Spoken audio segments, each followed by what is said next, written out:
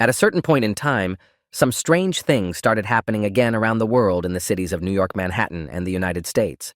While waiting for the end to begin, all the players who were outside received system notifications that said that the demotion prevention had begun. Immediately afterwards, another system alert appeared, announcing that the behemoth monster of the apocalypse was being called up, resulting in a spatial rift in the sky from which the monster had already extended its claws. Seeing that danger was already approaching, one of the players who also took part in this battle, amidst loud shouting and panicking people, spoke out in fear. Subsequently, a monster came out of the portal, resulting in the following system notification: defeat the behemoth before it destroys the world. As soon as the monster began to advance, one of the fighters, clutching his sword, nervously shouted to his comrades, "Take your positions in case we suddenly fail here." Looking at the giant who threatened them and whom they had to defeat somehow, the group leader added, "Otherwise the world would end." The BattleNet began in 2010. At first it was just a competition between butchers, but everything changed when the Space League opened in 2022, and it was then that the real battle for survival with other beings began.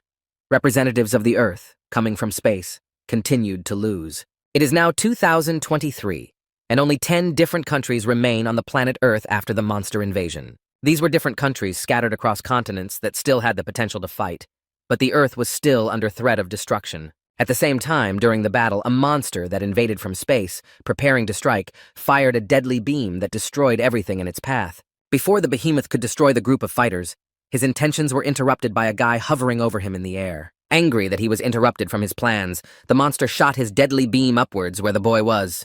However, his attack did not affect the savior at all. Moreover, he survived the beam and rushed into the fight, swinging his fist and began to quickly close the distance. As a result of the clash, all the soldiers in the vicinity felt the shockwave and concrete fragments that flew in all directions. As soon as the column of dust around the monster cleared, one of the soldiers who had been knocked off his feet by the blow exclaimed in confusion, "This is simply impossible." The next moment, standing on the body of the defeated monster that appeared from the spatial portal, the fighter received a system notification that could be seen by everyone, saying that the U.S. Earth was mission accomplished. At the same time, the astonished man who was sitting on the ground said in amazement that this was the very power of the Holy Fighter. After the victory over the enemy, Song Ji-han, who was a member of the American leaders and ranked 7th in the list of leaders, heard a great job. Turning his gaze to the man on the top of the tall building, the boy heard our beloved country America had won this battle again. Smiling slyly at the guy who had just eliminated a threat that could have done a lot of damage to the entire planet, the man on the roof said, "This moment will remain in the history of all citizens, and I am your master." Folding his hands in front of him as he spoke, he added Baron was a guildmaster of American leaders, the one who was ranked first in the world rankings among players. Immediately after the broadcast was over, the girl jumped off the roof and shouted Ji-han, and then heard someone from the crowd of people standing behind Baron shout out, "Priestess, you can't come down right now." In response to the man's remark, the guildmaster said to leave her alone, to which he replied that the hippo's energy was still on the surface, after which the first number added that everything was fine. She was able to take care of herself. Immediately after calming down one of his subjects, the master of the American Leaders Guild mentally said, "He is very strong indeed." Looking down at the motionless monster where the other fighters groaned under the harmful effects of the energy, he added that the energy coming from its corpse alone would be enough to make most players faint. Continuing to think about how powerful this monster could be, Baron added in his head that he was probably much stronger in life, but to be able to stand next to him at the same time, somewhere downstairs, the priestess who had dealt with the monster called out anxiously, "Ji-han, you're okay." Looking at the condition of her friend Sophia, who was a member of the American Leaders Guild and had the 3rd rank in it, exclaimed in concern, "Oh my God, your left hand." Noticing that her comrade had lost one of his limbs, the girl immediately took up her duties and used her healing skills.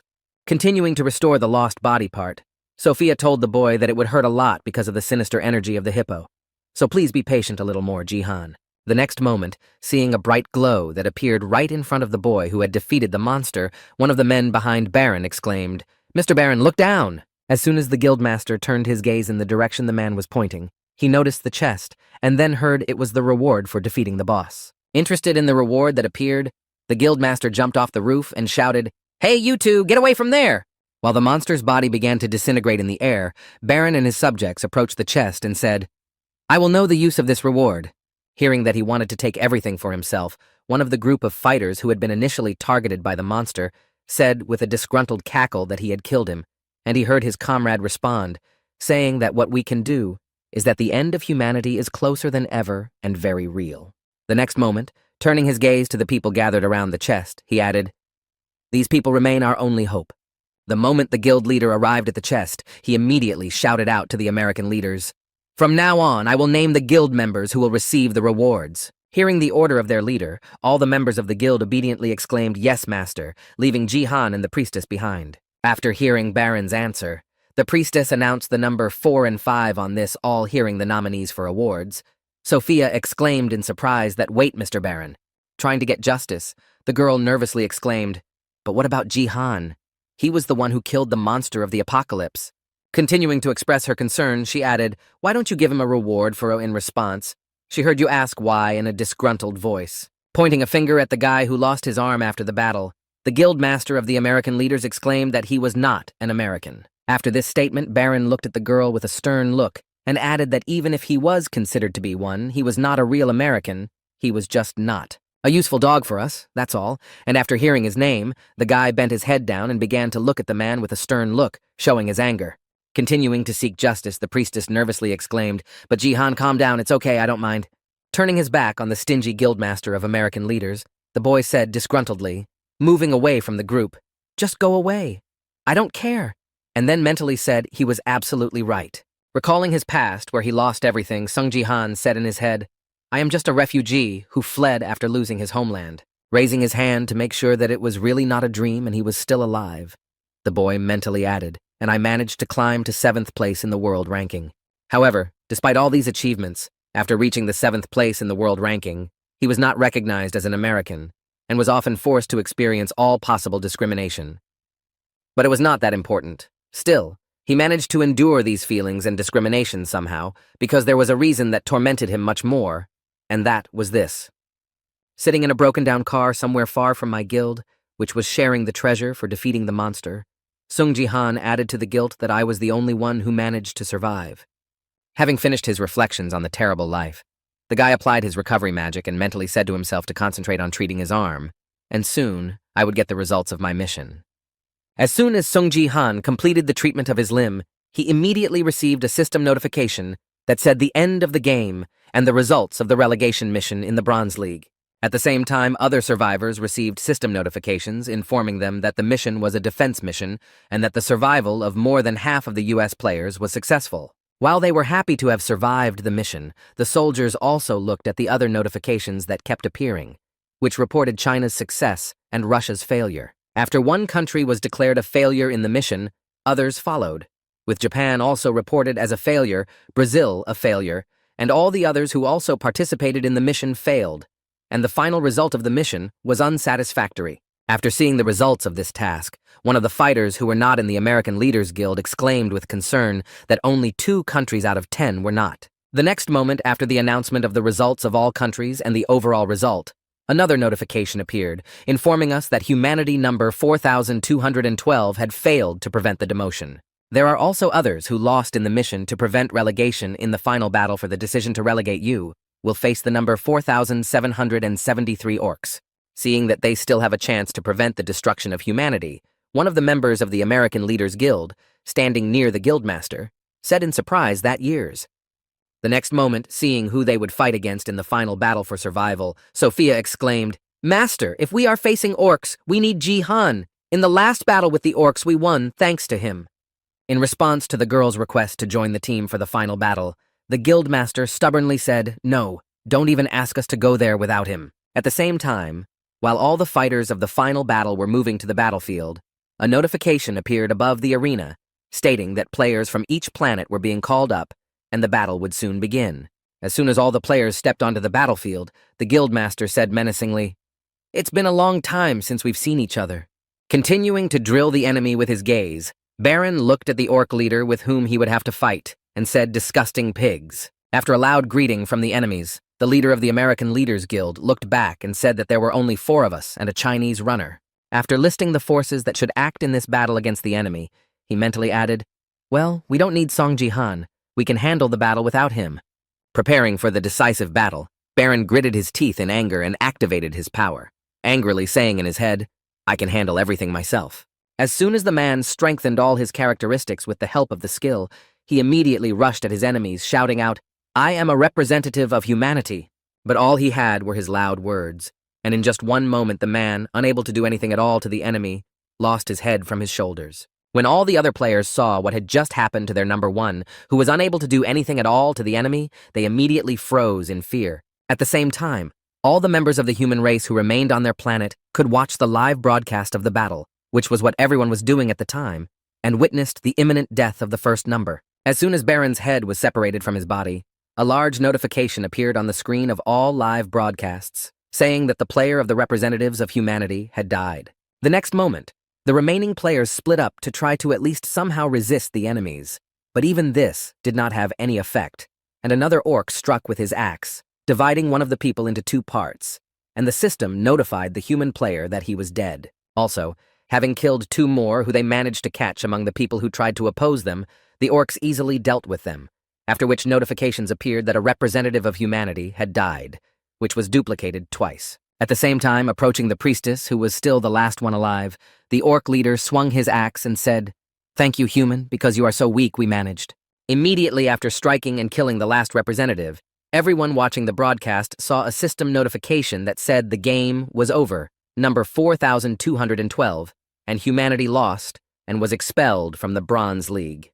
There is no lower league than the Bronze one, number 4212, and humanity was deemed unworthy of it. Turning her attention to where it was coming from, she noticed a black hole at her feet that suddenly appeared and slowly grew. And at the same time, a system notification appeared that said the deletion was about to begin. After the rest of the planet's inhabitants saw this message, the black hole suddenly grew to a gigantic size with a radius of about 30 meters and began to suck everything around it. Continuing to grow at an incredible rate, the radius of the black hole increased so much that it reached Sung Ji-han, who was quite far from the center of the hole. Not realizing what was happening, the guy looked at the deep darkness inside the black hole into which he had plunged and thought, "Is this the end of the world?" After a certain period of time, when the black hole completely swallowed the planet, it disappeared without a trace, after which a system notification appeared that the removal of humanity was successfully completed. After that, it would seem that everything should have been completed. But it happened differently after the cleaning was completed. An alarm notification appeared that said an error was detected and people were still left. At the same time, being in some incomprehensible position, the guy looked into the void and said in surprise that I was the only survivor again, after which he saw a message in front of him. "Nameless divine art resists removal." When he saw the notification, Sung Ji-han was surprised to think that the nameless divine art was being resisted. And then he received a notification that said, "Resisting deletion means interesting." The next moment, a skill description appeared that said, "Nameless divine art skill rank SSS skill," that conveyed the requirements for improvement in parts. If you remake the 3 divine secrets for yourself, or learn the real name of the nameless one, you can fully awaken the skill. After which he mentally added, "I wonder if things could have turned out differently if I had been able to awaken this power." Upon completion of his thoughts, the boy noticed messages above him that looked like someone talking to him, saying that this creature was weak but had potential, and that he should not miss this opportunity. And then he thought, "I wish I knew the real name of the nameless divine art." The next moment, he received another message asking if he should give it another chance, and then he added, "I wonder if Korea would still be here, and if I could protect the people I love." In response to the question of the deity who launched the poll about giving a second chance, he answered, "I agree. I disagree. It's a waste of time. I support the idea." At the end of the voting, one of the deities spoke. The votes were accepted. Player Song Ji-han will be returned to the era of first entering the league. Seeing this notification, he thought the first entry that. Before he could understand what exactly had happened, he woke up in his own world when the TV presenter said, "Well, now we'll get to the interview." Grabbing his head, the boy said in confusion what had happened to me. I read for sure that I was returning to the era before the first entry. Tilki він повторив у своїй голові останнє повідомлення, котре бачив, як озирнувшись навколо здивовано промовив, "Зачекайте на це місце." As he began to realize what had happened to him and that it really wasn't a dream, Sung Ji-han said in surprise that it really happened. "I'm definitely not dreaming." It was the year 2020, and the boy was transported back several years to his city in South Korea, which had not yet been attacked and turned into ruins. Looking down from the balcony, he saw 2 boys fighting with sticks and shouting, "I am the king of swords, Yun Se-jin," to which he heard in response, "Yun Se-jung using 2 swords means I am the king of swords," after which the first one added dreams and then continued. The next moment, he turned his gaze to a slightly different place and saw a couple in love, with the girl hugging her boyfriend from behind and asking if he was playing today, and he heard the answer, of course, the tutorial would be over soon. After assessing the situation behind his house, the guy realized that it was really true and said in his head, "I really came back." The next moment, deciding to see if everything was exactly the same as it had been at the same moment in the past, Sung Ji-han suddenly said to open the status window. Immediately afterwards, he saw that there was a 2nd tier under his name, and he thoughtfully said in his head, "2nd tier," at the time we had just joined the league. He smiled nervously at the realization of what had happened to him and said, "There is a possibility if I use information from my past life." Before he could finish his thought, he turned his head and turned to the photo of his family and confidently said in his head, "No, I have to change it this time. I will definitely protect everyone." Having received hope and a new opportunity to change the future, Sun Ji-han closed his eyes and added, "This time I will do everything to make things different." Having gained the confidence and courage to change the world, the boy spoke sternly, "And all because I had the opportunity to see the end of this game and come back." In the year 2020, many people came to the stadiums to cheer for their team at the International BattleNets competition, and Korea was still in a strong position. Among the strongest players in the world, there were 11 people who were considered the best, and among these 11 was the one who was ranked 3rd on this list. The reason why South Korea occupied its unshakable place in the world was because of its sword king, a man named Yun Se-jin. Korea's pride and true treasure, thanks to his participation as the strongest warrior, Korea has always managed to maintain a high position in Northeast Asia. But let's just make a small correction to this. It was destined to last forever. And after the next competition, he gave an interview to the National Hero TV channels, saying that I am Yun Se-jin. Standing on the podium, with hundreds of cameras and millions of viewers watching him, he said, "I have decided to change my name to Ryuhei and to become a full-fledged citizen of Japan." And in July of 2020, he joined the new self-defense forces. It was on that day that the Korean Battle Network received the biggest shock in its history. Sitting in front of the TV in his home, a guy watching an interview said, "From now on, please address me as Ito Ryuhei." And then Sung Ji-han added, "I came back that very day." Gritting his teeth after hearing for the 2nd time how the national treasure had decided to betray them, the boy added unhappily, "That face has always annoyed me since Se-jin left the post of Korean representative and the country plunged into chaos." After broadcasting a report from the scene, the news anchor added that this is how the king of the sword really left us, and with this shocking news, there are increasingly voices expressing their concern about Korea's ranking in the league.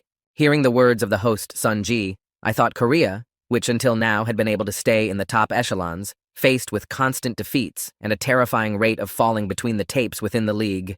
We failed in literally everything. At the same time, the pair of hosts said that despite all this, some analysts note that there should not be any major changes in the ranking because there are still many bright and promising young people in our country, and we hope that Korea will remain in the top 20. Picking up the remote control and turning off the TV, Ji-han said with a disgruntled expression, and it was no wonder that they had performed poorly. No one could compensate for Yun Se-jin's absence. Putting his head down, the boy said in his head, "Everything would have been different if he had at least a little more time. But BattleNet was too cruel." If we recall the first appearance of BattleNet and the players' impressions of it, we could say that it was just an ordinary game for everyone. However, 2 years later, the Space League began, and it turned this ordinary game into a battle for survival if someone lost their life in the game. Recalling what happened to their world after the start of the Space League and what monsters came to them, he added that in reality he died in countries that fell to the bottom of the ladder, and monsters appeared. And after the countries at the bottom of the ladder were saturated, a one-sided massacre began, where they were simply destroyed completely with the country. And as expected, after Yun Se-jin left Korea, the country rapidly descended to the bottom of the rankings. As soon as this position reached a sufficiently low level, monsters also visited it, and then destroyed it, like all other countries, along with its population. Continuing to think in his room, Jin-han spoke, and those who survived the attack began to gather in groups and say the following: "If the King of the Sword had stayed here, Korea would have had a different ending." Well, after these conversations, one can roughly imagine how significant and powerful the sword master Yun Se-jin was for the country. Looking at the photo of this national hero with his wife and young son, he added, "He was my brother-in-law." Punching the glass right in the face of the Sword King, He exclaimed angrily, "But I still keep asking myself the same question." With his head down as he was overwhelmed with rage, the boy angrily added why my sister fell in love with a scoundrel like him. Removing his hand from the painting that hung in his room, Sung Ji-han thoughtfully said, "I wonder if everything would have been completely different if she had lived." Having tamed his emotions after a fit of rage, the guy realized that he needed to move on and said, "It's great that I'm back in the past, but I'm not going to go back to the past." After opening his profile to view his performance, the guy assessed his capabilities and said disappointedly that my performance was too poor. Sitting down on his couch and holding his head, the guy said disappointedly, "Well, for some reason, I'm not surprised. After all, I spent my time drinking and gambling at that time." Opening his eyes after realizing that he could not repeat his mistakes and looking at his profile, he added, "I was too rough in the past." By focusing on the profile description where the gift of the traveler's IF was written, you can see details about other players. I added the nickname Sunji because I didn't even realize what an incredible power I had. Everyone becomes a player after reaching the age of 18, but only a very small part of all players received gifts. The next moment, recalling his past life, he added, "Since I had the lowest rank of F, I used this ability in gambling games in which I predicted the winner. Only then, I had no idea that the true value of this ability would reveal its full potential once I was able to duplicate it." Looking again at his characteristics in the profile, the guy once again became convinced of his worthlessness at the moment and said, "These indicators are too terrible. Such indicators are present in the first level in general, and how did I get the second level at all?" Immediately after noticing the bottle lying on the ground, the guy said, I'm sure he remembered exactly what happened now. Looking at the spilled potion and the bottle on the table, Song-ji confidently said, "It was the experience point potion, and that's how I accidentally raised my level." Once again plunging into memories from the past, he said disappointedly, "Some idiot drank it under the chafe and raised his level. I have no words for the emotions I had in the past. It's horrible." At the end of his regrets about his past, the guy rubbed his neck in embarrassment and accidentally saw something visible in his profile, and mentally said, "What the hell is this?" When he saw the number of achievement points, he was surprised to hear me say why I had so many points. 100,000, when I hadn't had so many last time. Reflecting on his current situation, Ji-han said, "If you put aside the fact that they are just useless and worthless, I don't think I had any achievements before I joined the league. So how did I get them?"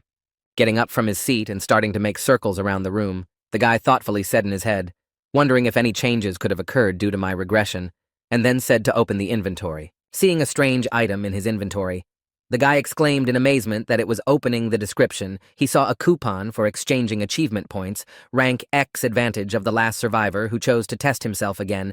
When you see this, you cannot sell. After reading the description of this achievement points exchange coupon, the guy was surprised to hear that only I could use it. Clicking on the point exchange coupon, the guy said in surprise, "And this is the X rank," after which he received a system notification that you have used the achievement point exchange coupon.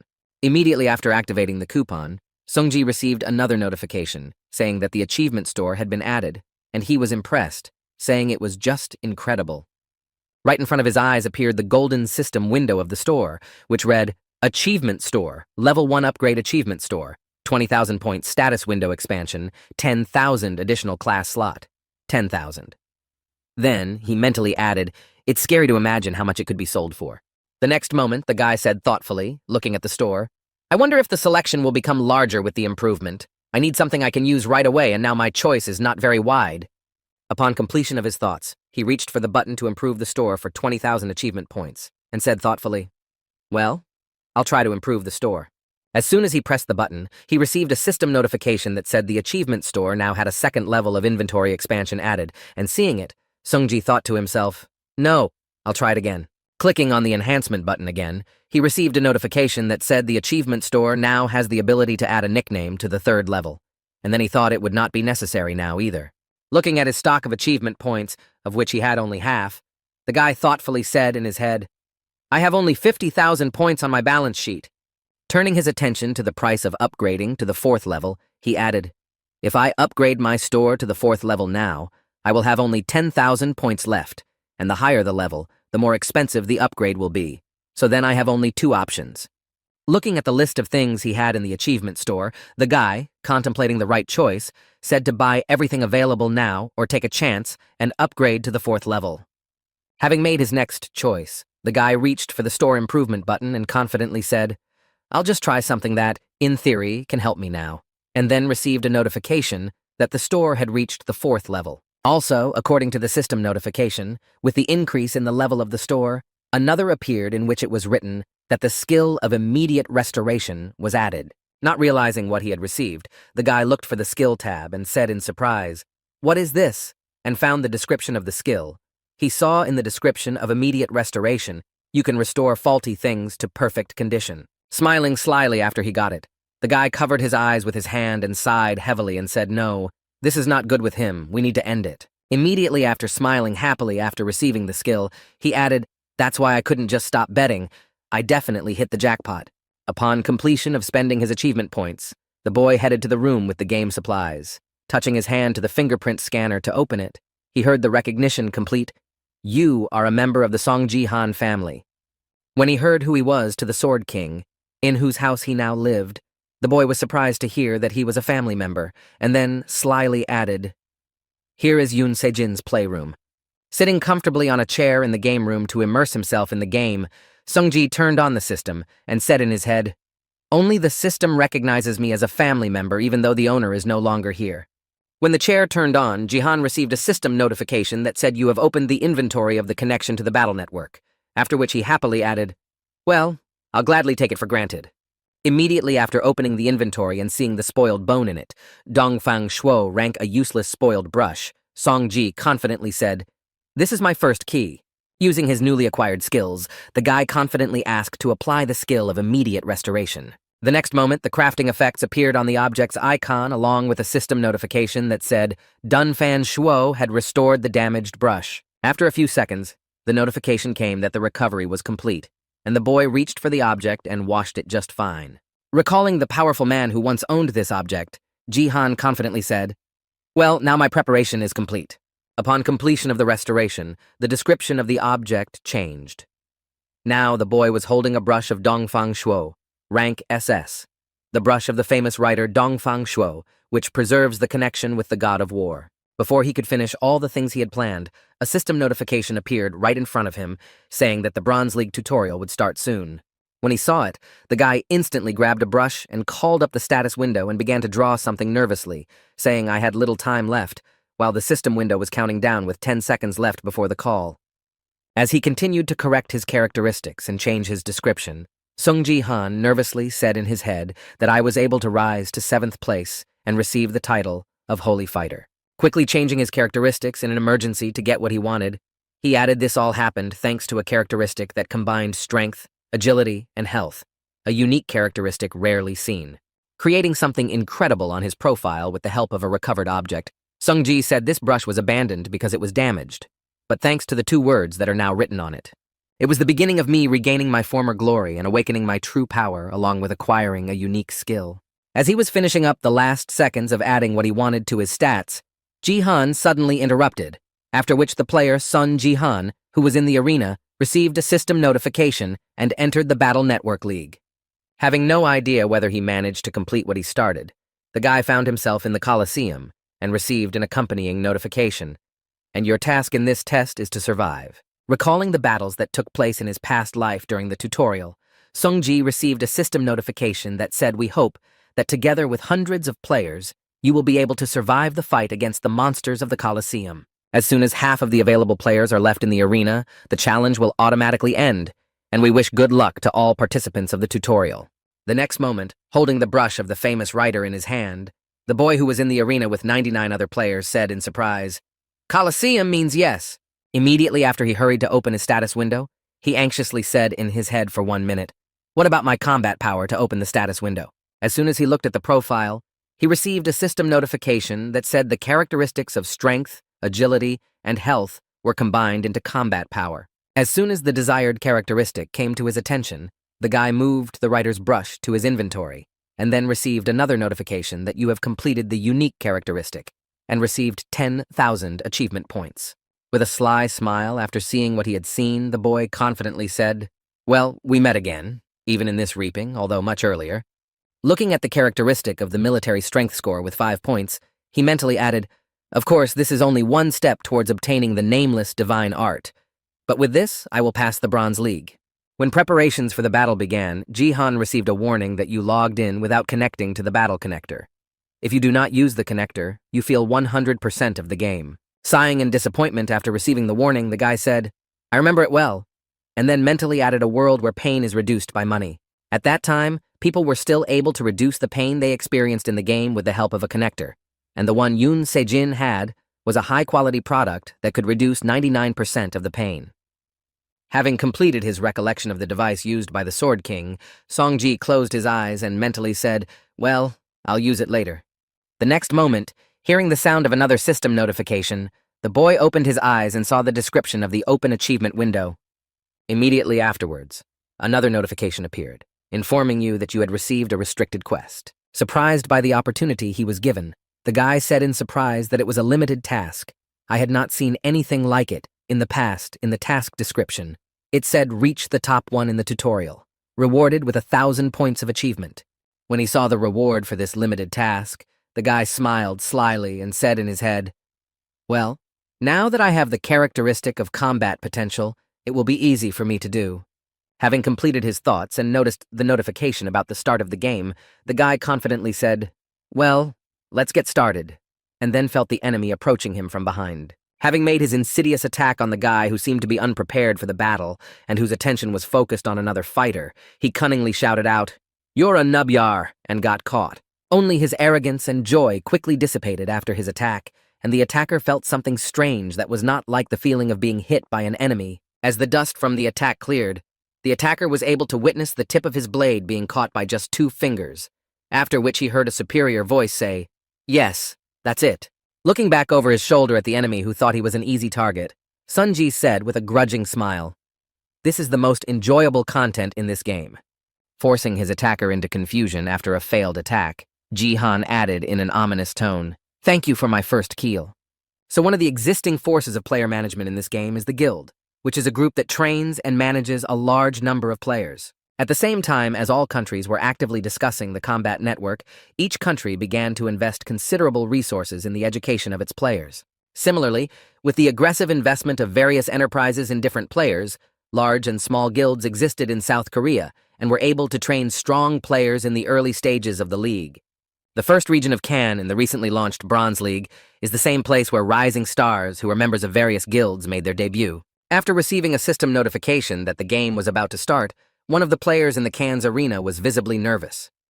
Looking around to assess the level of training of each of the enemies, the boy said anxiously that the Kanama League was the next step for me. Trying to somehow control his emotions, the boy said nervously, "No, I can't be nervous. Everything will be fine. I'll be more lucky than everyone else.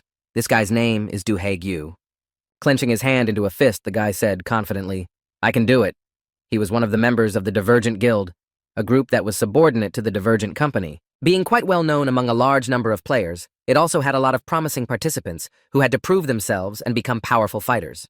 Agility rank. A gift increase agility by 25 units. This ability allows you to ignore the league's restrictions on stats. An ordinary young man, Do-hae-gyu, was able to join there after receiving the gift of agility, rank A.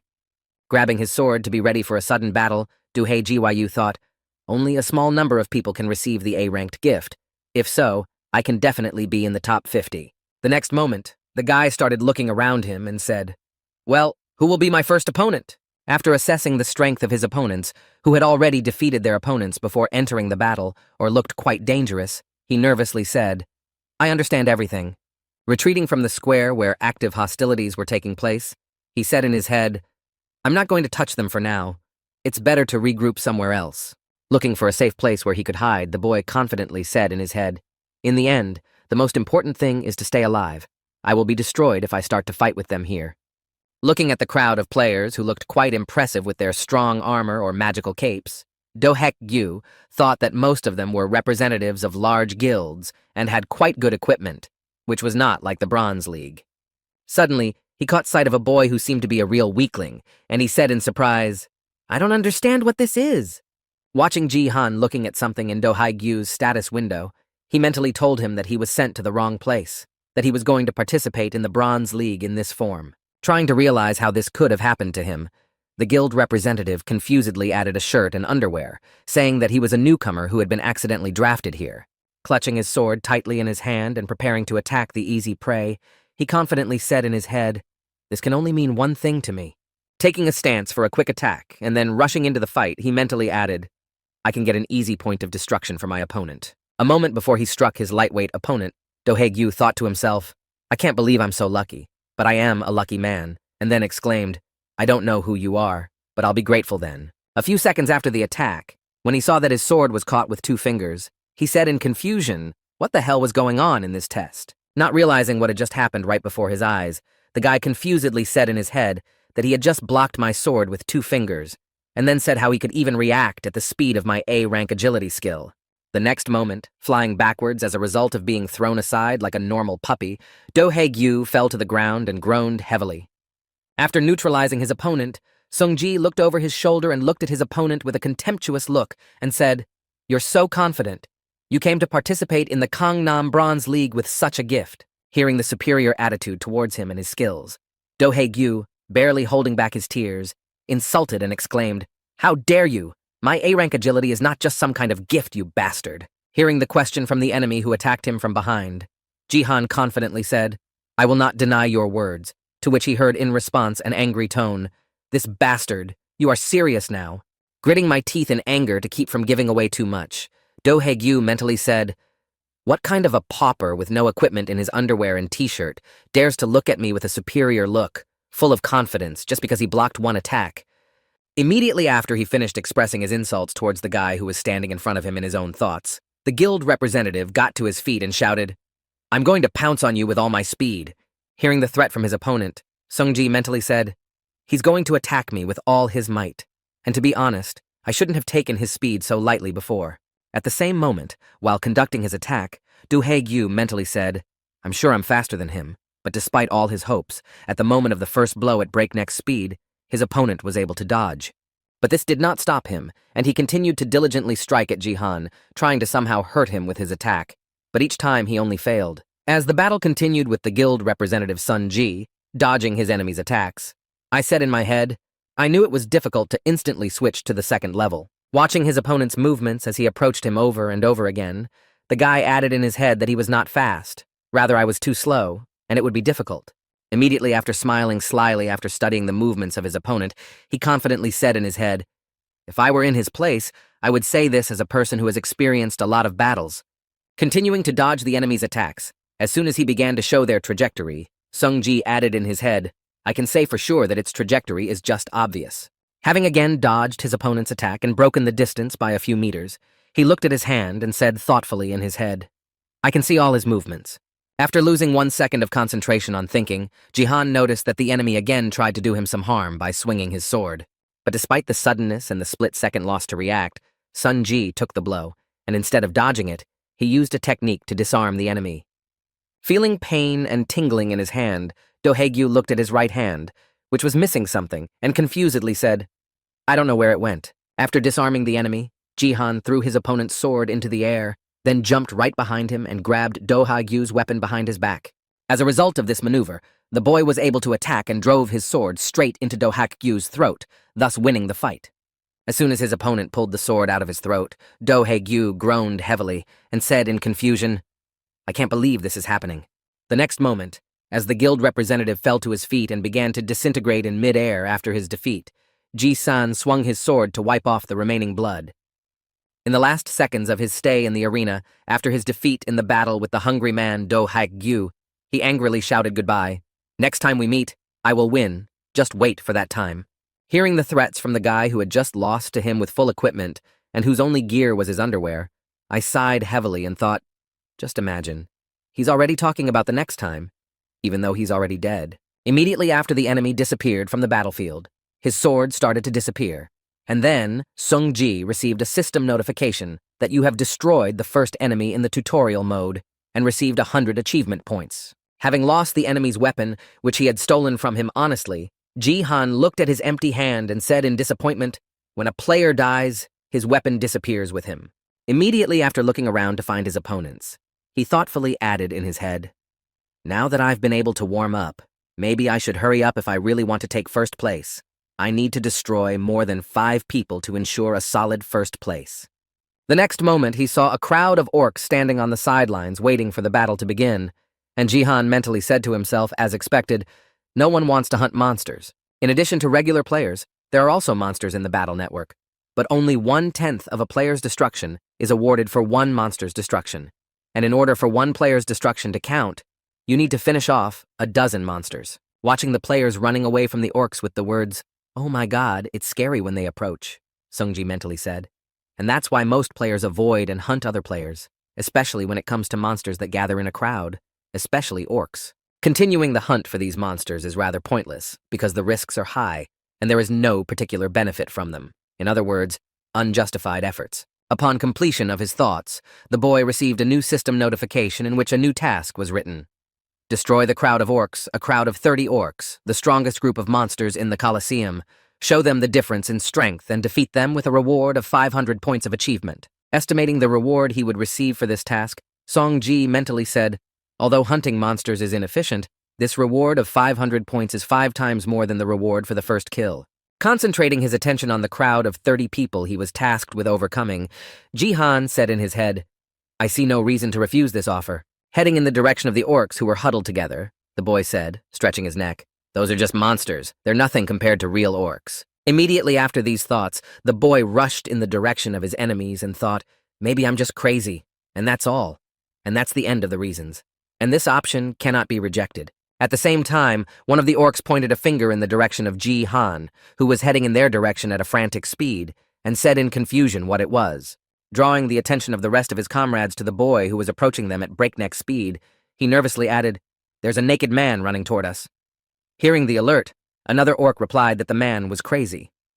Standing in battle formation, the crowd of orcs prepared for battle with the enemy who was approaching them shouted, We will destroy you! Ignoring the warnings from his enemies, Ji-san continued his offensive, while at the same time the enemies were preparing to launch a long-range attack to stop the approaching enemy. At the same moment, Sungji could see that 2 axes were heading straight for him, which had just been thrown in his direction by the enemies to stop him. Waiting for the right opportunity when the enemy's weapons came closer to him, Jihan confidently spoke, now and then reached for his weapon. In an instant, he was able to grab the handles of 2 axes that the orcs threw at him with frantic speed and force. After receiving a weapon with which he could safely conduct an offensive, Songji exclaimed, Not bad, but now you get your axe back. I'll teach you how to throw it. Immediately after these words, the guy threw 2 axes in the direction of the crowd of enemies standing a few meters away and easily neutralized a couple of orcs. Seeing what had just happened to a couple of their comrades, the monsters immediately became worried because the enemy seemed quite capable, and the realization that the battle would be difficult made them feel afraid. While the enemies were looking at the same spot where the boy was coming from, he was able to break through the crowd and run inside. Immediately after the frenzied massacre began, Sun Ji grabbed an axe from one of the enemies and prepared to launch a spinning attack over a large area. With just one punch, he took several heads off his shoulders and then received a system notification saying that 5 out of 30 enemies were destroyed. The next moment, seeing how quickly the ranks of their fighters were thinning, one of the orcs froze in place and grunted in confusion, not even knowing what to do next. However, this effect did not last long. After a couple of seconds, when the monsters came to their senses and realized that the man was surrounded by them, they all attacked him with the aim of finishing him off. But they did not succeed. Jihan continued to read the movements of each enemy, and in parallel with the evasions of the enemies, he intercepted each one's weapon and thinned the ranks of the opponents.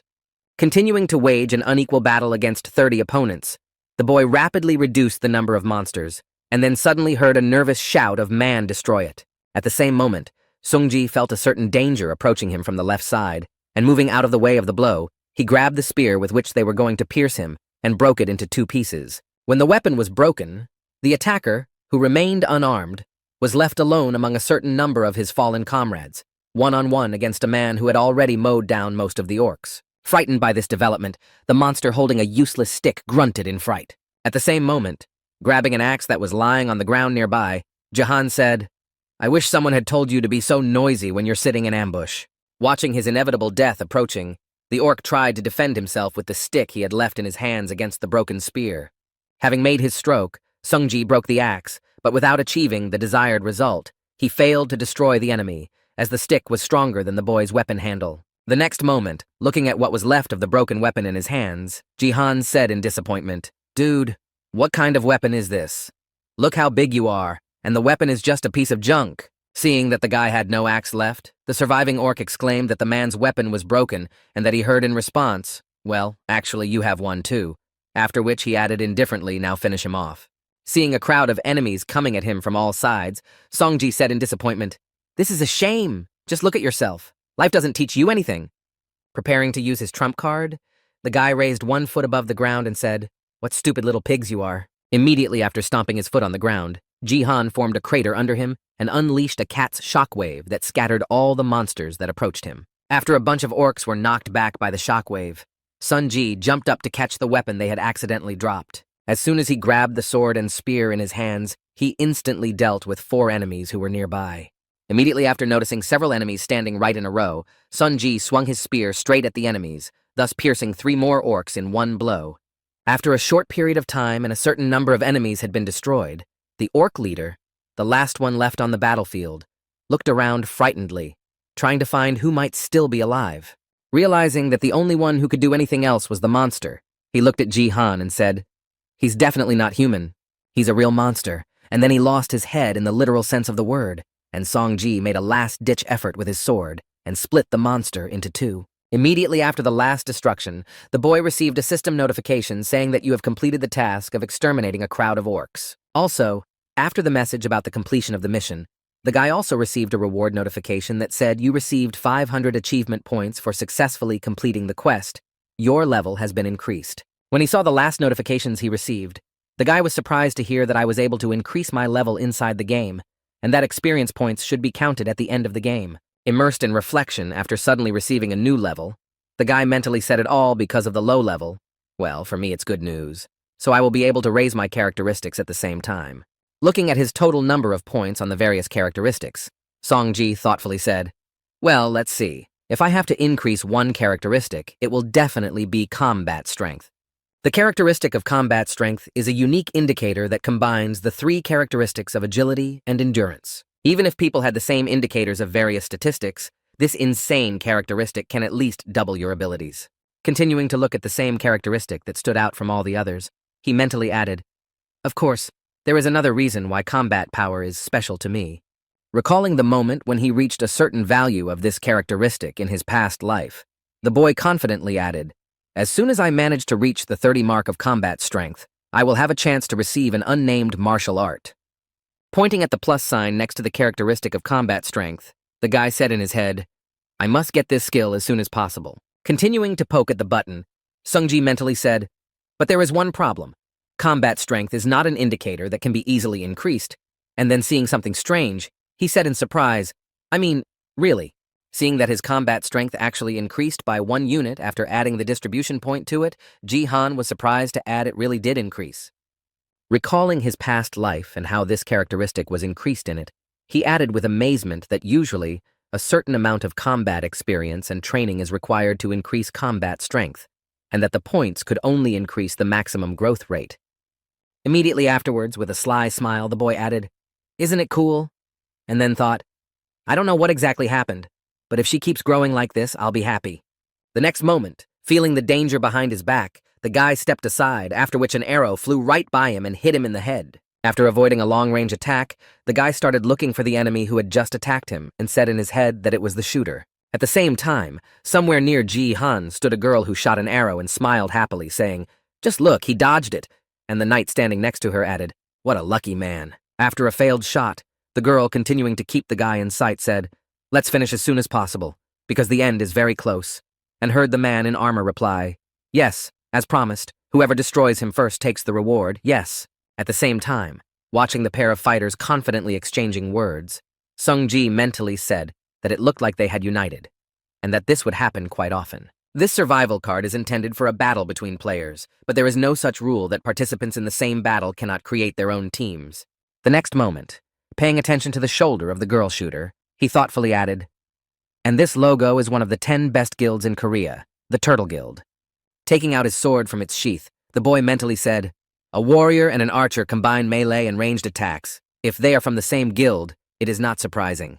After receiving a system notification that only 60 players remained, Sungji thought to himself that there were so few left, so if I just dodge, I'll still survive. After concluding his conclusion about how to survive to the end of this competition, the guy mentally said, "But if they came to deal with me, then what if they came to deal with me?" Standing in front of a couple of enemies, he added that I was probably an easy target for them, and then he heard a warrior shout to the girl, "If you agree to go to dinner with me after this, I'll give you a steak." To which she replied, "No thanks, I'll pass." At the same time, while the enemies were distracted by their conversations, Tessin took advantage of the free time to call up the leaderboard. After reviewing his results and position in the overall ranking, he mentally said, "I have 4 laps left." Looking at the second-place winner, who was 1 point short of tying for first place, the boy added, "I'm barely holding on to first place." With a sly smile after assessing his position in the ranking, he added, "It's just perfect. I could consolidate my position with their help." At the same time, pulling the bowstring of her bow, the girl said with some mockery to her ally, "You should be ashamed of yourself, given our age difference." As soon as she said this, Sungji made his first move, separating the girl's head from her body, and then said in his head, "I'll test my power of improved combat strength right here."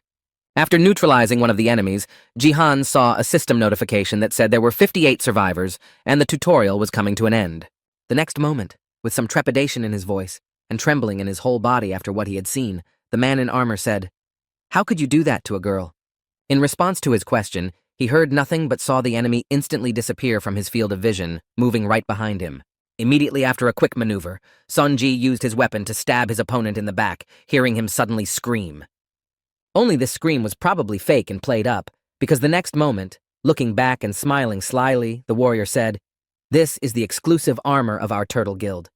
Continuing to mock the futile attempt to harm him, the knight added, "You can't pierce it with such a weak weapon." As soon as he said this, he felt a flurry of blows that again hit him exactly, all of them aimed at the same point. Feeling that his armor began to crack, the man in the outfit exclaimed in embarrassment, "You crazy bastard!" Feeling his armor crumble under the onslaught of many attacks aimed at the same place, he added, "You aim at the same point." After punching a hole in the enemy's armor, through which he managed to finish him off, Sungji said, "What good is that woman or that armor to you if you're just fooling around here?" Smiling ominously after a fair speech addressed to a frivolous player, Jihan added, "It seems to me that you have to fully experience reality."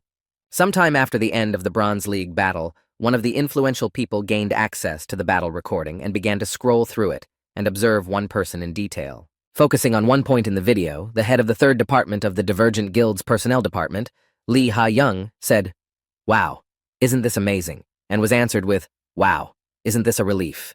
Not understanding the meaning of the question, the girl standing behind me asked what exactly you were talking about, and she replied, "I mean that." Looking back at Lim Ga-young, who was a member of the Divergent Guild and Lee Ha-young's bodyguard, isn't it nice that this person wasn't drafted in the same group as you? Having also reviewed the leaderboard that was formed after the end of the battle in the Bronze League, the manager of the 3rd HR department added that you could have been eliminated from the game even without taking 2nd place. As she continued to press her body against the guards, Lee Ha-young wondered if it would be a good idea to prevent a fight if we suddenly met this person. Seeing that her subject looked away, showing her dissatisfaction, the woman sighed and thought, "Oh my God, like a child," and then said, "No way my Ga-yun will lose. Just face him in battle and show him who's in charge." In response to the words of her superior, the bodyguard replied, "Everything is fine, my lady. I will avoid a fight," to which she replied, "No, this is an order. We need to collect data, so fight." In response to Lee Ha-young's words, the subject bowed her head to the woman and said humbly, "If you say so, then I will certainly fulfill your order." As soon as the management headed for the exit, Lim Ga-yun turned her attention to the screen where the boy was fighting, and Sung Ji-han said thoughtfully, continuing to watch the recording of the battle between the boy and the man in armor, she added, "I could have sworn I've seen him somewhere before." Lim Ga-young is a girl who is a member of the Divergent Guild and currently the bodyguard of Lee Ha-young. She is also a famous S-ranked gift holder, and she was a very promising hunter that the Divergent Guild was ambitiously promoting to the masses in an attempt to make her famous. She lived up to the expectations of all the league participants, and everything would have been just fine if not for one thing. She was unable to take first place in the Bronze League, and all of this happened because of one person. If not for the appearance of Sun Ji-han at the same time looking at the leaderboard to find out the name of that strange guy, one man shouted it out for real. Holding a tablet in his hands, a member of the Turtle Guild's scouting team added that he was in first place despite the fact that he was the 2nd level and not affiliated with the guilds, and in addition, he had no equipment. While standing next to him, a warrior from the competition said to the archer, "When are we going to eat?" And she replied with a facepalm, Shut up already. Continuing to vent his emotions, the scout added that he made 6 laps in worn-out clothes and sweatpants, which is the same as entering the arena with nothing. Is he really only the second level? Looking at the last footage of the competition, where this same guy was standing in the arena, a member of the scouting group added with concern and wondered who he was. While all the big corporations were nervous about the emergence of one powerful player, Sung-ji himself was sitting on the couch after the battle, looking at the system notification that said you had taken first place in the tutorial. As a reward, you will receive a 50% increase in experience points. You leveled up 3 times from the 3rd to the 6th level. Seeing this, the guy happily said the leveling up is fast as expected from low levels. The next moment, he received another notification that said that the tutorial did not give out equipment points. Seeing this, he mentally said, "First, I must invest all 3 points in combat power," and then received a notification that combat power was increased from 6 to 9. Immediately after, I noticed a plaque with another award for the victory, and Jihan added the nickname I won in the league. Right in front of him was a sign that said the bronze nickname for the one who won the tutorial. These characteristics plus 1 point of experience plus 20% are valid only in the bronze league. After watching the tutorial, the guy said, "The one who won the tutorial is valid only in the bronze league, but it's still nice." Immediately after opening his status window to view the stats, he said if all the characteristics increased by 1 from this nickname. Looking at the main characteristic that interested him the most, the guy happily added that with 10 points of combat power, the bronze league would be easy. As he continued to think about what he should do next, Jihan mentally said, "The silver league starts at level 25, and I just need to concentrate on getting stronger." The next moment, paying attention to the empty class ribbon, the boy confidently exclaimed, "That's it! I still have time to get a grade." Obtaining a class is a rather important moment in the life of every player, and if you don't have it yet, you need to take it seriously and deliberately. There are only 4 types of classes. The first is a warrior, the second is an archer, the third is a wizard, and the fourth is a support player. In his past life, Song Ji-han chose the warrior class. Thinking about what class he should choose, the boy thought, "I have already felt the power of a warrior once, and if I choose it, it will be much easier for me to advance," he said. "After the regression, I got an achievement store so I can add a warrior class whenever I want, even if I choose another class." With a sly smile, the guy added, "Now I don't have to choose a warrior class, isn't that incredible?" The next moment, reaching for his hand and the list of classes to choose the one he would like to try out, Ji-san confidently added, "How good the class I want to choose this time will be." After a while, when the competition started again, the participants received a system notification that said "Welcome to the Kanama Bronze League." This time, the type of task of the Bronze League is defense, and with these system notifications, all players moved to the towers in the walls, and a crowd of dead gathered in front of them, from which they had to defend themselves. Once at their initial test locations, all players received notifications that the main task was to protect the crystal and survive the onslaught of zombies. This battle will continue until there are only 5 towers left with players and intact crystals on them. One of these towers was occupied by Lim Ga-yoon, a member of the Divergent Guild, and the 23rd ranked guild member. Looking around before the battle began, the girl said in her head, "Even if it is considered a game." Looking at the crowd of disgusting zombies heading for the crystal towers, she added with displeasure that it was a rather disgusting sight. The next moment, 2 beams of light appeared right behind her, which meant only one thing to her. 2 more players were called to the team to help with the defense quest. These 2 assistants were 2 boys. One of them was a wizard and the other an archer. Seeing where they were thrown after joining the competition in the bronze target, the archer said in disappointment that of all the cards, this was the one to which the mage replied about defense. At the same time, looking at her allies, Lim Ga-yoon mentally said, "The people I have to do the mission with this time have B-ranked archer equipment and are affiliated with the LK Guild." Turning her gaze to one of her comrades who had joined her team, she added mentally, "The wizard seems to be unconnected to anyone and has excellent equipment." Having also evaluated the equipment of another ally, the girl confidently said that it was quite good. The next moment, she looked up where another bright beam of light appeared and added the most important team member on this map. Looking at the appearance of the last member of their team who had just appeared in front of them when the beam of light hit the tower, Lim Ga-yoon mentally added a support player. Shielding herself from the dust that kicked up when the last player appeared, she mentally added defense. This is ultimately a battle of attrition, and the help of a support player is absolutely necessary. As the beam of light dissipated, the girl plunged into a stupor when she saw who Lim Ga-yoon was, and she said something in confusion. Looking at the image of the guy who had just appeared in front of her, she added in her head, "It's him." At that very moment, Sun Ji-han, who was on the battlefield in defense mode, looked at the surprised eyes of his teammates and asked what was going on. When he saw that he was not the only one in the team, he was disappointed to hear that the defense was not there. And now let's go back 20 minutes, and after selecting the support class, Sun Ji received a system notification that said you have selected a support class. The warning class does not match the player. Are you sure you want to select the support class? Looking at the system notification that said, "Do you really want to choose a support class?" Ji-han said confidently, poking his finger at the confirmation button. Confirming his choice, the guy mentally said, "There is only one reason why I choose the support a class, despite the fact that even the system is trying to talk me out of it." Immediately after turning your gaze to the system notification, you saw that you had completed the class, and then saw that a support class had been added to his profile. After obtaining this class, Song Ji mentally spoke, recalling the reason for choosing the characteristic of divine power that opens after choosing the support class, which is the key component that must be developed to unlock a new unique characteristic. But it was quite a difficult task to improve this characteristic.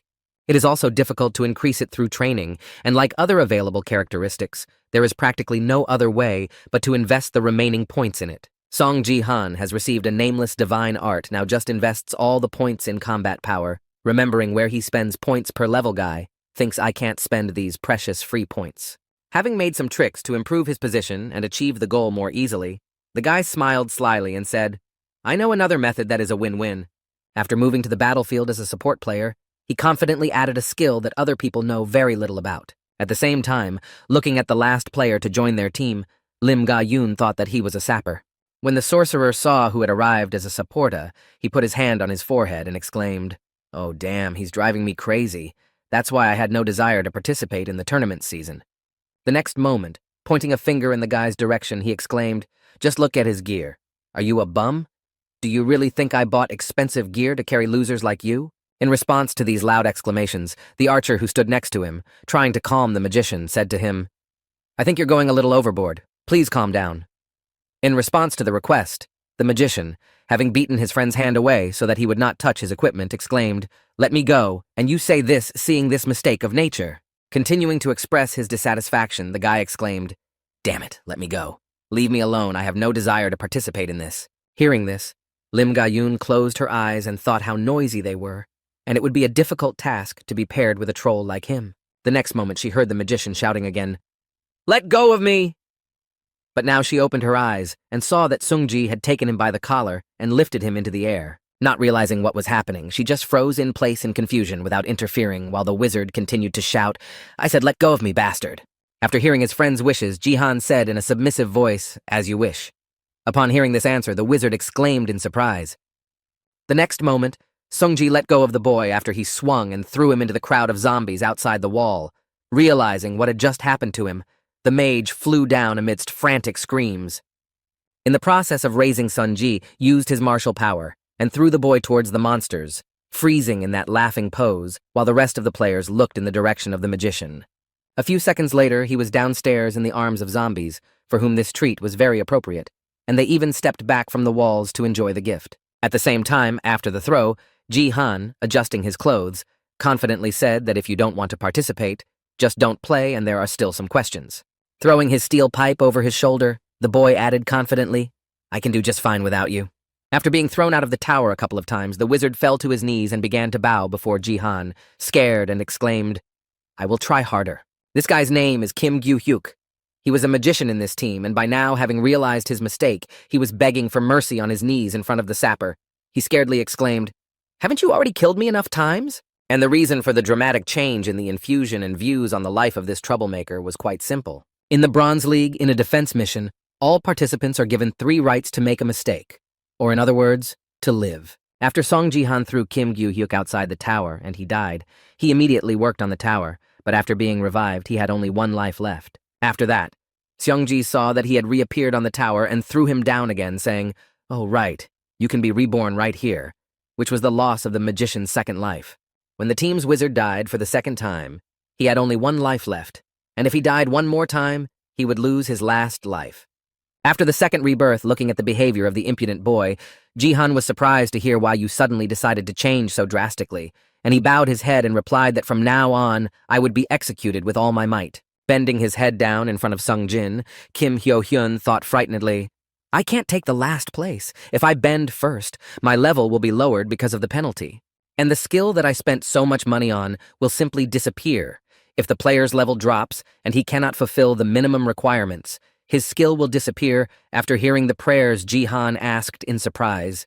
Didn't you change your mind too quickly?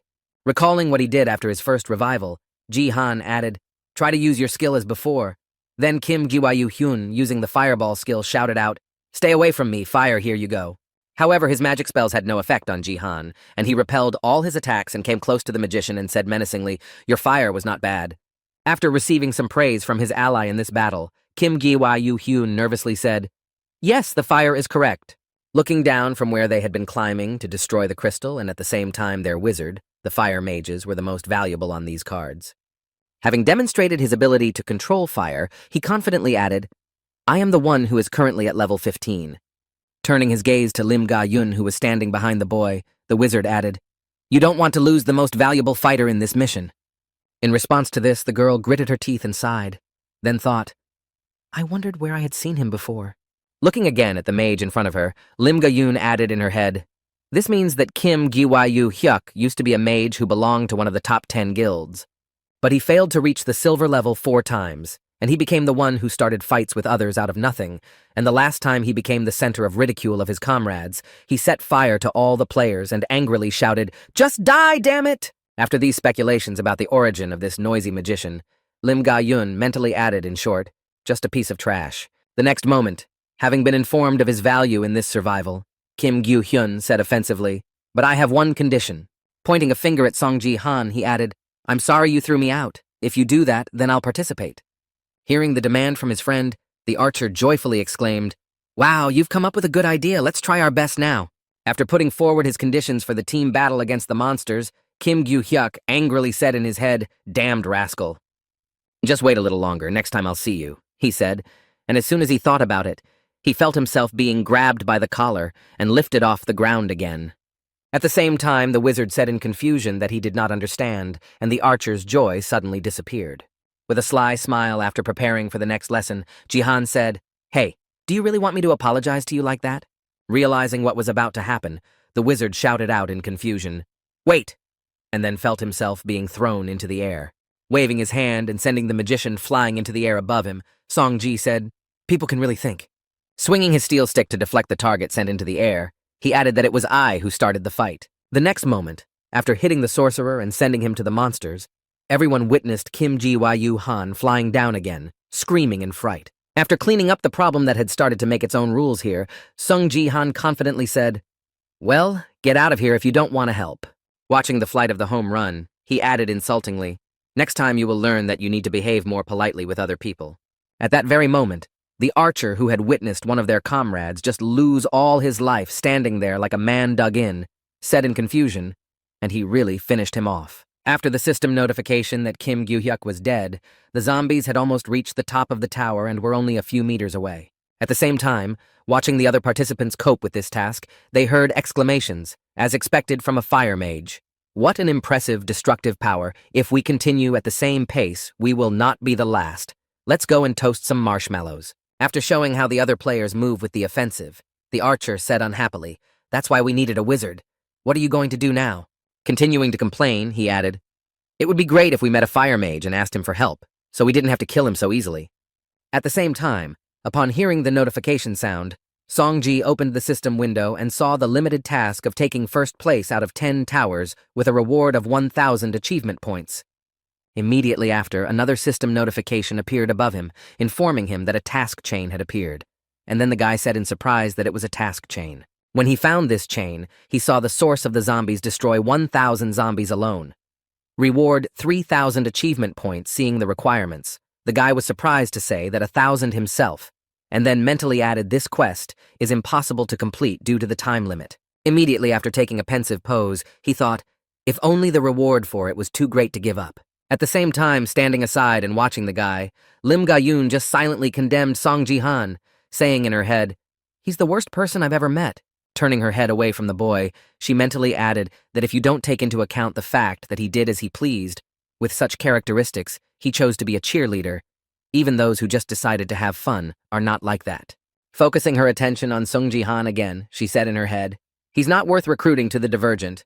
At the same time, continuing to express his dissatisfaction, the archer angrily shouted, "Hey, say something! Why are you ignoring me? If you're going to continue to behave like this, why don't you fight yourself?" Hearing the proposal from his ally in this survival, Ji-han was surprised to hear that I could really do it. Hearing the request to fight alone, the archer exclaimed in confusion, and at the same moment, concentrating on his thoughts, Sung-ji thought that maybe I could complete the quest if I monopolized all the zombies. As the enemies approached the top of the tower, Lim Ga-yun took her sword out of its sheath and said, "I'll be in the front line, Mr. Apport. Stay behind," and then thought, "This game is spoiled, but as a player, I have to accept." Before she could finish her thought, she heard the support player say, "Don't worry, everything is fine." Not realizing what he had just said, the girl confusedly replied, "What do you mean?" To which he replied, "I've already told you everything. I'll deal with them all myself." Continuing to talk about how everything is under control, Sung-ji said that's why Miss Warrior will protect Mr. Archer, to which he received a confused response from the guy behind him. But the finger-pointing was not just surprise or displeasure. The archer was pointing at the enemy who had already climbed the tower and screamed in fright at the same bloody zombie. Grabbing his weapon along with Lim Ga-yun, the archer exclaimed that he was different from ordinary zombies. His entire body was made of liquid, and that's why you couldn't finish him off with physical attacks. After assessing the enemy who first appeared to them, the archer scaredly exclaimed, "This is a very bad opponent for us." And at the same time, Song-ji ignored any comments from his comrades and went into battle against his first opponent, of whom he had to defeat 1,000. As soon as he struck the enemy with the whole stick, the zombie immediately broke into small pieces that burned with bright flames, and witnessing this miracle, the girl exclaimed in confusion, "What the hell?" Looking at the color of the flames that enveloped every part of the body of the enemy they had just defeated, Lim Ga-yun confusedly added another sacred flame. Immediately after turning her gaze to the guy who had accomplished something impossible, she said in amazement that it was divine power. The next moment, Sung Ji-han was on a rampage, and all the enemies who climbed the tower immediately faced him and were instantly defeated in the battle. At the same time, the boy himself, waving his steel stick, said mentally, "I have no idea whether I will be able to do it, but I have to try." Preparing for a long struggle to complete the chain of tasks, he expected enemies that continued to rise and added at least I should at least try. Continuing to destroy enemies, the guy received system notifications indicating progress. In the last notification, reported a chain of quests, destroyed zombies 6 out of 1,000. A few seconds later, when more enemies climbed the tower and he dealt with them, the statistics updated, and the alert said the chain of tasks destroyed 12 zombies out of 1,000. Progress was rapidly increasing as the monsters continued their influx at a frantic pace, and the 17th and 18th system alerts destroyed 19 zombies out of 1,000. 26 out of 1,000 zombies were destroyed. When the progress was filled by 2 6/10%, the enemies began to advance even more intensely, eager to eat meat. At the same time, Sung-ji paused for a second while the enemies were reaching the top and mentally said, "Physical attacks do not work on bloody zombies only when I want them to.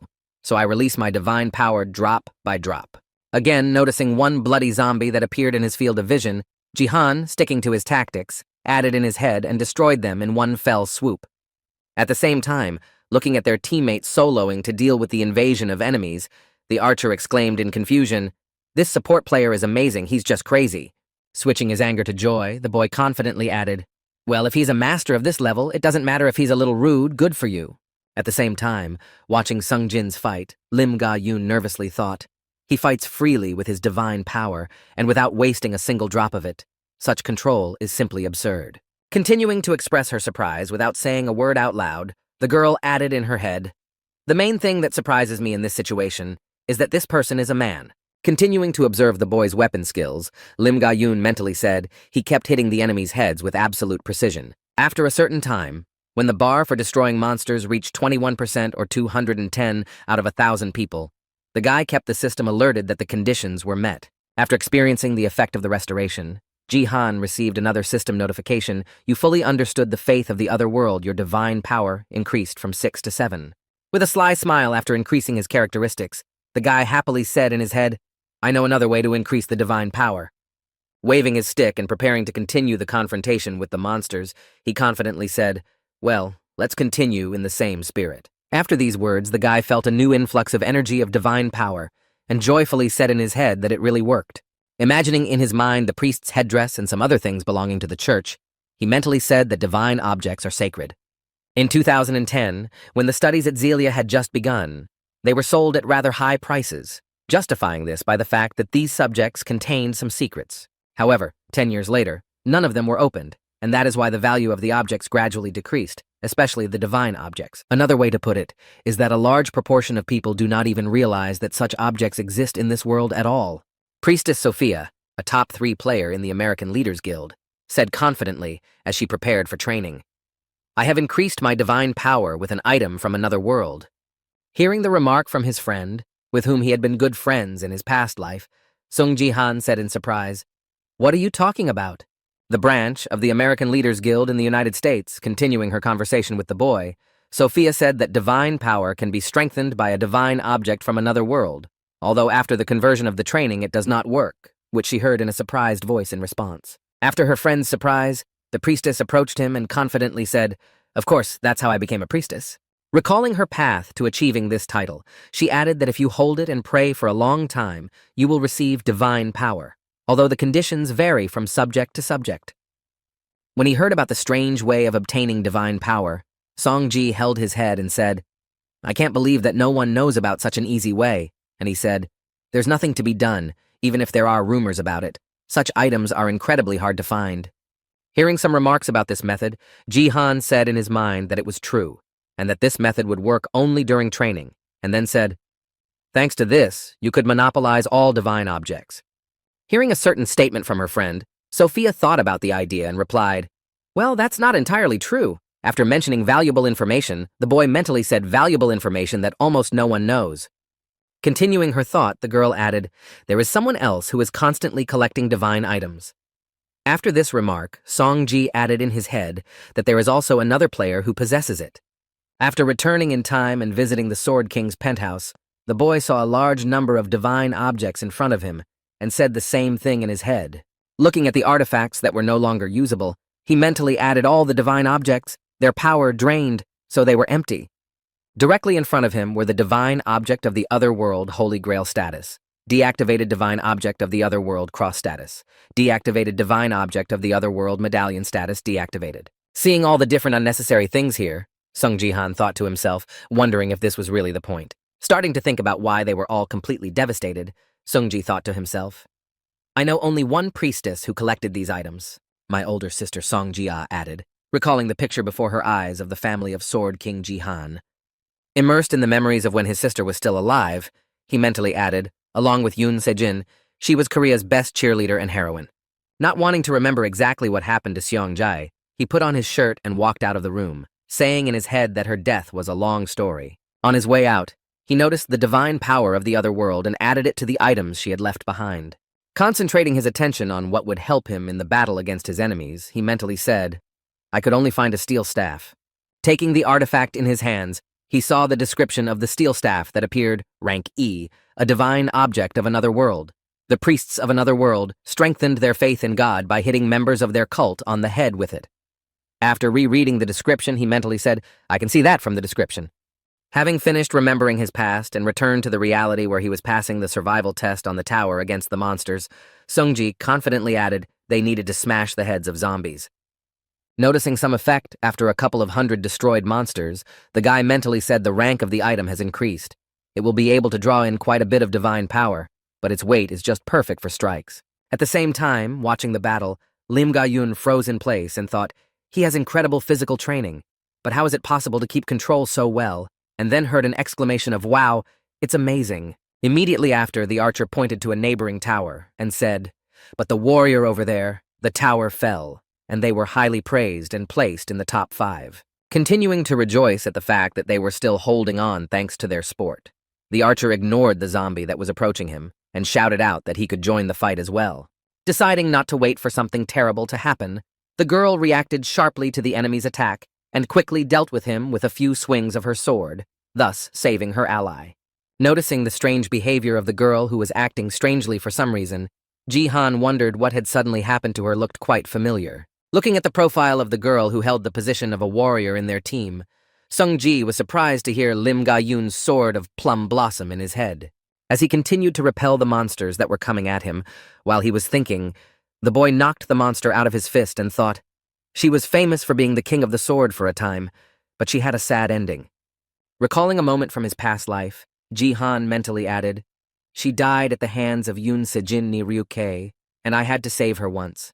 The next moment, interrupting the guy's thoughts, the girl howled, riveting his attention to herself. "Hey, support player, can you hear me?" To which he replied, "Yes, there is a quality problem."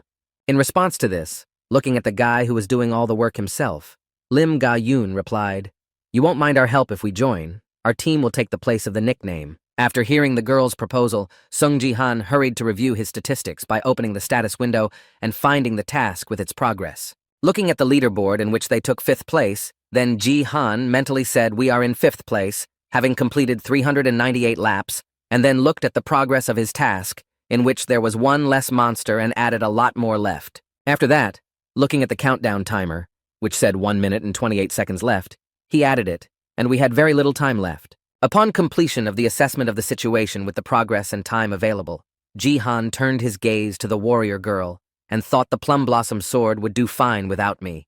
After which the archer exclaimed, "We have a simply unbeatable team." After assessing the situation in this defense task and his comrades, who were also quite strong, he confidently said, "Everything seems to be fine." The next moment, he jumped up and headed for the edge of the tower and exclaimed, "Go on, I'll leave them to you." Upon completion of the transfer of authority to protect the crystal, Ji-han jumped from the tower in the direction of the crowd of zombies to quickly accumulate kills. At the same time, when the comrades heard about the renewal of their duties, they turned their attention to the boy and saw Ji-han's crazy decision, and they were speechless. Seeing that the man had reached the bottom, some of the zombies who were climbing the tower decided to follow him and jumped off the building, while his comrades continued to stand in shock. Sung-ji himself, having prepared for a quick farm, confidently said, "I'll gather everyone who's still left and prepare my steel staff for a massive attack." Landing on a crowd of enemies who began to gather at the place of his landing, the boy used a burst of divine power and spoke in his head and tore them all to pieces. When the archer saw what had just happened from the top of the tower, he was shocked and said, "Wow," and I'm still confused. The next moment after the powerful explosion, the overall ranking was sharply updated, and Ji-han's team climbed to the first stage, after which the archer shouted, "God, we are the first," and after a short time another system notification appeared, saying, "You are the last survivors." After this notification, Sung-ji personally received another system notification saying that you have completed the limited task of taking first place among the 10 towers. He exhaled a disappointed breath after completing the task and said in his head what he expected. After that, he said thoughtfully, "I wonder how many I managed to destroy."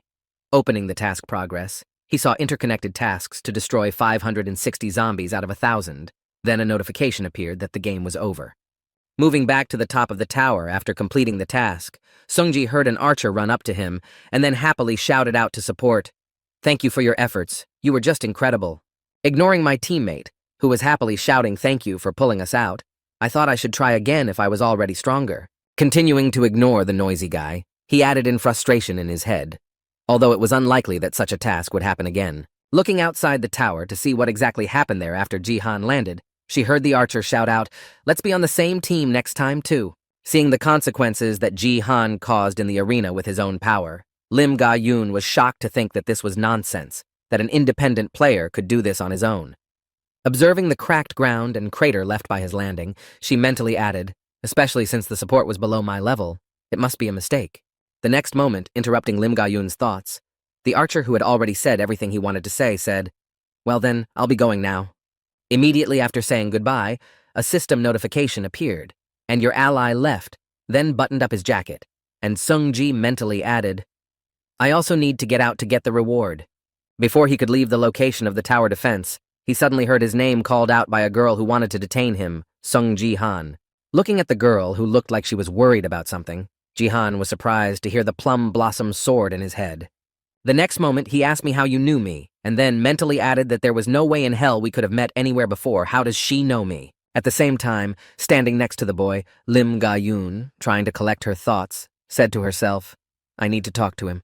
Gathering her thoughts and gaining courage, the girl looked at her ally and confidently said in her head, "A person with such potential and achievements is needed for the guild to divert." Continuing her train of thought, she added that I, as a member of the guild, must recruit him. And then with a serious expression, she said, "Please give me your number." Immediately after she said that, Realizing what she had just done and how it could have sounded from the outside, she said in confusion in her head, "Stop what?" Panicking instantly, she took a step back and at the same moment turned her head to Lim Ga-yoon. Sung Ji-han said in surprise, "I'm sorry." Blushing with emotion, the girl said, "I'm sorry, I didn't mean it that way," and then mentally replayed the situation, trying to explain everything to him in order, and asking him for his number in the first conversation was not a good thing to do at the first meeting. Trying to justify herself somehow, the girl said nervously, "I am a member of the Divergent Guild." Continuing to recruit a new member to her guild, she added, "We would love to." Before she could finish her speech, the guy interrupted her with a confident, "I'm sorry."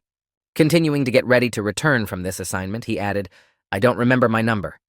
And hearing the refusal, the girl bowed her head in disappointment and thought what had just happened. Poking around the profile in the system window to find the logout button, Sung Ji-han said finally, "As soon as we meet again, I'll give you my number, and now bye."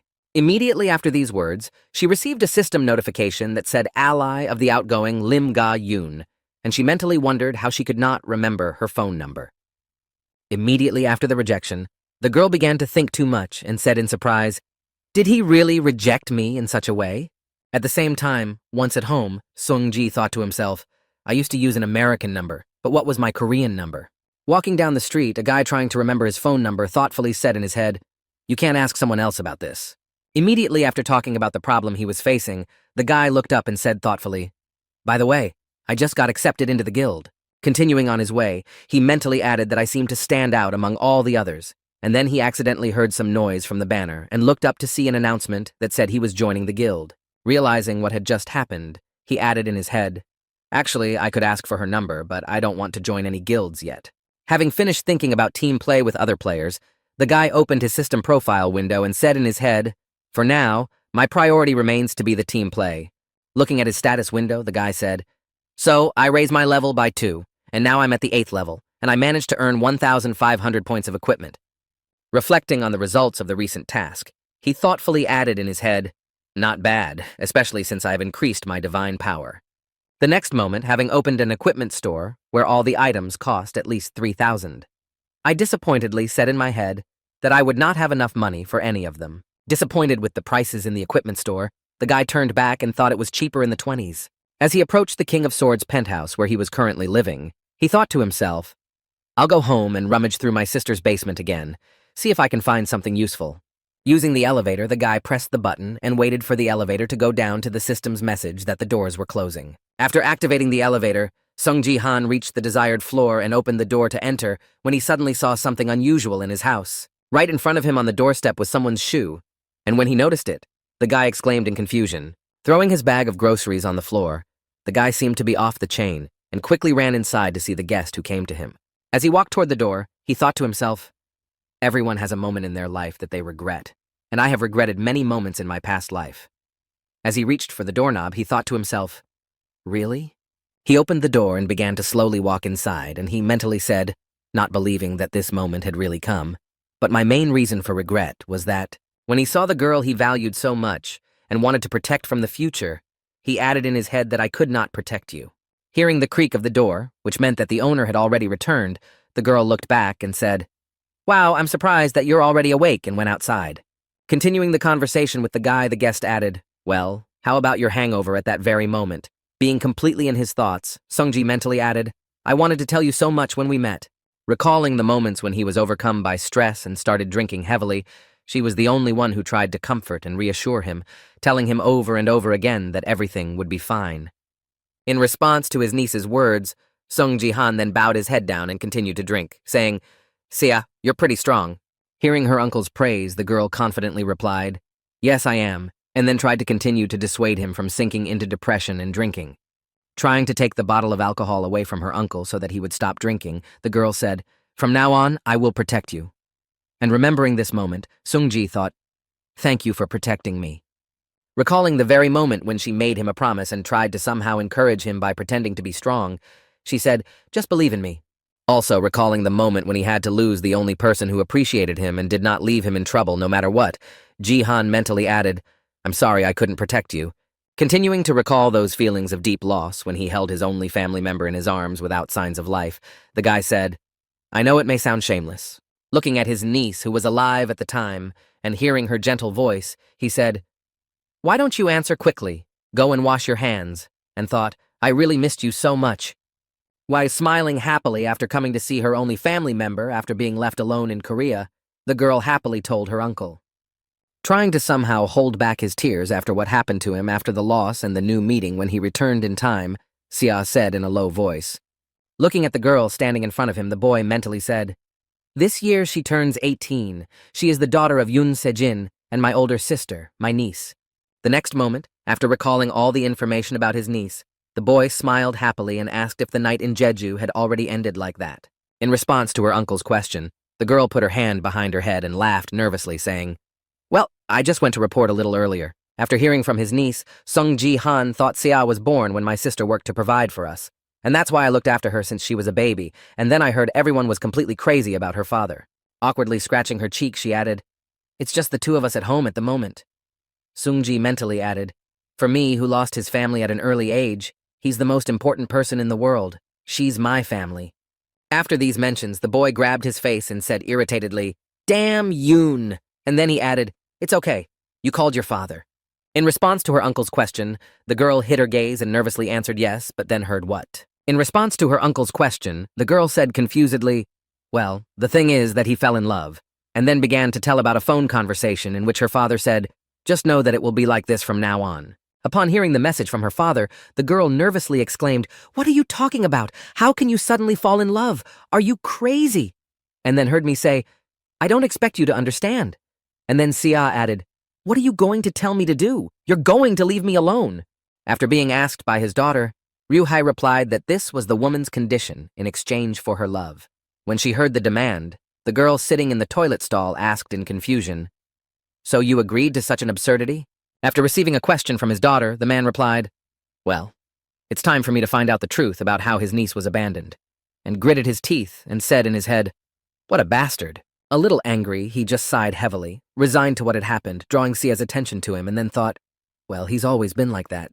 Recalling the same broken picture of the man who irritated him, Ji-han mentally said irresponsible he left his own daughter and country for some woman. Feeling his emotion of anger begin to overwhelm him, the boy mentally added the innocent Sia because of him, and at the same time, the girl looked back at the wall where the portrait hung. Seeing that it was now in a damaged state, she asked Uncle, "Did you break the portrait?" Hearing Jahan's question, he thought, "Oh shit." Suddenly coming to his senses and pulling himself together from his fit of anger, he nervously said, "I'm sorry. I got angry, and I didn't realize how." Immediately after the acquittal, realizing the circumstances of the situation, he mentally said, "Well, this is really too much. No matter how angry I am, he is still her father." Turning her gaze back to the broken portrait of her father, the girl asked why she broke it. Raising her fist in the air and smiling happily, the girl said, trying to hide her despair, "I wanted to do it myself." Seeing the confusion of her uncle, who froze in his tracks after hearing this, her niece added, "Don't worry, everything is fine with me." After hearing what the last of his family members had just told him, Sung Ji-han confidently said in his head, "Yes, that's the kind of person she is." Recalling the life situation of his niece, the boy added in his mind that her mother was dead. Her father had cheated on her and left her. As he continued to think about what was happening, he said, "But even so, she won't stop smiling about me. Seiya is more concerned about me than about herself." Immediately after heading to his niece, Sung Ji-han confidently thought, "You don't have to be like that anymore." Stretching out his hand to her and smiling gently, he added in his head from that very moment. Holding the girl's head to his chest, the boy smiled happily and said, "Seiya, you've become a grown-up." Taking over the role of guardian, he added, "You even know how to take care of your uncle." Hearing this, the girl said something confused. Continuing to act as an adult who now takes on the responsibility of protecting and caring for himself, Sung-ji added, "All right, from now on, I will protect you. From now on, you don't have to work so hard." Hearing these words from her uncle, the girl closed her eyes and was finally able to relax. Accepting her new role, the girl said, "Thank you very much, Uncle." Immediately after the sentimental conversations with her family, the girl spoke up and hearing some remark, Ji-han asked in surprise what happened. The next moment after her uncle's question, the girl added, "You smell like sweat." Hearing this, the boy nervously exclaimed, "Oh, I'm sorry." At the same time, somewhere in the Gangnam district of Seoul, the main building where the guild called Divergent was located. Walking next to her client, Lim Ga-yoon said in a disgruntled, irritated tone, "You can't hold back your laughter, ma'am." to which the latter replied, "No, I'm sorry."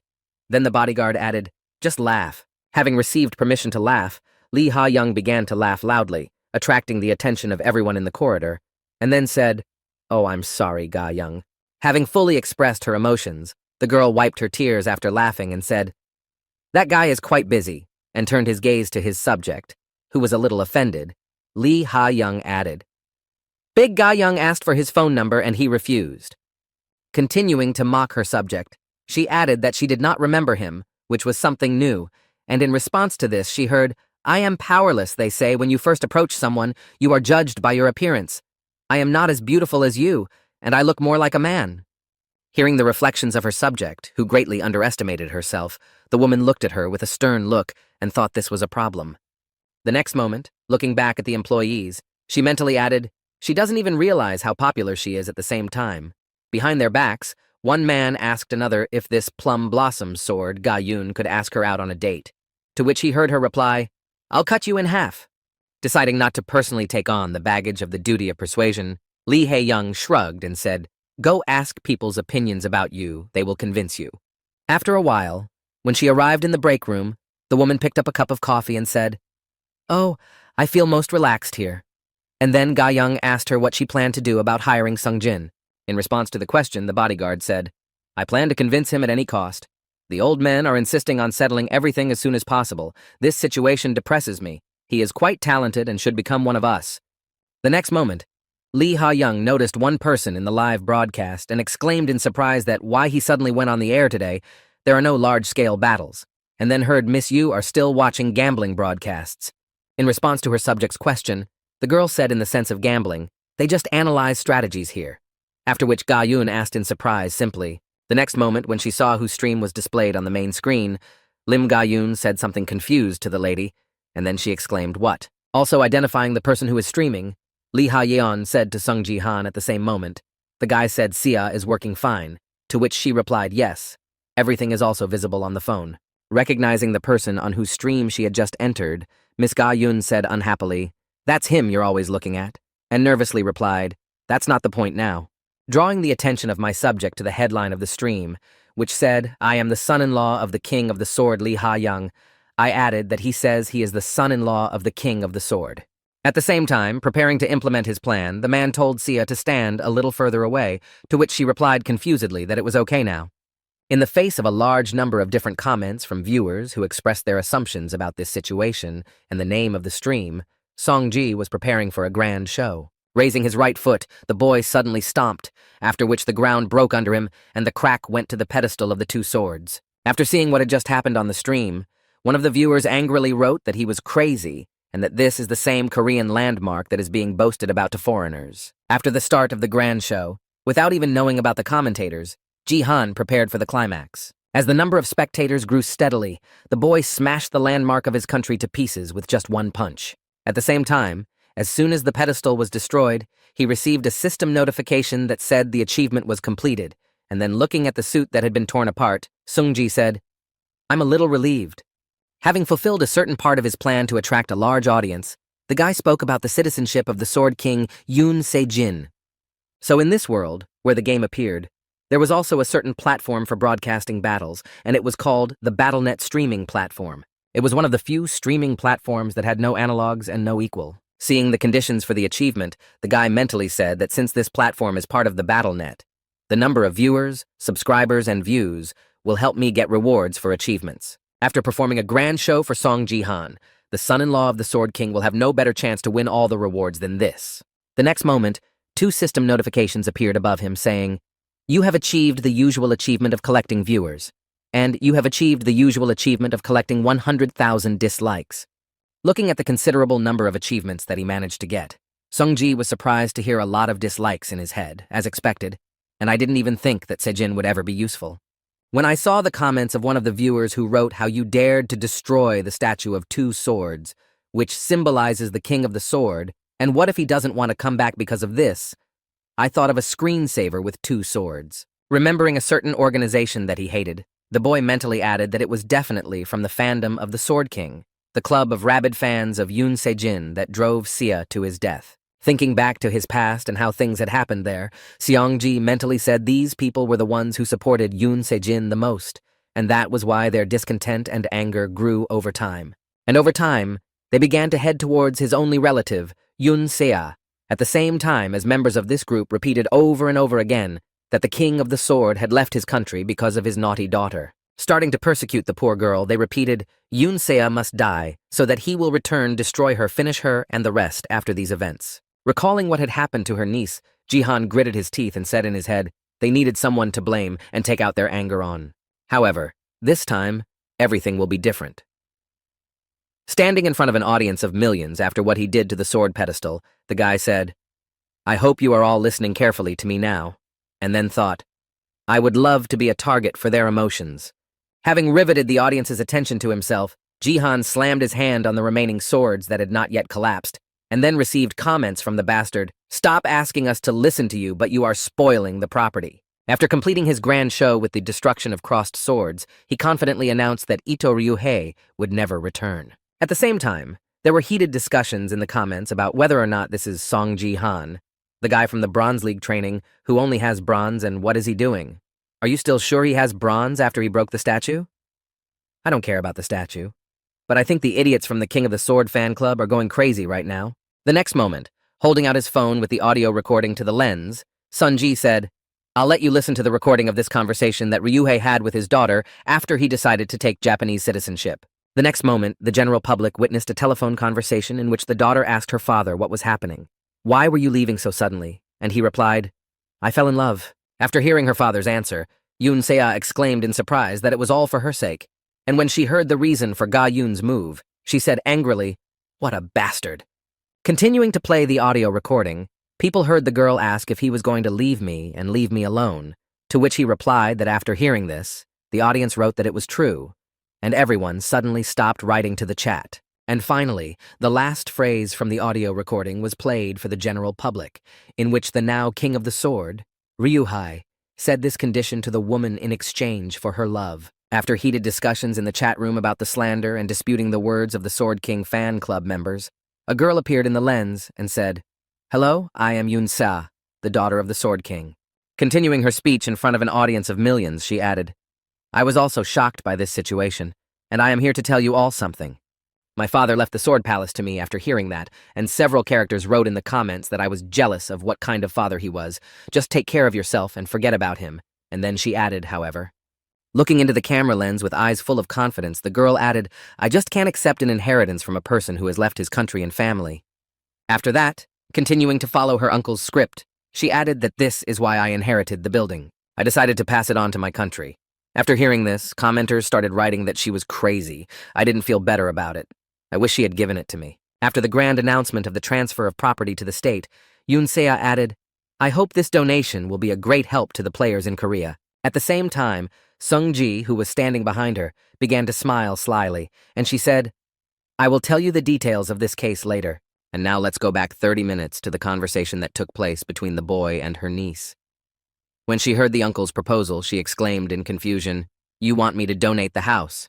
Starting to pull the guy's cheek to bring him to his senses, Yoon Se-a added, But you don't look drunk, to which he said, wiping his head after a shower.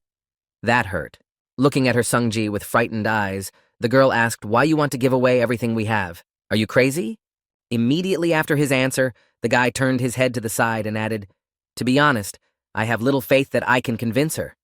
But who would have succeeded, especially since I asked her not to sell the building to someone who had been saving money for it all his life, but simply to donate it, and then pushing C to make a decision, he said, Uncle, you're serious, to which he replied, Trust me. Continuing to press hard on the girl, the boy mentally said, I need to convince her at all costs that Yoon Se-jin will completely destroy Korea as a representative of Japan. Recalling those comments from the live broadcast, Jihan mentally added that the anger of Koreans was so great that the out-of-control government could not cope with their discontent, and that is why it confiscated Yoon Se-jin's property. And for the rest of us, after this incident, Yoon Se-a, who lost her home and a place to return to, she could not withstand all the threats and persecution from the King of Swords fan club. Recalling the past, which had a rather tragic ending, what happened to her niece mentally added that this was why she took her own life. Continuing to pressure the girl to make a decision, Ji-san thought that if the house was going to be taken away anyway, it would be better to give it away and keep Sia safe. Closing his eyes while thinking, the boy nervously said in his head, "For her, I am nothing more than a freeloader and a drunk who stays at home all day. I can't tell her that I came from the future." Immediately after these thoughts, Sungji suddenly heard the girl say, well, after receiving an affirmative answer, he said confusedly, "I didn't hear." Not understanding why she agreed so easily, the guy nervously asked her if she was sure she agreed to what, and she turned away and replied why she was asking, "You insisted on it," and then he added, "But isn't it stupid?" In response to all the remarks of her only family member, the girl replied, "You're not the kind of person who would just ask for something like that without a reason. And most importantly," looking back, smiling happily, the girl added confidently, "I haven't seen you so confident in a long time, uncle." Breathing out a sigh of relief after hearing what the girl said in front of the camera lens, Sungji wondered who she had turned into. Rejoicing that everything was going exactly according to his plan, Sungji looked up at his niece and thought, "This is so incredible." Immediately after the announcement of the transfer of the building to the state, there were many comments like, "Miss Sia, you were deceived. This guy is a fraud. And Song Ji-han is definitely the son-in-law of the King of the Sword. Maybe he is a spy from Japan." Looking at the reaction of the people who took the girl's side, the guy thought, "That's just fine. Keep attacking me. If that's the way it goes, then there will be no complaints against Sia." He just needed to hammer the last nail into this coffin lid, and then he went to the cell and told Yoon Se-jin. Standing in front of his niece, he added confidently to attract the attention of the audience, "Honestly, I think I did a great job." Continuing to deflect the fan club's anger onto himself, he added that he justified his actions by saying that the woman was his wife, but those who know him know that he is just an empty shell. After hearing Ji-han's words, the girl nervously exclaimed to her uncle and then wondered if they hadn't planned to say that. Ignoring his niece's appeal to stop, the boy grabbed the sleeve of his tattered suit and said, "Do you really think we didn't realize that you flew to Japan because you couldn't handle it here?" In response to this application, one of the fans of the club wrote in the comments, "Sung Ji-han follow the words, Sung Ji-han with bronze, declares that Yoon Se-jin is an empty place boogeyman at the same time Lee Ha-yeon, along with his subject, were plunged into shock." After his loud statements, which shocked all the viewers, the guy tore off his sleeve and confidently added, "Enjoy your stay in Japan." Making an angry face at the camera in front of the hated traitor, Songji added, "And all because soon we will meet, and I will destroy you." After the broadcast was over and everything had been said, Ji-han was changing clothes at home and wondered if it was really necessary to go so far. Continuing to look through the comments to the video, the girl added that all Japanese and Koreans are now expressing their dissatisfaction, to which he confidently replied that everything was fine. "Don't pay attention to them, or you will be nervous about trifles once again." Hearing her uncle's words, the girl was surprised to hear you say, "You've become someone else, as if you've changed overnight." Hearing his niece Ji-san's remark, he scratched his cheek awkwardly and thought, "She did notice, but I wouldn't be able to act as usual after dying and coming back in time." Continuing his conversation with the girl, Jihan said to me that I looked like a lazy man who just drank all day, to which Sia replied, "Why would you think that, even though it's true?" At the same time, a buzzer rang at their door, and hearing that someone had come to their door, the girl asked in surprise who it could be. Immediately after shoving his hands into his pockets, Sungji said, "I didn't expect it to happen so quickly," and then heard Yoon-sea's worried voice exclaiming, "Don't tell me they're coming for you." In response, the guy just smiled and then said confidently, "Don't worry, it's not what you might think," and then added, "Well, we'll see." At the same time, somewhere in Tokyo, Japan, Yoon Se-jin and I could not calm down after what happened on the stream. Watching the news feed in Japanese, he could see the relations between Korea and Japan deteriorating because the King of the Sword got another citizenship, and I think they will be very disappointed to lose their best player. He is heavily criticized because he took such actions because of a woman, and everyone is interested in how beautiful she is. But the problem is that Mr. Ryukai's son-in-law provoked him on the stream, and I wonder how the King of the Sword himself will react to all this. Nothing unexpected. His son-in-law is the embodiment of the rage of all Koreans after watching the news. Hearing the question from his wife, Yoon Se-jin replied, "No, you woke up then," and said that after such a shock it was difficult to fall asleep. "Se-jin, I'm worried that you have to go through such difficulties." In response, the man said to Shizuru, "You don't have to call me Se-jin anymore." Continuing to insist that his past life should not be mentioned anymore, the man added, "I took a different name, and that's why," hugging him from behind, the woman replied, "No, you're wrong." Holding tightly to her lover during the hug, Shizuru added Yoon Se-jin, Korea's top 1 player, King of the Sword Yoon Se-jin. Hearing what his beloved had just said, the man looked back and excitedly said to Shizuru, to which she replied that the truth could not be changed. As she began to kiss passionately with the man she had been able to force to betray his country, the woman confidently said, "You are my Yoon Sejin." At the same time, opening the front door to greet the guest, Jihan smiled slyly and said, "Welcome." Upon being invited inside, the guest took off his shoes and said, "Thank you, please forgive me for intruding, but I have the feeling that you were expecting my visit." In response to a question from a man standing on the doorstep of Sungji's house, he said, "No, not at all. But I knew that the government would definitely intervene if it was important." Looking at the man who represented the South Korean government, the manager of the BattleNet department, Park Young-sik, the boy said, "Please come in, Manager Park Young-sik." Pointing to a place where he could sit, the boy said, "Come on in," and then mentally added, "After Yoon Se-jin left, his department stopped coming to us." However, it was this person who continued to make sure that Yoon Se-ah and I were considered. And then I heard from the manager that Sia had not seen him for a long time. When she saw who it was that had come to visit them, the girl nervously said in response to her husband's greeting, "I welcome you." After inviting the man inside, the boy closed the door and smiled slyly, saying in his head, "Now that everything is ready, I can take what I need." Having a cup of coffee with the daughter of his former representative, the firm's manager said, "I watched the show. It was pretty brutal. The government has accepted the fact that we will not bring back the Sword King." Hearing this, Jihan thought unhappily.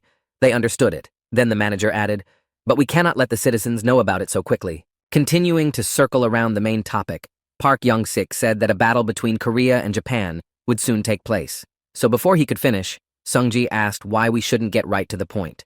Immediately after this offer, the boy added, "You want me to refuse the donation of the palace, right? Because it is an admission that the king will not return."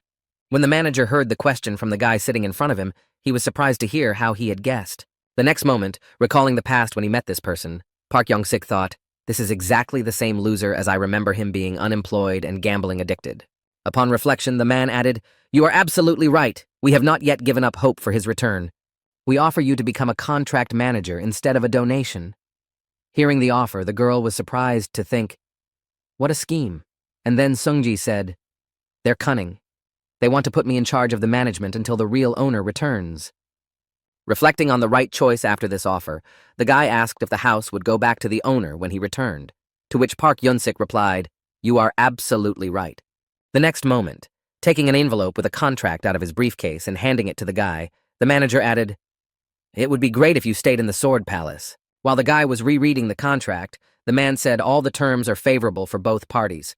So read it and think about it. At the same time, Jihan thought they had sorted the situation out. Continuing to read all the details of the agreement, he mentally added, "I was going to give everything, but if they want something else, that's even better for me." Immediately after completing his thoughts, putting the contract on the table and pressing it to the table, the guy confidently said, "I realized we would also like to ask for a favor," and I heard what kind of favor he was asking for. After witnessing her uncle's words, Yoon Se-ah said in surprise, and I also came out after that. Jihan confidently said the fact is. At the same time, a large number of players received a notification saying that the Golden Light had started its stream. And when they entered it, viewers happily began to write, "Hi, you're streaming a stop." And where did he climb this time? That he was on the head of a Colosseum statue. Continuing to laugh happily, the guy who was gathering the audience said, "Welcome to my stream." Moving the camera to the place where he is this time, the Golden Light spoke today, and we returned to the bloody and dusty Colosseum. Jumping off the head of the statue and moving to the center of the field, he confidently added to the streamer, "The travel specialist came to you again, smiling happily." After recording his moment of landing in a not-so-great pose, one of the commenters was surprised to write that he was wearing underpants or something.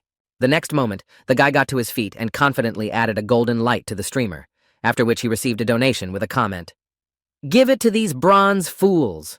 Seeing that he had just received the first money for the stream from the viewer, the guy started dancing and exclaimed joyfully, "Gods, I'm going to get it as a sign of my favor.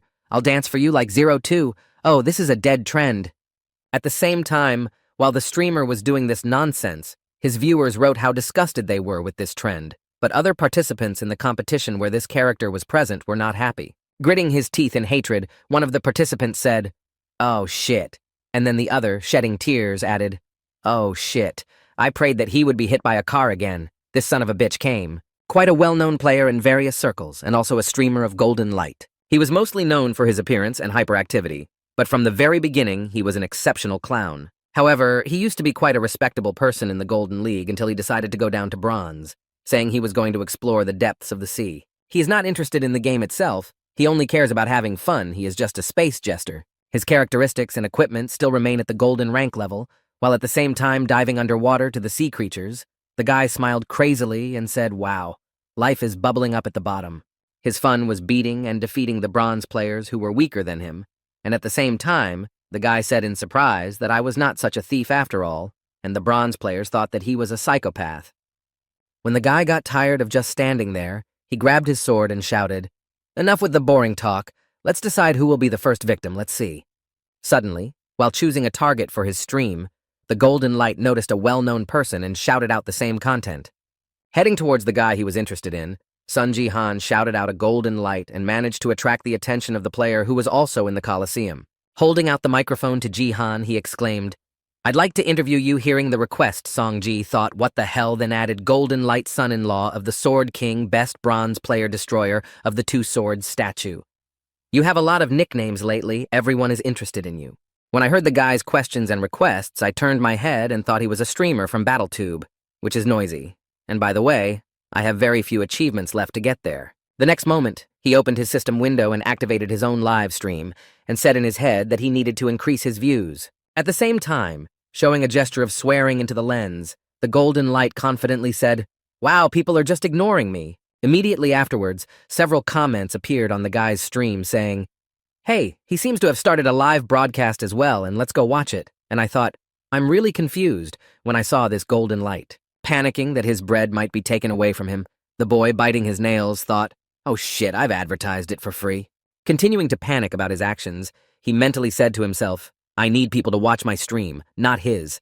Suddenly, a notification appeared in front of him that read, "The viewer has given you the task to finish off Sung Ji-han so that he takes the last place. The reward is 2,000 points of equipment." Seeing this, he mentally said that 1 point of equipment is worth about 1,001, and here they are worth 2 million. Immediately afterwards, 2 more comments appeared that said, "Golden Light, please finish Song Ji-han for the sake of the Sword King fandom. We will make an increase in reward." When the streamer saw the comments, the Sword King fandom thought in surprise. As he watched new viewers with the same avatars appear and their rewards grow, he added, "I knew they hated Song Ji-han, but not that much." When he saw several dozen notifications with the words "Award enlarged" again, the boy was amazed and said, "They are simple." Watching the rapid growth rate of the reward for the destruction of one player from the bronze, the golden light grabbed his mouth in shock and thought the number of points would soon reach 40,000 and then 50 if they continued like this. The next moment, the donations stopped and a system notification appeared, informing all players that the game had started. When he saw that the sum had stopped at 42,713 points of equipment, the golden light fell on the circle and shouted in disappointment. Putting his hands over his face, the guy who had not reached his goal said in disappointment, 50,000 is not enough." Hearing the words of despair from the guy who was their hope, one of the members of the King of Swords fan club wrote to defeat Song Ji-han, and I'll add 10,000 points of equipment. Hearing the promise from the spectator, the guy felt a sudden burst of motivation, grabbed his sword, and said sternly, "Your determination has been passed on to me." Turning his gaze to the guy who was about to die at his hands, the famous streamer confidently said, "You can despair now." Having taken up a combat stance and started preparing for his powerful surprise strike to quickly deal with the target and get the reward, he added a golden glow to me now. Activating the charge skill that accelerates the user's body allows you to rush forward at a tremendous speed, the fighter said to end your game. As he approached his target, who was standing with her back to him, the boy shouted in a frantic tone, "I will be your personal death with a scythe." At the last moment before the attack, Sung Ji-han reacted and was able to repel the sudden attack of his attacker with the pestle with which he had arrived at the Colosseum. When he saw his sword suddenly bounce off its target and head backwards, the guy exclaimed in confusion what had just happened. At the same time, looking at his D-ranked pestle in his hands, Song Ji-han said what a beautiful and strong sword it was.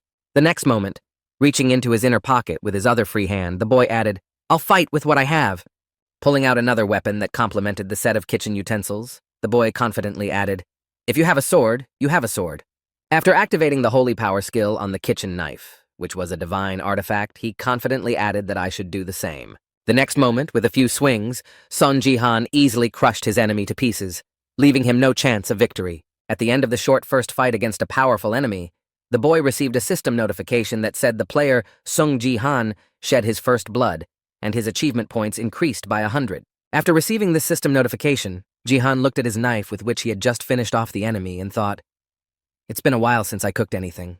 The next moment, behind his opponent, the golden light used the artifact to shout, "I am the golden light resurrected for the sake of all of you."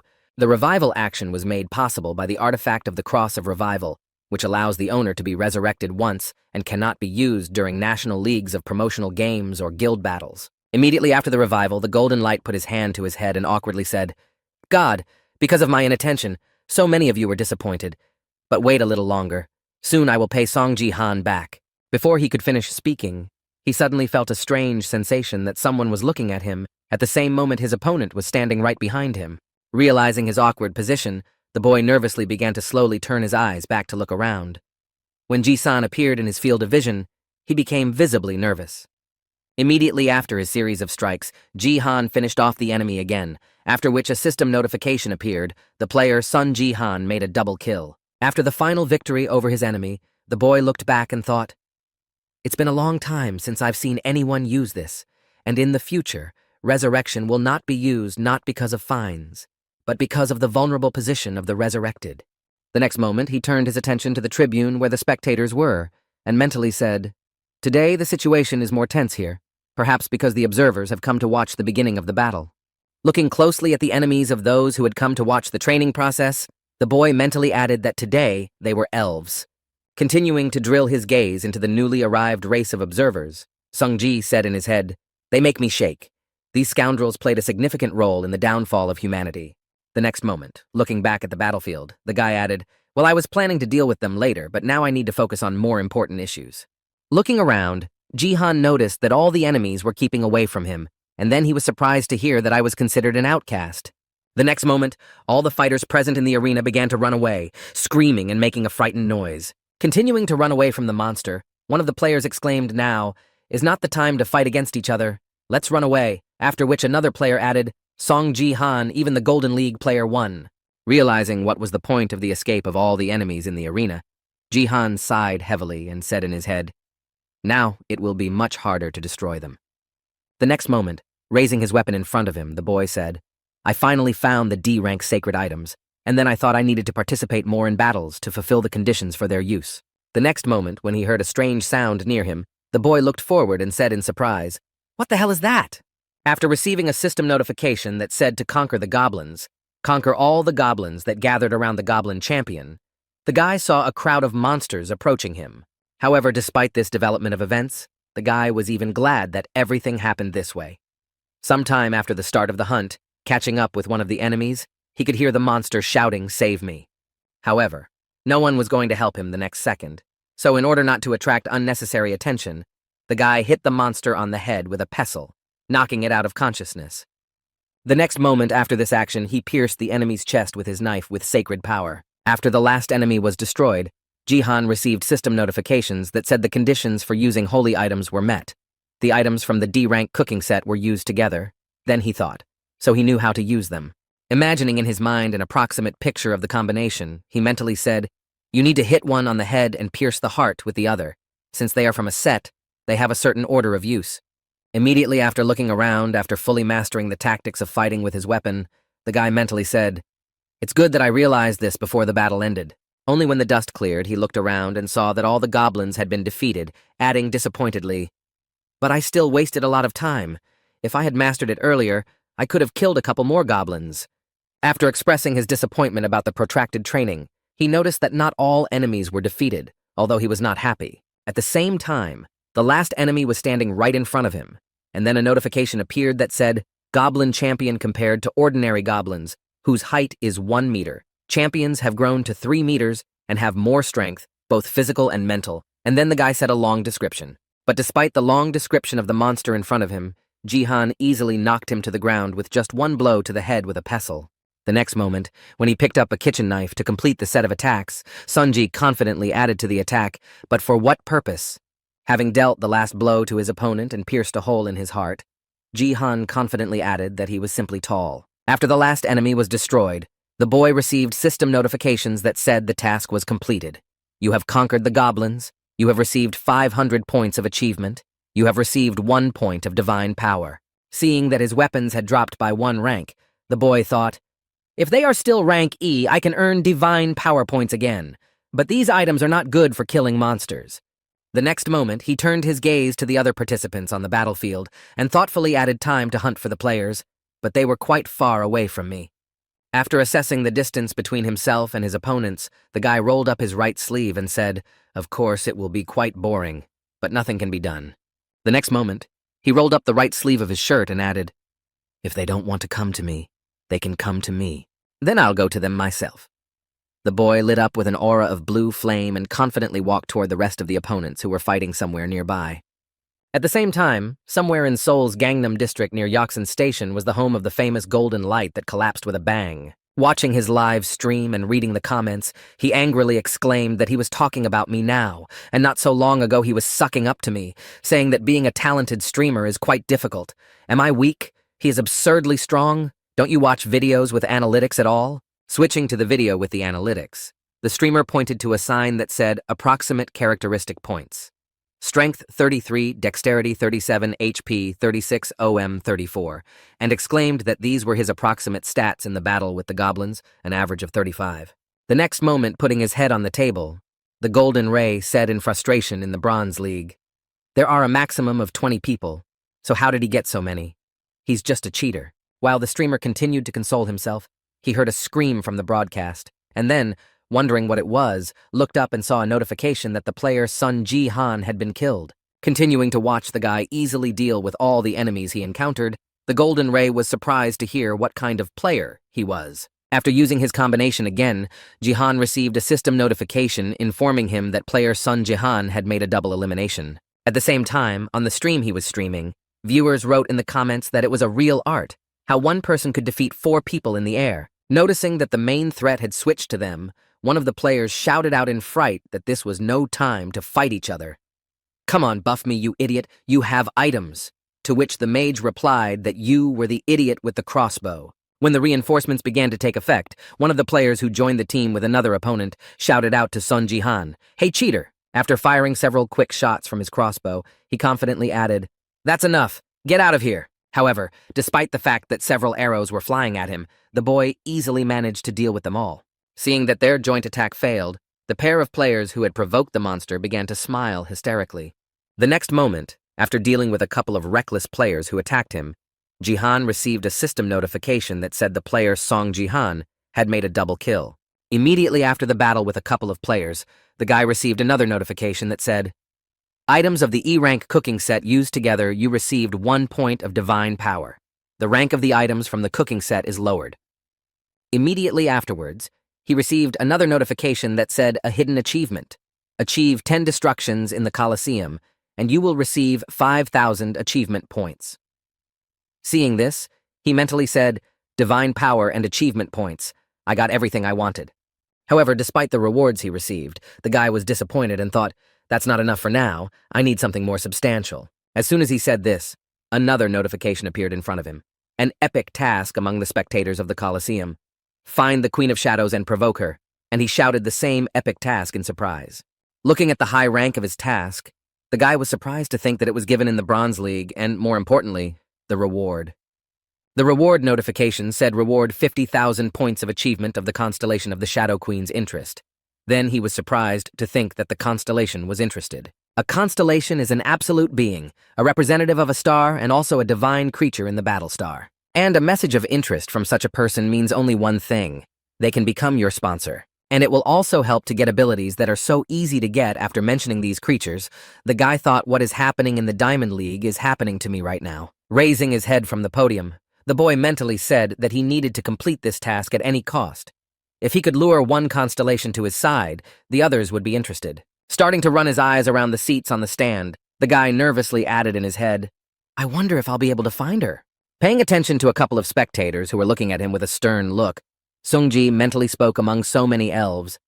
Looking at the large number of representatives of the other race who were focusing their attention on him, Ji-han mentally added the Shadow Queen.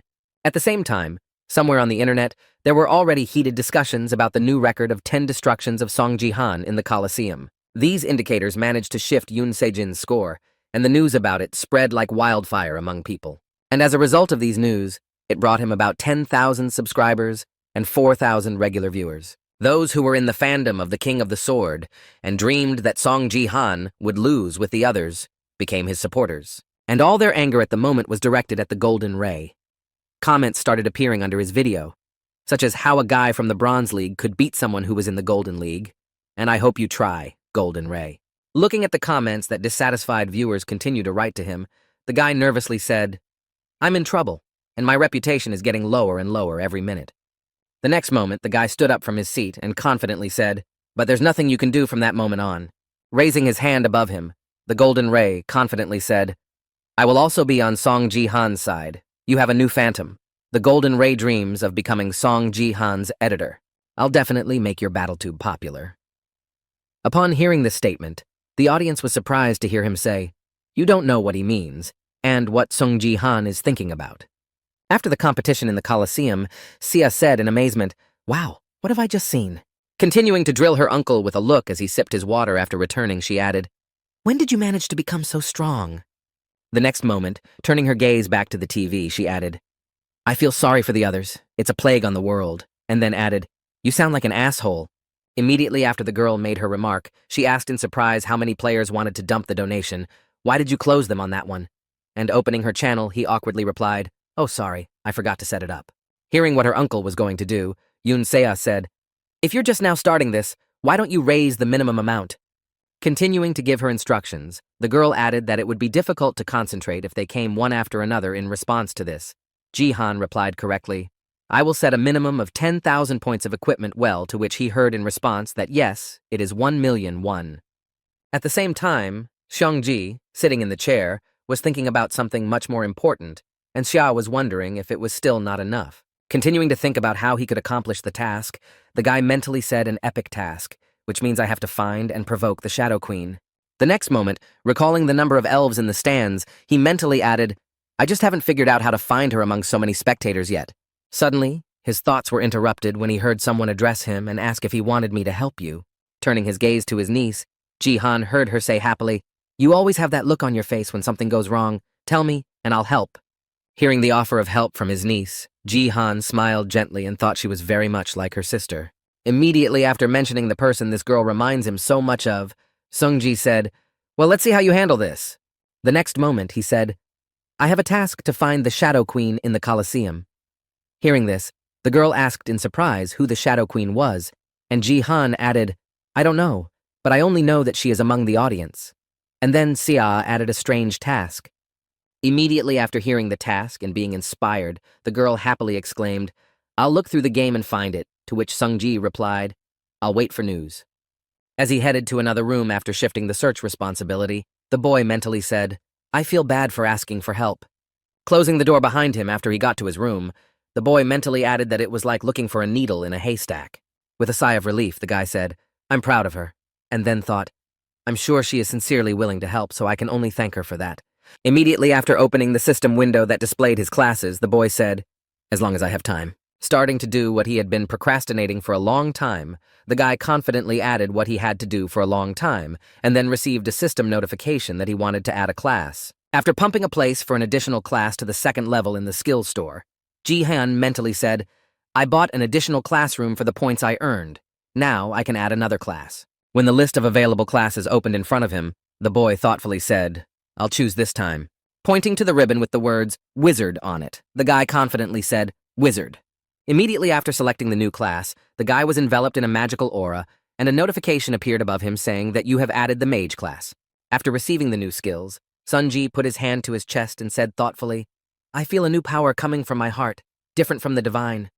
The next moment, recalling all the reasons for his decision, the guy mentally said, "I need to try the reason why I chose the mage class after the support player. The reason for this is the unique characteristic only after 2 cash registers have been received." Having experienced something he had only heard about before, the guy saw that he really managed to achieve the desired result and spoke with power. "Once in my past life, over a drink, I had a certain conversation with Baron, and he heard Ji-han, and I was very sad." Trying to somehow disown his guild master, the boy replied, "Sir, how much longer are you going to keep saying that?" To which the guild master replied, "If you had gotten your citizenship a little earlier, I would have recognized you as an American and treated you better." Every time he got drunk, Baron shared his excitement with me, and that day he told me something unusual. That evening, the guildmaster said to his subject, "I think we will become closer someday." Using his magic to hold the bottle of alcohol and simultaneously emptying the glass, the man added, "When I get the power." When Guildmaster Jihan heard what he had just said, he asked him if he was talking about the power, and he replied in surprise that he hadn't told you about it. Focusing his gaze on Barena, Jihan felt the power, a characteristic that appears when the divine power and mana are perfectly combined. Continuing to look at my leader, who was drunk and did not control what he was saying, the guy heard, "And this is very difficult to achieve for others. I am the only player with 2 classes." Recalling that he has 2 types of support classes and a mage, Baron confidently said, "I'm the only one who can wield power because I have 2 state windows." While relaxing over a drink in his home, the guildmaster heard from Jihan that there were no more conditions for receiving it, and he replied that he needed to have 10 or more points of divine power. Then Sung Ji added, "I'm not an American. I can get something like that." In response to this question, Baron happily said, "No one else has 2 classes except me, and even if the whole world knew about it, nothing would change." Continuing to recall the conversation that evening, the guy mentally added, "He was very impolite, but I didn't dare argue with him." However, the fact that only one Baron possessed a power that was superior to the divine was definitely true. As he continued to conquer the characteristic of strength he had received after receiving the 2nd grade, the boy mentally said, "But that was before." Trying to somehow keep this power to himself, the guy, feeling a lot of pain, said in his head, "I know what the conditions are." This characteristic brought Baron to the 1st place in the world, despite the fact that he did not develop and control it well. I must get it to cope with the challenges in the future. Continuing to writhe in pain, the boy mentally said, "I must endure. I must concentrate the divine power in my hands." Continuing to draw up a plan of action on how to pump up the control of this characteristic, he mentally added and directed the same mana from his heart, combining it with it. Holding his hand in the sphere that had formed with great force, he mentally added that he needed to concentrate so that nothing would leak out. As soon as he felt that he was starting to get it, the boy smiled nervously and said, "I've got it." Before he could even finish, he lost his concentration for just one moment and threw the guy through the door. After a hard landing, Jisan grabbed his head and groaned heavily as a result of the failed experiment. Rising to a sitting position, Jihan thought about how he could master this power and thought, "I can't just hold them with my hands. What should I do?" Leaning on the door after the failure, the guy thoughtfully said, "Maybe I should increase my mana supply," and then thought it was completely spent after the first attempt. Raising his hand in front of him again, the boy thought in his head, and whether it would be possible to combine the 2 energies in his hands and hold them forever is not an option. The next moment, realizing what he had just said, the boy came to a certain logical conclusion and spoke forever in his head. Closing his eyes to increase his concentration and improve his imagination, he mentally said to himself that he didn't need to hold it. Continuing his reflections on the correct use of this energy, he thought that it was possible to move it and the body. Conducting certain mental activities, Jihan said in his mind, to take the divine power originating in the upper dantian and combine it with the mana of the middle one, holding them with the power of the lower one.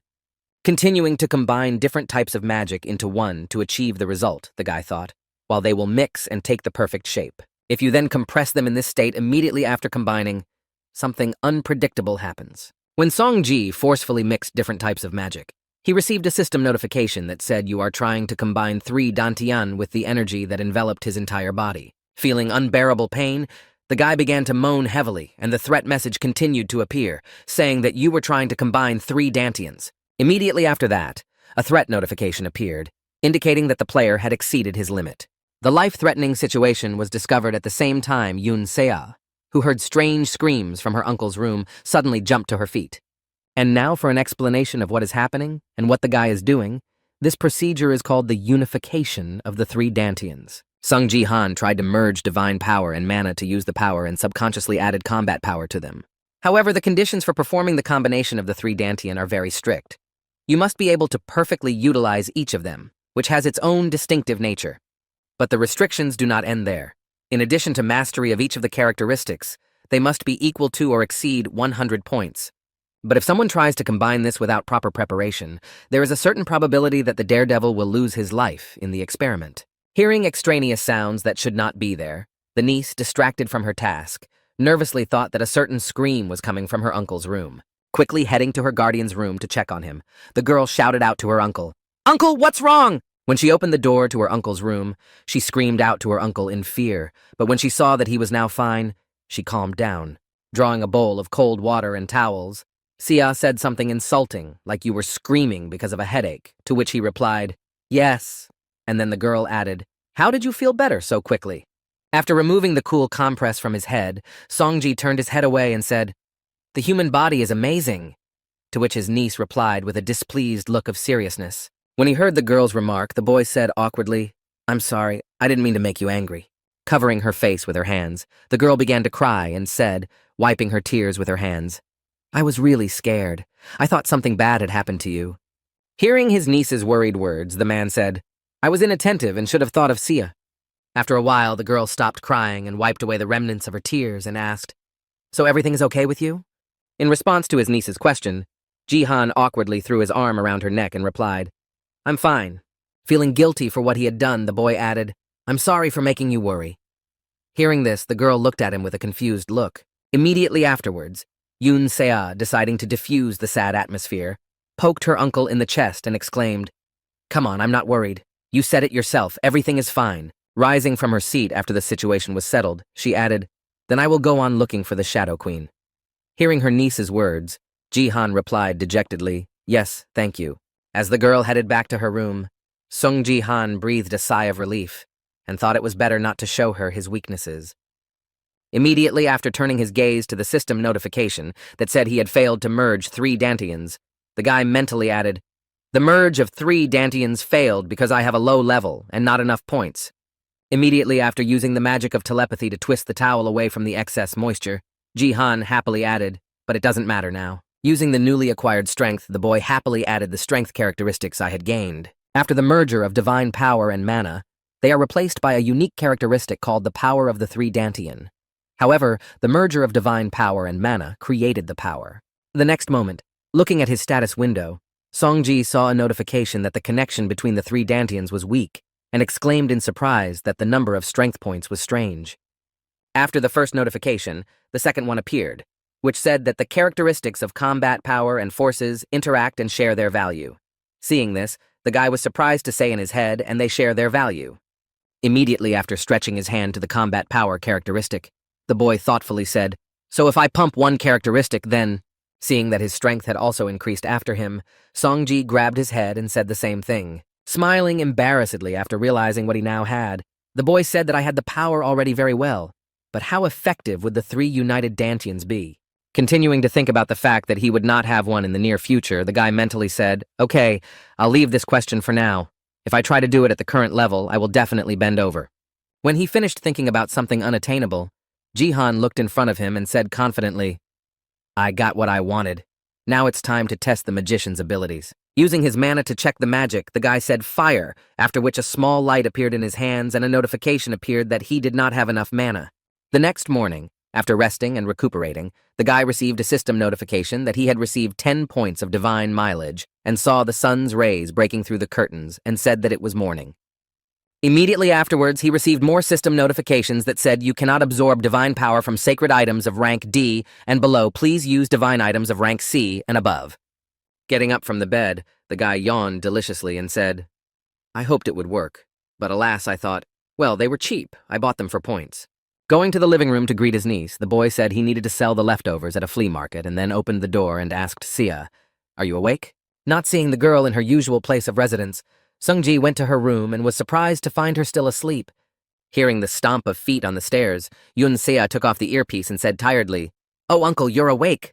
Surprised by the look on his niece's face, Jihan asked what happened to your face. Did you not sleep all night? And she replied that I was watching the reruns, to which the guy added that there was no need to go that far. After her guardian's remark, the girl called him over and pointed at the screen and said, I found something. And he looked at it and said the same thing in surprise. When he saw the screensaver of the video, which was turned on by a girl, Jihan was surprised to hear a fan's video, and he heard in response that this is how people who received scaling as a gift only shoot people of other races. Hearing how other users were using their gifts, Sungji was disappointed to think that they were using such an amazing gift for covert action. Before he could grumble enough about the waste of his talent, Yoon Sea interrupted his discontent by exclaiming, look at this. After rewinding the video to the moment where a couple of people were filmed on thrones, the girl added a repeat of your battle, after which a voice came from the video saying, look at the elf there. They have the best skin with no flaws. Looking at the pair of elves who were being covertly filmed, Yoon Sia said, "They both look like high-ranking elves, but there is a dark elf among them, and she would be a good fit for the title of queen. In my opinion, the Shadow Queen should be a dark elf." Continuing to build her guesses and show what she had found, the girl asked him how, to which he replied very convincingly, "You did a great job," after which the girl added that it was too early to draw conclusions. "I'll look again." As the niece continued to scour the internet for more information, Sungji mentally said, "I seriously doubt that the constellation can be found that easily." The next moment, the girl said, "Tomorrow I'll watch videos from foreign channels." To which the guy replied in surprise, "Wow, you're a professional." And she replied, "I even made a video for you." When he heard what Xia Ji-han had made especially for him, he was surprised to hear that you know how to edit. And he replied, "Yes, a little earlier, for fun, I made videos of my father's games." Hearing that she even did this for her father, the boy looked at the broken portrait of the Xia family and thought, "You really did abandon your daughter, you infantile bastard." Now let's go back 2 days later, sitting at the table with Jihan and Seiya. The manager said, "I think I know who the Sword King's girlfriend is. Hearing this?" The girl rose from her seat, exclaimed, "Indeed. And who is she, then?" The man added her name is Ito Shizuru. Continuing his story, Park Yun-sik added that she possesses a gift of SSS rank of unsurpassed beauty. Hearing this, a couple of young people froze in place in surprise. Immediately after hearing this, Jihan exclaimed in confusion, "And you think that this is why he fell in love with her?" To which he heard in response, "If it is clear that the department thinks so." The next moment, thinking about the gift, the boy said, "I've never heard of this before." And then Park Yong-sik added, "Please be very careful." Continuing to voice the warnings, the manager added, "We suspect that unsurpassed beauty is beyond control and affects the mind. Something similar has already happened before, and it is not the first time that Eastern stars of our country have taken Japanese citizenship. If this gift really has no limits, it can switch to another player at any time." Recalling the manager's words again, Jihan stood at the penthouse windows and mentally said, "Since that day, I have been looking for information about Ito Shizuru, a woman of incomparable beauty." Having not found any information about this person, the guy mentally said, "But so far I have no information. Japan is probably hiding her identity." Resigned to the fact that searching for information is a waste of time, the guy took the phone out of his hands and mentally said, "Now I can't find anything. Just like Manager Park said, I should be more careful." Heading away from the window to begin his preparations, the guy said in his head, "We need to be prepared in advance for sudden changes in circumstances." Thinking over the contingency plan, he added confidently that if the manager is right, then they have definitely already started to act. At the same time, a self-defense plane flew over the building that once belonged to the King of the Sword, after which Jihan added that the Japanese self-defense forces had already arrived in Korea. After a while, the beautifully dressed Yoon Sia, who was waiting at the exit, said to Uncle, "How much longer do you need?" Continuing to hurry her escort, the girl added, "We might be late for that." And she replied, "Okay, I understand. I'm almost ready in a few seconds." Having finished creating his image for the solemn meeting of foreign guests, Sung Ji-han confidently said, "Let's go." Straightening his jacket before heading to the meeting place, the guy said with a sly smile, "Well, it's time to welcome our dear guests." Going down in the elevator to the lower floors where everything was supposed to happen, the girl hid her worries and felt nervous. After voicing her question, Ji-han added, "Relax, there's nothing to worry about." Hearing her uncle's reassurance, the girl sighed with relief and said, "This is the first time I've been in public since my father's accident, so I'm nervous." In response to his niece's worried words, the boy confidently said, "Be confident and brave, just like last time. There is no need to think about what others will say. We did nothing wrong." In response to his niece's worried words, the boy confidently said, "Be confident and brave, just like last time. There is no need to think about what others will say. We did nothing wrong." In response to her uncle's advice, the girl raised her head up and confidently said, "I understand you." A few seconds later, the elevator's arrival bell rang and a couple of young people arrived in the building's lobby, and then Sung Ji spoke to everyone who already knew what we are going to say. After the phrase was spoken, the boy and his niece headed to the rest of the people who had gathered for the event. They had not gone far from the elevator when the guy suddenly heard one of the guests address him saying, "We were expecting you, Sung Ji-han. All your requests have been fulfilled, so please come with us." To which he happily replied, "Thank you. Please make sure that everything goes smoothly at this event." Looking at the man who organized the case, he confidently added to the manager, Park Yun-sik. Walking together with the auction organizers to the main hall where everything will be held, the manager said, "At first, your request took me by surprise." Having brought his main organizers to the hall where everything was to take place, the man added, I did not expect that you would want to put the Sword King's collectibles on sale. When he arrived at the place where the stage screen read, Auction of the favorite items and other property of the former Sword King Yoon Se-jin, Park Young-sik added, I did not expect that you would want to put the Sword King's collectibles up for sale. Looking at the table with a sign that read, Japan's Self-Defense Forces, the manager said in surprise that it was necessary to attract Japan's attention.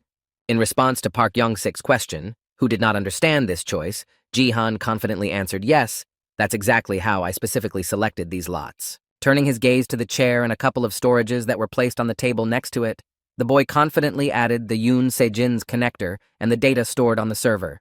Imagining a certain situation in his mind and realizing that Japanese representatives were already on their way, Song-ji added that Japan was highly likely to try to take them over. Continuing his thoughts, the guy mentioned a certain person who is very eager to get these items at any price, and depending on certain circumstances added, he may even intervene personally. But whatever he does, citizens will be forced to face reality and realize that they have no choice but to accept it. Hearing the approximate development of events that could happen in the future, Manager Yoon-sik mentally said while looking at the boy, Sung Ji-han. Ching seems to see the future while the guy confidently walks on and says, this is our last chance to change the public's mind. Please ask reporters to follow the Japanese Self-Defense Forces table. The next moment, someone's nervous shout came from the entrance. Xia Yun-xia, wait!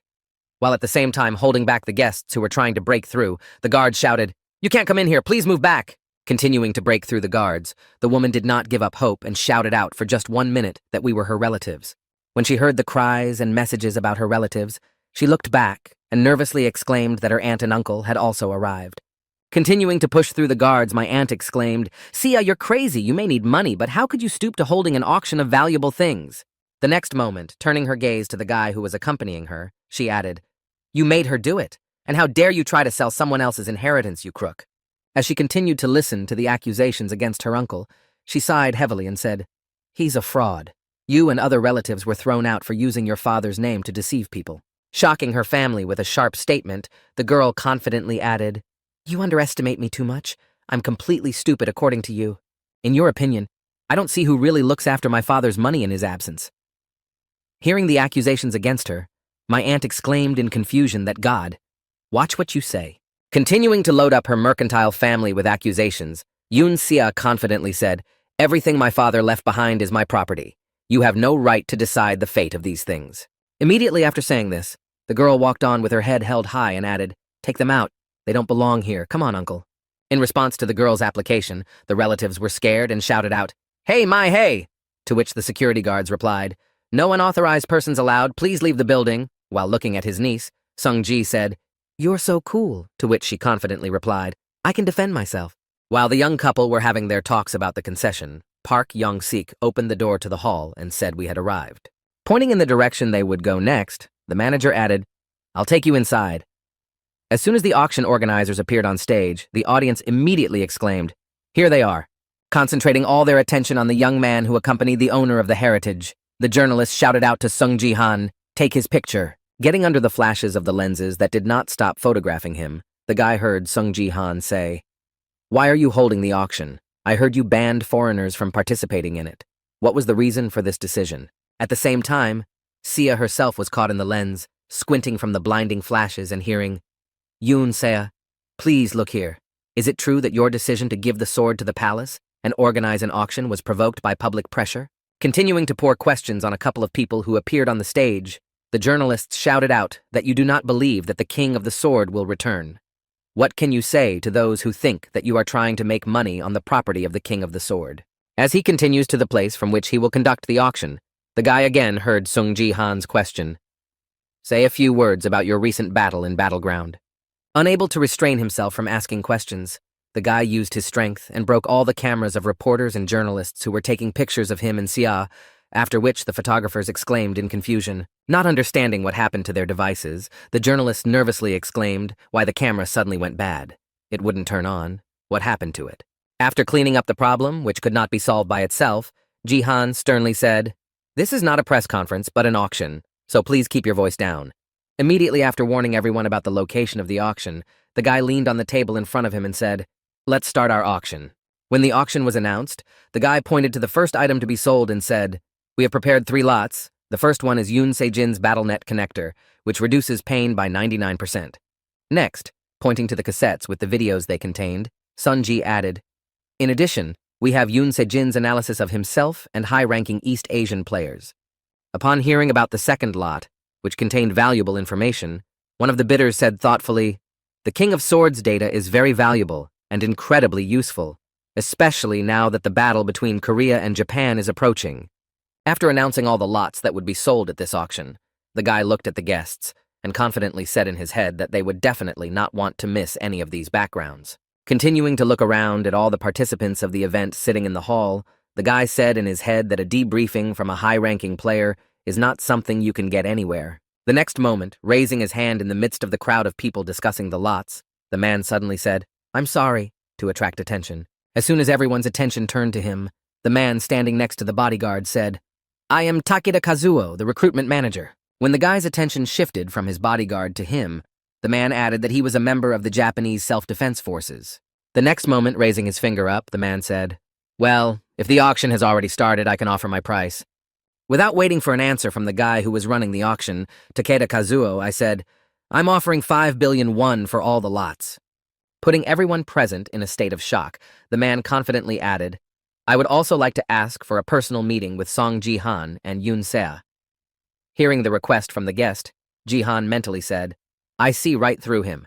After expressing his own thoughts in his head about the guest's intentions, Ji-han turned to the foreign manager and said, "I'm sorry, but it's hard to arrange." Stopping in front of a man sitting at a table of the Japanese self-defense forces, the guy confidently added, "If you have something to say to me, then speak up." Continuing to press the man and gently rejecting his offer of a personal meeting, he added, "This is not the time or place to accept a meeting, and I think Japan knows this firsthand." After receiving a response from the auction organizer Takeda Kazuo, Sung-sang said awkwardly, "When you look at me like that, I feel a little scared. I'm a guest, so don't be so unfriendly to me." After demonstrating his feigned fear, the man smiled slyly and added, "If you continue to be hostile to me, I will be treated with hostility." Immediately after these words, his bodyguard drew his sword in front of Ji-han and prepared to fight, while the manager added that someone would have to intervene. Paying attention to the girl whose eyes showed that she was very strict, Ji-han heard, "I mean my bodyguard shadow." As the girl bodyguard pressed the hilt of her sword against the boy's neck, Takeda Kazuo said she could not be compared to Ken-O, the king of the sword, but she was also an impressive player. Immediately after these words, I realized that he had overstepped the bounds of what was permissible, and in order to maintain tact, said, "Oh, I am not threatening you in any way. I'm just keeping you informed, Heihe." Hearing the strange mockery of the man who tried to intimidate him, Sungji could barely contain himself. Feeling a surge of rage at the moment when the bodyguard allowed herself to be too much on someone else's territory, the boy mentally said, "What kind of fool is she?" A copy of Yoon Se-jin. It all happened very quickly, and the shadow appeared in front of Sung Ji-han, and the guy himself was not the most frightening, so he hit her, causing her to take a few steps back. Realizing what had just happened, the bodyguard gritted her teeth in rage and grabbed her sword, then said, "Let's continue," but saw a hand raised above her. Then, putting his hand on the shoulder of the shadow, which suddenly began to tremble, Sung Ji-han said in a stern tone, "You better give up your idea. This auction is broadcast on my battle tube around the world." Continuing to put pressure on the girl, the guy confidently added, "You're not going to pull out your sword in front of the whole world." And at that time, someone wrote in the comments, "Oh shit, she's crossing all the lines." Realizing that his subject had lost in a power battle against Ji-han, Takeda Kazuo waved his hand and said nervously, "Oh, stop it, stop it." As soon as the shadow stepped back and turned his head to the side, the man began to bow. My bodyguard said, rather fervently, "Please accept my apologies." As he continued to make amends for his employee's actions, the manager suddenly raised his head and said slyly, "But Sung-sang, we still need to clarify something." Paying attention to the girl standing behind Ji-han, the man said, "I'm ready to pay 5 billion subject to a personal meeting, but I have to accept this offer." Concentrating all his attention on the young girl who stood off to the side, Takeda Kazuo said to Yun-san, who heard his name and exclaimed nervously that it was me. When he heard the request from the foreign manager, Ji-han was confused by the request. Then he added the property of the sword, "King belongs to her. I am right." Passing by the guy who stood in the way of his plans and nipped in the bud any attempts, Takeda Kazuo said, "If so, then she is also in charge of the auction." Approaching the girl who was standing by the wall, the man slyly said to Yun-san, "I suggest we meet in person. You are curious about your father's whereabouts." Straightening his bow tie so as not to appear so ominous, the manager added, You can ask me absolutely anything, and of course I have a lot to tell you. Immediately after exerting sufficient pressure on the girl, the man raised his head and said, "So what have you decided?" In response to the man's question, the girl said confusedly, and at the same time Takeda Kazuo rubbed his hands together, thinking that she would definitely agree. How could anyone in their right mind refuse such an offer? The next moment, despite all his convincing, the girl confidently said no. After the refusal, the live viewers started writing to the manager, and he became pixelated. Confused after the refusal and speechless for a second, the manager came to his senses and exclaimed, "Wait a minute. What do you mean? You're giving up 5 billion because you need to meet in person, and it's 5 billion won at the current exchange rate." Hearing her husband's question, Yoon Sia confidently replied, "But my uncle is right. We need to be more careful in the current situation, and if my father can only be contacted on conditions, I don't want to know anything about him." Impressed by the man's answer, the girl looked at the shocked manager and added, "I'm a minor, and therefore I have to obey what my uncle tells me." Hearing the girl's refusal to accept the manager's offer, the rest of the guests breathed a sigh of relief and said, "What a relief. I thought all the items would go to Japan, but we can't let our guard down, so let her refuse to meet in person. However, we cannot know what Japan might do in the future." After that, the room fell silent. Realizing that his trick did not work, the foreign manager said, "If you are still against it, then there is nothing we can do." Ignoring the comments of the live broadcast viewers, the man happily announced, "We still offer you a price of 5 billion won. The offer of a personal meeting was optional. It was my own whim."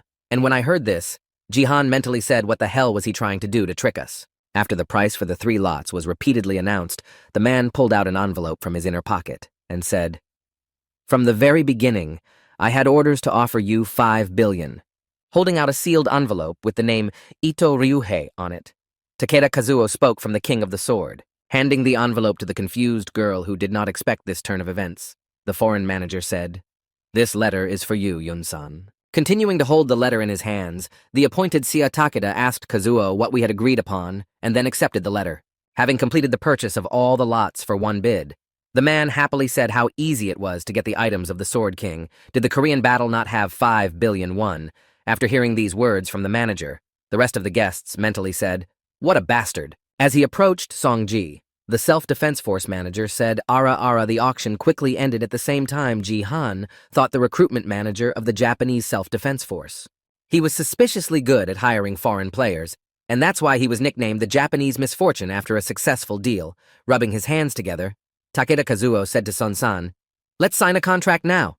Hearing the man's suggestion, Ji-han thought he must be directly related to the player who uses unsurpassed beauty, and then answered well. The next moment, continuing his thoughts, the guy mentally said to him, "You need to beware. The atmosphere here is not very Japanese, and it's too easy to get all the items, as if we had agreed on everything in advance. It will look bad on the screen." The next moment, one of the guests said, 5 billion from the very beginning is nonsense, and why did we come at all? At the same time, the girl felt the discontent of the guests in the hall, and mentally said everything is fine. You just need to turn the tide, and then she spoke into the microphone. Drawing all the attention of the audience, which was beginning to express its discontent, Yun added, "I heard that you decided to give away the Sword Palace. I don't know why, but it's a shame." Continuing to read out what was in the letter, the girl added, "This is the last thing you have left of me, so use the property wisely and more. This is the end of our father-daughter relationship." When this was said, the attention of everyone present was already riveted on the girl who began to dictate the message into the microphone. While all the guests did not understand what was going on, the girl added in the end, reading from the letter, "Don't expect anything more from me." After reading the letter, Yoon Sea smiled awkwardly and said that it was his handwriting. Having witnessed what was written in Ji-san's letter, I thought to myself, a woman of incomparable beauty, as far as I know, can influence the mind, so I am sure it is true. The next moment, remembering Yoon Se-jin, who had abandoned his niece, the boy added, "I hated him from the beginning, but he was a good and reliable father to Sia." As he continued to think about what he had heard, he thought he could not have done this to her, and at that moment a loud sound of tearing paper rang through the hall. Tearing up the letter from her now ex-father, the girl tried to hide her emotions and said, "Takeda, tell Mr. Ito the following from me. I have read your last will and testament, and I'm glad to end our relationship with you." Sensing the awkwardness of the situation, Sungji began to loosen his tie and turn his head away, and the manager froze in place in surprise. Tearing the fox into small pieces and throwing it on the floor, the girl said in a dejected tone, "Oh, I shouldn't have torn the letter. Now the janitor will have to work even harder." As soon as she said this, she felt the sudden heat from the scorching torn leaves and Jihan's voice, which confidently said, "Don't worry, everything is fine." Using his power skill to destroy the garbage scattered around the stage, the guy added to support his ward, "I'll take care of it." After reaching the desired condition of the audience, Song-ji clenched his hand into a fist, and all the papers were also collected in the air and spoke fire. After seeing an impressive fire show that could not have been predicted or planned, one of the guests exclaimed in confusion, he was a magician, where he got his fighting techniques and mana and divine power. The next moment, after recovering from the shock of what he had seen, Takeda Kazuo excitedly tightened his tie and said in his head, "I need a man like you. Japan needs a man like you." At the same time, all those present ran up to the guy, shouting and pointing out Sung Ji-han's business cards. "You're not yet a member of the guild. We'll accept you on any terms. I'm the first to come up. Talk to me first." Continuing to hand out their business cards, the people who wanted to talk to him cornered him and exclaimed, "Let's discuss it." To which he replied, "Wait, I'm a little embarrassed that you're all gathered around me." As he continued to slowly walk back from the crowd of people trying to recruit him, Ji-san added, confused, "This is not the time to talk about this," and then heard Yoon-sia say to her uncle, continuing to push the guy, even when asked to calm down. The guests exclaimed for only a minute.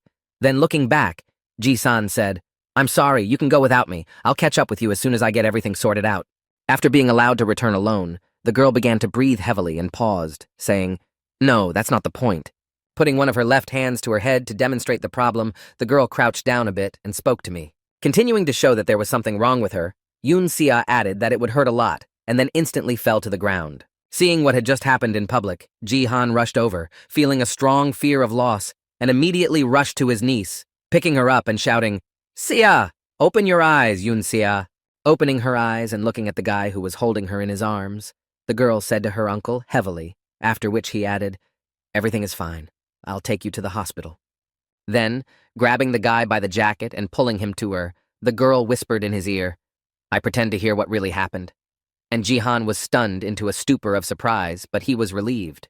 Smiling happily and giggling quietly, the girl said mentally, "I thought it would be quite difficult for you to cope with all of them, so I played along." At the same time, while Ji-san was dealing with the problem, the security guards took the guests away so that they wouldn't get stuck, and they said disappointedly, "Oh, at this time, we won't be able to make a bet. That's a shame."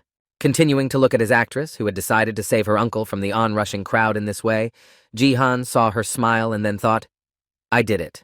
Breathing out a sigh of relief after such a stressful situation, the boy realized that she was really pretending and thought, "God, how much they look alike." Immediately after this incident, Sung-ji looked around at the guests and said, "I'm sorry, but the auction is over now. My niece has become ill and needs to rest."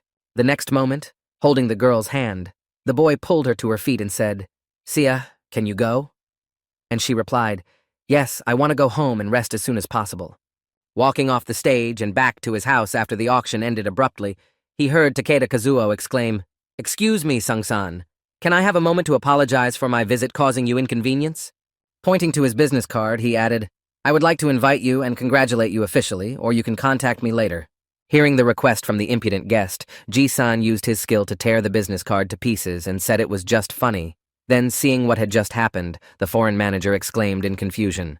In response to Takeda's surprise, Kazuo Ji-han said sternly, "You can consider this my answer to you." After seeing what had just happened right before his eyes, one stream viewer wrote that the bronze player had rejected the manager's offer to recruit the fourth best guild in the world, and he must be tearing up with rage right now. However, in spite of everything, the manager himself was not upset at all. His body was shaking with excitement, and then he said, "You are the best Sung Ji-han. His power is real." Continuing to look at the remains of the business card that Takeda Kazuo had destroyed in an instant, he thought to himself that the unknown force that could tear a business card to shreds was real. Imagining what a great future awaits this guy, the manager added that he deserves it already now. Being only in the Bronze League in the future, this Eastern star will become great. Continuing his wet dreams, the foreign recruiting representative of the Japanese Self-Defense Forces said with a sly smile, "I must get it at any cost." At the same time, after leaving the main hall and finding herself in a place where there were no outsiders, the girl high-fived her uncle and said something wonderful. Then, wiping his sweat from his face, Ji-san said happily, "You're a great actress. Even I believe you." And she confidently replied, I'm actually good at anything. And then he added, even cooking. After not receiving an answer to his last question, Sungji received a system notification that said you have one unread message. After viewing the content with the donation, the guy surprisingly said 10,000 points of equipment. I turned off the broadcast, and he still threw the donation, to which Sia nervously added, wow, what a nasty style of letter. Then Sungji added, I did not expect that my first sponsor would be some weirdo who could block him. The next moment, their joyful conversations were suddenly interrupted by a woman's voice saying hello to Song Ji-han Yoon Sea. Catching a couple of young people on their way back home by surprise, the woman added that she was glad to meet you. Staggering the auction organizers with her sudden appearance, she added, I would like to greet you on behalf of the Divergent Guild. I am Lee Hae-young, head of the 3rd Department. Continuing to push the guy, the woman added, smiling happily, I really wanted to meet you, and I'm sorry for this unexpected visit. When she finally finished her introductory speech, Ji-han was surprised to hear that you didn't have an invitation. How did you get in here? And then he thought she sounded familiar. We've met before.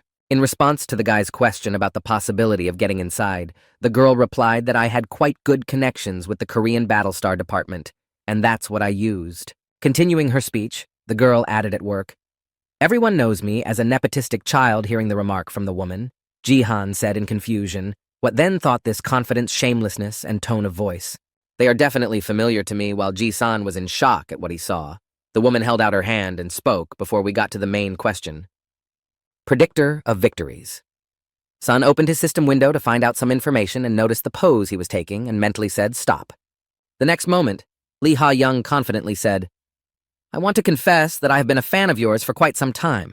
Finally realizing who Ji-han was, he said in confusion in his head that it was definitely her. At the same time, looking at the embarrassment of his staring uncle and the unfamiliar woman, Sia thought what was wrong with him. He was impressed. The next moment, she turned her gaze to the woman standing in front of them and thought, frightened, that he had fallen in love with her. After the guy collected his thoughts after the sudden meeting, he said that everything has a line that is dangerous to cross, because once you step on it, you can't go back. Surprising the guests with his phrase, the boy confidently added a quote from the famous writer Dostoevsky, known for his addiction to games. Well, what if she heard what Lim Ga-yoon's boyfriend just asked her and held back her anger so she wouldn't lash out at him right then and there? But it didn't last long, because in 1 second a girl bodyguard stepped forward and said, step back, ma'am. Shielding her client from Ji-han, who had just revealed one of her most revelatory secrets, Lim Ga-yoon exclaimed, how do you know her, diva? Only a few people know that she's a real gambler. And hearing her subject's words, Lee Ha-young said in confusion. After which Ga-young added angrily, how could an outsider know that? Hearing the tone of the bodyguard's girlfriend and the woman's reaction, Ji-han smiled slyly and said, now I have no doubt. Recalling his past life, the boy confidently said in his head the nickname of this woman, Zero. She is the manager of the American Leaders Guild. She was the only Korean woman there besides me, and she was always either drinking or gambling or both. However, her life was set in this way because of her voice, and it is thanks to her voice that she became a deputy of the American Players Guild. In general, voice ability is an ability that is used to strengthen after training. When people start paying attention to pumping other aspects such as characteristics and gift ranks, it will be revealed in its entirety. Again, recalling the image of the woman who had been the guild's deputy, he mentally added that the strongest of those who used the voice was Zero. The next moment, the bodyguard girl exclaimed in surprise, Miss, maybe you go to the casino too, and Ga-yoon replied, holding back her anger, please stop. After meeting the two prominent persons, Song-ji mentally said the Plum Blossom Sword and Zero in the Divergent Guild are doing well, after which he said I met her on one of my past broadcasts. What she wrote in the chat stuck in my memory, so I decided to clarify, sorry for taking you by surprise. The next moment, the bodyguard approached his lady and asked her in surprise, so you're also writing in the chat room? And she nervously replied, please shut up. Immediately after this incident, deciding to change the tone of the conversation to a more relaxed setting, Lee Ha-young said to the Kem a little uncomfortable that I was called a gambler. Hearing the woman's words, Ji-han smiled and thought, they called me a name, but it's a fact. At the same time, he looked at his Uncle Sia nervously and thought, he's smiling, he must really like her. Feeling that everything was going smoothly, the woman reached for her purse and said, well, I don't mind talking in a more relaxed atmosphere. I have a feeling that we will see each other often in the future. Watching from a third party, Yoon Sea saw Ji-han's phone being held out to her and thought, oh my god, she wants to get the phone, she likes Uncle too. Offering him to enter her number into her phone, Lee Ha-young confidently said, you're the right guild for the Divergent, let's meet in person sometime. Unable to contain her joy, the niece grabbed her cheeks and thought, "Oh my God, I'm going to be an aunt soon." At the same time, fixing her hair, Lee Hae-young confidently said in her head, "I was incredible. I'm great at setting the tone for a conversation while separating business and personal relationships." The next moment, looking back at her subject, the woman mentally said, "This is how you should turn men." But Lim Ga-yoon did not understand anything at all and looked at her with the look of a dead fish. Throwing her hair back again to make herself look more elegant, Lee Ha-young confidently said in her head, "Here's to gaining experience." In response to the girl's offer, Sung-ji, embarrassed, said, "I'm sorry, but I still don't know my phone number." Immediately afterwards, throwing his arm around her neck, the guy said, looking at his niece Sia, "What's your number?" Hearing this, the girl was surprised to think, what kind of stupid excuses are these? Looking at her uncle with eyes full of wonder, Yun Sia added in her mind that he was pretending to be unattainable. Immediately after misinterpreting her uncle's words, the girl mentally added that he was definitely up to something and needed help, and then leaning on Ji-han Sia said, "Uncle, I'm not feeling well again." Seeing that she started to pretend to be sick again, the guy thought she really wanted to go home, so he had to see her off. And then he told my niece it was not good for me to go. Before saying goodbye to the representatives of the Divergent Guild, Sung-ji said, "If you give me your business card, I'll contact you." And Lee Ha-young said, "Okay," holding out a piece of paper. Walking home with his niece, who was glowing and smelling beautiful, Ji-han did not understand the reason for her behavior, but at that time, Sia said to himself, "You don't have to worry about your uncle's relationship." When the pair of young people had moved far enough away, Lee Hae-young said to Ga-young, to which she replied, barely containing her emotions, "Yes, ma'am." Then the woman, barely containing her anger, said, "You can laugh. I'm going to go crazy anyway, so you don't have to hold back."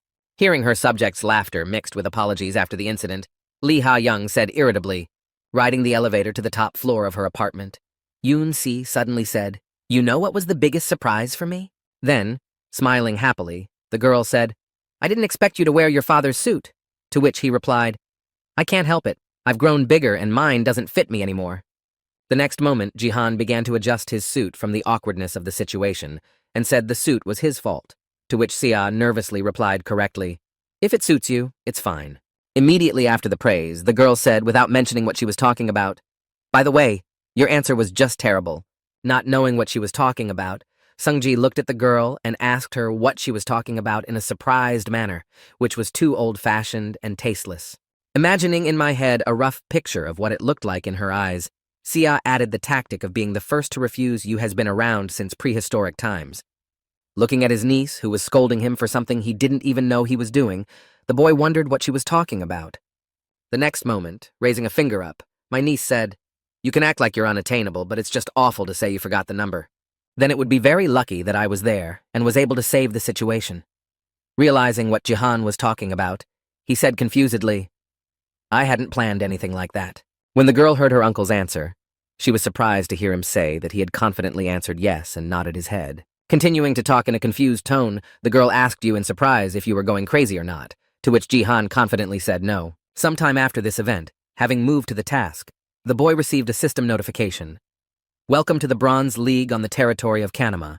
You are tasked with protecting the crystal and surviving the zombie attack." Once on the tower, where he had to destroy the crowd of zombies that were heading towards him and protect the crystal, the boy sighed heavily and said, "I'm so tired." Looking down at his head, waiting for the rest of his comrades with whom he was to carry out the mission, Sung-ji thought about how difficult it was to calm Xia. Immersed in his memories, he recalled the moment when the girl began to cry and exclaimed, "I ruined your chance at a relationship because of me." Immediately after this mention of the situation, Ji-han put his hand behind his head and sighed heavily, saying to her, "I thought I liked Lee Hae-young, and who would ever like someone who likes gambling?" Continuing to reflect on what he had to face while calming his niece, the guy added, "I didn't expect to meet Zero like this, though." Starting to recall her past life where they watched sports broadcasts and Diego McSheed won on TV, the girl exclaimed, "Damn, I lost again." Immediately after turning her gaze to the guy, Zero exclaimed irritably, "It was so stupid, how could he win?" Then Sung-ji thought we got close pretty quickly because we both lost our homeland and we used to bet on sports on weekends. Zero was simply addicted to it after these thoughts. Recalling the conversation further, the guy said, "I told you he would win." To which she replied, "How is that possible?" The next moment, when the man's status window was shown on the TV, the girl exclaimed that the god of football SSS had won an outdated gift, to which she heard me reply, "I told you to pay attention to the rank of the gift." and then she added that I would win next time. After hearing a promise from the persistent girl, Sungji said, "You'd better stop playing the O," and was told not to say that again. Taking a glass of alcohol in her hands, the girl bowed her head and said, "Everything has its own line, which is dangerous to cross, because once you cross it, you can't go back, and it annoys me." After hearing this, Ji-han looked at his friend and asked if she wanted to get rid of the scar on her face, to which she replied that it was the price of making a deal with the devil. Once again plunging into memories and thinking about these incidents, the guy said in his head, "We had a lot in common." As he continued to enjoy his drink at the bar after winning the bet, he suddenly heard Zero say to him, "Hey, Ji-han." Covering one of her eyes with her hand, the woman added, "Tell me why you have become stronger only now. If I had been as strong as I am now, I would have stayed in Korea." Looking down and smiling involuntarily, Zero added, "Then my friends wouldn't have died of guilt?"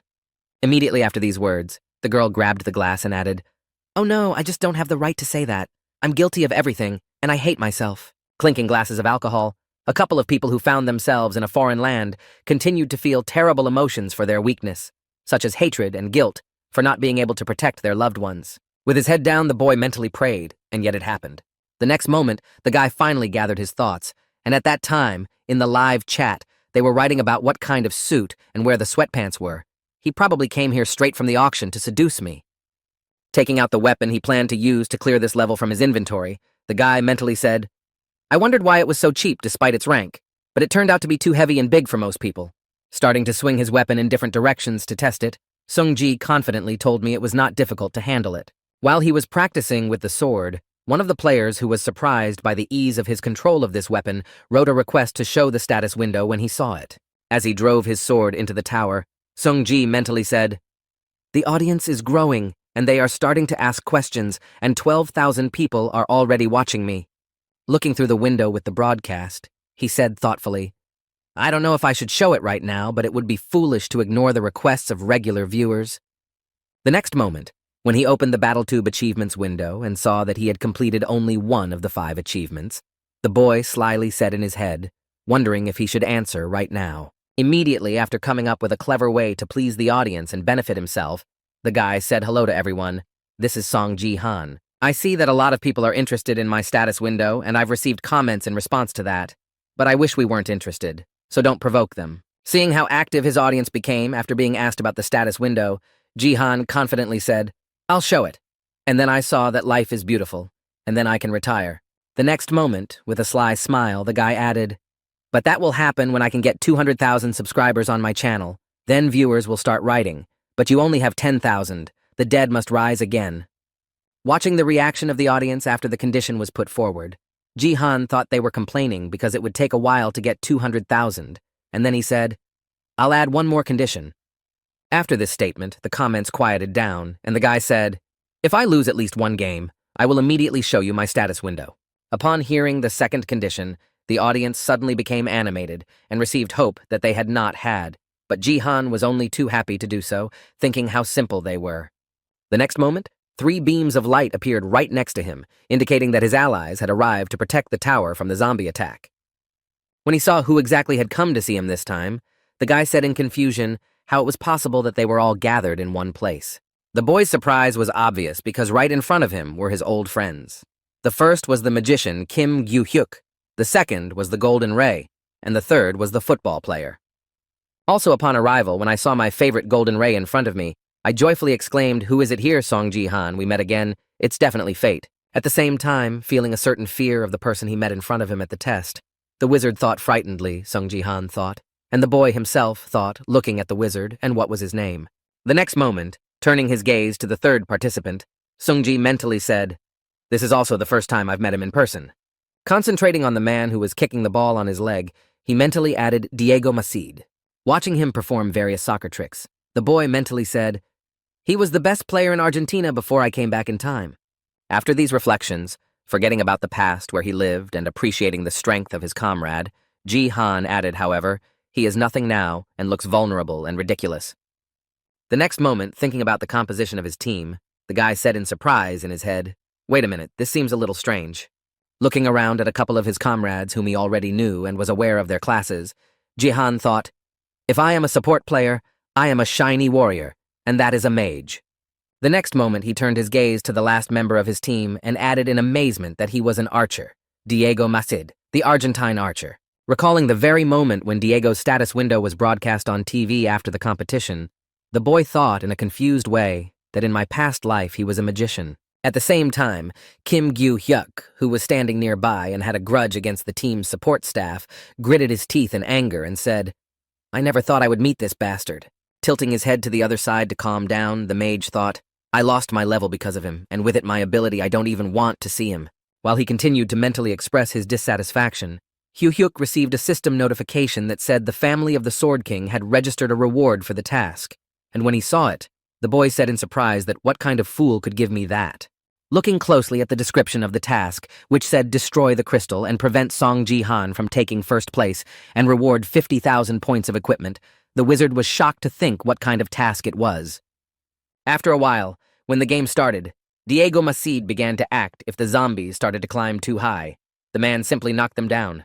And the most interesting thing is that after hitting the enemy, the ball bounced back under the man's control, and he could continue without losing his ball. After destroying a few monsters that were approaching the tower, Diego said to his Ji-han, "Buff me. I'm an archer, and I need more power." Continuing to look at his friend, the man added that in a team game you should treat all participants fairly, after which Ji-han looked at his hand and thought, "I didn't have enough characteristics until now, so I didn't use them much." Immediately after starting to cast the spell of amplification, the boy said, "However, now the number of divine power has increased. You can try it," after which he said, "Power." As soon as the casting was completed, all the players felt an increase in their own strength characteristics, but the warrior and the wizard were most surprised. Feeling that he had become stronger thanks to his friend, the Golden Ray joyfully exclaimed, "Wait, Ji-han, you gave us buffs. You're really a support player." At the same time, Kim Gyu-hyuk was thinking about why he was reinforcing us, and then he heard the magician we had already met. Looking at Sungjin, he heard, "This time you will play with us," to which he nervously replied, "I'm sorry." Realizing what the boy meant, he immediately added, "Yes, of course I will." Hearing the strange conversation between his comrades, the Golden Ray approached Kim Gyu-hyuk and asked what was the matter between you, to which he replied that he would have thrown me out again if I had refused to obey. After receiving the necessary information from his comrades, Ji-ha jumped down from the tower and exclaimed, "Well, then I'm counting on you." Seeing what the support team had just done, Diego Macid asked Diego Macid, pointing down, what was the crazy man's answer, and what was not immediately clear to the stupid footballer. After answering the archer's question, Kim Gyu-hyuk bared his teeth and thought, "I hate him. He really thinks I'm his subject." Immediately after turning his gaze to the task window with the 50,000 reward, the guy added, "No, I'll do what I decide." At the same time, while going down to the crowd of enemies waiting for him, Ji-han spoke fire. After creating a simple spell, the boy began to gain concentration, mentally reciting mana and divine power that became more powerful after merging to tear apart the miserable crowd of zombies. By mixing divine power with mana, Ji-han achieved the result of a sphere of blue flame in his hand. The next moment, he used this attack right on landing to clear his landing pad.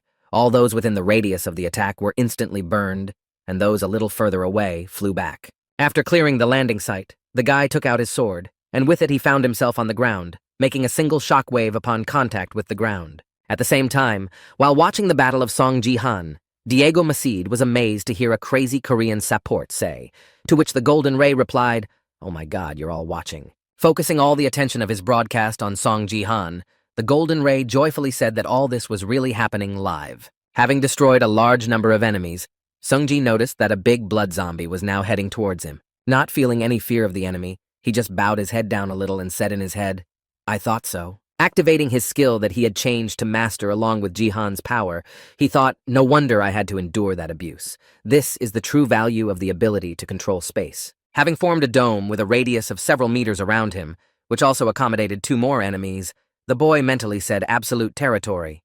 Watching the monsters lose their ability to move, Ji-han mentally said, "Anyone who enters this territory will be under the control of the one who uses it."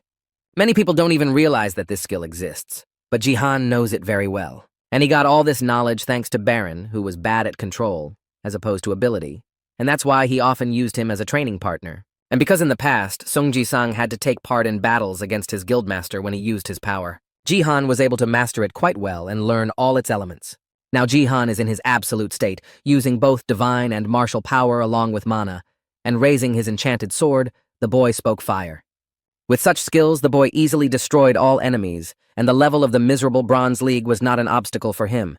After a certain period of time after he jumped down, the guy finished off another monster and received a system notification that said the number of enemies destroyed was 124 out of 1,000. Continuing to actively organize the genocide of monsters, the guy swung his sword and said in his head, "Last time I couldn't kill 1,000, but now I'll definitely be able to."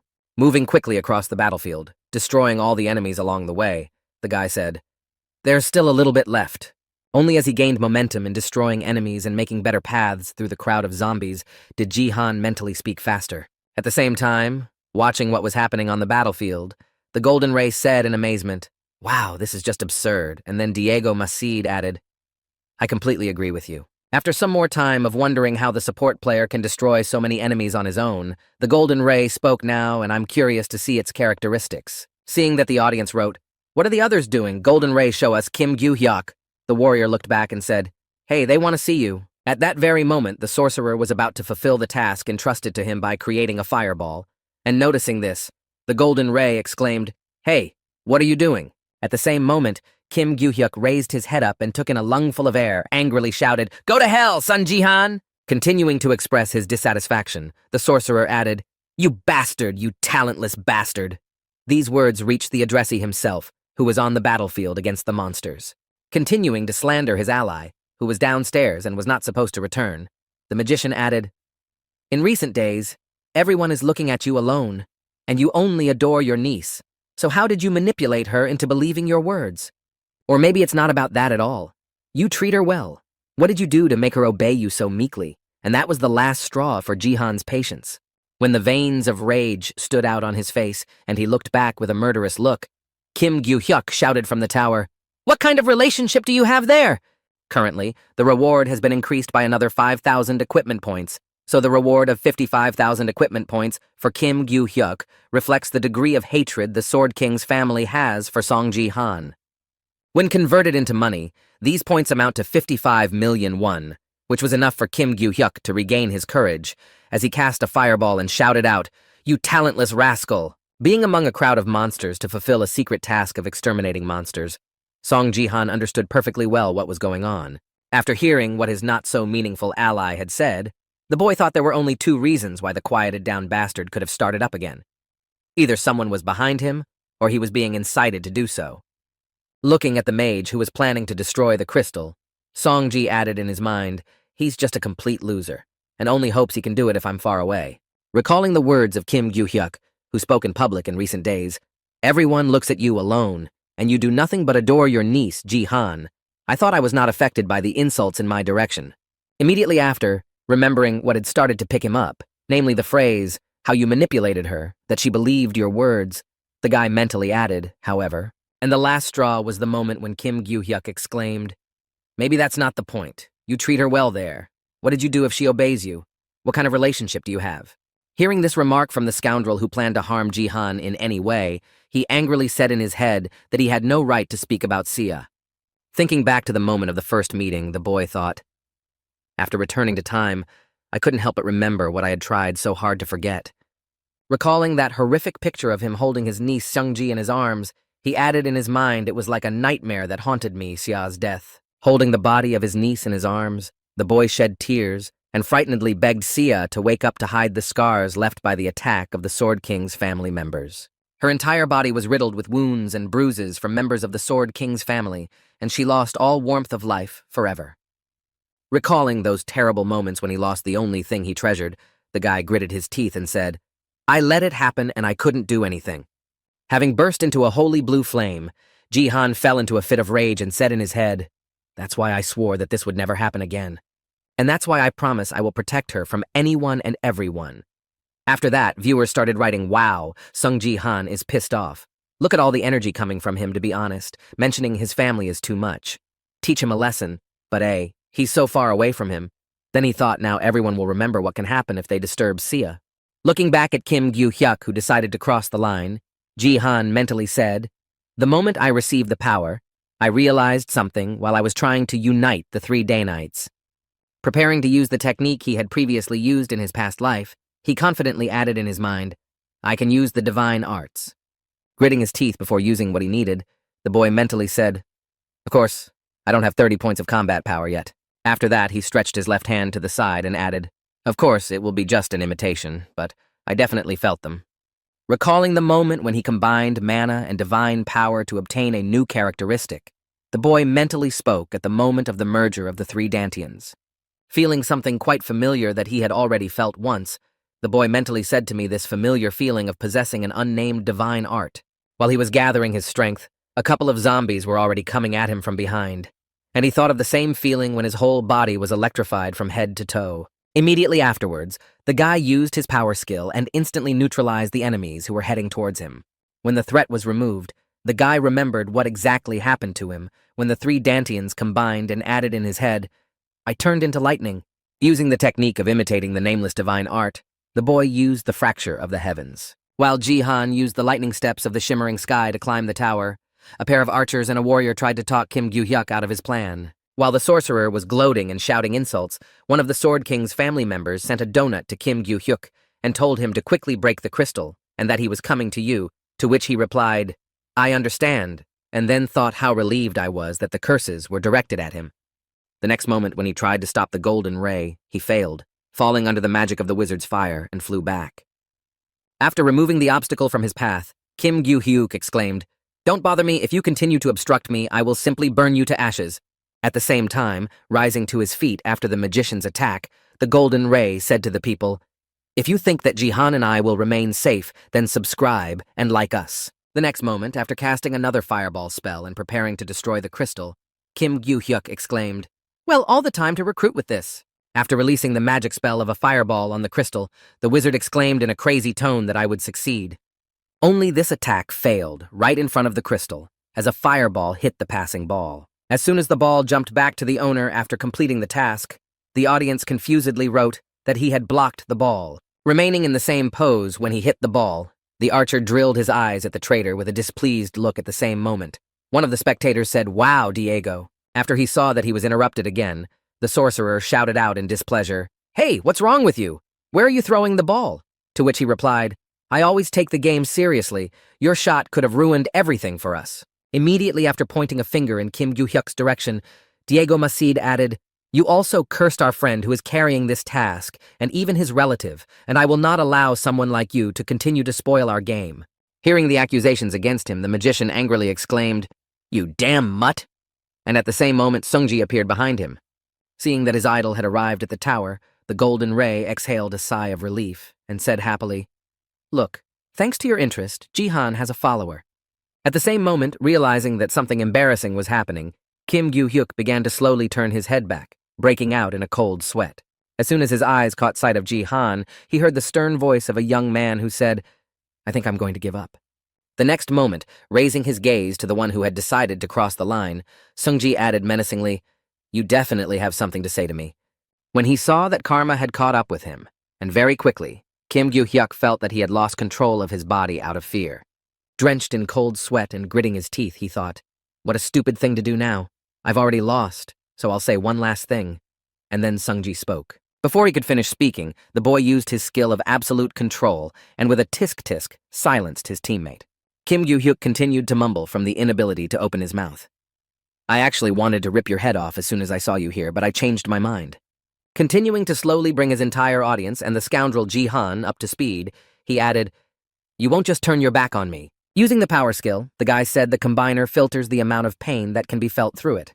Starting to implement his plan to teach the impudent magician, the guy said, "That's why if I finish you off very quickly, you will only go down one level." Continuing to keep the wizard's mouth closed, Jihan asked, "I'm sure you've never experienced anything like this in your life." As he prepared to make Kim Gyu-hyuk feel the terrible sensations of pain, Jihan said, "I'm going to introduce you to a world you don't know." At the same moment, the magician smiled slyly and said, "You idiot, you know perfectly well that you can't really finish me off. I've already lost all my abilities, so I have nowhere to fall." Continuing to console himself because Jihan would do nothing to him in this situation, and he had nothing to lose, Kim Gyu-hyuk said in his head, "It's a shame to lose the reward, but I beat you, so this victory is still mine." The next moment, feeling a strange sensation of pain that cut through his entire body and felt quite strong, the wizard thought at first that it was too much pain. Hearing the rascal start screaming in pain, screaming at my body, Jihan asked in surprise what was wrong. It was already hurting, but it was just a warm-up. A few seconds after the unbearable pain, the guy started squirming and crying, and scared, he exclaimed, "Please, please, please, please, please, please, please." Under the painful screams of the guy who crossed the line, the golden ray who was standing behind him and trembling nervously said, "Oh, you are so cruel." To which Diego Macide added, "I agree." The next moment, the warrior added in surprise that it was strange that people usually use a combiner, and therefore it could not hurt that much. To which the archer replied, "Look closely, shiny one." Paying attention to what the football player is doing to Kim Gyu-hyuk, Jihan added that he is treating him with one hand incessantly. Looking closely at what they pointed out, the guy was surprised to hear that it was a side effect. Thinking about how it could be and how someone could feel such pain, I added a golden ray, so it turns out that it's a bug. Imagining the approximate mechanics of what is happening here, he thoughtfully added that if you treat wounds that are caused by periodic damage that is similar to poison or burns, you will experience an overload at this time, and you will feel all the pain that the connector transmits. Continuing to watch from afar what was happening before his eyes, the golden beam added in confusion, looking really hurt by the ability he was giving off so much damage. At the same time, to Kim Gyu-hyuk's screams, Jihan continued to punish him for what he had said, mentally saying muscle strains and bone cracks, bone fractures and muscle tears. This all happens because of the ability to send an unknown energy into the body and destroy it from the inside, and only a few martial artists are experienced enough to use it. At the same time, moaning heavily in pain, the wizard said confusedly in his head, "I put 95% pain reduction, so why is this happening?" Feeling something he had never felt before, the magician added a pain in his head as if my organs had been ripped out, and my body was pierced with needles. Continuing to suffer from painful sensations for some time, the guy gathered the courage to think, "I don't want to feel this," and then exclaimed, "Just finish me off, bastard." Hearing the traitor's request, Jihan grabbed his sword and instantly took his head off his shoulders. After the head separated from the rest of the body and began to disintegrate in space, a system notification appeared saying that the player Kim Gyu-hyuk had died. The next moment, while waiting for that rascal to be reborn, Sungji stood in the right place and thought he must reappear somewhere. At the same time, without noticing the monster behind him, the golden ray said in his head that he needed to negotiate with him more carefully. At the same moment, the stalker fan streamer Golden Ray fully felt the fear of Song Jihan. Reborn again in front of Song Jihan, the traitor wizard exclaimed in fright at the sight of him, "Please have mercy on me, I was wrong." After experiencing pain again, the guy switched off, after which a system notification appeared.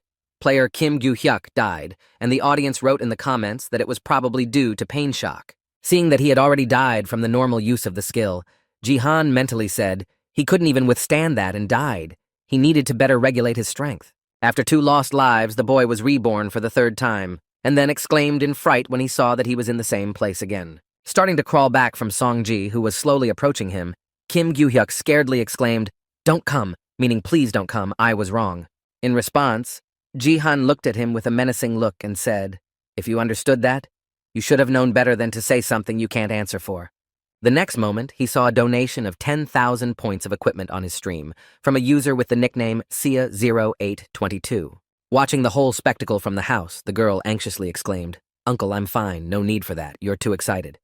Continuing to dissuade her uncle from continuing to punish the culprit, the girl added, "If you continue, you will lose all your followers." Starting to get nervous that her family member was getting out of control, Yoon Sia added stop and concentrate on the task. Hearing a request from his niece who interrupted his flow of anger, Jihan was surprised to think, "Wow, she's calmer than I thought." Immediately after looking at the boy who had fallen under his first punishment experiments, Jihan thought it was certainly not enough, but deciding that this was the end of the matter, the guy thought that without taking any action, it would be enough for now. We have a peaceful period. At the same time, Kim Gyu-hyuk was crawling in the opposite direction from Seongjin and said, "Please save me. No, finish me." Then the support team thought, by the way. Thinking that he still needed to get information, the boy mentally said he needed to find out something, and then said who it was. Looking back after Kim Gyu-hyuk's question, he saw Jihan's face and asked what bastard convinced you to do this, to which he scaredly exclaimed, "I'll answer. I have an excellent memory. His nickname is the Sword King Family, 898, and he offered me 50,000 points of equipment." Immediately after he quickly laid out all the information about the customer, the wizard folded his arms in front of him and said, "I've completely lost my mind. Such a reward is not worth my death." Continuing to beg for mercy, he added that his fans were throwing money right and left, and it blinded me at the time. Supporters of the King of the Sword wrote, "And how dare you who entrusted the task to such an idiot? There will be no second chance for you." When he heard the reason why he was suddenly hired, Ji-han was surprised to think how one person could offer 50,000. It must have been an entire organization. Having thoroughly considered all the information received from Kim Gyu-hyuk, the guy grabbed him by the collar and said, "Well then, I'll take that into account for the future." As Ji-han was preparing to let the sorcerer fly, he said, "Finally you can thank Sia for stopping me." After being thrown into the air by Seungji from the tower, Kim Gyu-hyuk scaredly exclaimed, "Thank you, Sia." After making the throw, the golden ray holding the sign with the number 10 says you have just seen how to deal with clowns. The next moment, the camera panned to Ji-han, who was rubbing his hands together and said, "If you liked it, then subscribe and like and subscribe," while Ji-han thought he needed to finish off more zombies. Continuing to look down and get angry that he was prevented from completing the task, the guy angrily said in his head, "If they hadn't interfered with me, I would have completed the mission long ago." Immediately afterward, he remembered that just a few minutes ago, when he had gambled, he had already destroyed 921 representatives of the monster race out of the 1,000 needed. The next moment, deciding to check exactly how many enemies he still had left, the guy said the status window and then thought, "I'll finish the remaining 80 quickly." Immediately after noticing the system notification that said you had one unread message, the guy was surprised to hear what it was. Seeing that the mission had already been accomplished by itself, the guy looked outside the tower and said in surprise when he saw the bodies of zombies trailing lightning across the shimmering sky. Immediately after recalling the moment of his use of this skill, the guy mentally spoke about what had happened. Recalling how he used this skill, the guy mentally added that the electricity zigzagged through the rows of zombies standing nearby. Starting to imagine in his head what exactly could have happened, he added, "To be more precise, I simply failed to control it, and that's why the scattered force exploded." Continuing to reflect on what he had done, the guy said in his head, "I didn't use nameless art. I used tie-dye, which is why it didn't turn out very well. Although I'm happy with the result, it still turned out awkward." Having finished analyzing everything that happened after he used his power, the boy said in his head, "I need to train more." The next moment, he suddenly heard the voice of a golden ray shouting his name in an attempt to attract attention after hearing what he had heard, and Ji-han turned his gaze to Diego. Continuing to call his idol, the shiny one asked joyfully if you were going to go down further. "Could I go down there with you?" Immediately afterwards, Mr. Masid spoke to the archer, ignoring all the words of the golden ray of Ji-han. As soon as he turned to him, the boy held out his hand as they shook hands. Seungji said thank you for protecting the crystal, to which he heard in response, "I did what I had to do." Continuing his casual conversation, the guy happily added, "Let's meet sometime so I can repay you." Immediately afterward, he added, "I have something to discuss with you." But as he said this, he suddenly felt a strong earthquake. Not understanding what was going on, one of the participants in the survival task shouted out in confusion that an earthquake like this had never happened before. Looking down at his feet, the golden-haired boy, trying to understand what was happening, said now, as if something was about to explode, "What should we do?" And then Diego shouted, "Look over there!" Only a couple of the guys turned their attention in the direction the archer pointed, and then they could see a giant limb coming out of the ground, and Ji-han exclaimed in surprise that it was a hand. The hand that appeared from the ground began to laugh ominously while the three guys just froze in place, not understanding what was happening. The next moment, the golden beam exclaimed what it was, to which Diego replied a hideous hand. Then the warrior added it was so far away but still seemed big. Continuing to stare at the hand that appeared from the ground, Ji-han could not understand what it meant until he suddenly felt a strange feeling. Seeing that the hand began to nail and grab monsters that were within reach, Ji-han mentally said this thing. Continuing to observe the behavior of the hand that was inexplicably hunting zombies, Seungji mentally added devouring. After these words, the zombie hand has already managed to catch and examine all the monsters in its reach. The next moment, noticing the actions of the hand that suddenly appeared, the golden ray exclaimed in confusion why it appeared on the map of the Bronze League, although it should be in the Golden League or higher. Also, seeing the monster that had just appeared from the spit out of Ji-han's hand, he mentally said that it was an evil monster made of pieces of different bodies. As he watched several of these golems approach them, he added anxiously in his head, and the shiny one correctly noted that he had no place in the Bronze League. The next moment, when he opened his system window, the boy exclaimed anxiously that it was because of interrelated tasks. In the window of the new task received, the interconnected task of the Origin of Zombies 2 was written. Defeat the corpse golem without the help of the crystal, after which he mentally said what it meant without the crystal. Immediately afterwards, a system notification appeared above him, saying that you had cleared the map of 10 towers, and he was surprised to see that it was a system notification. The next moment after his thoughts, he received another system notification that said, "You have been given a bonus task." Watching the enemies he had to defeat, Jihan read in the task notification window the bonus task to stop the corpse golem. At the same time, one of the other team's group confusedly said the bonus task, but why did it appear in the Bronze League? And then another added, "Hey, we're really being asked to stop them." The next moment, all the participants who were still on the battlefield received a notification that said to stop the corpse golem created by the Black Hand's follower of destruction. If you use the blessing of the crystal, you will reduce the difference in your strength. At the same time, the viewers of the live broadcast nervously wrote to God, "They will definitely not be able to defeat such a bunch of enemies. Bring the bomb here." After seeing the requirements set for them to fulfill, the Golden Ray nervously exclaimed that they really believe that we are able to accomplish this task. Even the players of the Golden League would have to suffer. After hearing the words from his friend, Sung-ji closed his eyes and thought he was right. They can't expect us to cope. Continuing to look at the horde of enemies who were approaching them with every passing second, the guy mentally added, "Otherwise, they would not have offered such a reward." After reviewing the task that said stop the corpse golem created by the follower of destruction with the Black Hand, the reward is 10,000 achievement points and a fragment of crystal. Then, Ji-han thought a fragment of crystal, so they give out something other than points as a reward. The next moment he turned his gaze to the sword next to him and mentally said, "This means that this task is at least of epic class." At the same time, resigned to his fate, the Golden Ray sighed heavily and said, "Well, if this is a bonus task, then let's do our best." Immediately after accepting the fact that they would have to fight against the enemies, the Golden Ray said to Ji-han, "You need to be the first to receive the blessing." In response to his friend's words, the guy pulled his sword out of the ground and said no need. Upon hearing this, the viewer wrote that he was scared, to which he replied that he was going to show his status window. After refusing the offer to receive the ball's blessing first, the boy went to the monster to finish him off with his own toy. A corpse golem is a dead man with an incredible amount of health, which can only be defeated by destroying the core in the center of the body, which is quite difficult to do because it is large and deeply seated. Moreover, the corpse golem is considered a monster boss even in the Golden League, and the fact that Song Ji-han is doing well at his rank does not mean that it will be easy for him to defeat them. The next moment, when he was on the edge of the tower, the boy used his skill of combining forces and said, "Hey, you two, you better move aside." As soon as his comrades took safe places to avoid being hit by the shockwave, Sun Ji-han rushed at the enemy. At the same time, seeing what the boy left behind, a couple of his friends who remained near the crystal fell into a stupor. Immediately afterwards, the support player flew at one of the group of golems that was heading towards the tower to finish it off and complete the mission.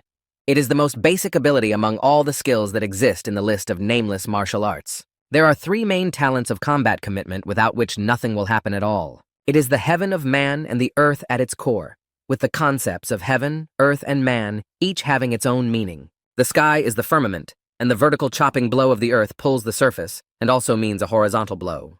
And the last object in this list is a human being, symbolizing a piercing blow, which is the newest form of nameless martial arts. All of this means that there is a technique that can destroy a whole mountain at once, and this skill is a combination of three talents of combat commitment. Having roughly imagined how it should work, the boy swung his sword and struck a slashing vertical blow, mentally saying the mountain would be destroyed. Seeing the enemy cut in two, a couple of his comrades just froze in place in amazement. At the same time, looking at the results of his stroke, Ji-han mentally said, "That sounds pretty impressive." But in reality, it's just a vertical strike. The golem has already begun to fly downward, divided into two parts. Immediately after, Sung-ji received a system notification that said you completed the bonus task of the fourth tower, followed by comments like, "Wow, you're crazy. You better not joke with Sung Ji-han," standing on the tower near the crystal and watching his comrades battle when Song Ji-han swung his sword. At that very moment, the Golden Ray experienced emotions that contradicted themselves and were difficult to describe in words.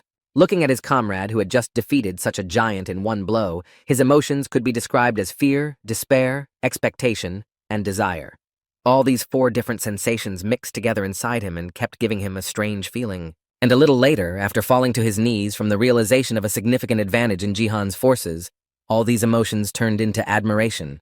While the warrior was on his knees and breathing heavily with admiration for Sun Ji, Diego Macid stood there like a stone, unable to say anything.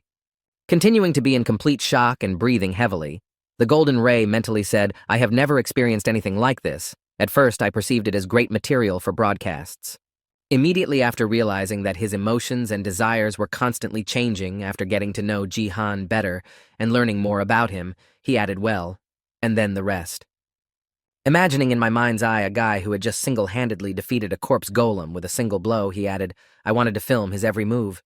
Every swing of the sword, and every word of the person who is most likely to become the best player and streamer in the future. Gathering his thoughts and suddenly raising his head to keep Sungjin in sight again, he added in his mind, I have to do this. Waiting for his comrade to return to the tower, who was already heading back in a lightning beam, the warrior thought I would film his becoming a legend. However, despite the Golden World's decision to give Song Jihan all of themselves, after the boy returned, the Golden Ray exclaimed to Jihan, You really did a great job. Ignoring the words of his admiring friend, Songji looked at the other archer who was standing next to him at that moment. The beginning of the relationship between Song Jihan and Diego Macid standing in front of the man, Jihan would drill him with a piercing stare without saying a word until he regained consciousness. At the same time, as they were failing against each other, the other teams involved in the defense of the tower shouted out, This is a stupid game! A few minutes after the start of the additional mission, a system alert appeared that the third tower had failed to complete the task. At the same time, Jihan and his comrades received a great notification. The bonus task was completed, and the players of the team that completed it received 3 times as many equipment points. When he saw what he got for his efforts, the guy smiled slyly and said in his head, The game rewards me generously. However, after receiving the reward, Jihan looked to his left and said, But I still have one more thing to do.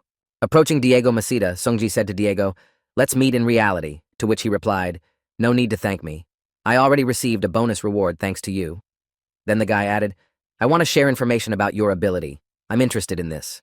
When he heard why he wanted to organize a meeting in reality, Diego Macid asked in confusion what my ability was even possible. In response to his new friend's question, the guy created a magic spell in his hand and said, If I were a mage, it would be rather boring to tell you everything now, so we'll discuss it in more detail over lunch. When I heard the offer from my friend Diego, I thought to myself that he was hinting at a change of class, and that if someone else had made the offer, it would not have been worth the time. Only this time he was approached by a certain ace, Sun Jihan, whose incredible strength he had seen firsthand.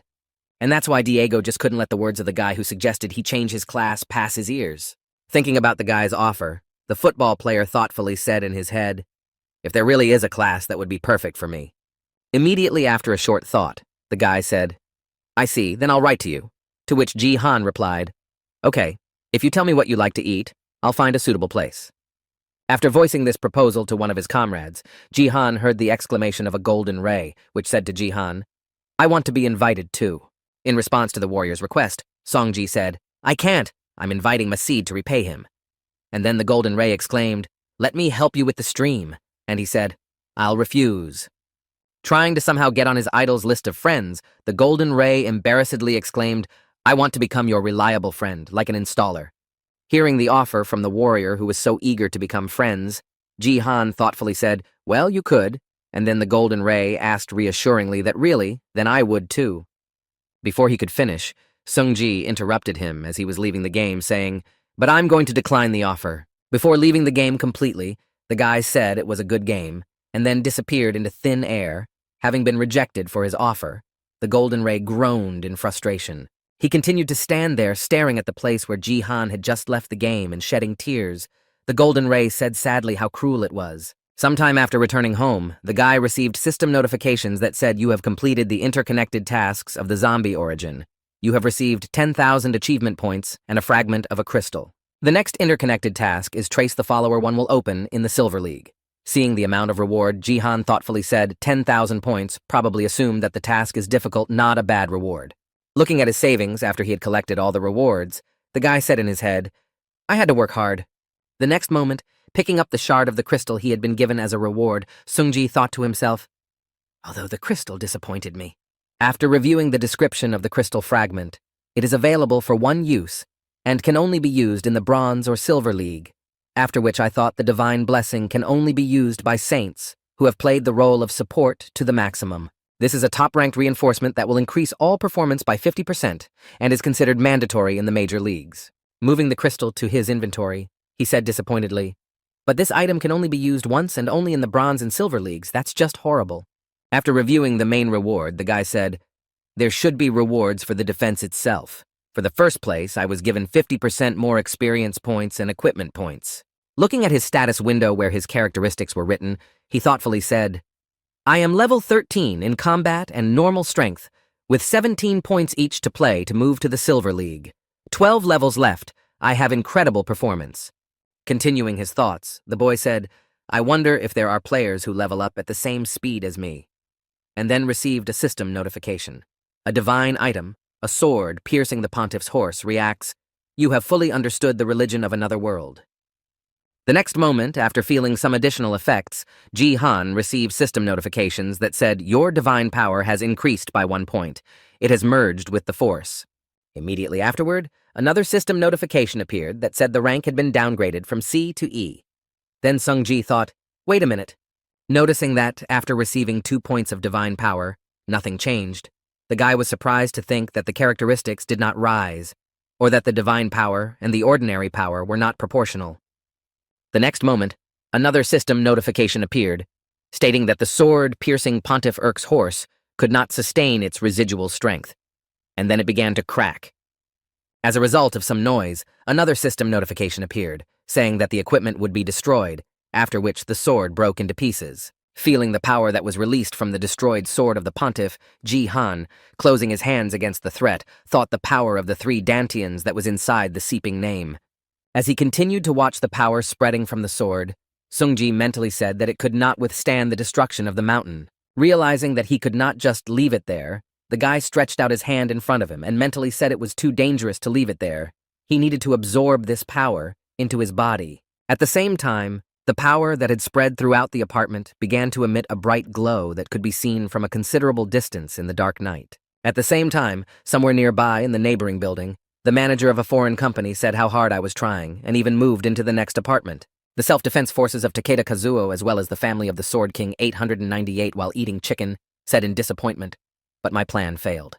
The next moment, he began to recall his work, which began when Kim Gyu-hyuk received the assignment with the registered fee, and then exclaimed in surprise that what kind of fool could give me that? What kind of task was this? In the description it said, destroy the crystal, and prevent Song Ji-han from taking first-place reward 50,000 points of equipment. After issuing this task, Takeda Kazuo said, what could be better than an assistant who shares your goals? Sitting in front of the computer monitors and watching the live broadcast of the defense task, the manager said with a sly smile, you take revenge on Sung Ji-han, and I'll see his status window. Watching the reaction of the guy who fell for the money, he added, stupid people. Even after losing their strongest player, they continue to quarrel with each other. Thanks to them, it's easy to engage in incitement. It will be enough for me to just pretend to be one of the fans of the King of the Sword to interfere with Song Ji-han.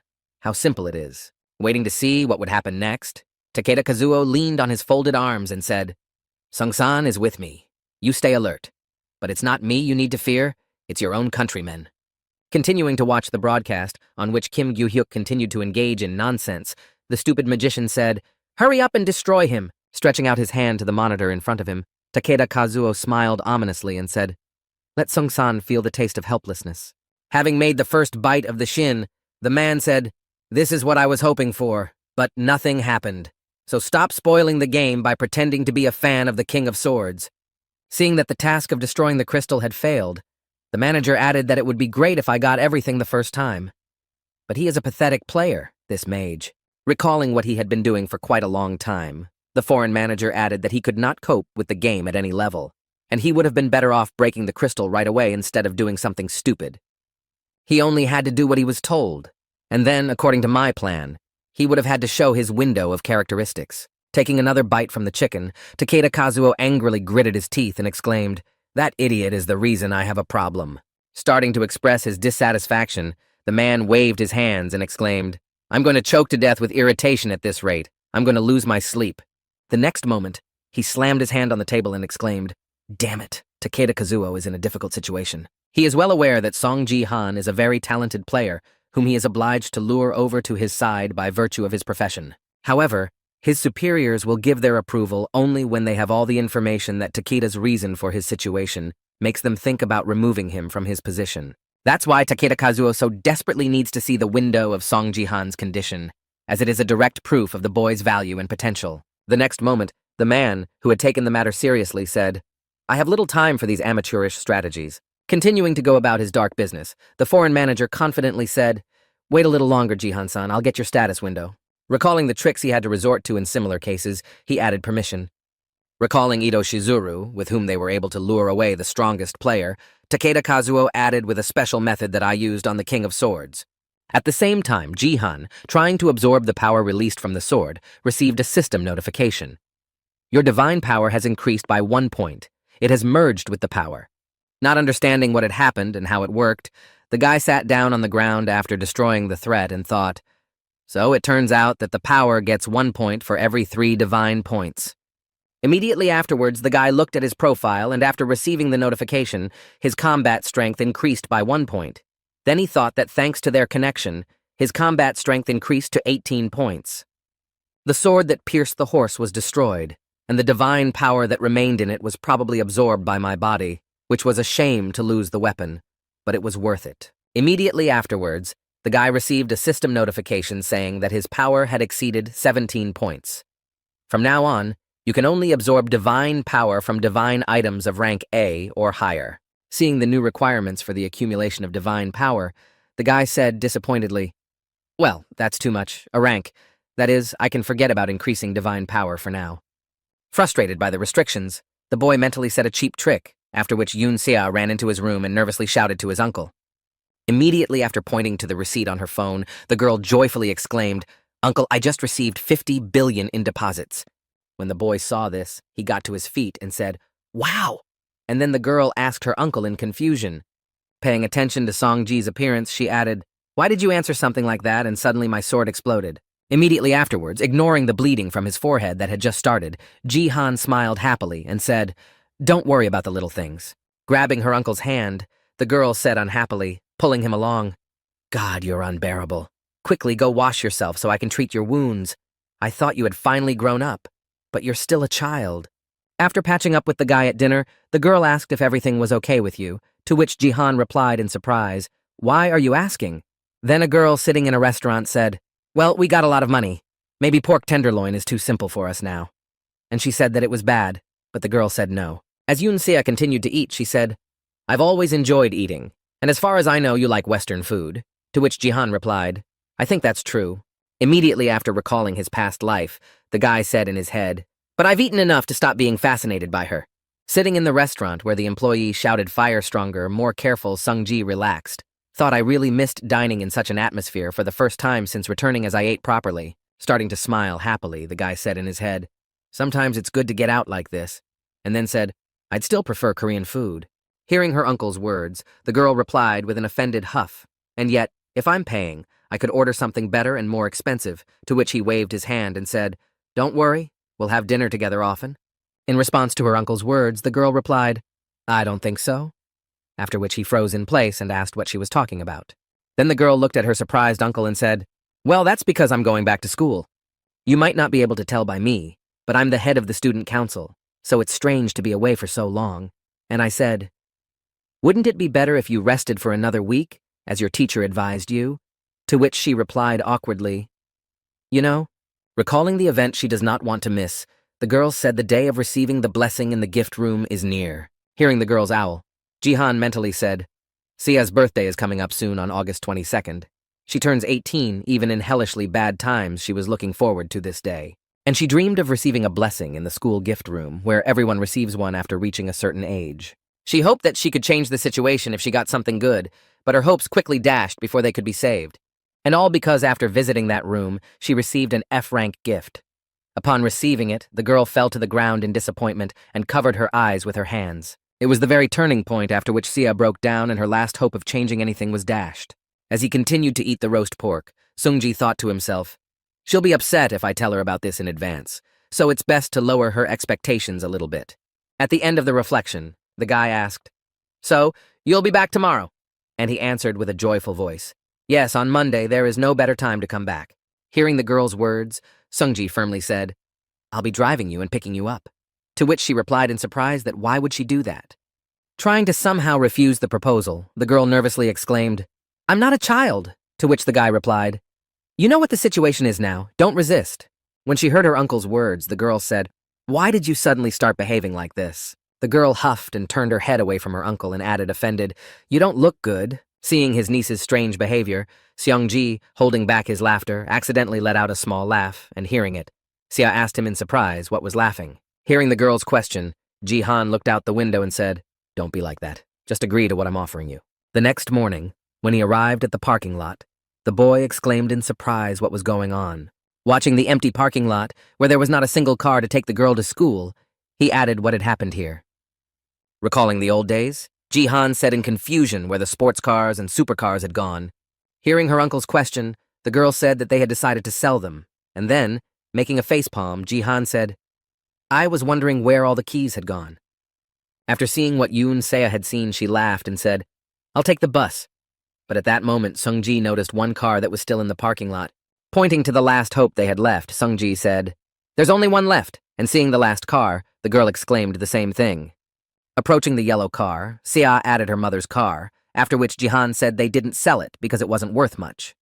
When he got behind the wheel and found the ignition key, the guy said, "It's got the keys," and the girl asked him if he wanted to drive it. In response to the girl's question, Sung Ji-han asked what was uncomfortable, and he said no, not at all. Trying to somehow bring her uncle to understand why she reacted in such a way, the niece said, "I'm just a little worried about what he said." Sometime after arriving at the parking lot near the school, Ji-han encountered a big man and heard him say in a threatening tone to move the car. Getting right into the alleged problem, the girl nervously rinsed through such possible situations, after which he again exclaimed that "You are deaf. Clean up your trough."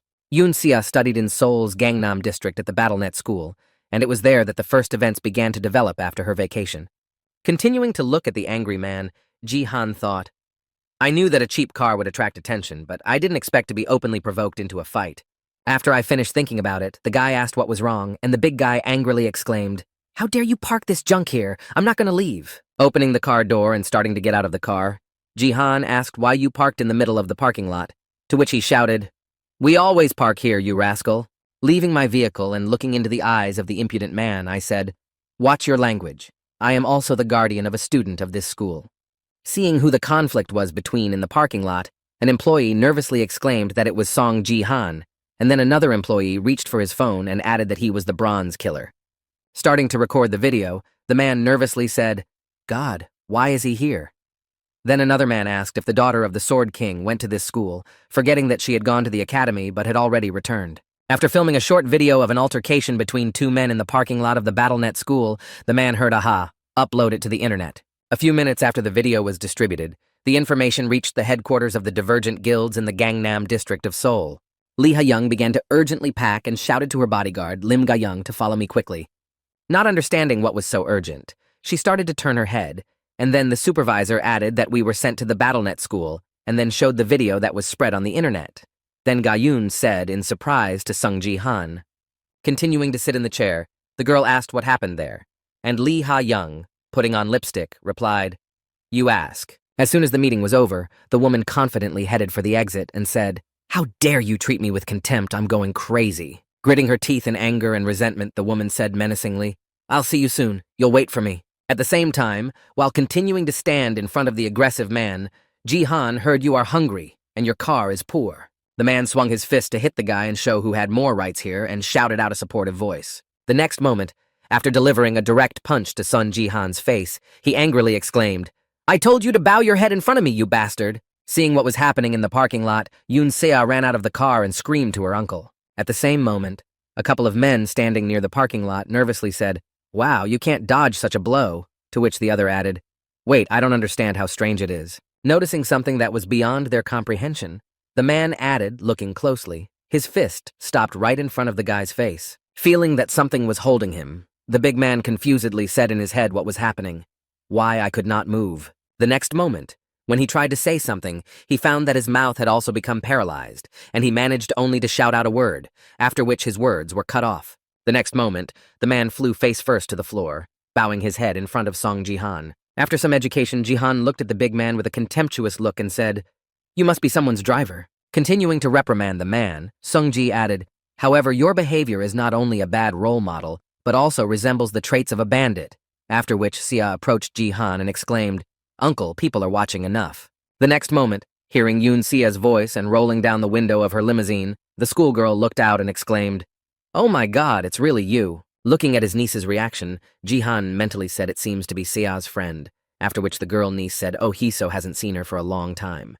Leaving her car and seeing her uncle sitting on the ground nearby, Hiso exclaimed to her uncle, "What are you doing here?" To which he replied, "I just slipped." Hearing Jihan's excuse, Sia said together, "Yeah, that's exactly what happened." Getting to his feet, the driver bowed his head and said, "I apologize." After which my friend exclaimed in confusion, "Oh my god, where are all your cars? Why did you come in this?" In response to a question from her friend, the girl answered awkwardly, "My father sold them." And then she said that she would call me if it was a problem. The next moment, grabbing her friend's hands, Hiso exclaimed, "This is out of the question. I'll drive you to school." Hearing the girl's sincere offer, Yoon-si asked anxiously why all of a sudden. In response to Hiso's question, she said, "Your car stands out from the crowd." And Sia said, "Yes, but I don't want to burden you." And then heard that there was no need to burden me. I'll tell my father. And then Sia added, "But I'm embarrassed." Looking at the girl who was rubbing off on him so much, Jihan thought to himself, I wonder if Sia had such a close friend back then. There was definitely something wrong. After a while, when Lee Hae-young arrived at the scene, she angrily exclaimed what the hell was going on. Looking at the empty parking lot where the whole cataclysm was taking place, she exclaimed where Sung Ji-han had gone, and I arrived in 10 minutes, and he had already run home. In response to the girl's question, the worker said, "That's right, you missed him a little bit." Hearing the man's response, Lim Ga-yoon said, "I warned you about this, ma'am." And the girl exclaimed angrily, "Two strong men started a fight, but it didn't last 10 minutes. Immediately after starting to bite her nails out of nervousness, she added anxiously, "What if foreign agents come after him?" Noticing her mistress's bad habit, Lim Ga-yoon took Lee Han-yeon's hand away from her teeth and said, "Stop it." Continuing to reassure his lady, the bodyguard added, "You told me that biting your nails would not help the case and that I should stop you." When she heard her subject's remark, the woman was surprised to ask what was going on, and then mentally added, "Wow, you can fall in love like that." Immediately after seeing her mistress walk away, Lim Ga-yoon asked what you were going to do now, and she confidently replied, "What other options do we have?" Connecting to the broadcast of the Victory Predictor song, Lee Ha-young said, "I'm going to chase him and see who comes out on top." At the same time, the guy was broadcasting live from the battlefield in the Coliseum, and one of the viewers wrote that he would definitely take first place. A few seconds after he neutralized the nearest enemy with his fists, he switched to another, smashing his shield with his bare hands and neutralizing his opponent. At the same time, Song-ji himself was concentrating his power for the best effect and contemplating the nameless divine art. Using a combination of several combined skills, the boy used his lightning skill again, which destroyed many enemies around him. Looking at the result of the last punch and then at his fist, the guy said quite well, and then mentally added that concentrating on the sensations really helps to adapt faster. The next moment, noticing a few enemies nearby, Jihan began to stretch his arms and said to his head, "I'll deal with a couple more." Seeing that he was aiming at them, a couple of guys who were already trying to resist him said anxiously that Sung Ji-han was in trouble again. Right in front of them stood the same guy, Sung Ji-han, who had recently defeated a gold-level corpse golem with just one hit. And of course, at this level of difficulty, where all the players had low characteristics for Bronze League players, it was literally a bolt from the blue, because no one could stand up to him in this range of enemies. Activating his lightning-fast skill again, the frightened cries of Song Ji-han came from the Coliseum as if a natural disaster had struck and could not be prepared for. After some time, the boy received a system notification that the game was over, and after that, he was teleported back to the place where he was. Immediately afterwards, he was overtaken by another system notification that said you took first place, and then the viewers of the broadcast began to write, "Wow, he's first again. He's always first."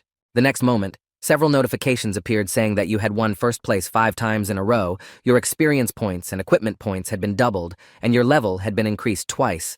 And then the guy said, "Wow." After the notification about the double leveling up, the guy also received a new notification saying that you have reached the 15th level and unlocked the dungeon map.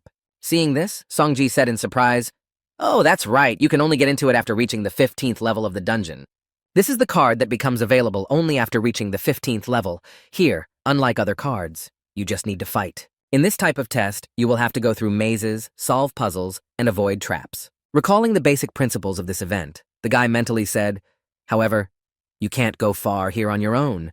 Even in BattleNet, it is recommended to cooperate with other players because it is very important to work in a team in dungeons." After mentioning that he was already the center of attention, the guy mentally said something about me and so many eyes would have been sharpening their teeth. Then, if I enter a dungeon with someone who plans to take revenge on me, it will be difficult to join a guild for a while. Thinking about the team game and the solution for the team meeting, the guy confidently added, "No, it's not worth it. They will start to get bored when I decide to leave." The next moment, he opened his profile to look at the results and thought, "It's going to be hard, but it's worth the wait. I'll soon reach the Silver League. And that's when I won't have to join someone else's guild. I'll be able to create my own and recruit the members I need for this mission." After a while, when he found himself in the kitchen preparing breakfast, he asked Sia to set the table, and she replied yes. Having finished preparing breakfast for himself and his niece, Sung-ji said, "Everything is ready. Let's have breakfast." After tasting the food prepared by her uncle, the girl exclaimed in surprise, "Wow, you suddenly started cooking so well." To which he replied, "I just used what was in the fridge and then added some salt." Hearing the praise from his niece, Jihan closed his eyes and leaned on his hand and said, "Next time I'll show you what a really good dish is," and then thought, "It's not for nothing that I cooked for myself every day in America," and then felt that I would be seriously waiting. At the same time as the girl was eating the sausage, the boy asked Yu how your friend was bringing you home from school yesterday, and when Yoon-sa heard the question, she was surprised to hear that you meant Hiso. Immediately after, with a horrified expression on her face, the girl said disappointedly, "I don't think I'm going with her." Hearing this, Sung-ji asked in surprise why not. Hearing her uncle's questioning, Yoon-sa awkwardly said, "I forgot to tell you on the way home. She was overreacting to everything, and I was uncomfortable to the point where I wanted to fall through the ground." The next moment, recalling her friend's words, she said to Sia, "How are you going to live on? You must be heartbroken. Can I help you? Why did your father do this to you? You are his only daughter." After hearing the questions that so-called friend of hers asked her, Jihan said, "You suck." And then he heard what a lame girl she was. Confirming her uncle's words about the girl, she also said that there was another reason. Smiling happily at her uncle, Sia said, "My mom's car is much better and it's much more comfortable and even warmer." In response to his ward's unobtrusive offer to drive her to school in the same car, Jihan said, "I think so too." After a while, on his way to school, the boy could see a large crowd of different people in costumes shouting out to him, "This is Sung Ji-han." Nervous because of the crowd that had gathered, the guy asked if they were all scouts and reporters, to which the girl replied awkwardly, "We attracted a lot of attention yesterday," after which Jihan added that they were probably stalkers. When we arrived at the school and headed to the parking lot, the guards were holding back all those journalists and shouted, "This is a private area. Please move back. You cannot pass without a visitor's pass."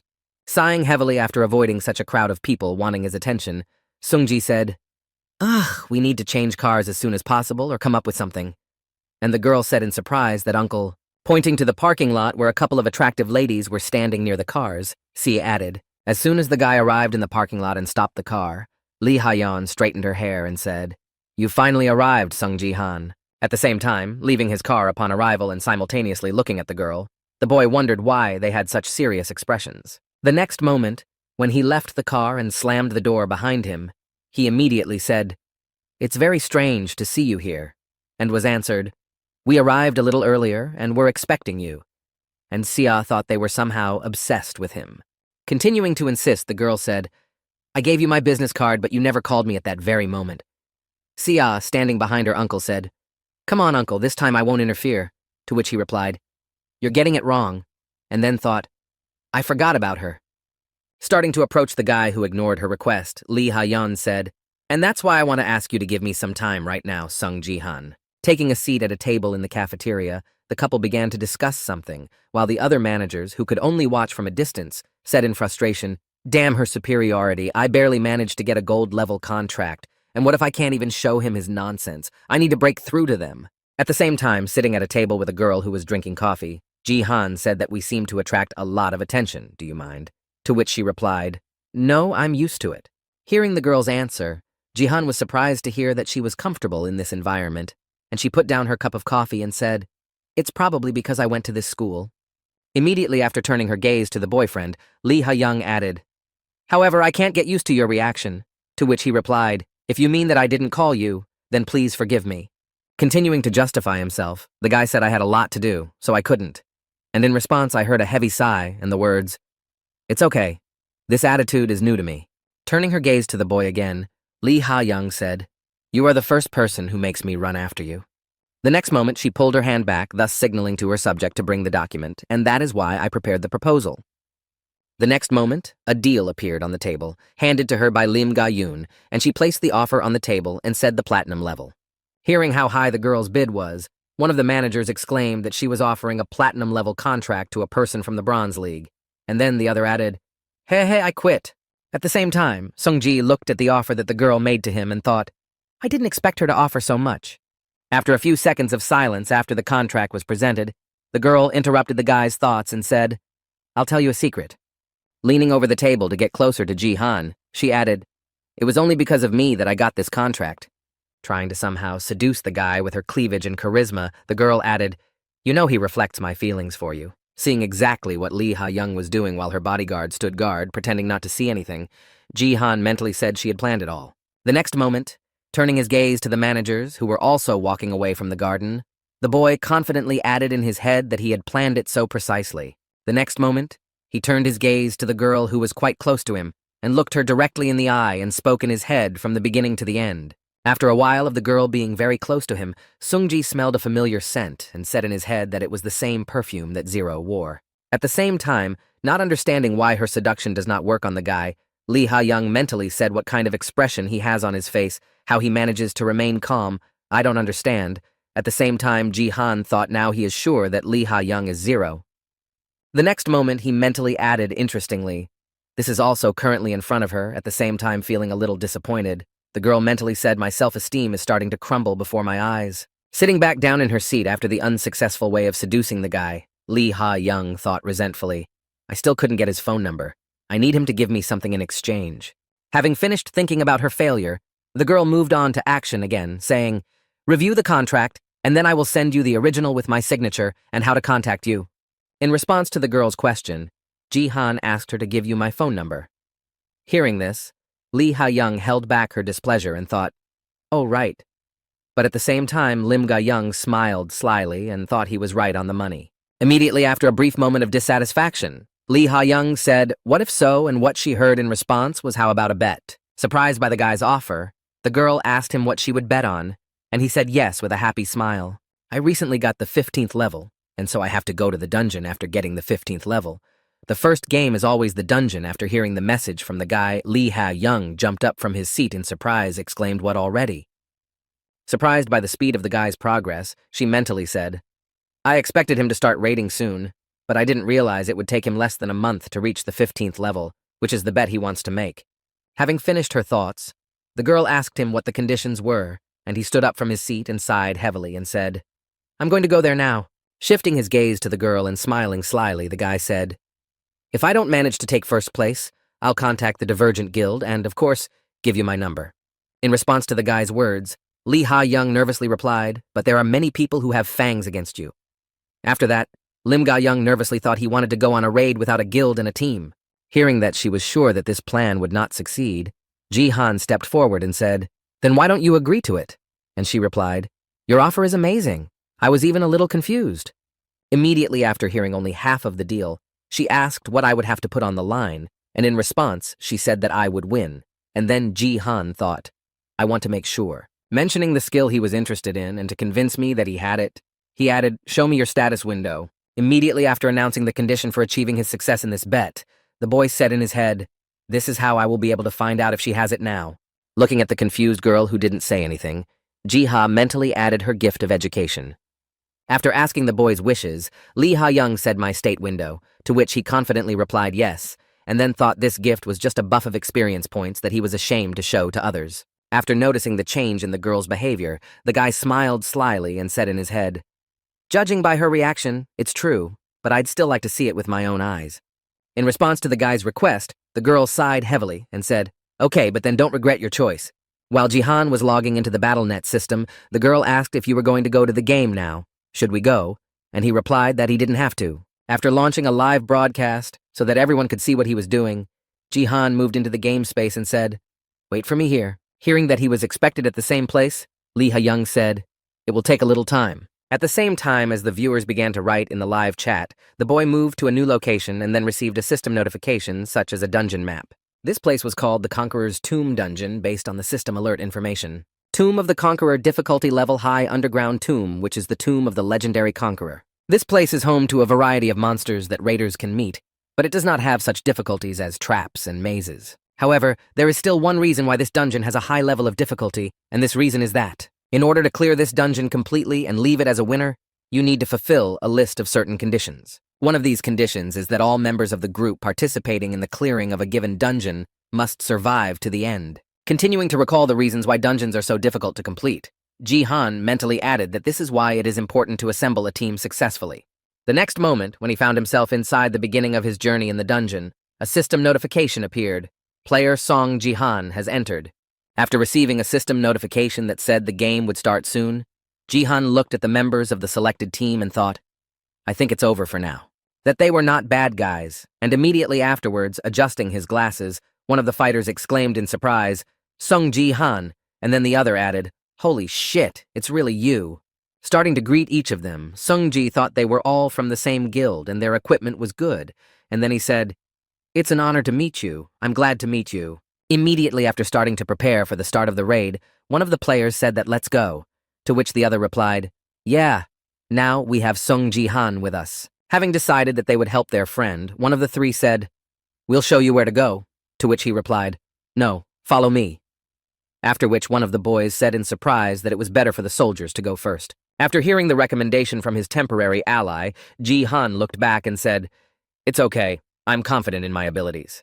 In response to Ji-han's remark, the rest of the comrades followed him confidently, exclaiming, Good, then we rely on you. At the same time, while warming up his hands before he started to fight, the guy thought, Fortunately, there are no one here who will set me up. I was a little worried about the conditions of the sweep. Immediately after completing his preparations and his thoughts, the guy looked at his comrades and said, Let's do it.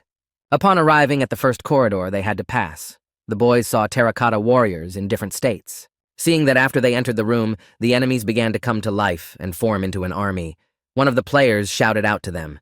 Looking at the sand warriors who had to be defeated to move on, a team member nervously added that they were the guards of the tomb. Immediately after collecting his thoughts and looking at his leader, the guy asked Ji-han in what order we will attack. I can clear the way there with magic. In response to a question from his teammate who offered his solution to the problem, Sun Ji stepped forward and said, Just stand behind me. Immediately after he stepped a few steps forward, a blackberry warrior attacked him with a slashing blow, which Ji-han managed to dodge. As soon as the enemy opened up, he struck back, crushing the enemy into small pieces, after which he could no longer continue the fight. Thus, Song Ji-han made his way to the other end of the corridor, clearing the way with his own fists. After some time, most of the enemies were destroyed, and the last one remained, which Ji-han was also able to defeat without much difficulty. And after a while, when the whole road was cleared and the comrades stood there with their mouths open, unable to say a word, Ji-han shouted out, Hey, why are you frozen? Crushing in his hand a piece of the enemy's body that he had accidentally torn from his body, the guy said, Let's catch up with me now. At this pace, the team moved through the dungeon, waiting for Song Ji to figure things out on his own. And so they reached the third level of the Conqueror's tomb. Continuing to follow his guide, who was quickly clearing the way, one of the players was surprised to hear him say, Wow, in reality, he doesn't seem real. In response to his friend's words, another friend, embarrassed by the sight, said, Yeah, he's destroying these tough nuts as if they were made of sand. At the same time, Ji-han heard himself talking and thought to himself, having destroyed another enemy, they are not particularly strong at all. The next moment, he saw a donation of 1,000,000 won among the stream's comments and wondered what the hell was going on. Starting to look for a comment on the donation, he mentally added what a fool he was, and then saw a message from a foreign manager in which he wrote, Sung-san, You never check your mail. Maybe you should go there at least once. I have prepared a big donation for you. After seeing a message from Takeda Kazuo, one of the viewers wrote to Jin, We can't execute you too if you go to Japan. I'll move to another country. In response to worried comments from his supporters, he said, Don't worry, I'll stay in Korea. We need to block him. Immediately after blocking the annoying fan, Ji-han said that the third level was dealt with, after which a blackberry from the players said that we would have cleared only the first level during this time, after which another added that we were not just being dragged through, but were being taken by plane. As Ji-han walked forward, one of his comrades who followed him stopped to check on the state of the destroyed statue, knocking it on the head with his sword and saying in amazement how he was destroying them with his fists. While one lagged behind, the others went forward and the leader of the trio looked down and said, Thank you in advance. I'm sorry that you have to do everything alone. And he said, You don't need to apologize. Immediately after Sung Ji started the psychic war, he added that it helps me a lot that you are not playing against me, to which the leader happily replied, God would be great to continue working with you. Next in line, based on the system notification that appeared on the level 4 of the dungeon, Ji-han looked at it and said in surprise that it was a direct path. Looking at what could be the cunning of this room, the leader said anxiously, and at the same time sighed. Ji-han thought, that's a laugh. Looking closely at the holes that covered all the surfaces in the room, my friend added on the walls and on the floor. Realizing that everyone would have to do their best here, the guy added awkwardly that there were traps everywhere. I had heard that there were almost none, but I did not expect to come across them all at once. At the same time, Ji-han asked his comrades if they would mind speeding up a bit, to which the leader confidently replied, of course. At the same time, the other guys who received the bribery task awkwardly added without any problems. Standing in front of the beginning of the 4th level of the room with obstacles in the form of traps, he added, here I will also go first. Preparing to overcome the line of obstacles that stood in their way, the guy confidently added, crossing the threshold of the room, and you will cover me. Hearing the words of the leader who had done all the work for them, the warrior who had already prepared his sword mentally said, yes, you can go ahead. At the same time, the archer, looking at the back of Ji-han, to whom he had been assigned, mentally added just that, take another step, and then 1 million will be mine. All this was caused by a task that said, 7 Sword King 787 registered reward for the task. Nothing special to do. Just finish it quietly without anyone noticing the reward for completing 1 million points of equipment. The members of the Black Falcon Guild received the same tasks sent to them by the same user, the family of Sword King 787, who registered the task reward. This task was created by a foreign manager who was also watching the live broadcast, but was blocked from the chat room, and when he saw that a couple of players were tempted, he happily exclaimed, I'm done. Holding a cup of coffee in his hand, after fulfilling his duty to comprehend the goal by any means necessary, the man said happily, I didn't want to resort to this, but there is no other way to understand it. The next moment, Takeda smiled ominously after realizing his diabolical plan and said, what are you going to do, Sung Ji-han? I bribed a few people. Also, while watching 2 players from the Falcon Guild who were visibly nervous after receiving the task, I added that they would not give themselves away. However, Sung Ji-han probably knew that this could happen, but without showing it, he confidently moved forward, clearing the dungeon. When the boy had already started his sprint to overcome the room with traps, the foreign manager slyly added another step. And then you lose. But Ji-han didn't show any signs of it. He continued to go through the dungeon as fast as possible until something unplanned started happening. Continuing to console himself with the fact that he had done a good job, Takeda Kazuo spread his arms and exclaimed joyfully, Bugaga, I won, there is no way out! Continuing to laugh so loudly that his laughter could be heard even from the neighboring building, the manager added a boogeyman, just in case someone else did. Without warning you in advance about this development, the Golden Ray was already on guard duty and closely watching the events unfold. At the same time, heading forward to the arrows that were released after activation, Ji-han mentally said they were approaching. However, despite the obstacle, he confidently moved on, calculating how he would cope with this obstacle. Seeing the threat coming at them from the front, one of the members of the Black Falcon Guild used his magic and shouted to Ji-han aside, I will destroy the arrows with my ability. In response to the request of his comrades, Song-ji, continuing to confidently walk toward the released arrows, said no need, and then mentally said the power of space control. Immediately afterwards, he activated his absolute territory skill, which allowed him to get the peak capabilities of his skills. Seeing what happened to the arrows that were flying directly at them, one of the members of the Black Falcon who was following him said in surprise what had just happened. The next moment, looking back at his friends to share his impressions, he asked if they had seen it, but they were still at the entrance, not having stepped into the room. The next moment, suspecting something was wrong and seeing them holding weapons, the guy shouted out to Ji-han, look at them, and after his friend's nervous exclamation, the guy looked back. Realizing the reason for his friend's wariness, the guy also noticed the intentions of the other 2 team members and said in his head that they were trying to kill themselves. Rushing to his comrades to prevent them from committing the crime, the leader of the Black Falcons shouted, "What are you doing? And stop immediately!"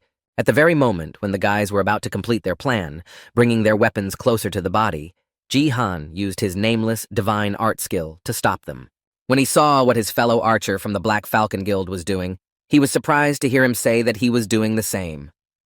At that very moment, Songji was already flying towards the traders who had succumbed to the temptation of money using the lightning steps of the shimmering sky. At the last moment, he managed to get to two fools who decided to interfere with his mission and knock the weapon they were going to kill themselves with out of their hands. After the archer landed on the ground after the blow, the warrior whose sword had been knocked out of his hands groaned heavily and exclaimed, "Oh, my hand." Immediately afterward, Jihan used his strength skill to fill his body with energy and inflict severe pain, just like he did with Kim Gyu-hyuk. Arriving at the leader of the group and the two comrades who had already been neutralized, the guy anxiously exclaimed, "Jihan, are you okay?" The guy replied, "I barely had time to stop them." At the same time, a warrior from the raid team, who was not in the best condition, exclaimed, "We could have done it," and then heard from the archer that you were also given this suicide mission, to which he angrily exclaimed, "Shut your mouth, as if you didn't know." Pretending to be innocent, the leader of the guild team asked why they were arguing, to which Jihan replied that they had a reason. It seems that the two of them were given a suicide mission. The next moment, he turned his gaze to the last player on his team and added that if one of them had succeeded, the game would have been over. Hearing the reason for this action, the guy bowed to Sungji and awkwardly said, "Oh, how awkward it was as their fellow guild member, I'm really sorry." To which he replied, "It's good that I made it in time." At the same time, the magician who was pretending to be a white sheep with his hand on his chest was preparing to use the spell he had already recited, and then heard that there was no need to apologize. At the last moment before using the skill, his hand suddenly rose up and the magic spell flew past the intended point of impact. After preventing the last member of the Black Falcon Guild from hurting himself, Jihan said, "You're just like them." And Takeda mentally said, "Just like I said." All the members of the Black Falcon Guild received the same task at the same time. While looking annoyed at the guy who prevented him from earning 1 million points of equipment, the guy exclaimed, "How did you know?" Continuing to be aggressive and thinking about how he could have been revealed against the background of his comrades, who were visibly embarrassed after receiving the task, the magician exclaimed, "I didn't give myself away." Continuing to look at the guy he had failed to reach again, even with this method, the foreign manager thoughtfully said, "But how could Jihan have known about this?" At the same time, sitting at his computer monitors, the Golden Ray joyfully exclaimed, all thanks to Jihan's faithful assistant, the Golden Ray. Recalling his actions throughout the dungeon clearing quest from the beginning to the present moment, he added, as an eternal fan of Jihan, I watched his stream. However, this was not the only thing on his screen. The picture was split, and he confidently exclaimed, not only to him, but to all members of his team. And in an instant, a system notification appeared in front of each of Jihan's comrades in the Falcon Guild. Then I pointed my finger at him, and a golden beam shouted out, and suddenly I saw... After rereading the description of the task from the magician's screen, the boy added how the family of the Sword King, 898, issued the task with a reward of 1,000,001. And it was then that I decided to tell Jihan about everything, creating a donation form that was addressed to the owner of the airwaves, and he wrote to Jihan to be careful. All members of the Black Falcon Guild were bribed. Before sending the message, the guy grabbed his clothes in the chest area and said a donation with a message for 10,000 points of equipment. Well, for the sake of justice, you can donate to Jihan, hire your faithful servant as an assembler. The next moment, Jihan's voice was heard to speak, which was quite strange and surprised the Golden Ray who was watching him. Shoving the last of the traitors into the ground with his face and using the power skill on him, Sungji added, even if he feels a certain amount of disrespect for me. Continuing to fill the body of the warrior who was still holding on to the characteristic of strength about the unconscious Jihan, added too expensive to pay 1 million for the task. After knocking out the last of the enemies and reaching for his weapon to prevent him from harming himself, the boy confidently said, your lives may be at stake, but they are not worth so much. Holding up a sword that belonged to one of his comrades, the boy said, I have come to a conclusion. Looking at the live camera with a stern look, the boy confidently said that either one of the guilds was behind it, or it was the special influence of the Sword King. Continuing to watch the stream on which Jihan had already built his conclusions about who it could be, Takeda felt a cold sweat coming out, and felt they were willing to pay 1 million just to see a window into the state of their obsession with me. After putting forward 2 options for possible performers, Jihan said who it could be, and hearing the foreign manager's words, the guy who was the mastermind nervously said, oh shit. Going to his inventory to get the item he needed, Jihan said that he was ready to do anything just to see my status window. Then I'll change our deal. Clicking on the rope in his inventory, the guy said, I'll change only the part about 200 subscribers to 1 million, and the first condition remains the same. Immediately after he said that, The boy closed his eyes and mentally said something wonderful. Taking out a rope for traders from my inventory, Jihan added in my head, I was worried that 200,000 subscribers would be gained very quickly. Looking at the item he received from the inventory, he mentally added, thanks to him, I received money and attention, so I need to make the most of this situation. He tied the 3 members of his team who wanted to betray him with a restraining rope that holds down neutralized enemies. Having accomplished everything he wanted and twisted even this situation in his favor, the boy joyfully said, this is great, just great. The next moment, pulling his comrades along with him, Jihan suddenly pulled on the end of the rope and said, let's go on. Jumping on the floor and flying up after each tug, the hostages followed Jihan against their will, who wanted to deal with the dungeon as quickly as possible. After a short period of time, the archer who saw what was in the last room of the dungeon exclaimed with concern that we had already arrived. At that very moment, while looking at what awaited him in this room, Jihan heard someone's ghostly voice repeating over and over again not to disturb his rest. Looking at the glowing yellow eyes that lit up the statues that filled the room, he heard the Emperor is eternal again. After that, the eyes of all the statues that filled the room began to light up and repeated over and over again, do not disturb his rest, the Eternal Emperor.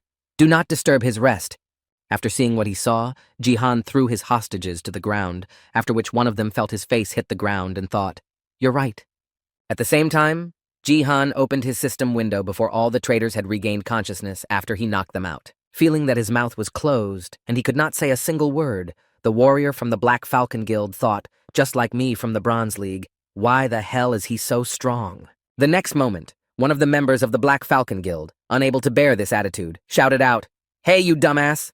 Deciding that he could still threaten in this situation, the warrior said, you've got it, you've got it. I'm giving you one last chance to let us go.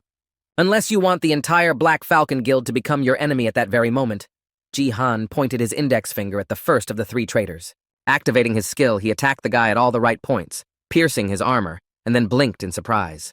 Feeling a strange feeling, the warrior mentally said that this happened, and then heard you really hope that your guild will help such inept people as you. Lowering his head and then falling down, without being able to get up, the warrior mentally said my body was completely exhausted at that moment. Jihan used his technique on the archer.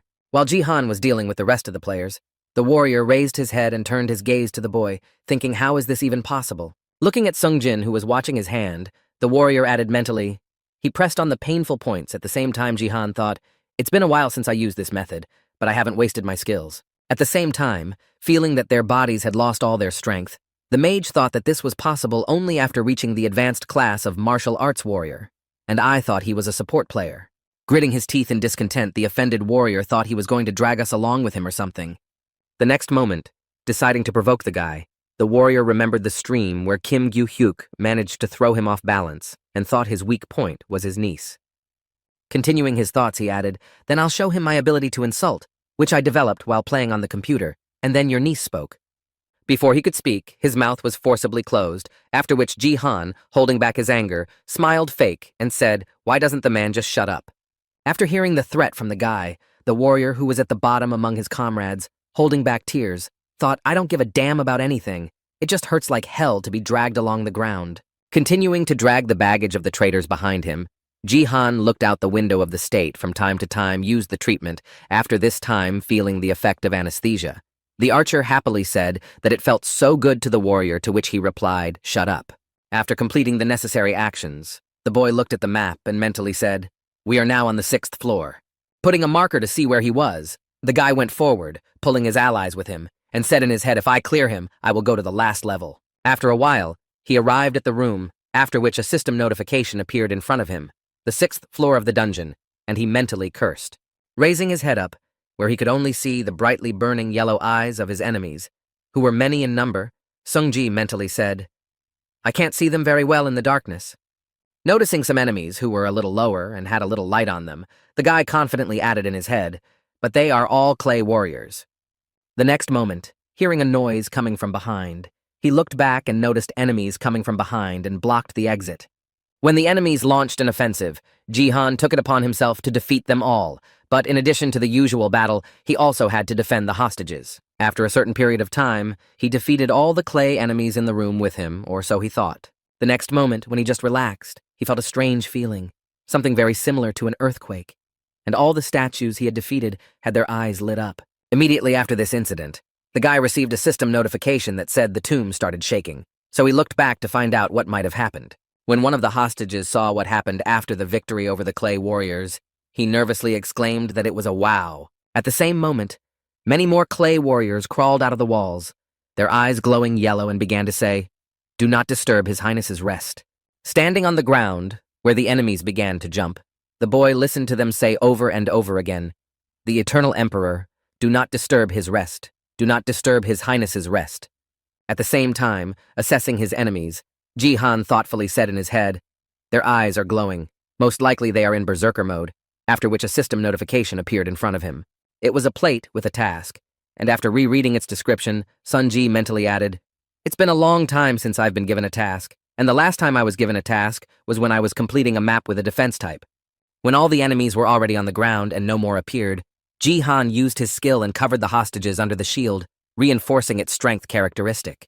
Immediately after installing it, he struck it with his sword and heard an angry man shouting that why put us under the shield to hit us like that.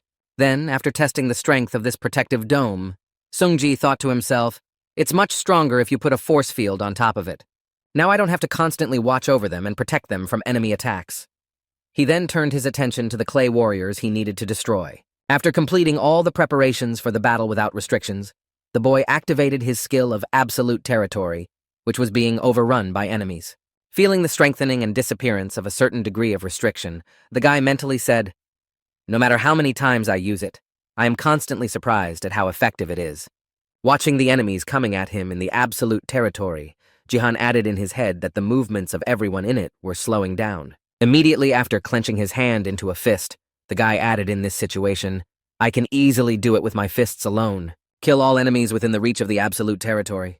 Immediately after taking both hands on the sword he had at his disposal and using his skills on it, the guy added, "However, I have true power in this territory." The next moment, closing his eyes and remembering his guildmaster from his past life, the boy said, "You should be ashamed of yourself, Baron. You only use this ability to boost mana." Having finished his thoughts, the guy swung his sword and said in his head, "Enough of this unnecessary chatter, it's time to end it." In a few seconds, using his skills, the boy created a giant vortex that pulled all the enemies into it and destroyed all the statues in a short period of time, after which he received a notification that the task was completed. Heading to the top floor with the boss, the guy mentally said the Tomb of the Conqueror can only be cleared when all members of the group are alive. Arriving at the boss's room, the boy heard, "Please, thieves, people come for the ash and leave the rest alone. I will give you what you want." Hearing the words of the boss, Jihan mentally spoke, "Now you will need to fulfill the conditions of the last floor," after which the boss added, "Watch your manners." Recalling how exactly the passage of this level ends, Jihan mentally added a bow as a sign of respect. Then the commentators wrote, "Wow, they are already in the boss room. It will all end when they bow." The next moment, 4 places appeared in front of the guy where 4 people had to stand and bow as a sign of respect to the boss. When he saw what he had to do, the guy pulled the hostages to him by pulling the rope, after which they fell down near him. The next moment, activating his strength skill, the guy broke the rope and seized control of the bodies of the 3 hostages. Even though his team members would hardly have listened to him if he had ordered them to, Jiha confidently said in his head that it was possible. Seeing the members of the Black Falcon Guild heading to their places of worship, a spectator wrote that the balls were at the same time an archer who was unwittingly heading to the place of worship exclaimed, "My body is moving by itself." At the same moment, the boy and his puppets were walking to their place, and his strength characteristic now totaled 18 points. Also, his absolute territory skills have also improved thanks to the battle against the clay warriors he fought on each floor. When all 4 people were in their places to bow, the level boss clutched his bow and arrow and spoke sternly now. You can start when you hear an order from the dungeon boss, for which you need to do the most basic. Jihan began to fulfill the order. While directing his puppets to fall to their knees and bow before the battle, the boy thought this distance was a bit too long. Having covered a fairly large area with his absolute territory, the guy mentally added, "But if I stand still, I can control them." After which one of his comrades exclaimed, "Oh, my nose." When all of his team members had their noses in the ground, Jihan himself knelt down and bowed his head and said in his head, "Now." Also, by bowing his head to the ground in front of the dungeon boss, he confidently added that the dungeon clearance was definitely successful. After seeing the sign of respect that he was shown, the conqueror said, "Now you can go back to where you came from." Immediately after these words, the gate to the normal world appeared behind the guy, and a system notification said that the 7th floor was passed. When the gate was fully formed and a system notification appeared with the words "Gate Open," Jihan received a new task. At the end of the dungeon mission, the archer mentally said a million, "I didn't get it, but I'm still glad we were the first." At the same time, the mage also thought, "I'm glad we passed it with the rest." When they all got to their feet after bowing low, the wizard looked at Song Jihan and wondered why he was still not moving. At the same time, holding his head and smiling awkwardly, the boy thought to himself, "God, how ridiculous this is." Looking at the description of the mission he received, which said the hidden task was to show the statue of the Conqueror real respect reward 5,000 points of achievement arrow of the Conqueror, the guy mentally said what kind of task it was. The next moment, raising his head to the statue of the Conqueror standing in front of him, the boy thoughtfully said in his head, 5,000 points of achievement is not such a bad reward. Immediately afterwards, he noticed the other reward for the task, which was in the hands of the statue, and mentally said the arrow of the Conqueror. Assessing the scale of the reward, Jihan sighed nervously and thought it was so huge that it looked more like a spear and would be given as a reward. Immediately after returning his gaze to the mage who was playing his role as a non-traitor, the boy smiled slyly and mentally said a real respectful word. Continuing to look at Jihan, who stood still, the wizard thought to himself, "Why is he taking so long? What if the guys from the other group came in now?" The next moment, using his power, Jihan pulled up the wizard who was closest to him and grabbed him in his hand. Immediately after this action, looking at the dungeon boss with a sly look, the Conqueror and King of Thieves said, "This is my expression of true respect for you." Immediately after these words, he sent the comrade he was holding in his hand flying toward the Conqueror. Seeing a flying object flying towards them, the horse on which the Conqueror was sitting caught the magician and ate him, after which a notification appeared. The player died. After making the sacrifice, Song Jihan began to expect a response from the King of Thieves. Immediately after what the thief said and did, the statue said to the King of Thieves, "You are the one who addresses me like that." At the same time, after receiving the question, Jihan smiled happily and said, "This is the embodiment of a thief, and I will show you my true respect." The next moment, turning his gaze to the gold they had been given as a reward for passing, he added, "Instead of all this gold, I will take what is really valuable to me." Pointing to the arrow the dungeon boss was holding in his hands, the boy said, "I want to get an arrow." At that time, this arrow was enveloped in a golden aura that had a powerful force. After expressing his desire to receive the arrow, the guy mentally said, "The arrow of the Conqueror is included in the reward because I realize its value and take it as a demonstration of my respect." Looking at the task again, which said, "Show the statue true respect," rewarded with 5,000 points of achievement, and the arrow of the Conqueror Jihan mentally said that this was the true condition of this task. After hearing the request to get what he wanted, the dungeon boss started laughing so loudly that the walls shook from the noise. The next moment, the Conqueror calmed his dust and looked at the boy, smiled slyly and said, "Excellent. I liked it just fine. I will give you the reward you desire." Hearing the answer of the conquering king, Jihan used his strength to lift the sword from the ground and put it in his hand. As soon as Jihan grabbed for his weapon, the dungeon boss said something that was even quite touching. While Jihan was warming up before deflecting the arrow of the conquering king, the boss himself said, "I will give you my treasure to show you true respect." Taking a fighting stance and getting ready to take the shot, the guy confidently said, "I will gladly take it." After hearing what the boy said, the dungeon boss pulled his aunt's bow and said, "Well, try to catch her then." Using all the power he could put into this shot, the conquering king confidently added my phoenix arrow. As the heat from the arrows spread through the room, the archer, feeling the hot air, said frightenedly, "I can't breathe. I think I'm going to die." As he continued to stand in the infernal heat, Jihan heard one of his comrades shouting, "I'm on fire!" Realizing that the situation was not good, he mentally said, returning his gaze to the warrior, "This is quite dangerous." Seeing that the sword-bearer's health was rapidly decreasing due to the flames that engulfed his armor, the boy mentally added, "I risk not being able to withstand it and die." Looking at the warrior with about a quarter of his health left, Jihan added, "I don't care if they die. The problem is that after they disappear." Continuing his reflections and memories of the system, he added anxiously, "The owner's weapon will also disappear from my hands." Standing in front of the king of the conquerors in the heat of hell, the boy thought he needed to finish this as soon as possible. The next moment, the archer fell to the ground with a heavy groan, after which a system notification appeared saying that 2 of the 4 team members were killed. Shifting his gaze from his fallen comrade to the king of the conquerors, Jihan thought how fiercely I could feel his heat with my whole body. Sweating in the hot atmosphere, the boy said in his head, "I'm not going to be able to resist the arrow now." The next moment, Focusing his gaze not on the projectile but on the weapon, he confidently said that my only option was to aim the bow, until he had time to make his shot, and then he began to wait for the right moment to attack. If we recall the sword skill that the boy used, this story stretches back to a long time before the traveling boy who lost his way. A wise man appeared at a moment when he had almost given up and was given a chance that could fix everything and give him the right path. Then he pointed his finger at the boy who had lost his way and said, "I will show you the right path to follow." Continuing to give his instructions to the wandering boy, the sage added, "Only in this direction should you go. From the combat dedication of 3 talents, thanks to a wandering man who lost his way, people were able to reach them." Launching his attack at the most opportune moment, Jihan said in his head the most perfect ultra-speed punch. Seeing that the confrontation had begun, the king of the conquerors pulled the bowstring of his bow and prepared to shoot. At the same time, Jihan released his sword in the direction of the bow to knock down the enemy's sight and make it impossible for him to shoot, a skill called the Way of the Immortal Sage. Having failed in this confrontation, the dungeon boss looked at his weapon, which was destroyed. Realizing that this opponent is a really worthy boss, the thief said, "Your name." Seeing that he had finally reacted to his action, the boy smiled happily and thought it worked, after which Sung Ji-han spoke.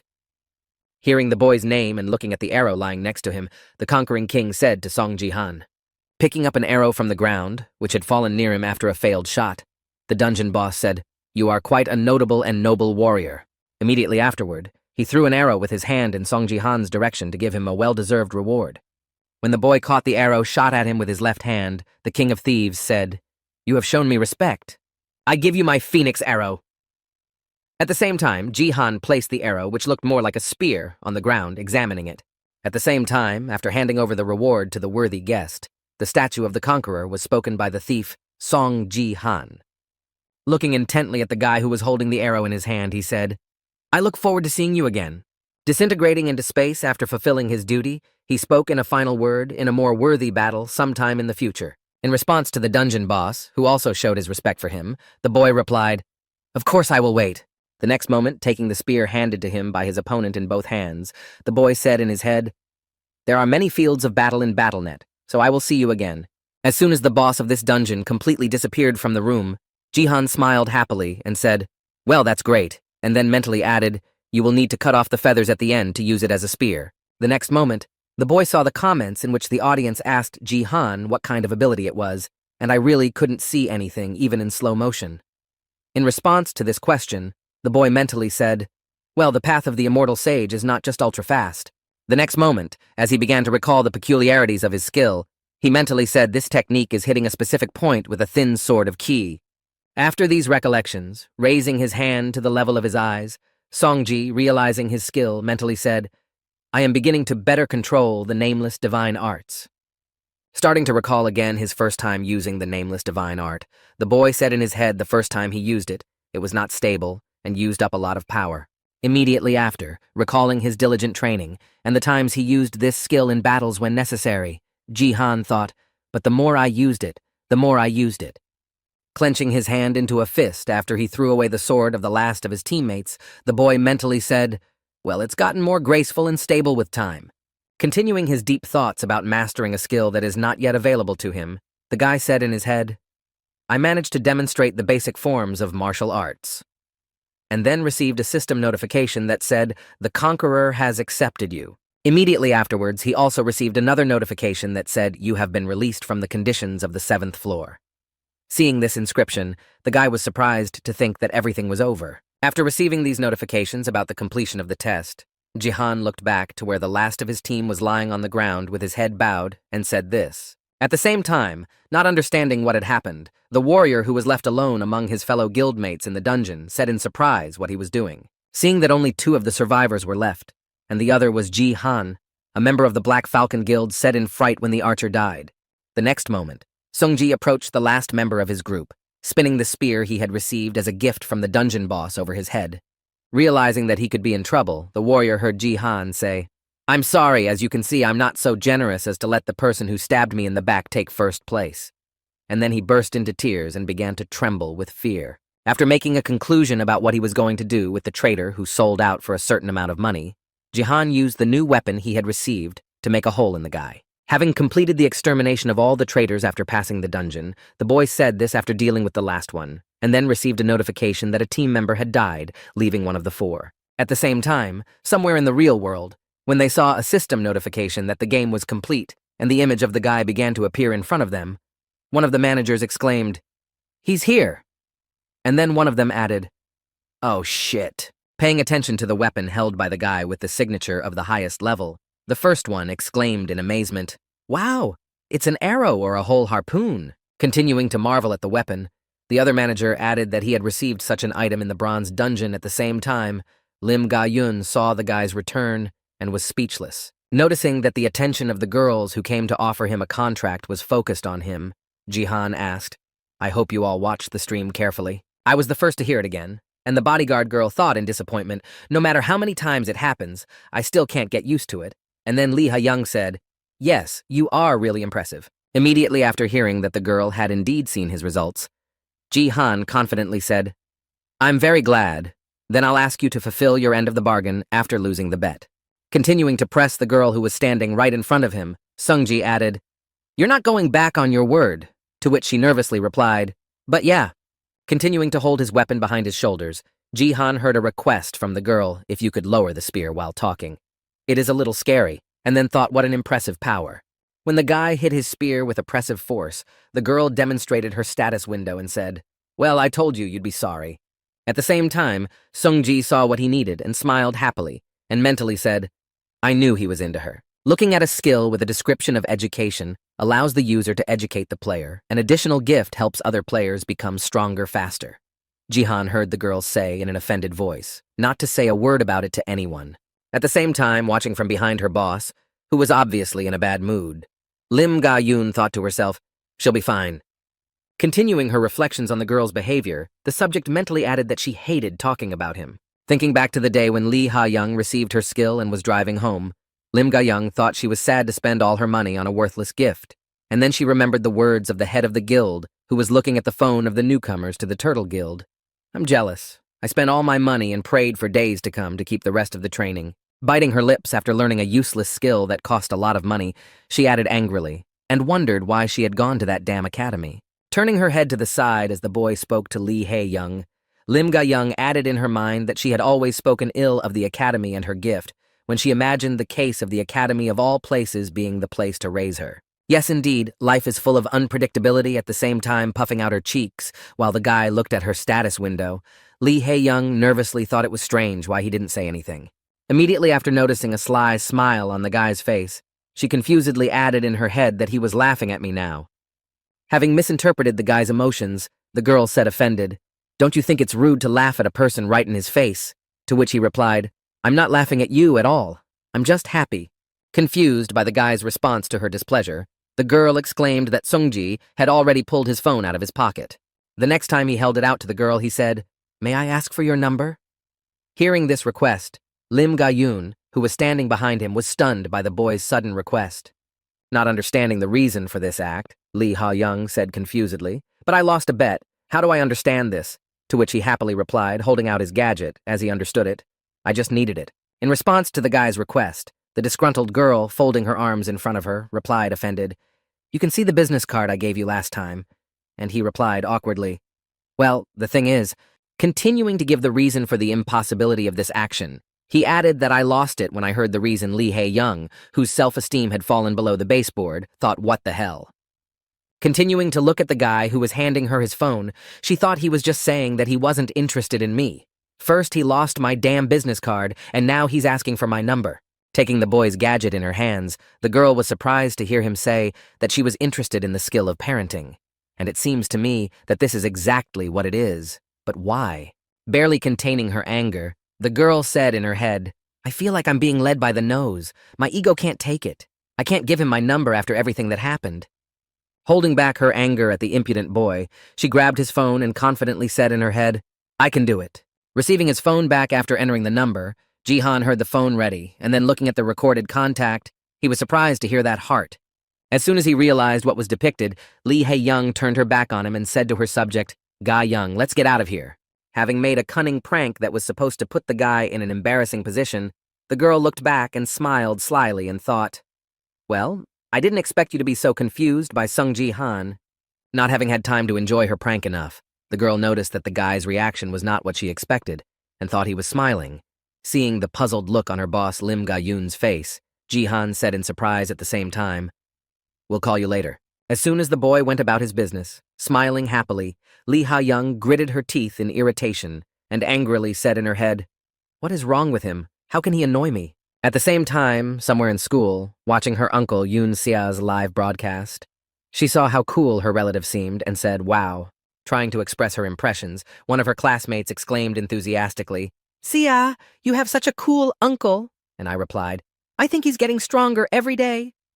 The next moment, the girl happily added, "I didn't even know that a conqueror's tomb could be cleaned like that," while her other friend was just staring at the stream in amazement. The next moment, interrupting the girl's concentration to one side, one of the girls spoke to Iso, hearing someone calling her name and asking her in confusion if something was wrong. Starting to express what she was interested in, her classmate added that he had changed a lot since the last time we saw him, to which she replied, "You mean the time we passed by C's house?" To which her friend replied that he looked like an unemployed alcoholic. Continuing to admire the internet hero, one of the girls watching the live broadcast lovingly exclaimed, "Sia, introduce me to him." After which her boyfriend, who was standing nearby, nervously said, "Baby." As she continued to listen to her classmates' admiring words about Song Ji-han, Yoon Sia shed a tear of pride and said in her head, "Thank you for taking on my uncle." As soon as she began to admire her uncle, her joy was interrupted by the words, "Hey Sia, this very day is coming soon because I'm right." After opening the system window where you could view your profile, your classmate added the day you turn 18. Continuing to speak her question, Hiso added, "You will officially become a player after reaching the age of majority. Everyone becomes a player and can see their status window. The students of the academy are looking forward to the training and various activities that will begin." After hearing Hiso's question, one of their classmates exclaimed happily, "We can go to Battleship together," and another added, "You must be really excited." The room of gifts that people receive is the main reason for the existence of the academy, and they are of interest to all students. While talking about coming of age, a guy from this company was surprised to hear that Sia would receive a gift, to which his girlfriend replied that of course, and I think it would be at least S rank. Immediately after expressing her opinion about the rarity of the gift Sia would receive, the girl added her father's current SSS rank. She also mentioned her friend's father and her mother, saying that her mother's SS rank and class was that of a saint. Immediately after mentioning the current internet star, she added that there are rumors that her uncle has a talent of at least S rank rarity. After hearing speculation about what skills she would receive, the girl waved her hands away and said nervously, "No. It has long been proven that gifts have nothing to do with family history." In response to Sea's remark, a classmate replied that statistics say otherwise, to which she replied, "I hope I get something meaningful." Then Hiso added, "You have a birthday on the 22nd. When one of my classmates heard the date of becoming an adult, she was surprised to hear that it was coming soon, and Sia replied with concern, "I guess that's why I've been feeling so anxious lately." Hearing that her friend was nervous about what was about to happen, Hiso put her hand on hers and said, "I'm sure everything will be fine." Trying to somehow calm her friend down and get the bad thoughts out of her head, the girl smiled happily and added, "Don't worry." Continuing to maintain her grip, Hiso said, "You'd better wait for the gift I have prepared for you." And hearing this, Sia said awkwardly, "You don't have to, but thank you anyway, Hiso." In response to her classmates' embarrassed excuses and words of gratitude, Hiso opened the status window and said, "No, it was definitely worth it." Starting to look at Sia with a strange look full of hatred, she added, "Please accept it." At the same time, somewhere on the grounds of the first self-defense training competition in Tokyo, Japan, the King of the Sword, facing a certain number of opponents, was able to easily overcome them. After seeing the results of this training, the man in the black suit said in amazement that it was just incredible that the King of the Sword was always so strong, but he heard no.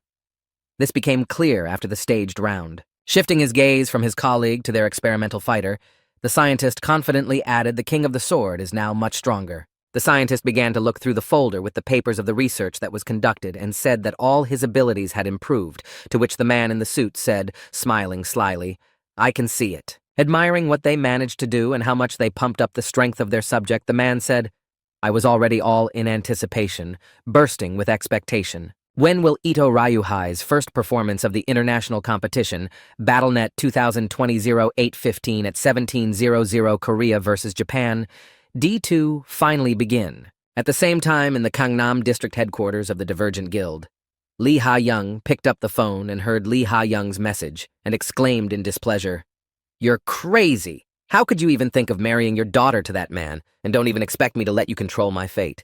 Continuing to listen to what was being dictated to her on the phone, the girl added angrily, "That's why I left, and the decision about when I should get married will be solely up to me."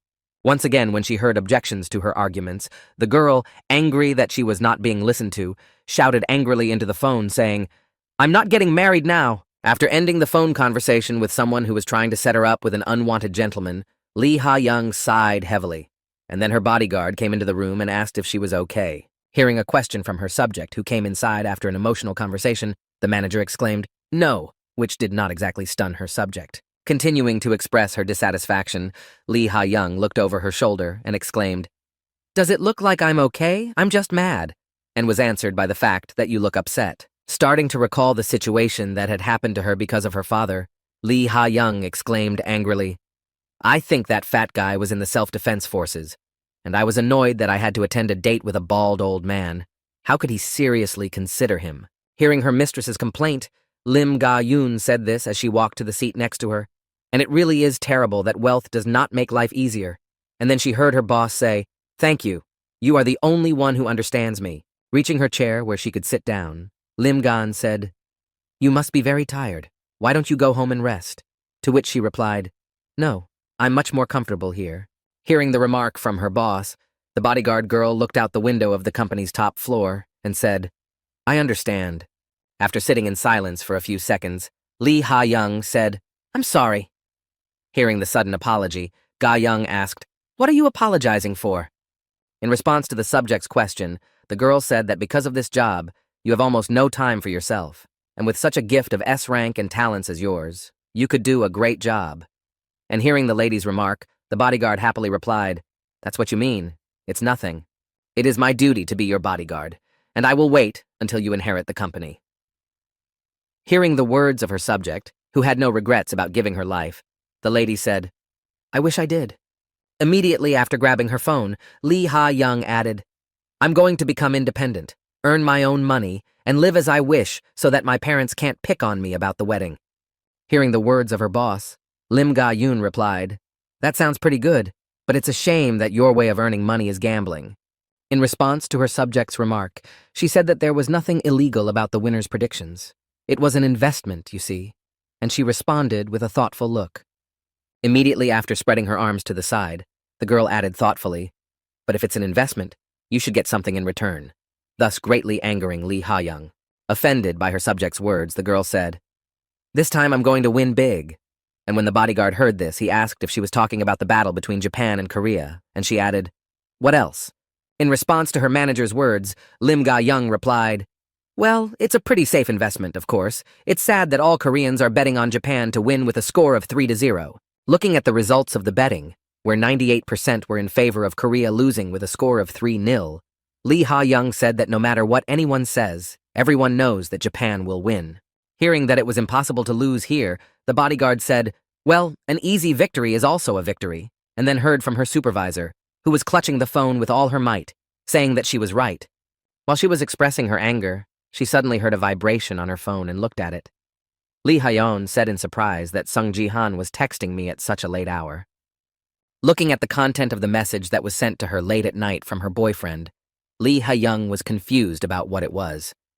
Sometime before, sitting in a restaurant to which he had been invited before, Diego McKee drooled and said, "Wow, this is so appetizing." Surprised by the delicacies he was being treated to, the man added, "This is the first time I've ever eaten Korean veal here, and it's so amazing."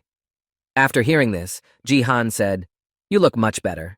And then he asked if it was too expensive, and the boy said, "It's okay, if you want anything else, just let me know." Hearing a suggestion from his friend to express his desires without shame, Diego Macid said, "Well, then we can order some drinks," and was answered with wine, of course. After a while, when a bottle of alcohol was brought to them, the man opened it in a few deft movements and began pouring it into glasses. Having tasted the drink prepared by his friend, Ji-han was surprised to say in his head that he was able to mix soda with beer even better than I could, and then said that the proportion was perfect. After praise, having tasted one piece of grilled veal meat, the man grabbed his face and said, "Wow, it's delicious. There are no words for it." And I heard in response, "I'm glad you liked it." After spending some time together, Ji-han asked if we could switch to first names, and he replied, "Of course, I think it will be much more comfortable." After finishing his veal snack, Diego Macide spoke while Jihan was still sipping alcohol. And to be honest, I was a little offended. Throwing his arm over his head, he said, I simply could not have survived without BattleNet. I was a football star, but at one point I was at the very bottom. Putting his head down on the table, the man added in disappointment that he could no longer earn money, which is why my wife and children left me. Hearing the words of the man, Jihan spoke at the very bottom at one point and then thought, he speaks Korean well. Immediately after analyzing the words of the man sitting in front of him, Jihan said in his head, well, everything is quite obvious. Recalling the man's brilliant career up to a certain point in time, he mentally added Diego Macide from Argentina, a world football star who had everything he needed. But it didn't last forever. As soon as BattleNet appeared, everyone immediately forgot about football and stopped being interested in the sport, and so it lost its fans. Looking at the broken man lying on the table in front of him, Jihan thought what could be added if a world-class footballer was now teaching kids in Korea. A few seconds after Jihan's remarks, Diego Macide looked up at Jihan and said, enough complaining, let's get down to business. Abruptly jumping from one topic to another, the man said, so you want me to become a sorcerer? In response to the man's question, Jihan smiled and confidently replied, yes, you understood me correctly. Immediately after opening his state window, Jihan said, your gift enhances any equipment that resembles a soccer ball because I'm right. Hearing the question from his friend Diego, holding a glass with an unfinished drink in his hands, he answered exactly that. That's why I'm always carrying around a ball. And I'll tell you right away that I don't have anything that a magician needs. Continuing to whine, the man added that my mana was too low, and I replied, well then. Jihan reached into his inventory and pulled out the item he needed and said, look at this item. Looking at the object, which resembled a soccer ball, the man froze in place in amazement and said the same thing. Reading the description, which said Arcana's Sphere, rank B, a foreign relic, a magical object used by Arcana of the spider tribe wrapped in a spider web, Diego was surprised to hear that it was a sphere. The holy relic of the Sphere of Arcana is a magical object used by Arcana from the tribe of spiders, wrapped in a web that made it very elastic. Spiders have only one leg, and that is why this object was shaped like a ball and used as a ball. And for Diego, it's incredible how comfortable the item is, which was perfectly suited for him. Continuing to persuade the man to follow his advice, Jihan said, I think it's an interesting dream, and then thought this subject would reveal his potential. Starting to recall his past life, the guy mentally added that in the past, he was the most powerful magician of all who ever existed, and then nervously looking at the Sphere of Arcana, Diego asked how much it cost. Thinking about the price, the guy said 500,000 points of achievement, which means 50 million, and hearing the amount of the item, the man exclaimed, what the hell? I'm sobering up. This is more expensive than the down payment on our house. Continuing to express his surprise, the man exclaimed, I couldn't save up for it even in 10 years, but thank you for showing me, and I said with a heavy exhale before he could finish. Immediately after that, Jihan took his hand to the side and confidently said, honestly, I would like to give it to you, and if necessary, I can also support you financially. Hearing the proposal from the guy sitting right in front of him, Diego Macide said in surprise, how am I supposed to understand this? Why did you suddenly decide to do this? In response to the boy's question, Jihan said, I want you to join my guild. And when Diego heard the request, he asked what guild, and the boy added, that's right, I plan to create my own when I get to the Silver League. When the man heard what plans his interlocutor was making, he was surprised to hear that he had the money for it. And he replied, yes, but what about it? Taking out his phone and entering the necessary information, Sung-ji handed the gadget to Diego and said confidently, I'll be earning even more in the near future. When you saw what the former best football player had done, you were confused and out of your mind. At the same time, looking at the message he received, Ji-hana's Lee Ha-yeon nervously said in her head, this doesn't make any sense, and then said, what kind of choice is this? Looking at the list of victories and defeats in the battles sent to him by the guy who can predict the future, the girl added 1 victory and 3 defeats with a grudging smile. She visualized in her head the approximate picture and power of the person they would be fighting against and added that Korea would be able to defeat the King of the Sword. Sometime later, after meeting eyes with his opponents, Ioto Ryuhei said menacingly, I am glad to meet you. While the Korean representatives were greeting their opponents, the crowd of spectators was getting excited and preparing for what was about to happen. When the start time of the competition approached, the host happily announced that he welcomed all the fans of Battlestar around the world. International Competition, Battlestar Lee, 1020th Year, August 15th, 17th, 00 Korea, vs. Japan Day D. As the start of the event approached, the host added excitedly, Well, let's get started with the competition between Korea and Japan. At the same time, showing his phone, on which Ji-han had placed bets on today's match between Korea and Japan, where Korea won first and then lost 3 times. The boy was stunned. Not understanding how he decided to do so, Diego Masid confusedly added that Korea could indeed win once. Nervously looking at his friend who had made such a strange bet, the former footballer said, "I'm not disrespecting the Korean team or anything, but you know who the king of the sword is." Recalling the man against whom Ji-han was betting with the certainty of losing in the first round, Diego added that he was so strong that he could take on an entire team on his own. Continuing to look at the guy who had decided to bet against the Sword King, the man added, "And this man is our opponent." After which Ji-han picked up the remote and said, "Yes, I understand that it's hard to believe." Turning on the TV to make it easier and clearer to convey his point, the boy added, "It will be much more convenient for me to turn on the TV for you to see for yourself than to explain." When the broadcast of the competition between Korea and Japan was turned on, Sung Ji-han said, "Well, let's just see what's going to happen." When the fighters of the Japanese team appeared on the screen and were being filmed, the guy added, "Let's see what the final result will be."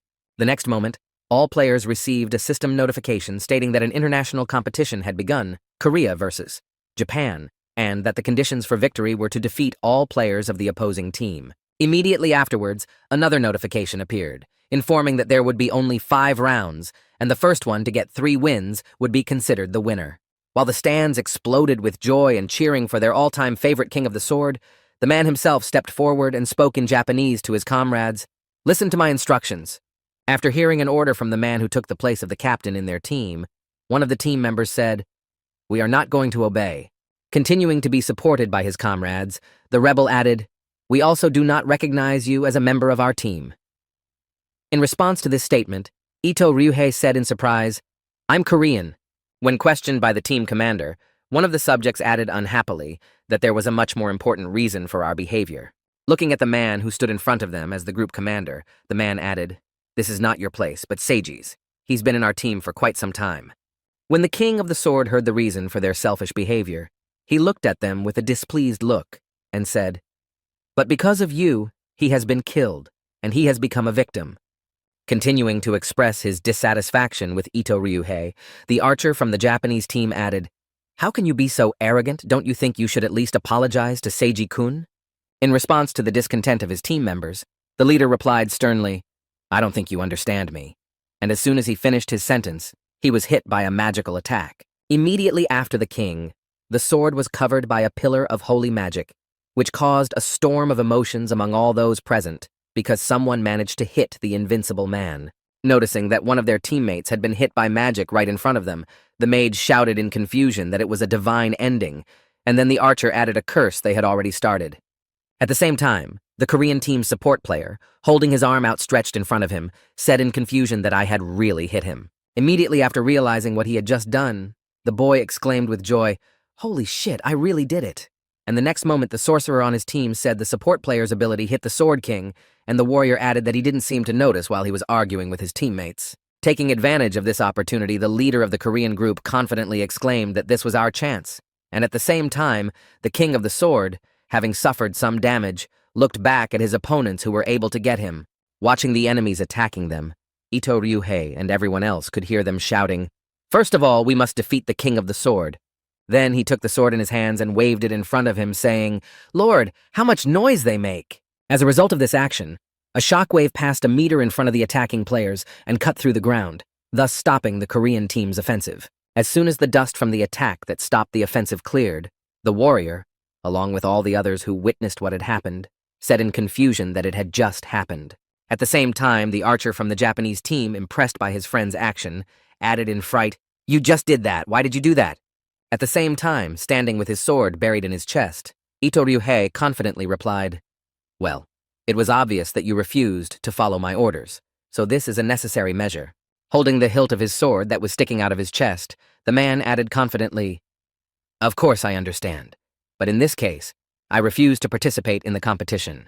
As soon as the Sword King's health was exhausted, he disintegrated into pixels and moved to the waiting room, after which a system notification appeared saying that the first destruction was carried out by the Korean team. Stunned by what he saw, all the stands together with those watching froze in silent agony, and then the commentator said something incredible happened at the beginning of the first round. Ito Ryuhei killed himself. Immediately after, the commentator added that this destruction was credited to Lee Jin-wook of the Divergent Guild because he had dealt damage to the Sword King and had a chance to become the best player of the round. Seeing what had just happened in the arena, Diego Macide exclaimed to his friend Sung Ji-han in confusion, "How did you know about this?" The man jumped up and leaned on the table after leaning over to the boy and exclaimed in confusion as he heard, in response to his question, "I'm sorry, but I can't tell you about it." After calming his friend from the rush of emotions, Ji-han turned his gaze to the TV and added, "This is a secret of the company, so please, let's just watch the developments." The next moment, taking out his cell phone, Sung-ji immediately went to the app where he placed his bets and then said everything exactly as it was without any changes. Looking at the status of his bet, the guy saw the bet went in 37 times the current bet's 1 win, 3 losses. Korea's loss, the guy mentally added the amount of dividends has not changed. Watching what was happening on the battlefield, the guy mentally said, "By the time I came back in time, I really believed that it was all just a setup because the stakes were small." Sometime after Ito Ryuhei killed himself, the Korean team easily dealt with the remaining players, and then the system notified the end of the first round, saying that South Korea had won. At the end of the battle, and the announcement of the results by the system, the commentator said the first round was over thanks to Ryuhei's unexpected behavior. South Korea was able to win. Pointing the camera's main lens at the Korean team support player, the commentator added, as previously mentioned, the best player was Lee Jin-wook, and I'm sure the players on both sides are now confused. After the first round, when the whole team moved to the waiting room, the archer said to the team leader, "What the hell are you doing?" Continuing to shout angrily at the man who had killed himself in the middle of an international competition, the archer added, "How could you destroy yourself? You representative of the nation. What are you thinking about?" After receiving questions and a ton of dissatisfaction from his teammates, the King of the Sword said, "I can't just watch this anymore," which further irritated the archer. Looking down at the member of his team who had grabbed him by the collar, the man said, "You're just a bunch of nobodies who don't even have the slightest bit of professionalism." Starting to express his thoughts, the Sword King added, "Now I understand why you lost to Korea every time." And after hearing the team leader's remarks, the rest of the team angrily exclaimed that you were out of line. Continuing to exert his authority on the team members, Ito Ryuhei added, "I don't care about your childhood friendship. If you continue to not recognize me as the boss, I will kill myself every time I enter the arena." Ignoring the discontent of his subjects who tried to offend him, the man confidently added, "So you have a choice. Choose victory with me or miserable defeat as usual." Realizing that they had little choice, the archer and the rest of the team, realizing their situation, simply bowed their heads in resignation to the circumstances, after which the archer said, "Oh shit." And the next moment, the second round began. Heading to the battlefield for the second round, the South Korean team was talking in confusion in front of them. At that moment, a warrior said, "I didn't understand anything at all about what happened." Having taken the appropriate position before the battle, the guy added why he so suddenly decided to kill himself, and then heard back from his friend that he might have been sent for this purpose. Hearing his comrade's assumption, the warrior confidently replied, looking at the Sword King, who reappeared in the arena, "No, it's unlikely." And then someone added, "What if he destroys himself again?" Turning his attention to the man who was preparing for the second round of the battle, the warrior added a little more energy, and his mood changed completely. Realizing that this time the battle would not be as easy as it had been before, the man said, "Everyone be on the alert." Continuing to inform his comrades, the warrior added that our enemy is the King of the Sword. How dare he not finish his sentence when his sentence was suddenly cut off? It all happened in just 1 second. Ito Ryuhei cut 3 enemies in half with a swing of his sword. When he came to his senses after 2 of his enemies were defeated, and the warrior was at the height of his powers, the support player said in a confused voice what had just happened. When he saw what had just happened on the battlefield, Song Ji-han, who was sitting in a bar with a friend and watching it on TV, held his breath. At the same moment, Ito Ryuhei took the appropriate stance to deliver the last blow. Using his skill, he attacked head-on, and thus was able to simply cut 2 players in half who were standing in a line. After seeing this and the first victory of the Japanese team, the stands exploded with emotion, shouting joyfully for Ryuhei. At the end of the second round, the commentator declared the Japanese team to have won by just 2 strokes. Looking at the score, which has now been updated, the commentator said the King of the Sword of Change to destroy the entire Korean team of the international competition BattleNet South Korea. 1 Japan won. After some time, the 4th round finally began, and the South Korean warrior decided to give it his all and stormed the Sword King. Recalling the previous rounds, the commentator said Japan won the 3rd round, now the score is 1-2. Oh, ours need to cheer up somehow. The next moment, recalling the moment in the third round when Ito Ryuhei instantly shortened the distance and broke into the enemy's line and defeated them all, the commentator said, "I hope there will not be such a miserable loss like in the third round." Imagining the same moments in his head, the man sighed heavily and added, "The third round was just heartbreaking. The oppressive force was on a completely different level than in the second." At the same time, while the commentator was recalling the past, a South Korean warrior tried to strike but missed and was hit. Unwilling to give up in any position, the man continued to wave his axe, making a series of blows and saying not to let him counterattack. Hearing the words of his team leader, the support player used all the skills of the holy power to shout good. Immediately after applying the skill, magic chains popped up on the Sword King and shackled his hands, and the support team exclaimed, "I got him." Noticing a great chance for an offensive, the leader of the South Korean team rushed at the enemy with a desire to win and shouted, "I don't care if he hits me." Trying to somehow encourage his comrades after becoming the main bait to distract attention, the leader shouted out to hit him with all his might. As soon as he wanted to attack, he noticed that his attack was blocked, not understanding how it happened, because the enemy's hands were tied. The man noticed that the sword was flying by itself, and then he said in confusion, "What the hell?" The next moment, turning his gaze to the enemy, who did not even show any signs of concern in the battle against the four warriors, the warrior confusedly added his sword. Having broken the chains on his right hand, Ito Ryuhei made a leap in which he neutralized the first of the enemy team, who turned out to be a warrior. When he saw that his magic skill was destroyed, the support player created a magic circle and nervously exclaimed, "Oh shit, he broke my chains!" As he continued to prepare to use his skill, he added as much as he could, and then noticed that a sword and Ryuhei himself appeared at his throat. The next moment, the support player's head separated from his body, and it was an instantaneous convergence, attack, and tactical retreat to regroup the Sword King. When there were only 2 South Korean players left, the mage nervously shouted out, "Shoot! Don't let him get any closer," to which the archer, pulling on his bow, said, "That's a scoundrel." Before he could make a shot, an enemy arrow pierced his back and took him out of the game. Immediately after this action, an archer from the Japanese team, who was with his teammates, shouted in Japanese, "Don't forget about us too." Continuing to look at the last remaining opponent on the enemy team, the archer added, "We are still in the game." No sooner had she recovered from the loss of the last member of the team than she felt an oppressive sense of pressure that did not let her rest, and she confusedly said what it was. Looking back, she saw a Sword King hovering in the air not far from her. Being in a difficult situation with a confrontation of 1 against 4, the girl heard, "And you remained the same as you were before," to which she replied the same. Turning her gaze to one of the swords that moved spontaneously through the air, the girl asked the flying sword technician anxiously.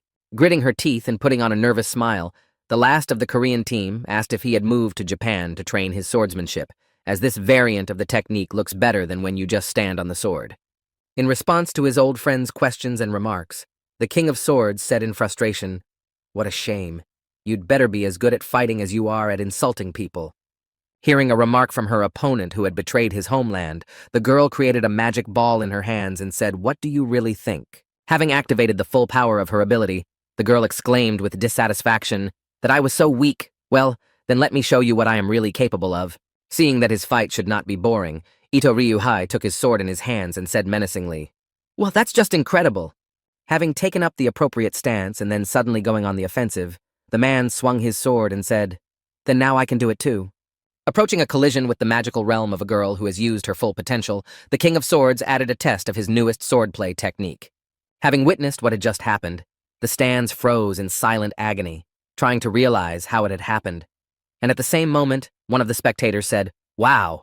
As a result of the fight, a giant crater remained in the place where the girl was, and then the commentator said that the round was over, and Japan won the competition with a score of 1-3.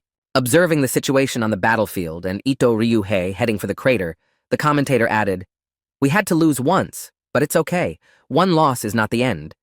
At that very moment, Diego Macid, sitting at the TV, saw the exact result predicted by Song Ji-han and exclaimed in confusion, "But how?" Pointing his finger at the TV screen, where it said Japan won by 1, the 3 men asked how he could predict the exact score, to which he replied, "Let's say I dreamed it." Hearing the cheap excuse about predicting the outcome, Diego, not wanting to accept such an answer, exclaimed, "I can't believe how much money you got," to which the man smiled and said not much. Immediately after answering, the guy turned his gaze to his phone and mentally said it was good that he had managed to earn money, but that scene was unexpected. Recalling the moment of the double sword slashing attack used by Ito Ryuhei, Sung Ji-han mentally said, "He's much stronger than I remember." Immediately after starting to recall absolutely all the information about his opponent, Ji-han added that he also possesses a gift of SSS rank Absolute Double Blade. Recalling the characteristics of the man called the King of the Sword, Sung-ji looked at the TV screen where he was being broadcast and added, "But it doesn't matter." Continuing to look at the man who was the main character of this competition, Ji-han mentally said, "No matter how strong you are." With a serious expression on his face as he reasoned, he added, "I'll just get stronger." Imagining the approximate difference in their strength, Sung-ji mentally said, "Just wait for that moment." Continuing his thoughts, the boy said in his head, where he looked back at the Blade Cemetery, it wouldn't take long. At the same time, when she saw the result of her bet, she joyfully exclaimed, "Damn it, I really won." Rejoicing that she had won a considerable amount of money, Lee Hae-young happily added 37 times more than 5 million turned into almost 200. Pressing her phone to her face, the girl happily said, "I didn't even believe that this day could ever come. Thank you so much, Sung Ji-han." On the same day, thanks to Sung Ji-han's help, Lee Ha-young was finally able to win a substantial sum of money, 180 million won. However, this still did not cover what she decided to do herself, as she ended up losing 20 million. Of course, she followed Sung Ji-han's advice and bet 5 million on what the guy told her, but she was 100% sure that South Korea would lose with a score of 0-3. And on the outcome of a dry defeat, the girl bet the sum of 200 million won. Betting on such a crazy amount, she said with a sly smile, this bet would be more reliable than a boogeyman. And of course, she lost them after the results were announced. Realizing her worthlessness, Lee Ha-young said in defeat, "I wasted not 200 million but a chance for a happy future." At the same time, in the restaurant where the guys were sitting, Sung-ji said to his friend, "Let's get down to business." After discussing the reason for such an expensive gift, Sung-ji said, "Then you will sign a contract with me." Continuing to give in even in such a favorable situation, Diego Masid put his hand behind his neck and said awkwardly, "To be honest, I still don't understand why you want to work with me so badly." Trying to find out the details of why Sung-ji was so interested in him, the man asked me in surprise that I was so valuable or something. In response to his friend's question, Ji-han smiled slyly and said, "You've seen with your own eyes how accurately I predict the results of the competition, and even now I am confident that my choice is correct." After receiving an answer from the guy that did not explain anything to him and confused him even more, Diego Masid asked in confusion how I should understand it. After receiving a question from the man he wanted to recruit, Ji-han pushed the sphere toward him and said, "I'm just convinced." As soon as the ball reached its future owner, the boy confidently added that in the future, you would become the most powerful wizard. Continuing to recruit a man who will undoubtedly benefit him in the future, he said this contract is an investment in your future. Then, taking the sphere that the boy handed him, the man said, "Just be on my side, Diego." Upon hearing the request from the guy who gave him an expensive gift, the former football player thought to himself, "I wonder when the last time I was offered something like that." Starting to recall those moments from his past when he still had a career as a football player, the man said with his head down, "I miss the times when I was still important to others." Recalling the moment when he scored the ball into the opponent's goal and how everyone cheered and congratulated him, I thought that after the start of the BattleNet, I would never be able to feel those feelings again. The next moment, shifting his gaze to the realm of Arcana, Diego Masid said in his head, "But Seong Ji-han gave me hope." Having carefully considered all the pros and cons of this proposal, he mentally said, "I simply have no reason to refuse," and then extended his hand to him, and they shook hands in agreement. After accepting the offer of the guy who made his dream come true, which he thought would never come true, Diego confidently said, "I'd love to work with you, leader." Continuing to express his gratitude that Sung-ji had done something that was really important to him, Diego Masid said, "I will never forget what you did for me, and I will repay you 1,000 times. No, 10,000 times more." Hearing his new subject's words, Ji-han smiled happily and said, "I like your self-confidence. It's certainly beautiful." After finishing the conversation about joining his guild after its creation, Ji-han said, "I'll be waiting for you in the end."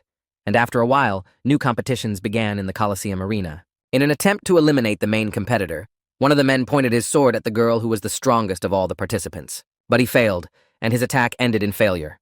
Lim Ga-yun's plum blossom sword easily repelled the attacker's attack. When the attacker was defeated, the girl heard the screams of Lim Ga-yun and began to monitor the area around her to identify any other enemies who might be targeting her. Seeing that the girl had again dealt with one of the participants of the competition, a couple of men decided to try their hand at it and headed towards her and shouted, "Get rid of her first," to which I replied, "I'll help you." The attackers attacked the girl together and shouted, "Die," before inflicting fatal injuries. But no matter how hard they tried, they still wouldn't have enough strength. And Lim Ga-yoon, realizing this, said it was not enough. Taking her sword out of its sheath, instantly striking and hiding it back, the girl simultaneously cut down 2 attackers, after which a system notification appeared that 50 survivors remained. Immediately after the announcement that half of the players had left the battlefield, another notification appeared, saying that the game was over. After the game was announced, the girl received a system notification saying that you had won first place in the game. Seeing what she managed to achieve in this competition of the Colosseum, Lim Ga-yoon, looking at the rating squeak, mentally said that 5 destructions for the first place was quite a good result. Immediately after furrowing her brow, she added in her head, "However, it's still not enough. It's not a reason for me to be proud of myself." Imagining in her mind a sword king who was many steps above her in skill and strength, she said in her mind, "I need to become much stronger." Also remembering another character who was stronger than her, she mentally added, "I have to become as strong as King Sword, who defeated the Korean team in a competition, or Song Ji-han, who went down in history as a legend without defeat." Realizing how much she was inferior to these people in strength, the girl looked down and said in her head, "I'm too far away from them. I've relaxed too much since joining the Divergent Guild." The next moment, raising her head up and looking at the sky, she added to me that I need to keep improving myself and not fall behind any further. At the same time, returning home with her friend who agreed to give her a ride, Hiso said anxiously, "Sia, you're fine." Hearing the question from her classmate, the girl bowed her head down and answered, "Yes, everything is fine," after which she objected, "Don't lie to me, I can see that you look bad." And then Sia added that this has been happening for days and days. Immediately after hearing this, Hiso confidently exclaimed, "If you want, I can stay with you because it's very good to be in company when you feel bad." To which she replied, "No, you don't have to." After refusing the offered service, Sia said, "I'm so grateful for the ride home today because I have an appointment with my uncle, and I didn't know how to get there on my own." The driver said, "If you need any help, please let me know. I want to make up for my mistake." Hearing the offer of help from the driver, whom she could turn to, the girl smiled gently and said, "I'm glad you understand." The next moment, folding her arms in front of her, Hiso said happily, "Oh, by the way, Sia, have you thought about my proposal? If you agree to it, I'll start preparing today." In response to her friend's question, she replied, "I'm not sure about that." Hearing the ambiguous answer, Hiso asked in surprise, "But why are you losing anything?" As she continued to convince her friend to accept the offer, she added that before she could finish speaking, the driver braked in an emergency manner, and she crashed into the seat face first. Angry at her driver, the girl grabbed her cheek and exclaimed, "Hey, what's with the sudden stop?" In response to a question from his boss, the driver nervously said, misreacting to the man's words, the girls looked forward and exclaimed in surprise, "What the hell?" Looking at what was happening ahead and realizing the reason for this sudden braking, they heard we had arrived at the Sword Palace. When they stopped near a crowd of people gathered outside the house, they couldn't help but attract attention, and someone in the crowd shouted out, "Hey, what's going on?" At the same time, Song Ji-han decided not to use the usual methods of public transportation when returning home. He jumped on the roofs of buildings. After a certain period of sprinting, Ji-han unusually reached a convenient place to stop and began to slow down. As soon as he stopped, he began to evaluate his options, and then said thoughtfully, "I obviously feel much lighter than before." Realizing that his progress was not stagnant, the boy turned his attention to the sun, which was slowly setting over the horizon, and thought, "I managed to improve a little." Turning his head to the sun, which was clearly visible, the guy confidently spoke in his head on a hill like this. Turning his body half a turn so that he could fully enjoy the view, Sungji spoke much more pleasantly as he watched the city from above. Immediately after these words, he began to recall his past life, mentally saying, "In the States, I also used to go up like this to somewhere as high as possible to be in silence. It reminds me of the past." Enjoying the sunshine that fell directly on his face, Sungji closed his eyes and spoke in his head. Now I could fully realize. Imagining Ito Ryuhei in his mind, who was just a giant in strength compared to him, the boy mentally added what kind of person Yu Seijin was at that time. Imagining him standing right in front of him, looking directly into the eyes of his opponent, Sungji mentally said, "He and I have never met in battle before." Plunging back into the memories of his past life, the guy mentally spoke at a time when half the nations on Earth had disappeared, and the best runners in the world began to gather together. Yoon Sai-jin, who had always taken first place as a warrior, suddenly disappeared, and then he remembered the newspaper that reported that Ryuhei had gone missing. As he continued to enjoy the beautiful view and the sunshine, the guy said in his head, I still don't know what happened to him. Immediately after opening his eyes and looking up at the sky, he added, but now I am as strong as I was at the peak of my abilities in my previous life, and I cannot relax just because I have a rapid growth rate. Leaning on his knee to get up after a break and reflection, the boy confidently said in his head, I must become much stronger than I was in my past life. Standing up to his full height again and looking at the city from above, the boy thought he needed to master the nameless divine art as soon as possible. After thinking a bit about his future plans, the guy approached the edge of the roof and said, well, enough of this thinking, it's time to go home. At the same time, trying to somehow drive away the crowd of people heading for the car, the driver nervously shouted out to everyone to get out of the way. Trying to somehow protect the girls who were sitting in the car, the guard shouted, blocking the passage, hey, I told you all to get out of here. Ignoring the man's words, the reporters who were trying to break through to the car shouted out Miss Sia, I am from the Right to Know channel, after which another reporter shouted out, say a few words, please. Being in a difficult situation, the girl had to hear what do you think about today's match of the Sword King and his interview trying to somehow bring the girl to her senses.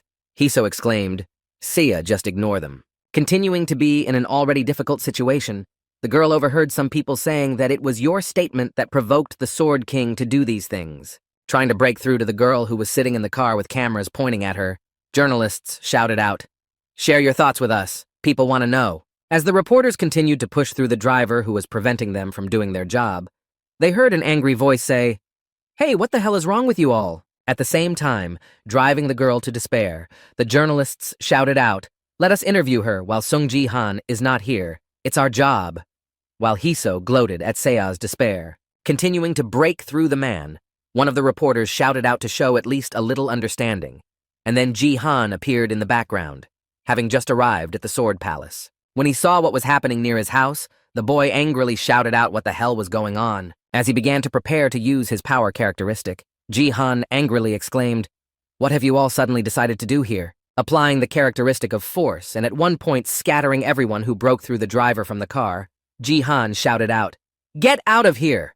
When all the annoying journalists lay down on both sides, creating a certain path, Sung-ji confidently walked forward to the car. Walking past the annoying reporters, he heard one of them groan heavily and say, oh my back, after which the other one shouted out in displeasure, hey Sung Ji-han, how dare you attack reporters? Continuing to express his complaints about the guy's behavior, the reporter added that he was not at all embarrassed by your image, to which the guy said in a menacing voice that he was. Turning his fearsome gaze to the man who had decided to swing his rights here, Ji-han said menacingly, that's why I treated you so gently. As the journalists began to get up from the ground after a quick break, the guy added angrily, besides, this is only your first mistake. Hearing this, they realized that it was better not to disturb the guy. Walking onto the car with his niece, which was being guarded by the driver from attackers in the form of journalists, Sun-ji added, you should be thankful that it ended so easily. A few seconds later, as he approached the car, Sung Ji-han said to his niece Sea, you can come out now, and she looked through her fingers at the person who came for her. As soon as the door opened, Sung Ji-han immediately appeared behind them, smiling happily and saying to his niece, let's go home. As soon as the girl was safe, the boy supporting her said to the driver, thank you for protecting her, to which he awkwardly replied that it was nothing for me. As the pair of young people headed home, Hiso, who had left the car to say goodbye, called out to the man, sir, take care of her, to which he looked back at the girl and replied, thank you very much for your concern. After thanking his niece's friend, Sung Ji-han said, goodbye and see you later, and waving goodbye, the girl nervously said, see you then. As soon as the boy and her friend moved away, the anxiety on the girl's face suddenly disappeared, and she was just trying to keep her emotions in check at the moment so as not to give away her true identity. The next moment, when they had already entered the building, she was finally able to give vent to her emotions and bent her head down, covered it with her hand, and then began to laugh softly. Immediately after this action, she said, holding back her laughter, how hard it was for me to hold back my laughter. Hearing this, one of the reporters was surprised to hear that she was not the student, to which another colleague replied, yes, you're right. Looking at the girl who was mocking Yoon Sia and wiping away her tears, the reporter confidently added that she was the granddaughter of Kim Hiso, CEO of Taewon Daily, South Korea's first publishing company. As she continued to wipe away her tears after mocking the weak-willed girl she was pretending to be, Hiso said, "Oh, poor Sia, it's all over for you now." After a while, when he arrived home and turned on the recording of the report after the competition, Sunji heard Ito Ryuhei say to the camera in Japanese, "I have no daughter." Holding his phone in his hand and watching a live stream of Ryuhei, he told reporters that I had buried my entire life in Japan, and that is why I have no daughter. Continuing to insist on his point, he added, "I'd like to ask you to refrain from any personal and unnecessary questions like this." After listening to the interview, the guy asked if they came to you because of him, and she said yes, with her head down. Hearing the reason why her niece was sad, Sungji gritted his teeth in anger and said irritably, looking at the man's face on his phone, wishing he could give him a beating. After expressing his dissatisfaction, he turned his gaze to the depressed girl and said, "Well, what should I do now? She has just started to feel better after the last incident." Continuing to look at his upset niece, who had her head down and was staring at a single point, he added in his head that this interview had only ruined her mood. After some time of grieving, the girl realized that this could not go on forever and, gathering her strength, said to her uncle, hearing Sia's voice, who took his eyes off the phone screen and said, "So then," and added, "Remember you said you would fulfill my wish." Hearing what his niece Ji-han had just asked him, he thought about it for a while and said, "You're going to find the Shadow Queen now." And the girl happily replied. Immediately afterwards, the girl, without hesitation, confidently said, "I think I've already thought of a wish that I want you to fulfill." Hearing this, the guy said confusedly what he meant. The next moment, pulling out her phone in front of her, the girl confidently said, "I think I've already found the one you need." Showing the image on her phone of the right person, who was most likely the same person her uncle needed, she said the Queen of Shadows. Sometime after the conversation with his niece, the guy decided to test her theory, and after a system notification saying the game had started, one of the viewers of his live broadcast wrote to stop what you're doing. In response to a question from his viewer, the guy smiled slyly and said, "I'm going to destroy my spear," and then mentally added, "I definitely need to." A little later, after a short pause, the guy added more seats. After hearing about Ji-han's plans, the audience wrote, "This time he came up with something strange, but I'm okay with it." The next moment he mentally added, "I'll try it." Keeping his gaze on the person who was far away from everyone else and watching only him, Sungji thought to himself, "Well, let's see." Keeping eye contact with the suspicious person who was not taking her eyes off him, he mentally added whether she was really the Queen of Shadows. And now let's go back one day to when the conversation with my niece took place, when she finally managed to determine who the Shadow Queen was. Demonstrating an elf girl standing near a column in a dark cloak, Yunsea heard her uncle interrupt and say, "Yes, I believe she is the Queen of Shadows." The next moment, she turned her phone screen back to her and began to go through other possible options and said thoughtfully, "Of course, I'm not 100% sure, but that's my main suspect." And she heard back, "And there's a reason you think so." Then, looking at the image of the dark elf who was sitting on the throne, she added thoughtfully, "At first, I looked at the elven queens who sat on the throne, but they were too obviously queens." Immediately afterwards, she switched back to the image of the mysterious person standing at a distance from everyone else, pointing to her and saying, "She looks like a shadow." Hearing his niece's conclusion, Ji-han was surprised to hear that the shadow was there, after which the girl confidently added, "Look at what I sent you then." When the boy picked up his phone and started looking at the photos sent by Sia, he heard her say to him to first pay attention to the color of the elf's eyes. While Seungji was looking at the photo of the elf in a close-up view where her eyes were visible, Yoon-sia said that elves with black eyes certainly exist, but they are quite rare, and that her sclera itself is black. Thinking about his niece's words, the guy said in his head, looking at the photo, "She was right." And then he heard the girl say, "But it's not just that." Drawing the boy's attention to herself, Yoon-sia added that the elf always looks at the one who takes the first place. And before the game started, hearing the remark from her niece, Sungji wondered what it meant. In response to the boy's question, she said that every time you participate in competitions, she always looks at you strangely. Recalling other cases of searching for the Shadow Queen, the girl added that in order to draw some parallels in her conclusions, I also checked other matches.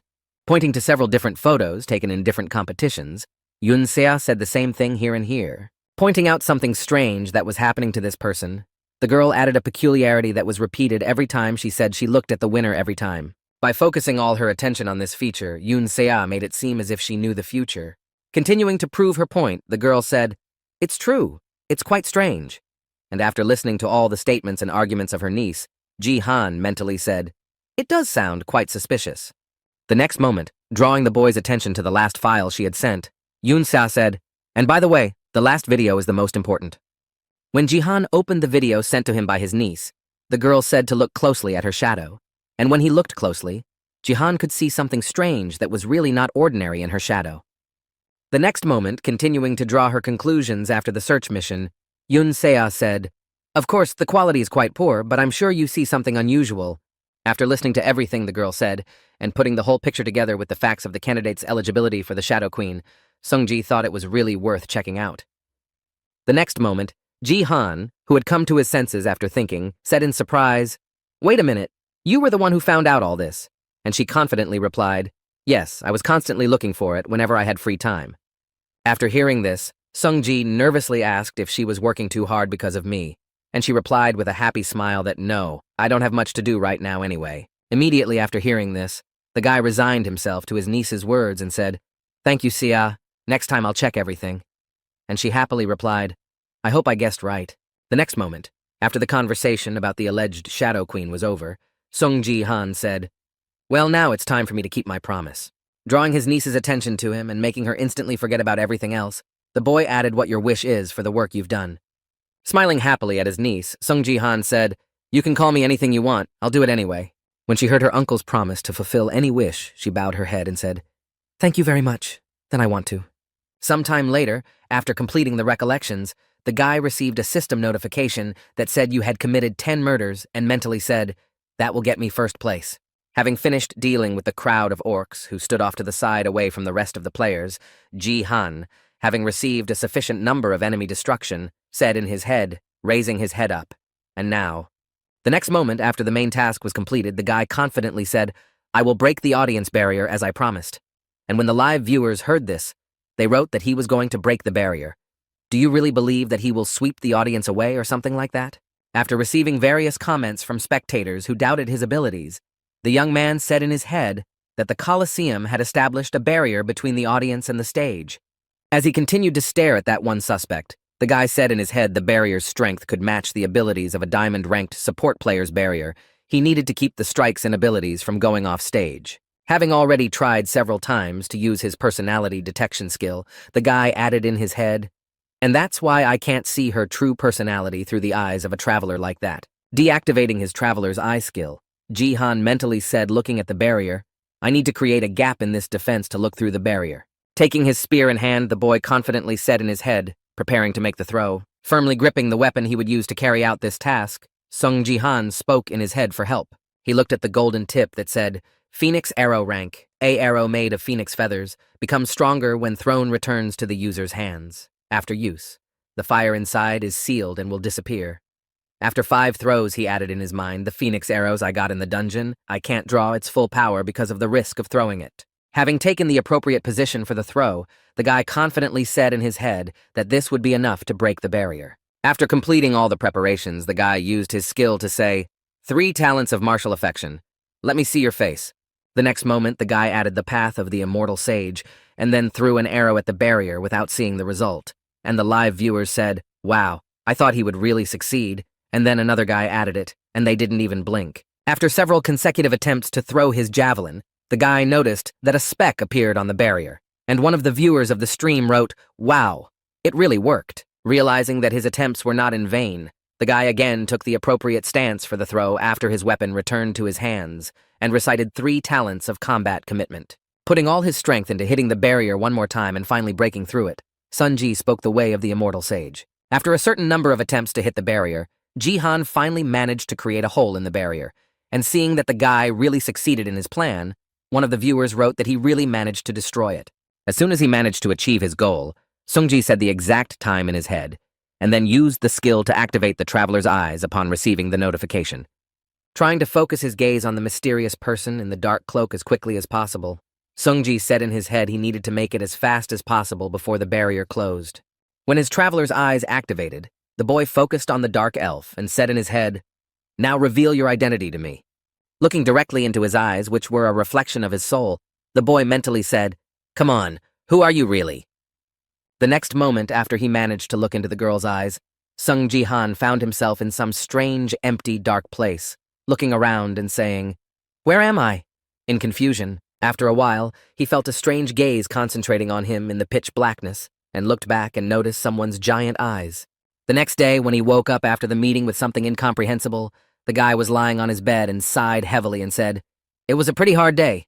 Putting his hand to his head to try to calm himself down after what he had seen, he mentally said, "I still can't calm down after what I saw." Opening his eyes after imagining the same sight he had encountered when using the Traveler's Eye skill on the Shadow Queen, Sungji said in his head, "And I don't think I can do it." Once again, he began to recall the same look he had encountered in that pitch black, and he imagined meeting something similar in the Bronze League. Closing his eyes again, the guy said in his head, visibly worried, "It scares me very much. Even if I were in my previous body, I would still be scared." Immediately after smiling slyly after his thoughts, the guy said, "Well, it's okay," and then got up from the bed and confidently added, "His strength will definitely help me." Moving to a sitting position, the guy used the command and opened the achievement store, after which he said in his head, "I will level up the store to the 5th level for the accumulated rewards." Having decided to upgrade his store to the 5th level, the guy confidently said in his head at which point I would have the opportunity to get a place for an additional constellation. When everything was completed and the store level was raised, Sungji Han said in his head, "Well, now we can choose a few constellations." Clicking on the level up button, he received a notification that said, "Earth is currently undergoing a training program. Even if you select a location for an additional constellation, it will not be shown in your status window." Rejecting the notification that the additional slot for the constellation would not be displayed, the guy mentally said, "Well, now I don't need it. Then I'll choose something else." Hovering his finger over one of the options for leveling up in the store, Sungji confidently said, "First, I'll add a slot for a rank," and then received a system notification that you had bought a place for an additional rank, level 1. As soon as the additional slot was purchased, the guy immediately rushed to check its availability in his profile and opened the status window. Songji has already reached the 22nd level and is only 3 levels away from the Silver League. Now that he has such martial and ordinary strength, he can practically be counted as a member of the Silver League. However, even so, the guy chose to level up rank slots in the achievement store for a reason. He will need this additional slot after reaching the 30th level. Then he will need it for the title of Descendant of the Martial Arts God. Very soon, Songji Han's combat power will reach its critical 30 points, after which he will receive his nameless martial arts skill. And thus, after acquiring this skill, the boy will associate himself with the martial arts god and eventually become his descendant. Recalling why he needed this additional slot for a new title, the guy mentally said, "I used this title in my past life until my death." Closing his eyes, the boy recalled how he had received it and said in his head that this time, no matter what it took, I had to get hold of it this time too. Starting to recall a person from his past life, Sungji Han mentally said, "We will meet again very soon." At the end of his thoughts, Sungji went with his niece to inspect the new house after a while, and then heard that the center of Gangnam itself is just great, and public transportation is excellent, and there are plenty of renovated schools. Continuing to demonstrate the room they came to squeeze into, the realtor confidently said, "Among other things, you will get a symbol of success, a view of the Han River from a high floor." After trying all his methods of persuasion and naming the advantages of this house, the real estate agent said, "Well, what do you think? This is the best apartment in my arsenal." Continuing to look at the young people who had come to inspect the apartment to decide whether they would take it, the man added, 200 square meters will be more than enough for you two because I'm right." Looking at his niece's reaction after they were given a tour of the new apartment, Sungji mentally said it was too little too late for her. The next moment, as he continued to talk about the apartment he was offering to the buyers, the real estate agent happily said, "Let's take a look at this room." And Sia nervously replied yes and followed the man. Watching the girl's reaction to the house they were shown, Ji-han sighed nervously and said in his head she didn't like it, which was expected. Starting to recall the scale of her previous place of residence, the boy mentally added that she had spent her entire life in the penthouse of the Sword Palace. An ordinary apartment would hardly impress her. After some thought, he looked away and added in his head, "And yet." Looking at the view from the window on the top floor of the proposed apartment, Songji mentally added that the move was her own wish. Starting to recall the moment of the conversation with the girl, when he said that he would fulfill any of her wishes, and bowed his head down and said, "I want to move," after which he mentally said Sia wished to leave the Sword Palace. Looking at the depressed look on his niece's face, Ji-han thought, "I guess the sooner it happens, the better. Since that place is full of memories of Yoon Se-jin, I'm sure being in the house is depressing her."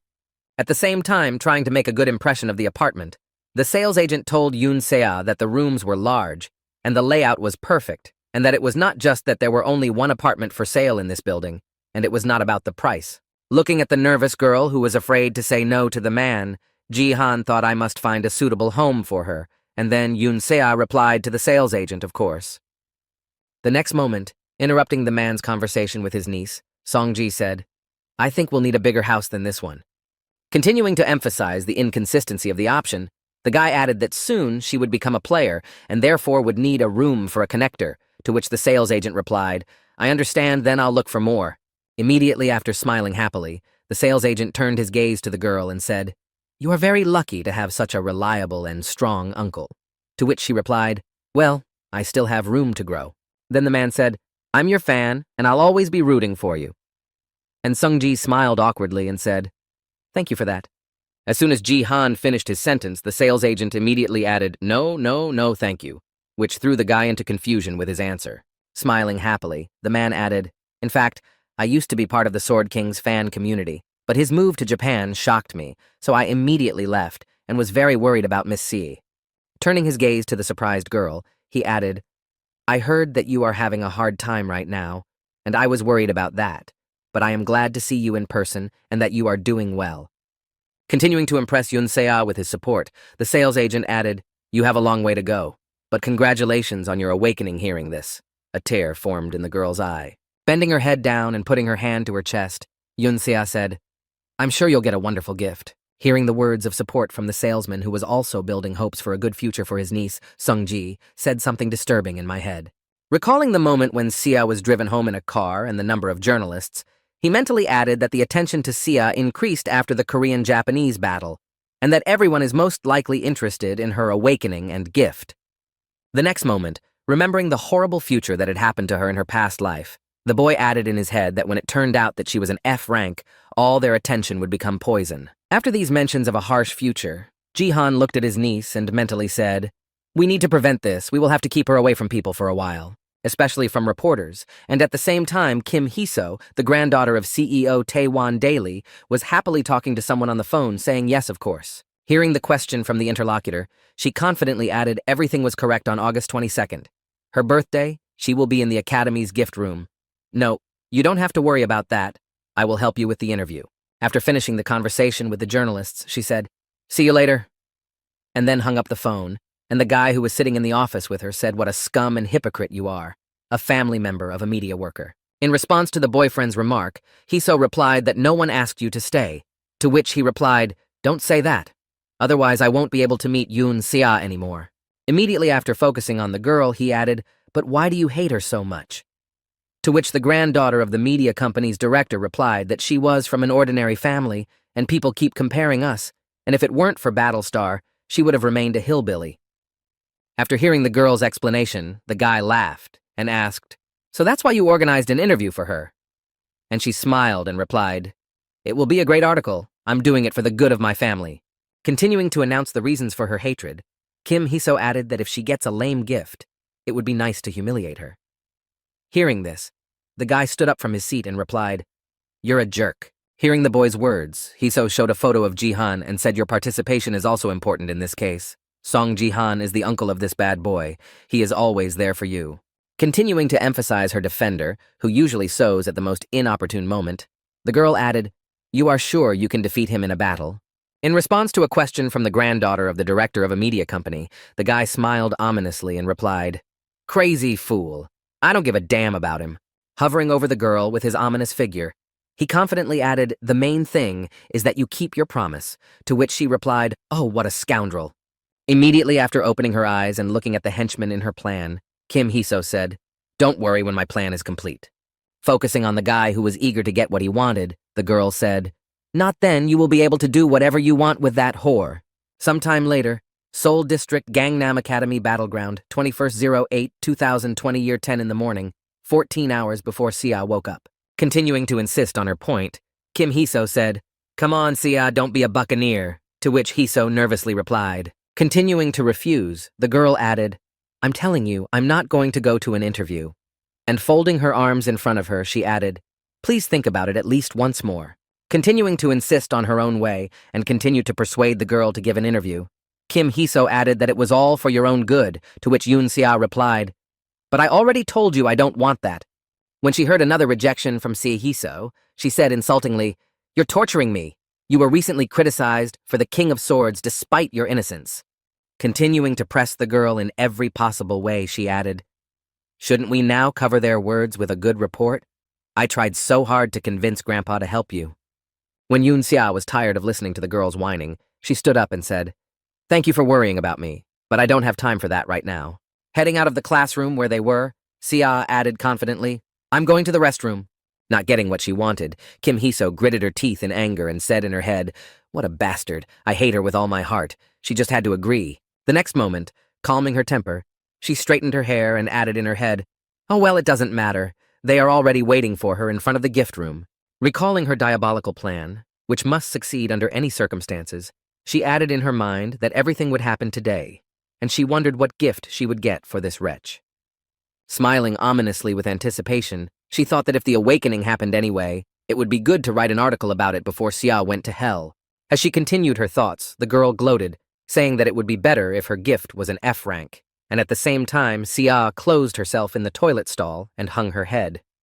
Reflecting on Kim Hee-so after her persuasion in the interview, Yoon Xia said how hard it is to hold back, but I already know about it.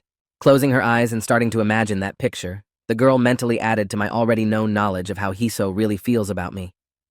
Some time ago, while putting on her lipstick, Kim Hee-so suddenly heard her friends say, Hey, you're still hanging around Xia. Continuing to mock their friend, the girls added, You're like lovers, to which Kim Hee-so angrily replied that she should stop fooling around. Then one of the girls added, Aren't you going to send her to hell and cut off all ties with her? To which she replied, First you need to use Xia to the maximum. And then her friend added, I heard that her father abandoned her, so what can I do with her? After hearing a remark from her friend Kim Hee-so, she opened her makeup bag and said, Oh, you guys are too kind to forget that my family runs a publishing company. Reaching inside with her hand, Hee-so, laughing ominously, added the best moment to deprive the man of all this when he was already flying into the abyss. Continuing to gloat and tell her plan, the girl added, I hope she gets an F-rank gift and she'll be completely broken. I want to take a bunch of photos with her shocked and desperate expression. When one of the girls heard what their friend had prepared for her, she said, You're a real nasty girl. And it was quite interesting to see. Immediately after starting to laugh ominously, the girl added, I look forward to this exciting show and hope as many people as possible will see it. Being in a toilet stall where a conversation happened to take place, Sia's shock at realizing who Hee-so really was did not last very long.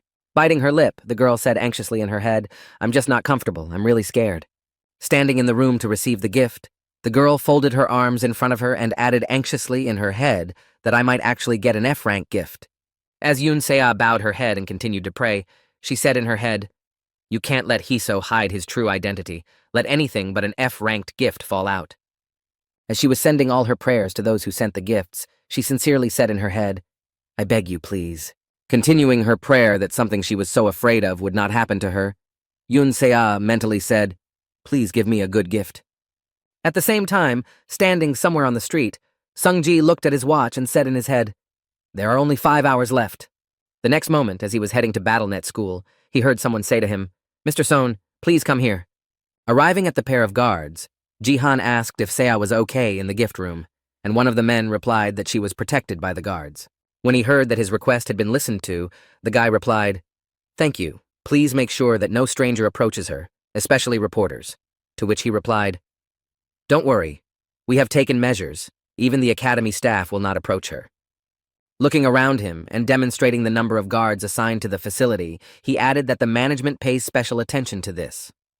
Then, immersed in his memories, Seong-ji mentally said, Yesterday around this time, I called manager Park Young-sik to discuss the problem with the Sword Palace donation. He answered, Oh yeah, tomorrow night Seo will become an awakened player, right? And he replied, So you knew about it? In response to the boy's question, the manager replied that the situation is not good now, and that is why I am worried that someone might enter the wake-up room. After hearing Ji-han's words, Manager Park thought that he understands how things are going now. Immediately after these words, Park Young-sik added, If you don't mind, I would prefer to have more guards around her. Hearing this, Seong-ji thought the government would send a guard to protect Sia. Closing his eyes and exhaling a sigh of relief that everything had worked out so well, Ji-han said in his head, Once again, I needed help. Walking along with the man in the direction he was pointing, Sung-ji suddenly heard him say to him, interrupting his thoughts, We have arrived at the place.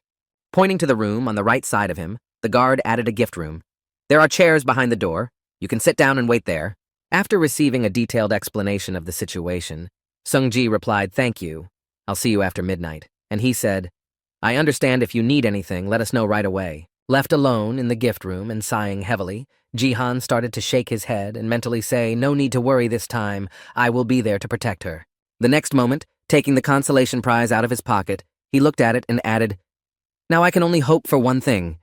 Looking at the gift of a monocle with a gold frame and chain, he added in his mind that this gift would comfort Sia. When a certain amount of time passed, and there were only 5 minutes left before Sia's awakening, Seong-ji suddenly heard someone's sarcastic voice say, "God, you are here." Approaching the gift room with a man carrying a video camera, Kim Hee-so said, "Hello?" Stopping next to the boy, the girl smiled haughtily and said, "We meet often."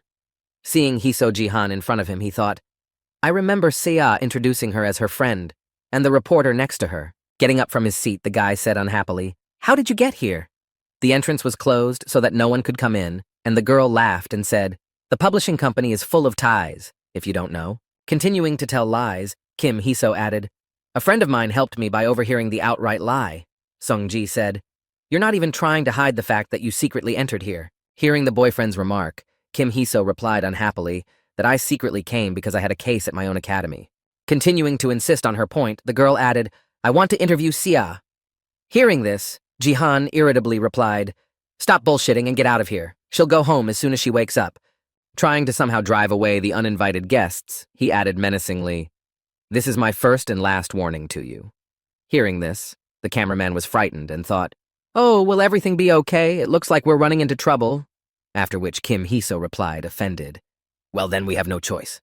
Shrugging, the girl added that we simply had to conduct an interview, to which Sung-ji replied, "If you insist on it, then keep in mind that I will not stand aside." Hearing Yoon Sia's uncle's threat, Kim Hee-so leaned her head on her palm and said sadly, "How can I not win you in a battle?" Immediately after, with a joyful smile and snapping her fingers, she added exactly what if. With a sinister smile, the girl looked behind Jihan and added a level 27 supporter to Sung Jihan, who was protecting his niece. Looking at the hired man approaching Jihan from behind, she added, "An unknown level 50 warrior will attack. What do you think will happen?" At the same moment, in the gift room, after receiving the system notification congratulations on waking up a gift late flower F rank, Sia fell to her knees and bowed her head down. When the attacker hit the boy on the head outside the gift room, the girl said sadly, "I was hoping so much that this would not happen." Feeling that at this point her life could be put to rest, she sadly said, "Well, now it's definitely over." At the same time, in front of the door of the gift room, the assailant hired by Kim Hee-so said with a sinister smile, "Just don't bother me. I will take care of our Sia and love her with all my heart." Hearing what the guy who had just attacked him from behind had just said, Jihan said angrily, looking back at him, "How dare you mention her?" The next moment, noticing that Sung-ji was unharmed and not bleeding, the attacker was surprised to hear that nothing happened to you after that blow, and you are much stronger than you look. Immediately after, Sun Jihan did not hold back his emotions and went on a counterattack against his attacker, immediately reducing the distance and delivering an accurate direct punch to the body. After making the punch, he felt something unusual, as if his fist had hit a wall, and said in surprise, "Stone skin means."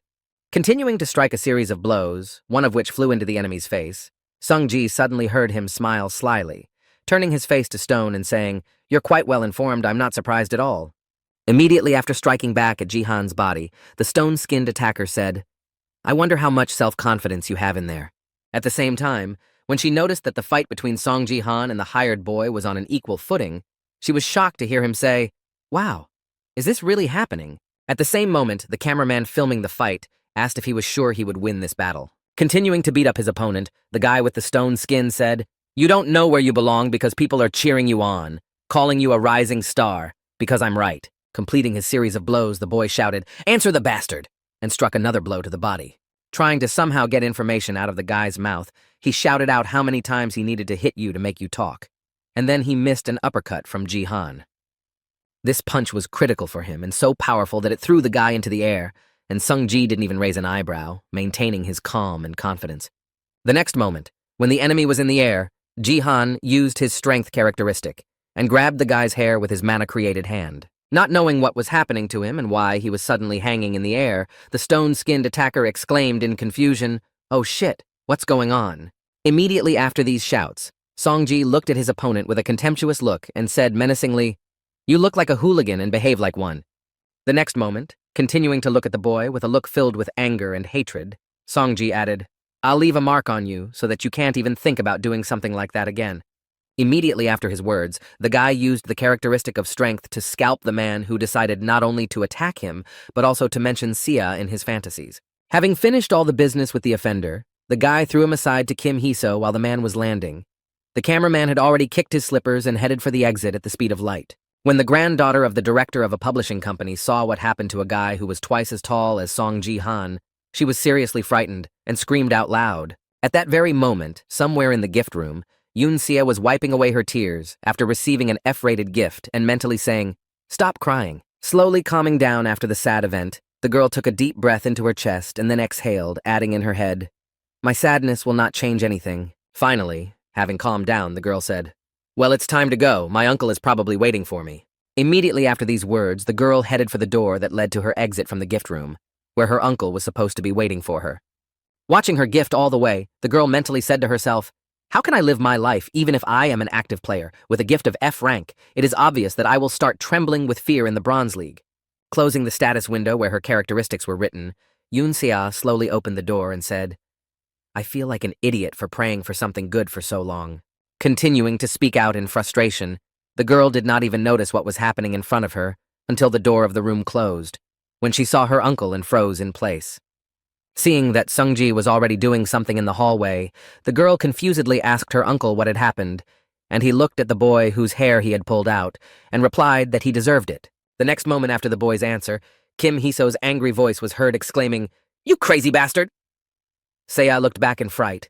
Then Ji-han said, "You can watch." Approaching the guy who was unconscious and lying on the floor, Kim Hee-so sat down next to him and added, "How dare you bring him to such a state of hobby? At least you know who my grandfather is." Continuing to try to intimidate the guy, the girl shouted out he was the CEO of Taewon Daily, to which Song-ji threw the guy's hair at the girl, knocking her to the floor and saying, "So what?"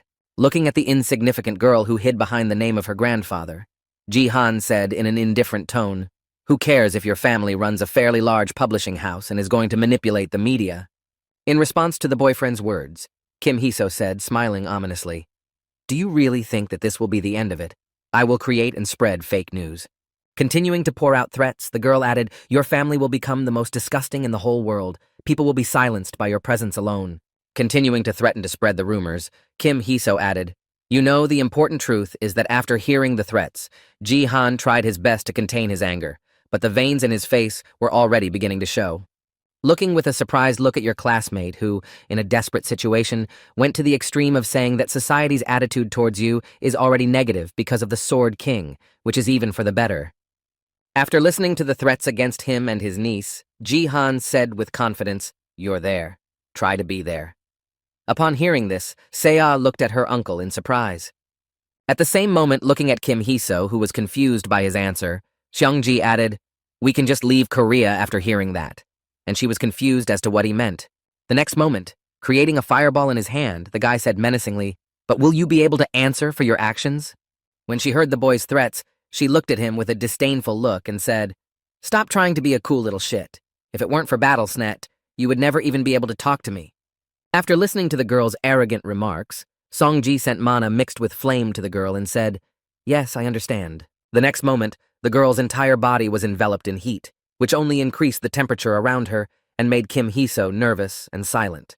Preparing to teach the arrogant girl a lesson for her words, Ji-han said, "I understand that you are not the kind of person who thinks about your own behavior." Continuing to send more and more heat in the direction of the attacker, the guy looked at her with a contemptuous look and said, "If that's the case, then I'll try to make sure you remember." Directing the flame at the girl and starting to burn her, the guy added that he wanted you to understand well and remember for a long time what happens when you mess with us. After a while, returning to the parking lot where their car was left, Yoon Sia, worried about the consequences of what she had done, nervously asked her uncle if everything would be okay. Hearing his niece's question, Ji-han said, "I'm glad I managed to take revenge on Hee-so, but I feel uneasy." And he replied in surprise that he was surprised. After hearing her uncle's question, Yoon Sia nervously added to Taewon Daily, the largest company in our country, And Sung-ji said, "Don't worry, nothing will happen." Immediately after, Jihan mentally said they wouldn't act rashly just because such an influential company wouldn't do anything because of the director's granddaughter. Unless they had completely lost their common sense, they wouldn't hurt a player who was currently attracting everyone's attention at the same time. Looking at her Uncle Sia mentally said why he was so confident was amazing.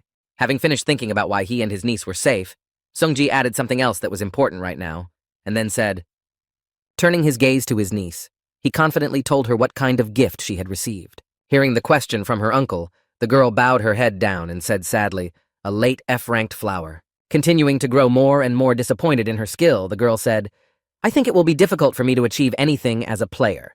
And then the guy called up his state window. Showing it to his niece, he said, "Seiya, look at what Jihan was showing her."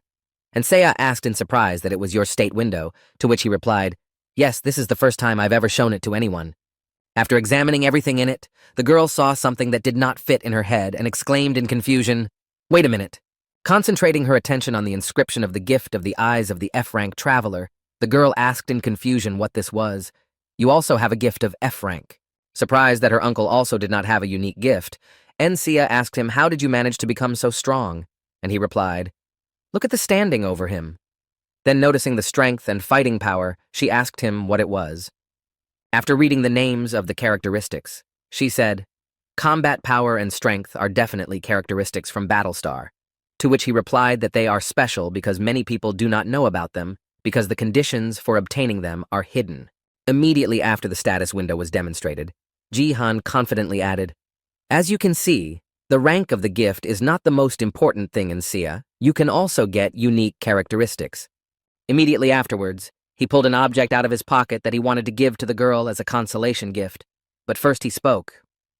Holding out the monocle to his niece, the guy confidently said, "This thing will show you the way." Immediately after handing over the gift to his family member, Song-ji said the second best in the world before my return to time was Jin Yu-hua from China.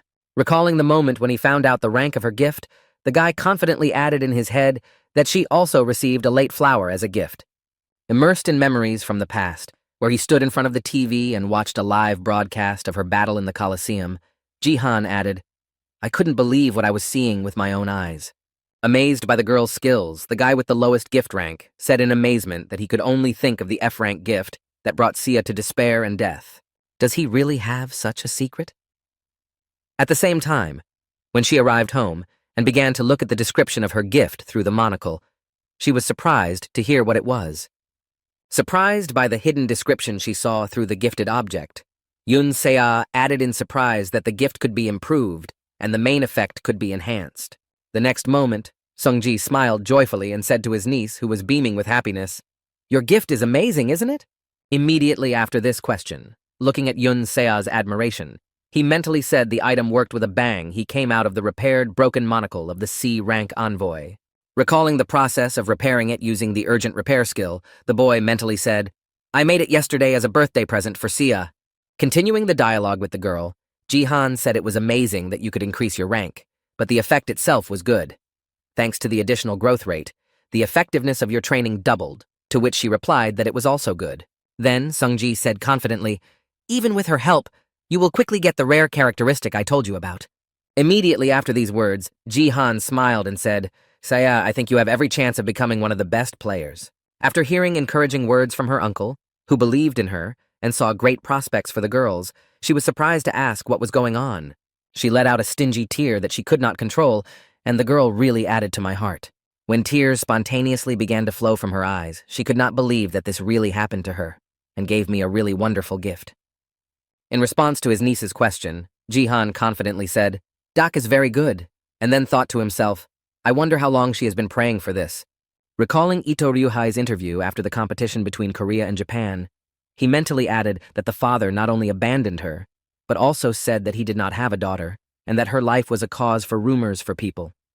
Imagining a girl surrounded by lenses and other people, surrounded on all sides with no way to escape, Jihan thought the more pressure she was under, the more she wanted to cope. Recalling the character of the girl who tried to fight to the very end, he mentally added not as the abandoned daughter of the Sword King, but as the player Yun Seiya. Using his power to get a handkerchief and direct it to his niece, Jihan said in his head she was very high up, and probably very afraid that she would get a useless skill. Passing the handkerchief to the girl, the boy said, "You've been through a lot. It wasn't easy, so you can't hold back your tears." Blowing her nose in the handkerchief her uncle handed her, Yoon Seo said confidently, "Stop crying, I don't have time to laugh." And Sung Ji said it correctly, embarrassed. After wiping away her tears, she looked at Ji Han and said, "You know, I've always felt this way, but you're really an amazing person, uncle." Continuing to express her gratitude to the family member, the girl added, "You seem to know the future," to which he nervously replied, "I'm just very lucky." After a heart-to-heart talk with her uncle, the girl stretched out on the couch and said, "Well, the anxiety is over and now the feeling of hunger has set in." Hearing the girl's desire, Sungji got up from her seat and headed to the kitchen and said, "Let me cook something for you." And she surprisingly replied that she would right away. In response to his niece's question, the boy smiled happily and said, "I promise you it will be much tastier this time." She looked at her uncle, who was heading to the kitchen with a surprised look, and said, "I've prepared a lot of things for your holiday table." At the same time, when Kim Hee-seo returned home and looked in the mirror after having to answer for her words, she screamed in fright when she saw herself. In a state of shock, the girl exclaimed, "They burned my hair and eyebrows, all of it, damn Sung Ji-han, what a bastard. God, how do I explain this to my parents?" The next moment, the driver entered the girl's room and said, "Mrs. Hee-seo, I came in hearing the voice of a subject." And the girl pulled her hat over her head and exclaimed in fright, then added angrily, "You didn't teach me to knock. I'm annoyed." Hearing the girl's remarks, the man approached her and held out his hand and said, "Excuse me, here are the surveillance footage as you asked." To which she exclaimed, "Great, now get out." And the man thought, "You rude bitch." When the driver left the room, Kim Hee-seo flipped through the records and shed tears. She shouted out, "I won't let this go. I need to find something against them." Suddenly, having found something interesting among all the information provided to her, the girl smiled ominously and said, "Booga, sweet little Sia." Watching the video of the #1 surveillance camera in the gift room, she added happily, "You are not good at hiding your emotions at all." By bringing the girl's expression closer to the one that had just received her gift, Kim Hee-seo made it look like she was about to cry, making for a great shot for the article. Gloating over the wonderful moment, Kim Hee-seo said it looked like she had gotten an F-grade gift. How well she had prepared. Making such an expression, Hee-seo still hasn't recovered and will soon learn a new life lesson. Gloating at the opportunity to humiliate the desperate Yoon Si, the granddaughter of a media company director shouted out to you, "You scum, and that's why we're going to switch gears." Let's turn our attention to the shiny one we forgot about. So let's see how he's doing here. With his hand to his head, the guy thoughtfully said unrequited love. Continuing his emotional reflections, the guy thoughtfully added a broken heart in recent days.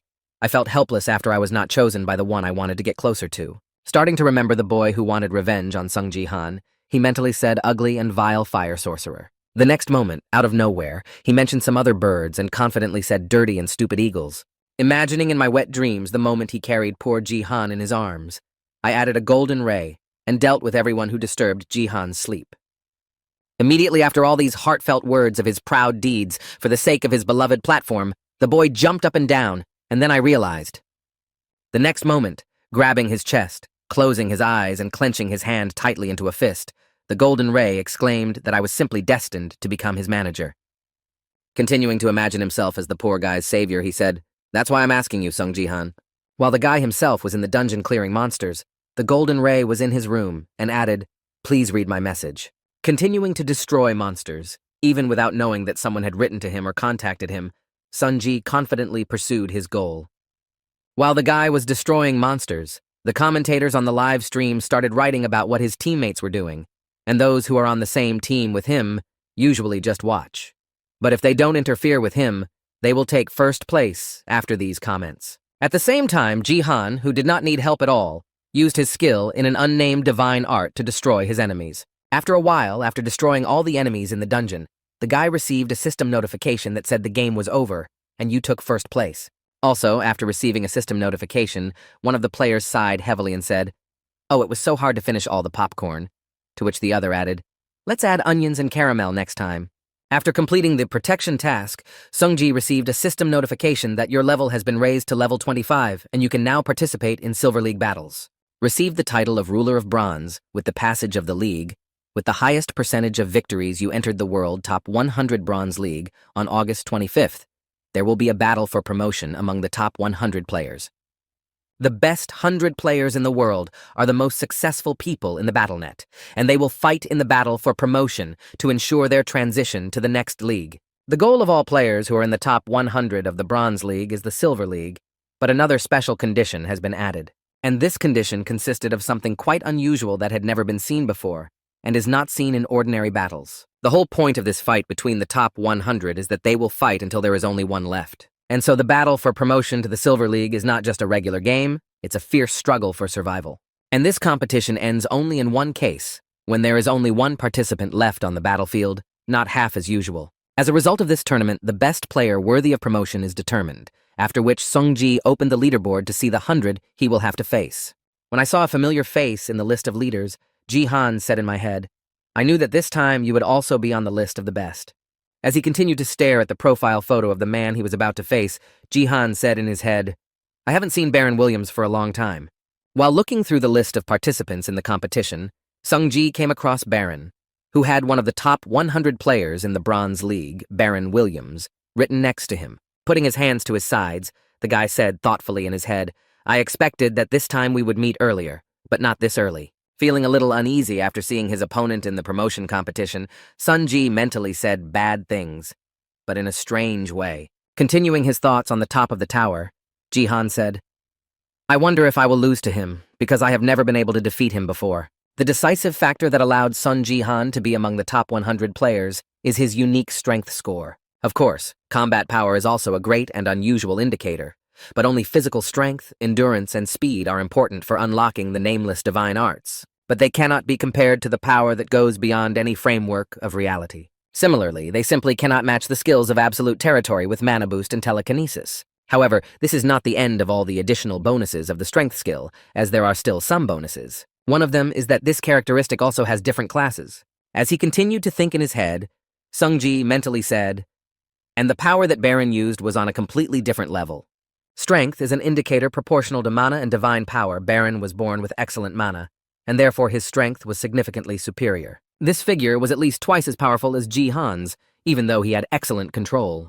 However, even this remains a trifle and simply pales in the face of absolute power. Having started his training in order to achieve certain results with which he could confront his opponent, Ji-na mentally said Baron became the first in the ranking thanks to her alone. While conducting his talks, Songji stood in a one-handed stance, training his spirit and physical strength to receive the divine nameless art. Continuing to hold the stance on one hand, the boy mentally said, it wasn't by chance that he continued to hold the first place, and even during the Bronze League, everyone knew him because of his mana, which was at the diamond level. Dripping with sweat from the difficulty of the training, the guy said in his head that fighting him one-on-one was comparable to suicide. Realizing that he had a very poor chance in the battle against this opponent, the boy mentally said to me, I need to unlock the nameless divine arts. At the end of the workout, he took a break and sat down on the floor and opened his status window. Starting to look at the list of leaders, which also included his friend, the guy awkwardly said, I can't believe how many times I've watched the same person. Recalling what his guildmaster looked like before the return of time, Ji-han added, I've heard that he tried to look more mature when he became the head of the guild. But how did he achieve that? The next moment, when he heard his smartphone suddenly ringing, he saw who was calling and was surprised to hear Lee Ha-young say that she was calling to thank me, and then picked up the phone and said, Hello, hello. Without even greeting the guy in return, the girl immediately asked if you could help me and tell me who to bet on. After a while, when the next morning came, the city came to life again. At the same time, while sitting in her chair and looking out the window, she suddenly heard a lady address her, and then, looking back, Lee Ha-young nervously answered yes. When she saw who it was who had arrived in her room, she breathed a sigh of relief and said, Oh, Gae-young, it's you. What's up? And replied, I came to escort you to the meeting. When she heard the reason for the visit, she nervously replied that it was time to go, and she was sorry, but could you give me 5 more minutes? When Ga-young approached her, Lee Ha-young said nervously, Well, I asked Song Ji-han to tell me who to choose. Hearing that, she asked, Aren't you ashamed of yourself? And then added, I'm hurt because of my past losses, so you can be gentle with me. After hearing this, Lim Ga-yoon asked in surprise what he said to you, to which the lady replied, You heard the news yourself. Hearing this, the girl bodyguard suddenly froze in place in surprise, and then heard that Baron from the States was also participating. Immediately after taking her head, she added, So he said to bet on him to take first place.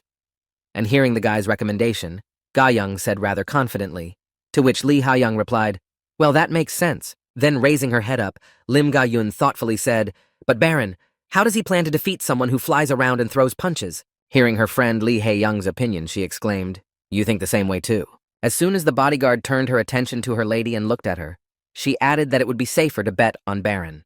Immediately after the question, still hesitating about the right choice, the girl added, "I'm a little doubtful because his predictions of the outcome of the Japanese versus Korean battle were accurate, but I should bet on Baron for some reason." Ga-yun wanted to argue with her.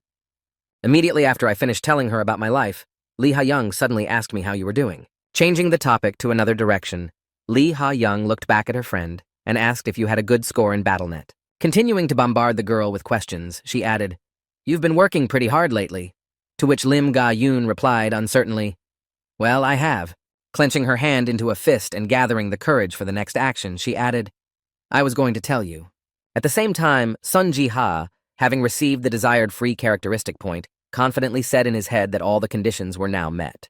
Clicking on the combat power to increase its number, the guy received a system notification that said the combat power had reached 30 points. Immediately after this message, another one appeared, in which the constellation of the traveling god of war was written. Using his traveler's eye to detect the god, the guy received a notification detected you on the trail and then mentally said, "There is only darkness here." Continuing to stare at the constellation of the god, the boy added confusedly in his head, "I don't see anything at all, but I definitely feel the same sensation as last time."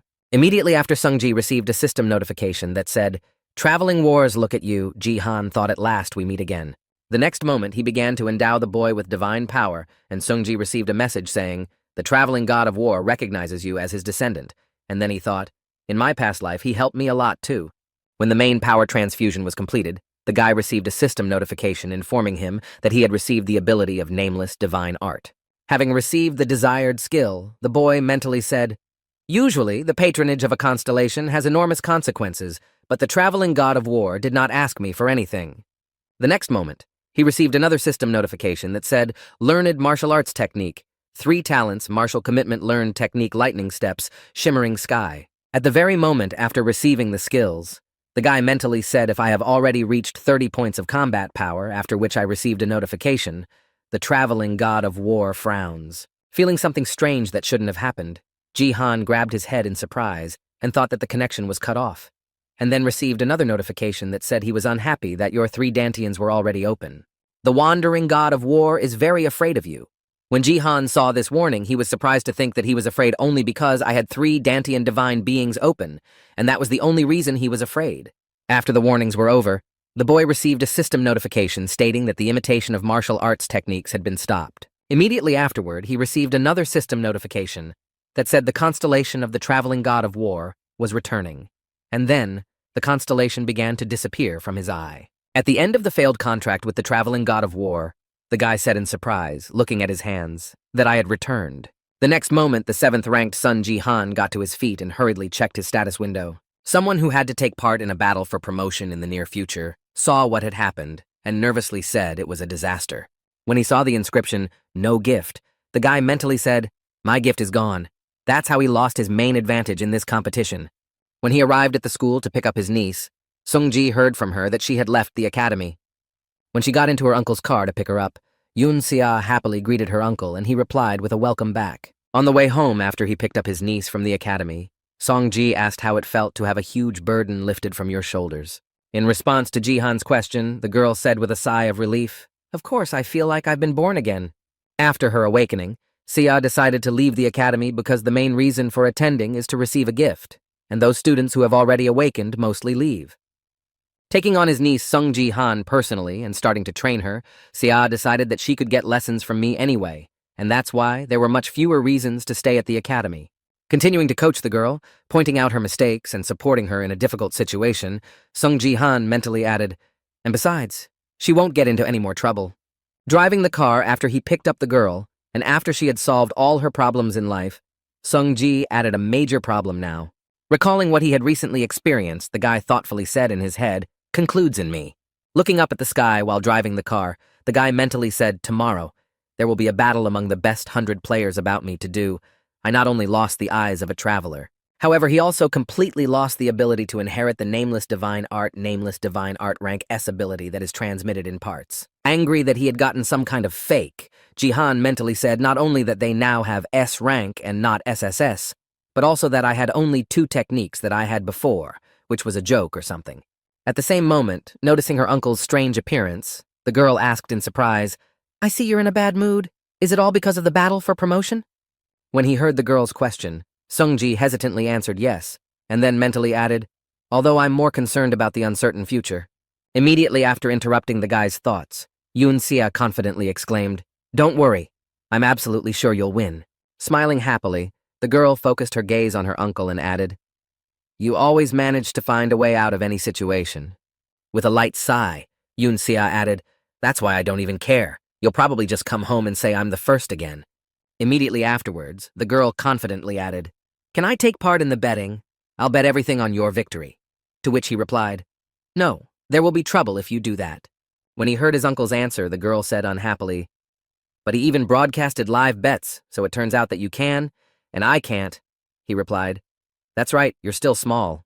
When Sia heard the ban on gambling and betting, she sighed heavily and said, "Well, I didn't really want to make those bets." Hearing that the girl had easily abandoned her plan, Sungji said, "That's a good thing." But before he could finish, he felt something strange in his left eye. Confused by the sudden sensation in his body that he had never experienced before, the guy confusedly said what it had just been. Sometime after returning home, Sunji went for an evening walk and took a seat on the playground and began to concentrate. During this action, feeling some changes in his body after meeting with God and losing the gift, the guy mentally said something was obviously wrong in his eye, some strange sensation. Keeping his eyes closed and feeling something strange in his left, the guy mentally added, "I've never felt anything like this before. I need to get rid of it somehow." Continuing the operation to catch the particle that remained in his body after the god of war, Sungji mentally said, "I will slowly approach the source of the pain using force." Finding out what exactly was bothering him in his body, the guy began to bring his strength characteristic closer to the particle of war left by God, and said in his head, "And then I will remove it." The next moment, a red ray appeared in the guy's eye, which was supposed to destroy the lobe, but this operation caused a lot of pain. At the end of the procedure, when the steam left his eye, the guy put his hand on his head and said, "Oh, it still hurts. I wonder if my eye is at least intact after that." Keeping his eye closed, tears spontaneously flowed from it after the operation. Jihan received a system notification that said you have removed the traces of the wandering god of war. The next moment, he received a new notification that said the player Sung Ji-han was completely freed from the constellation's power. He stood up from his seat in surprise and reread the notification, and once again confusedly said in his head that he was freed from the constellation. How should I understand it? After the boy's confused questions, another system notification appeared, saying that you can now receive support from another constellation. Seeing this, Jihan adjusted his hood and thought in surprise that he could not before. Continuing his thoughts, the boy suddenly realized and then mentally said, "The system and the status window never lied, which means that the god of war has been standing in my way all this time." After realizing who his benefactor was under the disguise of a pest, Sungji confidently said, "God, I really thought he was a grace, but he turned out to be a parasite." The next moment, another system notification appeared above the guy, which said, "The traveling god of war is even more wary of you." Seeing this, he wondered what it was and why. Immediately afterward, another system notification appeared, adding a few more questions to Jihan's list, saying that the traveling god of war had suddenly evaporated. Not understanding the reasons for what was happening to the god of war, the guy wondered in his head what was wrong with him. He was afraid of the Bronze League player and even ran away from the martial arts deity. Folding his arms in front of him, the guy said awkwardly, "I've been living it all for the second time, but I still have more questions than answers. Although in any case, his soaps are no longer available to me." Resigned to what had happened to him, the boy said confidently, "Well then, okay." And bowing his head to his state window, he added mentally, "I'll take the chance to find another constellation." Starting to search for the task he had received earlier, the guy happily added in his head, "And now I have a new opportunity." Seeing in front of him again the same task with the description of the epic task among the spectators of the Colosseum, find the Shadow Queen, and provoke her reward of 50,000 points of achievement, the constellation of the Shadow Queen's interest, after which he added fell just in time. Flipping through the assignment while walking home, the guy thoughtfully said in his head, "Let's say she supports me, but what should I do tomorrow?" After realizing that he had lost his gift for detecting the Shadow Queen, the guy thought to himself, "I need to compensate for the absence of the god of war," and then said, "Oh, I have something in reserve." The next day, Moving to the main arena of the Colosseum, where the battle among the strongest should take place, all players received a system notification stating that the battle among the top 100 players was about to begin. While all the contenders surrounded Sung Ji-han at the very beginning of the battle, the players received another notification stating that the game would be extended until only one person remained. After the next notification, which said "Prove that you are the best," a countdown began in the comments, which was conducted by a live viewer writing 1, 2, 3, Korea forward Sun Ji-han. Ignoring the commentators, the guy looked around him and assessed the situation and said, "I'm not going to fight everyone, and that's why." He picked up his spear and swung it in a circle, saying, "Come at me all together," after which the provoked players rushed at the boy. After starting the battle against the attacking enemies who decided to take him by force of arms, Sun Ji mentally said, "Let's finish this as soon as possible." While he was throwing away or neutralizing some enemies without giving him a break from the attacks, others attacked him. Suddenly, at one point, feeling the danger from his back, Ji-han crouched down, keeping the pressure on with the help of the strength and spear he was controlling with it. At that moment, a fireball was flying along his trajectory. Continuing to cast magic spells, the wizard shouted madly that you were unarmed or something. Gloating that he was able to force the guy to drop his weapon by attacking him from behind, the magician shouted out to the fool and then punched him in the face, having caused considerable damage to the enemy and incapacitated him. The guy mentally said to everyone here except Baron One Face. As he continued his thoughts, he said in his head that it was better not to overexert himself in order to preserve his strength to face strong enemies. And suddenly, he noticed a sword appear before his eyes. Slightly leaning back, Sung Ji barely had time to put up a block to avoid critical damage when the attacker struck him and moved behind his back. After surviving the sudden intrusion into the duel with the weaklings, Ji-han looked back in surprise and said that Lim Ga-yoon. Looking at the girl, whom he clearly did not expect to meet on this battlefield, the guy confusedly added in his head why she suddenly appeared here. After the Space Championship began, we started to get used to the fact that death in the game also entails death in the real world. It was at that time that the Northeast Asian League began, and all players received a system notification that said the Northeast Asian League Final. Continuing his recollections, Song-ji added in his mind that the representative of Japan was the Sword King Ito Ryuhei. At a time when no one in Korea could hold an equal fight with him for fear of death, Korean rankers avoided him with all their might, refusing to agree to participate in the finals. However, after some time, a volunteer appeared, and the person who came out against Ryuhei as a representative of Korea was the candidate for the successor of the king of the Plum Blossom Sword, Lim Ga-yoon. Looking at the girl in his sudden encounter with her, Sung Ji-han wondered in his head why she was suddenly here. She had never been in the top 100. As he continued to think about the girl, he noticed that she was quite serious about winning and was trying to defeat him with all her might, but the boy dodged her attacks. Having prevented another attack from Lim Ga, Yoon Ji-han wondered in his head if the future had changed. Realizing that maybe the future is slowly changing under his influence, Sung Ji-han seized a good opportunity to use the skill of the lightning step of the flickering sky and went on the attack. Picking up his spear from the ground and striking the girl to prevent her from counterattacking, Ji-han went down. He gripped his spear tightly in his hands and pulled it back to swing, saying in his head, "No, it's not about that at all." The next moment, he struck the spot where the girl was standing, where the spear bounced off, breaking the ground and causing the area around her to collapse. After an unsuccessful offensive, the boy noticed that she launched a counterattack, and he was surprised to hear her say in his head that she had always had so much strength. Realizing that something was obviously wrong with the girl, he nervously added in his head that she was not pumped up. Her parameters were different from those she had at our last meeting. Observing the mastery of the sword that the girl managed to achieve, he added in his mind that she also disappeared all unnecessary movements while fencing. Continuing to analyze the girl's skill in the moments of confrontation, Ji-han added in his head, her punches became much heavier and her steps much lighter. Having blocked the girl's next attack with his spear, the guy wondered in his head what had happened to her in the time since we hadn't seen each other. And now let's go back to the moment of the conversation between Lee Ha-young and Lim Ga-young after discussing the questions. The lady said, "By the way, you have a good account in BattleNet." Looking at her subject, the girl added, "It seems to me that you've been doing a lot of grinding lately." To which she replied, "Well, I have." Immediately after the question, Lim Ga-yoon gathered her strength and confidently said, "I entered the top 100 players in the Bronze League." Upon hearing this news, Lee Ha-young was surprised to hear that you were already at the 25th level, and she replied that she had just recently risen. Continuing to talk about her achievements, the girls added, "I took first place every time except when I met with Sung Ji-han. After which I heard the admiring voice of my mistress. Wow, why didn't you tell me about such good news before?" Interrupting the joy of her mistress, Lim Ga-yun said, "Well, I wanted to ask you for a favor." Hearing the request, the girl was surprised to hear what it was. Hearing that her request was not rejected, Lim Ga-yun took up her sword and said, "Can I have a new piece of equipment? I don't want to speak ill of mine, but after a long time of use, I understand." Pulling out her sword in front of her, she added, "This sword is too heavy for me. I tried my best to get used to it, but my hands can't handle it." Turning his gaze to the confused young lady, the bodyguard added, "It's as valuable as the gift you gave me, so forgive me for saying such a thing." In response to her subject's request, Lee Ha-young approached her and exclaimed in confusion, "Why are you telling me about this only now?"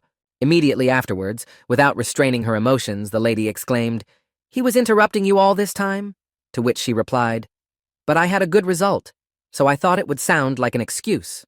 To which Lee Ha-young angrily replied, "You could have done even better." Heading for the exit, the girl exclaimed, "I will get you a much better and lighter sword, even if I have to spend my own money and throw this one away right now." To which Ga-yun replied, "Didn't you lose your own money on the bet?"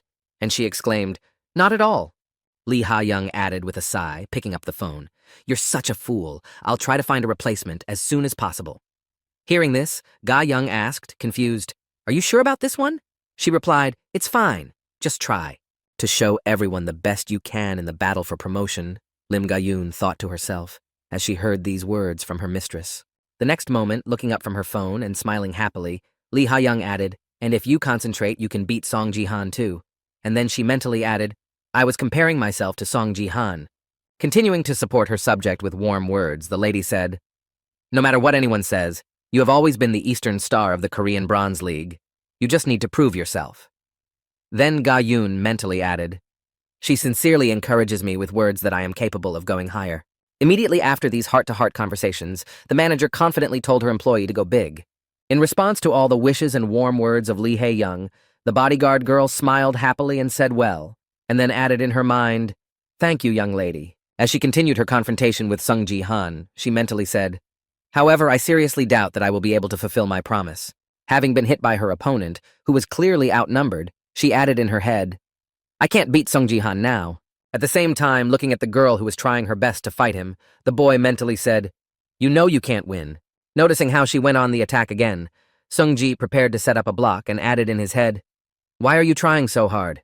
Blocking every punch, lunge, and attack of the girl, Ji-han mentally said, "You have managed to survive many times when you have fought with those who are stronger." It was the same in the Northeast Asian final. And now, after these thoughts, the girl stopped in her tracks and said, "I know better than anyone that I can't beat you yet." She added, "I'll probably never even be able to beat you." After striking at the opponent who blocked him, Lim Ga-yun added, "But if I give up now, then it will definitely be the end for me." Sung Ji froze in place. Taking a stance for the appropriate technique and raising her sword up above her head, the girl added, "I may not even surpass you." With a murderous glance at her opponent, with whom she was constantly comparing herself, she added, "But I will at least try my best to match you." Hearing these words from the girl, Ji-han hid his eyes and said in his head that she was exactly like a player who keeps trying to become better, knowing that he will not defeat his opponent. Recalling her involvement in the past from which he returned, Sung Ji said in his head in his past life, the Sword King finished her off with 2 swords. Recalling the moment in the tournament when the girl lost the match, he added that in this life she was among the best. Continuing his thoughts as the girl was preparing to use the technique, Ji-han thought, "I wonder how much my return to time will affect the future." At the end of his thoughts, the guy raised his head and smiled happily and said in his head, "I always believed." Imagining the composition of his guild in his head, the guy confidently added that you should be on my side, Lim Ga-yun. At that very moment, the girl, having completed all the preparations, recited the secret technique of the plum blossom hurricane. The next moment, she began to quickly close the distance and was right in front of Ji-han, ready to strike. Realizing that he needed to do something to protect himself from Sung Ji-han's attack, he said, "Of course, she doesn't go well with a spear."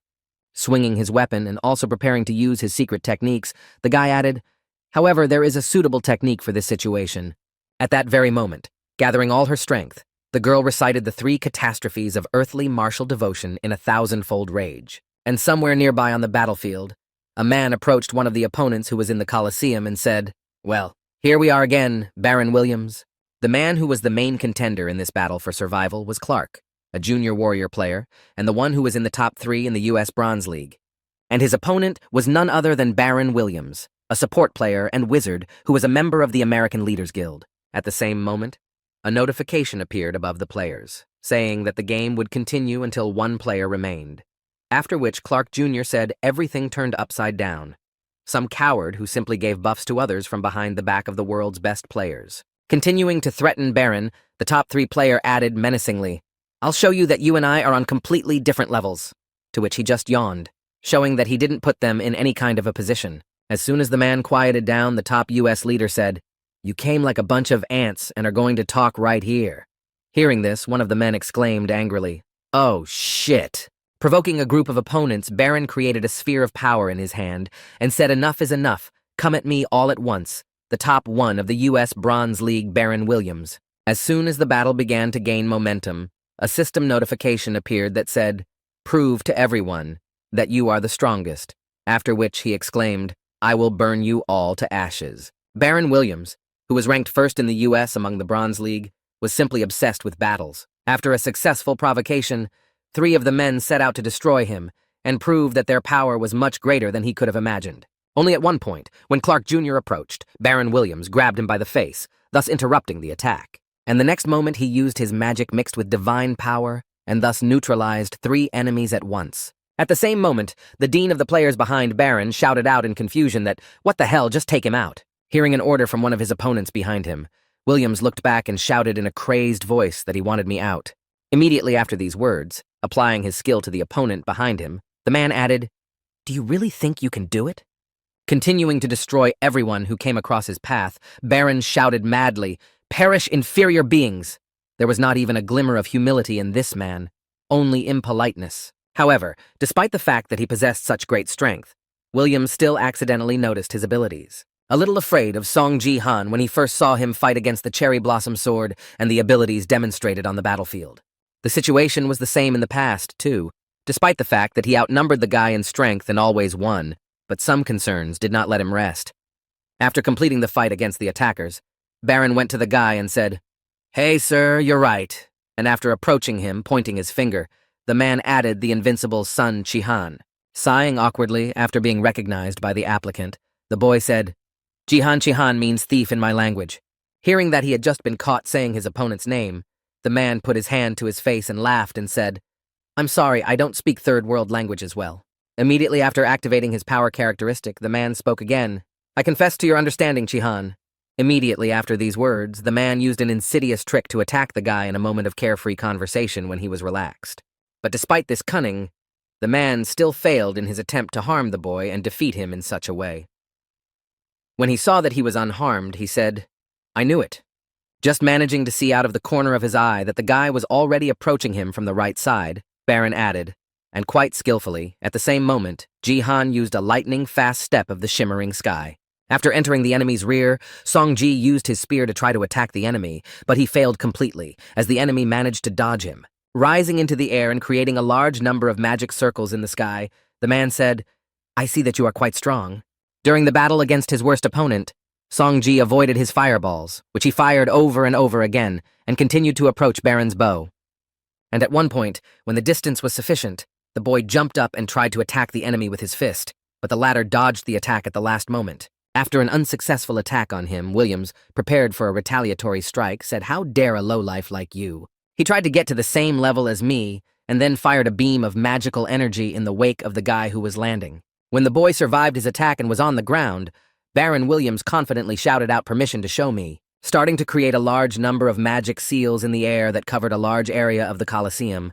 The man shouted out the end, and everyone who heard his voice looked up into the sky. Preparing for the mass destruction of everything that comes within his reach, the man added that lower tiny insects like you are meeting. Immediately afterward, a large area of the Colosseum was covered by an attack with magic fireballs, which set about a dozen people on fire. While in the air above the arena, Baron Williams continued to control the flames he created on the surface below him. Laughing ominously after his act, hoping that he had destroyed everyone below, the man ominously exclaimed that this is exactly what the lowlifes deserve. The next moment, some golden rays began to shine through the red flames, and then the voice of Song Ji-han himself came out and said thank you. With a swing of his spear, the guy used a combination of 1,000-fold destruction to dispel Baron's skill, and, as a bonus, also killed several more people who were on the verge of death. When the system notification started to appear, the player Sung Ji Han actually redestroyed the second-third guy, happily added, "Thanks to you, I easily earned a few laps." Looking at the leaderboards, which have now been updated, he added, "Well, now I'm in first place with 20 enemies destroyed." In a state of confusion, the man said in his head how he was able to survive the blow. "My flame merges with power and burns until the enemy dies." The next moment, paying attention to the area of his flame, he said in confusion that it was not even touching him. How is that possible? Noticing that the guy was in the barrier of absolute territory, he added in embarrassment, "It's just not possible." Realizing that his opponent was not as weak as he had first thought, Baron Williams exclaimed irritably, "You use force too." Immediately after, trying to somehow refute the guy's skills, the man angrily exclaimed that it simply could not be that I was the only one who owned it and had 2 state windows. What kind of trick was that? In response to the man's question, Sung Ji Han confidently replied that there are no tricks used here. Just 2 status windows are not something so exclusive. Immediately after remarking that he was not the only unique wielder of the power in the whole world, Ji Han added, "I finally understood." Continuing to humiliate the man and provoke his anger, he confidently added how incompetent you are. Hearing this, the man simply exploded with anger, his face showing a thirst for blood. Immediately after that, he activated his skill and began to radiate his power in all directions, setting the Colosseum on fire. When the flames had spread far enough, the man exclaimed angrily, "You're just pretending, I'm sure of it." Creating a giant wave from his magic flame, which he used to cover Ji Han's dream, Baron added, "How dare you even mock me?" Continuing to threaten the boy, he added, "I will burn you so that there will be no ashes left." And at the same time, Ji Han stood there without even raising an eyebrow. When the danger was already breathing down his neck, he said, "I can't let this happen." Taking out the magical item he had received earlier, the guy confidently added, "I just need to use all my strength." The next moment, he began to remember the same evening when he was walking home after removing the particle of the god of war from his eye, and he thought, "The Queen of Shadows can replace the constellation, but what about tomorrow?" Continuing to think about how to close the gap in power, the guy mentally said to me that I needed to somehow replace the lack of the god of war. Suddenly, remembering an item that could help him with this, Sungji pulled out a fragment of a crystal from his inventory that gave the player a divine blessing and increased his characteristics by 50% and said, "I have this." After using a fragment of the crystal, the guy received a system notification that the effect was counted, after which Ji Han confidently said, "I've been waiting for this moment, Baron Williams." Feeling the influx of fierce power, the guy received a system notification that said all the characteristics of the player Sun Ji Han were increased by 50%.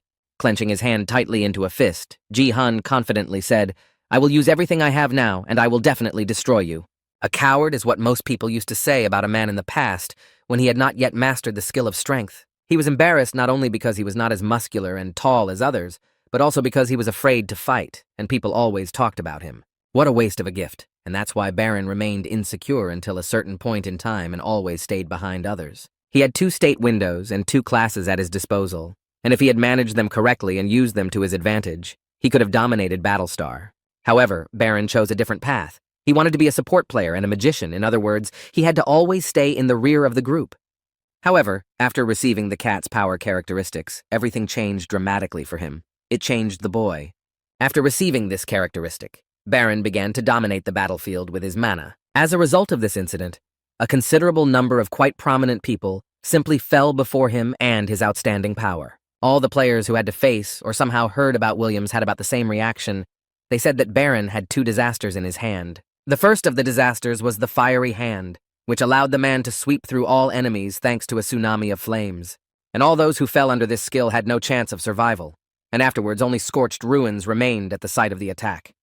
Continuing to smile madly, Baron mentally said in his head, "This is exactly how the truth is." However, even after the wave that covered the Colosseum arena, something strange happened. A man noticed the flames dissipate and said in surprise what had just happened. At the same time, waving his spear, the boy scattered the flames of his opponent and spoke the way of the immortal sage. After that, he channeled all the accumulated force and sent it upward in the direction of where Baron Williams was, and it was just one. With just one piercing attack, she was able to break the flames of the barons that everyone feared so much, which left only destruction in its wake. Not understanding what had just happened right before his eyes and how the guy had managed to survive, Baron mentally wondered how this was even possible. After realizing his plan, Sung Ji smiled slyly and said, "I knew it when I saw the enemy's confusion. You seem quite strong from the outside, except that inside, you're still just an empty shell. And then you use your lightning-fast skill and leap into the air toward Baron. Trying to hit the man with a series of punches to knock him to the ground, Jihan confidently added, "You were too concerned with hiding your lack of skills instead of developing them." After reaching the critical point of his jump, Songji instantly grabbed his spear and swung it, saying, "You don't have the accuracy of strokes." The next moment, after delivering a chopping blow to the man's head with his spear and sending him to the ground, the boy exclaimed, "That's who you really are, Baron Williams." After hearing what his opponent had said, the man on the ground said, "You speak as if you know something about me." In response to his opponent's words, Jihan smiled and said, "You remind me a lot of someone I know." Immediately after plunging into memories, picturing Baron's image from the past in his head, he added, "No matter how much you pretend to be strong, no matter how much you portray your confidence." The next moment, turning his gaze to the same Baron in his youth, he added to your unconcealed sense of inferiority, the oppression of conscience deeply penetrating your heart. Continuing to express his opinion about his opponent's behavior, Sungji mentioned muscle building and changing his appearance, as well as strange abilities to adapt. However, all these abilities are useless if your gut remains in the same state as before. After listening to all the words that the boy said to him, Baron Williams got to his feet and said, "I don't like your arrogance at all." In response to his opponent's words, Jihan smiled happily and replied, "I can say the same about you," and then mentally added, "I hope this act will teach him a lesson." Immediately after finishing his words, Jihan used his lightning-fast skill to close the distance and said, "Let's end this chatter and finish the fight." With his spear pointed in front of him, Sung Jihan charged at the enemy, who stood still and did not rush to do anything to prevent the attack. At the last moment before the collision, Baron pointed his palm at the guy and fired a lightning bolt shot at his opponent. Seeing that his enemy was able to block this attack even at such a distance, Baron Williams spoke with lightning speed. Holding his outstretched hand in front of him, the man added, "People call it a second catastrophe." Baron's second catastrophe is lightning. Unlike the fire wave that hits with mana and long range, lightning is a high-ranking ability that concentrates mana to pierce the enemy. And it's a perfect fit for Baron because, in her case, the amount of force is more important than the accuracy of its control. After using his other catastrophe, the man took to the air and spoke, but it was quite unexpected. Looking at a guy who had already surprised him several times during their fight, Baron added, "You managed to experience its full power." In the next moment, recalling the moment he used his skill, the man mentally said he blocked the spear at the last moment to prevent a fatal injury. Appreciating Sung Ji-han's abilities after he withstood two of his disasters, Baron said, "You have a pretty quick reaction." The next moment, turning his attention to the slightly burnt skin and burnt clothes in the chest area, he added, "Although you didn't manage to completely beat it off." Preparing to use his lightning skill again, the man pointed at Ji-han and said, "You were lucky once, but you won't get another chance." Building up the strength in his hand to deliver the final blow, Baron Williams confidently added, "Now I'm going to put all my strength into this blow." At the same time, noticing what was happening on the battlefield where Ji-han and Baron were, one of the players said that this was a pretty big problem. Stopping her battles with the other participants to look at what was happening, the girl said that it was all over for Song Ji-han. Watching what was happening on the battlefield, the players kept repeating that even he would not be able to block the shot, and everyone predicted that Song Ji-han would be defeated. But he himself knew 100% that he would win, and that was because the Queen of Shadows' gaze was focused on him, and it was an irresistible fact that he was not in danger of defeat. By giving the guy her eyes, she was signaling him directly that the victory should be his. After making sure that he was not in danger of defeat, Sung Ji-han took his position and prepared to throw, clutching the spear tightly in his hand. Since Baron had used lightning on him, the guy already knew how long it took to prepare, what its speed and strength were, so he knew. The next moment, as soon as the opponent said lightning, Song Ji-han released the spear from his hands and spoke the arrow of the phoenix. Immediately after that, the phoenix arrow flew out of the guy's hands and hit the enemy, tearing him into small pieces. However, he did not even raise an eyebrow, realizing all the risks of his last throw. With a sly smile after the attack, Ji-han simply watched, even though he realized that he had made the fifth throw, after which the arrow would disappear. And all this is because the arrow was not aimed at Baron. It was aimed at the Shadow Queen standing in the stands behind him. After the collision with the protective barrier, something happened that had never happened before for the first time in history. The barrier of the Colosseum was broken after a collision with a protective structure. The spear disappeared, and a giant hole appeared in the barrier. After a while, all the TV channels began to feature South Korea's biggest celebrity, the Eastern Star song Ji-han, in their news feeds. Changes to defeat the omnipotent and invincible Baron, whom everyone avoided like the plague, knowing the power he possessed. Seeing what happened in the Bronze League tournament, Lee Ha-yeon was disappointed with the results and exclaimed that why Song Ji-han was so strong in battle. Continuing to complain about the results of the fight between the two outstanding fighters, the girl exclaimed in frustration that he was able to defeat Baron, and that was nonsense. While Lee Ha-young continued to whine after losing the bet, exclaiming, "Oh no, I'm going to lose all the money I earned last time." Lim Ga-young returned from the tournament. Hearing the whining of her mistress, the girl asked, "So you didn't consider the possibility that I might be the winner?" Continuing to walk toward her supervisor, the girl bodyguard smiled and said, "Of course I expected this, but it was still offensive." In response to her mentee's words, Lee Ha-young replied, "You shouldn't have lost almost as soon as the fight started." Continuing to express her remarks to her subject, Lee Ha-young added, "You had to stay longer for me to at least pay attention to you." Even after reprimanding her subject, when she saw that she was not offended, she said in surprise, "But I can see that she is in a good mood."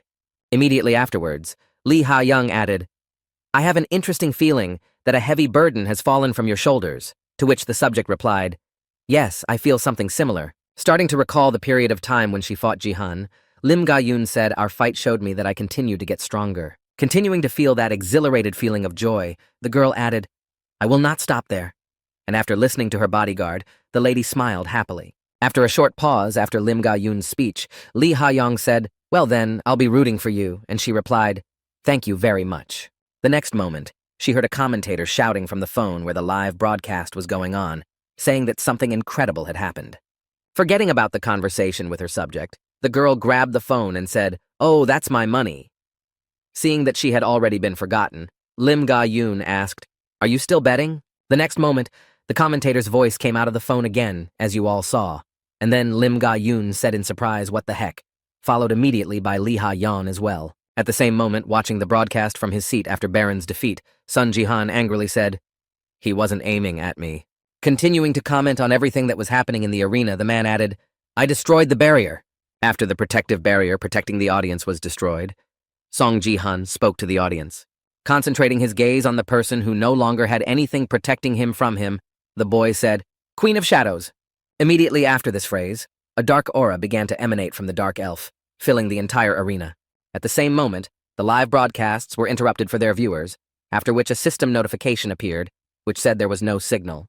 After the incident, Sung Ji-han found himself in a dark place and thought, "It's quite dark here." Watching his seat in the stands covered in shadows, he added in his head that even the air was cold and heavy, making it hard to breathe. Sung Ji-han said in his head, "She's definitely watching me, but if there's no notification, she's not watching me." It can hardly be considered a test, after which a system notification appeared describing an epic task among the Colosseum spectators: find the Shadow Queen and provoke her.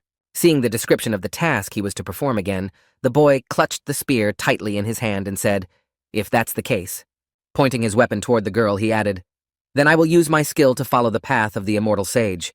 As soon as he made his attack, he noticed that she disappeared into the pitch blackness, and then he was surprised to hear that she had absorbed the sword's ki. After trying a few more times to do something to the darkness, the guy mentally said, "None of my attacks work on it." The next moment, noticing that shadowy soldiers began to appear behind him, the boy destroyed one of them with a single fist punch that appeared behind him. However, he thought so. Immediately after this action, without feeling any interaction with the body of the creature, Song Ji said in surprise in his head, "I have struck the void." Looking back and surveying the battlefield at the same time, the boy added in his mind that they were all just shadows. At that very moment, defending himself from the attack of the shadows that suddenly appeared on the battlefield, one of the tournament participants shouted out in confusion what the hell was going on. Also, under attack from the shadow enemies, Song Ji-han moved to a defensive position to protect himself from the shadow soldier's attack. Trying to figure out how he should confront this person, the guy mentally said that physical attacks are not effective at all. The next moment, having created a small fireball in his hand, the guy mentally added, "Well, if that's the case then," using his skill of divine power and mixing it with flame, the guy fired a fireball at the enemy and said, "How about that divine power?" Looking at the consequences of his attack on the shadow with divine power, the boy said thoughtfully, "It did not cause direct damage, but it did destroy a small part of the shadow." The next moment, after thinking about the decision, the guy said in his head, "I think if this is really a shadow, then the light is its weakness." And then he felt something grab his leg. After the boy was immobilized, another shadow with a weapon in its hands rushed at Song Ji-han. Watching the shadows continue to advance, the guy said in his head, "Well, then I need to make a blast of light around me." Recalling the moment when he first used this skill, the boy said in his head as he did when he had not yet mastered the lightning step of the shimmering sky. Immediately after that, Sung Ji-han prepared to use the skill by creating a powerful light source underneath him. Seeing that the enemies were retreating from him and could not harm him now, Sung Ji-han thought to himself, "They could not come closer because I am surrounded by light," and everything turned out to be much simpler. However, the boy's joy did not last long, as the small shadows receded over him and a giant cat appeared, preparing to strike him with a giant sword. Not understanding what was about to happen, Ji-han thoughtfully said, "Wow, what is this thing?" The BattleNet Combiner is the equipment necessary to participate in the BattleNet, which has the effect of absorbing pain during the game. Since amputation burns and other injuries occur quite often, it is recommended to reduce pain by 80%. That's why most of the top players use models that reduce pain by 90%. This allows these players to feel much more confident on the battlefield and do things they would not do in real life. And this equipment allows them to forget about the fear of severe pain. But not everyone is like that. Even if everything is fine and dandy, Sung Ji-han doesn't even think about using a combo to reduce pain. And the reason why Sung Ji-han does not want to use this device is quite simple. The guy just knows that soon BattleNet will become a reality, and no connectors will help them. The combo can only take away the feeling of pain temporarily, but when the Space League and the real game start, it will simply become useless. To always keep fighting with your life on the line means to always be in reality, which is why Sung Ji-han doesn't use a combiner. Even at the very moments when the fire was burning his skin and lightning was striking directly into his heart with millions of volts, Sung Ji-han still held on, overcoming such pain that an ordinary person would find it difficult to imagine. And now he risks being cut in half by a 10-meter sword hovering right above him, waiting for the right opportunity. At the same time, watching what was happening on the battlefield, one of the players confusedly said what the other had said to him, and I didn't understand what had happened. Watching what was happening in front of them at the giant shadow fighting with Ji-han, one of the players exclaimed what the hell was going on. Noticing something interesting in this situation, one of the players said that for some reason it only attacks Sung Ji-han. At the same time, while continuing to avoid the enemy's attacks, the guy mentally said, "I knew the battle would be unequal." Leaning on his spear to stay on his feet, the boy added, "But it's too huge, how can I defeat it then?" Looking at his opponent, who was concentrating on him, the guy thought things were bad if I kept dodging. I wouldn't live long. Realizing that the enemy was focused only on him, Ji-han turned his head half a turn and mentally said, "If I'm the only one she's interested in, then I'm the only one she's interested in." Remembering the moment when he defeated the first candidate for the role of the winner, Ji-han thought the attack on Baron attracted everyone's attention. Immediately after looking at the remaining surviving players, he added, "And now many of the players want to get rid of me by taking advantage of this opportunity, so I can't stay on defense." Realizing that his options were limited, the guy sighed heavily and said, "It looks like I don't have a lot of options." Clutching the spear in his hand, the guy confidently said the word strength and then put his characteristic into action. Creating a flame in his hand, which enveloped the weapon, the guy said in his head, "I will meet the fire face to face." Immediately after these thoughts, he raised his head up and looked into the eyes of the enemy and said, "If you want to cover me in darkness, I will." Using his nameless divine art skill of the 3 talents of martial favor of the heavens, the boy lit up the entire arena with flames. After this action, he freed himself from the shadows that surrounded him nearby and added, "Then I will destroy it and create light." Immediately afterwards, the guy used his skill called the pressure of a giant mountain to shed light on the dark situation. After clearing the way a little and lighting the arena with flames, the guy said thoughtfully, "I wonder if it worked." As soon as the first problem was solved, the guy looked around at the players behind him and wondered what about the rest of the players. Starting to weave away from Ji and Han, they talked, "Let's go somewhere else. Why is this even happening? My father told me that avoiding a losing battle is the way to win." When he saw the boys running away from him, he said in his head they retreated, so she was the only one left. Turning his gaze to the last enemy left on the battlefield, the boy spoke in his head to the Queen of Shadows.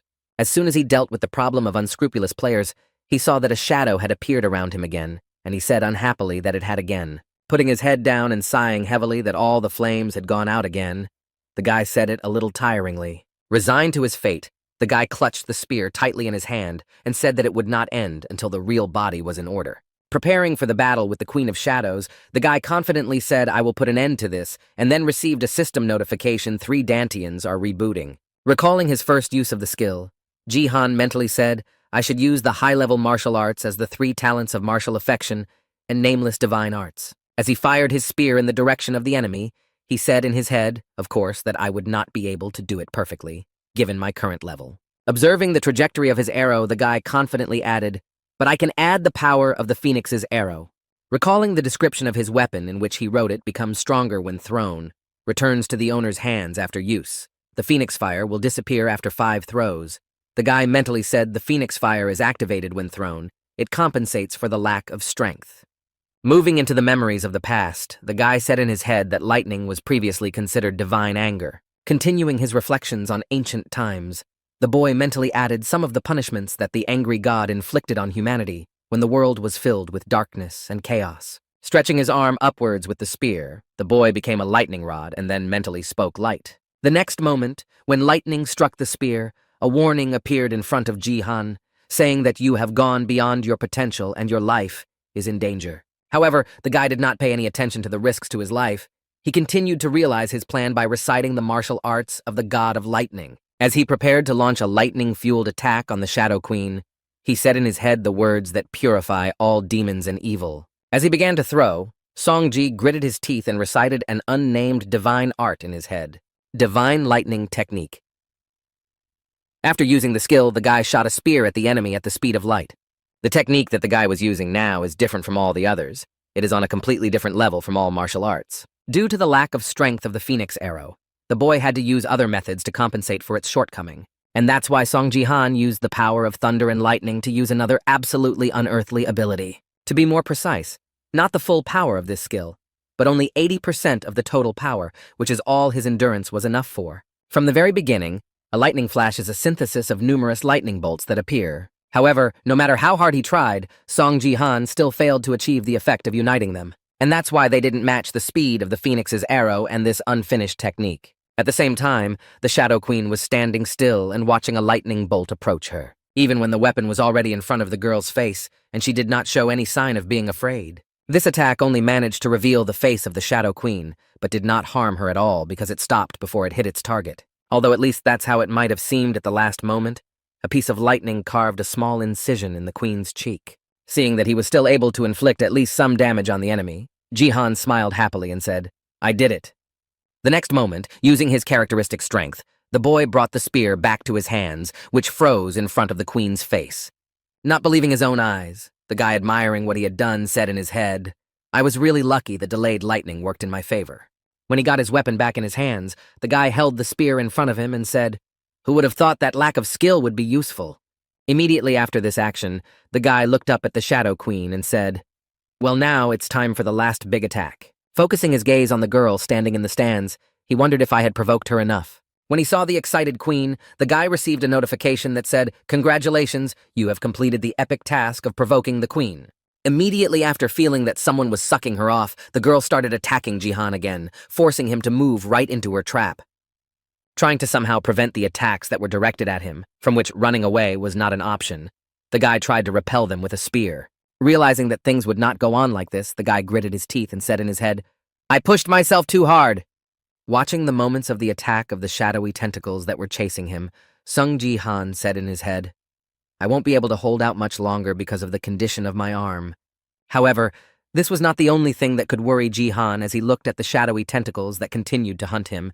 He added something much more important. After these thoughts, the guy looked back to where the other fighters in the bronze medal tournament were standing behind him. Gritting his teeth in dissatisfaction and roughly understanding the Shadow Queen's plan, Songji said she only captured them but did not destroy them.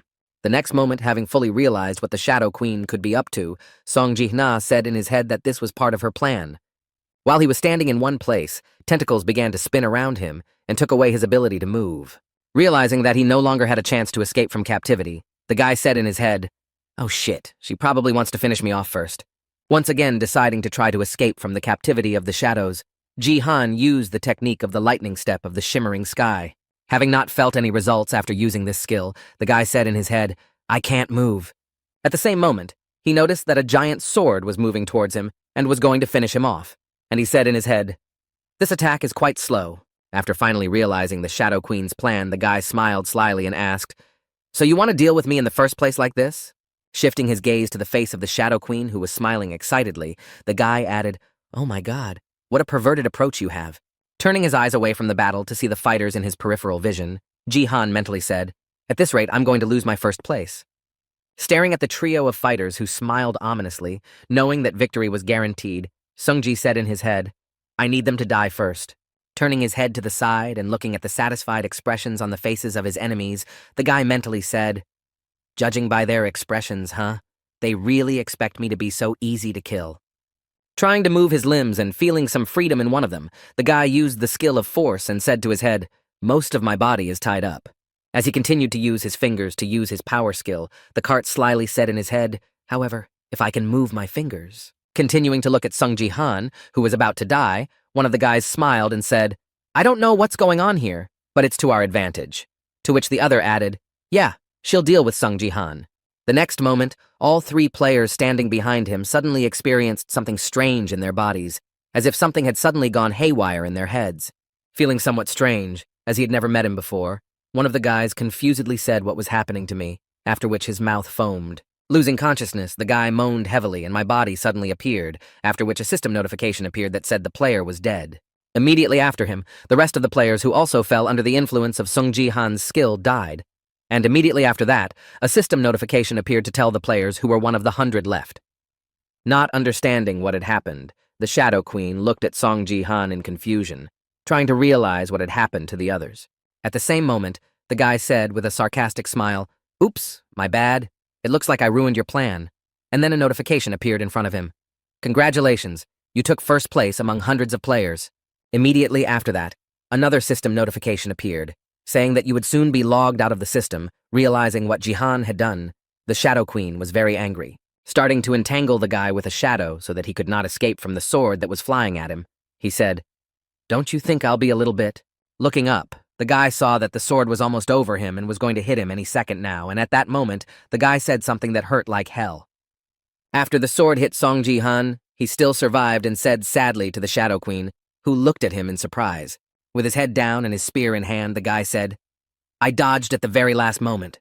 Immediately after these words, he looked up at the dark elf and smiled slyly and said, the influential power of Battlestar is diminishing cauldrons, the game is over. When he broke his body free from the shadows of the girl's shadow, he went to her and said, the same goes for your shadow. Continuing to mock the girl who failed to finish him off, the guy said, rather sadly. As he prepared to move to his world, the guy added, but I still hope that this time my left arm will be enough. Immediately after these words, a system notification appeared that said the game is over and you will be logged out soon, after which Sung Ji smiled slyly and said something like this. Looking at the angry expression on the Shadow Queen's face, the guy added, see you next time, after which a system notification appeared. The player has logged out. An error has been reported. The sun shadow mark has been applied to your left hand.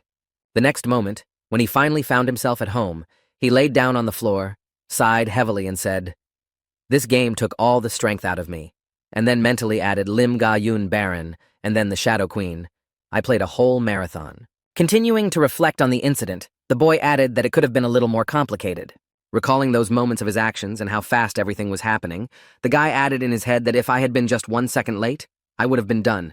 Thinking back to that moment of dealing with the 3 tournament participants who were near him, Jihan mentally said before the Shadow Queen's sword touched me. Recalling the moment of applying his strength characteristic in practice, the guy added in his head, I concentrated all my strength in my fingers. Imagining in his head a rough picture of what he was doing at that moment, the guy said in his head that it was all about cutting the arteries that led to the hearts of the other players. I also started to think back to that moment after the players were destroyed, and when the Shadow Queen realized that she had destroyed Jihan's enemies, I was worried that she would take advantage of the moment. After his prank, Jihan never suffered any serious consequences from the Dark Elf, but he did manage to get away with it. Lying on the floor of his house, the guy mentally said that it was a miracle that she took away only his left arm. Once again, plunging into memories and imagining the scale of the sword that was flying at him, the guy mentally said, I'm absolutely sure that this thing would have killed me. At the end of his thoughts, he began to slowly get up to a sitting position and said in his head that he did not want to get into such a game again.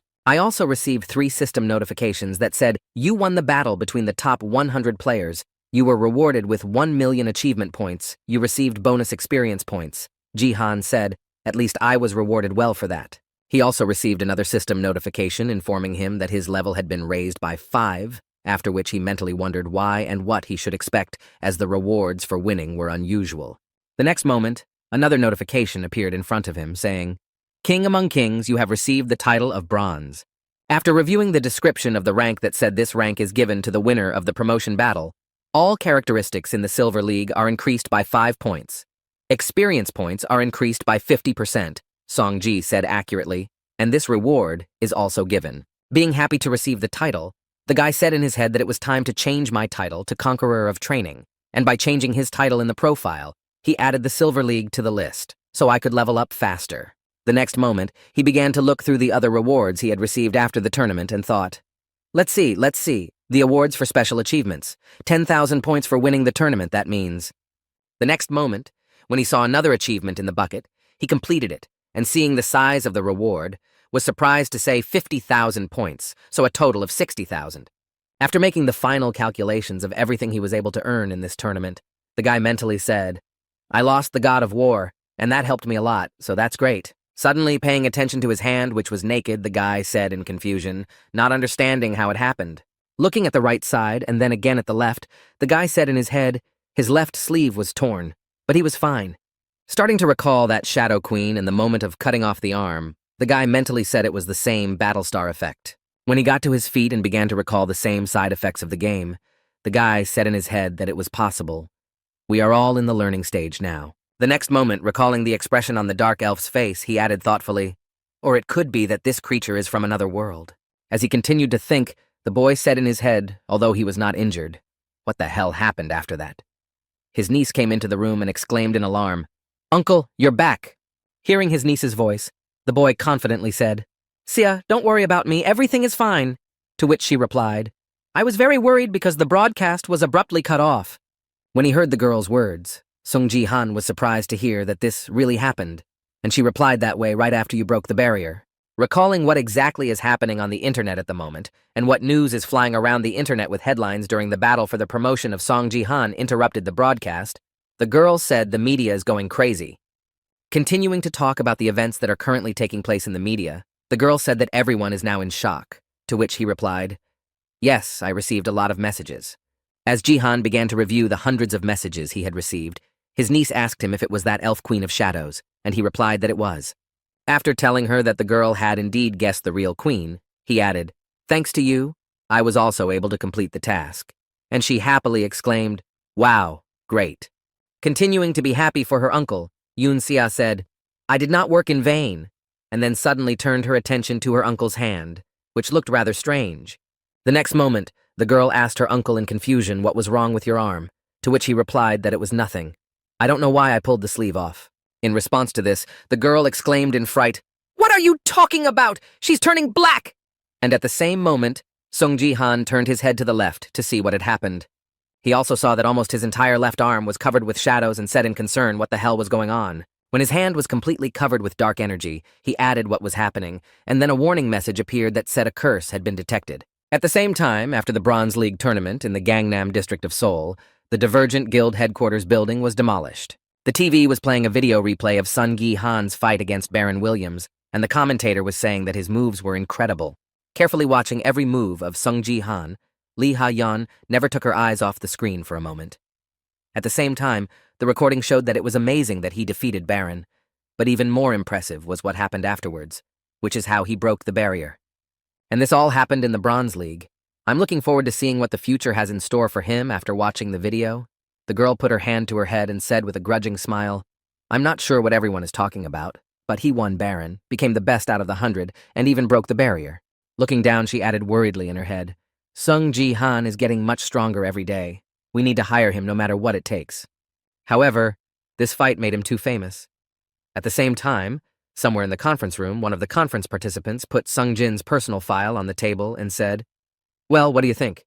Watching the video of Ji-han defeating Baron Williams, another participant in the meeting added that I think he is a very valuable player, and the director added that I couldn't agree more. After all the discussions were over, one of the men confidently said to contact him as soon as possible. All these conversations took place in Manhattan, New York, in the building of the American Leadership Guild.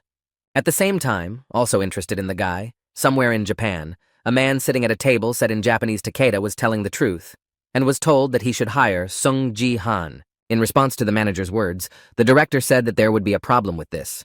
How should we do it? Didn't he say that he would not join us for any money, to which the manager replied that we have a special measure. Hearing these words, the director immediately objected, saying, I told you it was impossible because of the king's sword.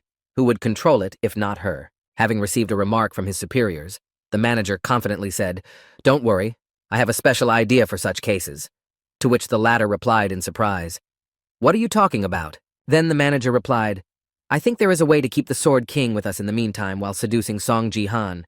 Then the director asked in surprise, Are you serious now? To which the subject bowed and replied yes. Continuing to convince the director, the manager added, I'm sure she's on her way, and at the same time the people who accompanied the girl have already gathered at the runway. Standing in front of the helicopter on the landing pad, the man looked at his beloved and asked, Are you really not going to tell me where you are going? In response to the man's question, the girl smiled slyly and replied, Hey, don't worry so much. Using her mind control magic before saying goodbye so that the effect would not suddenly dissipate, she added, I'll be right back. Just wait for me, good boy.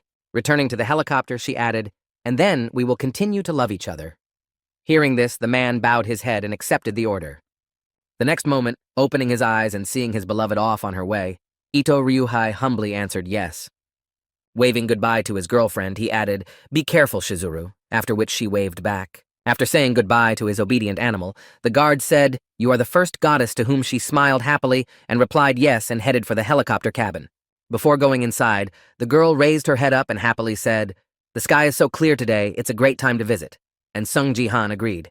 At the same time, in one of the establishments, using his power, Sung Ji-han raised a glass with a drink and said, You should be thanked for getting a chance to apologize, but why are you behaving like this? Immediately after his threatening words, the guy spilled the contents of the glass down, and then added in an angry voice, You will regret this.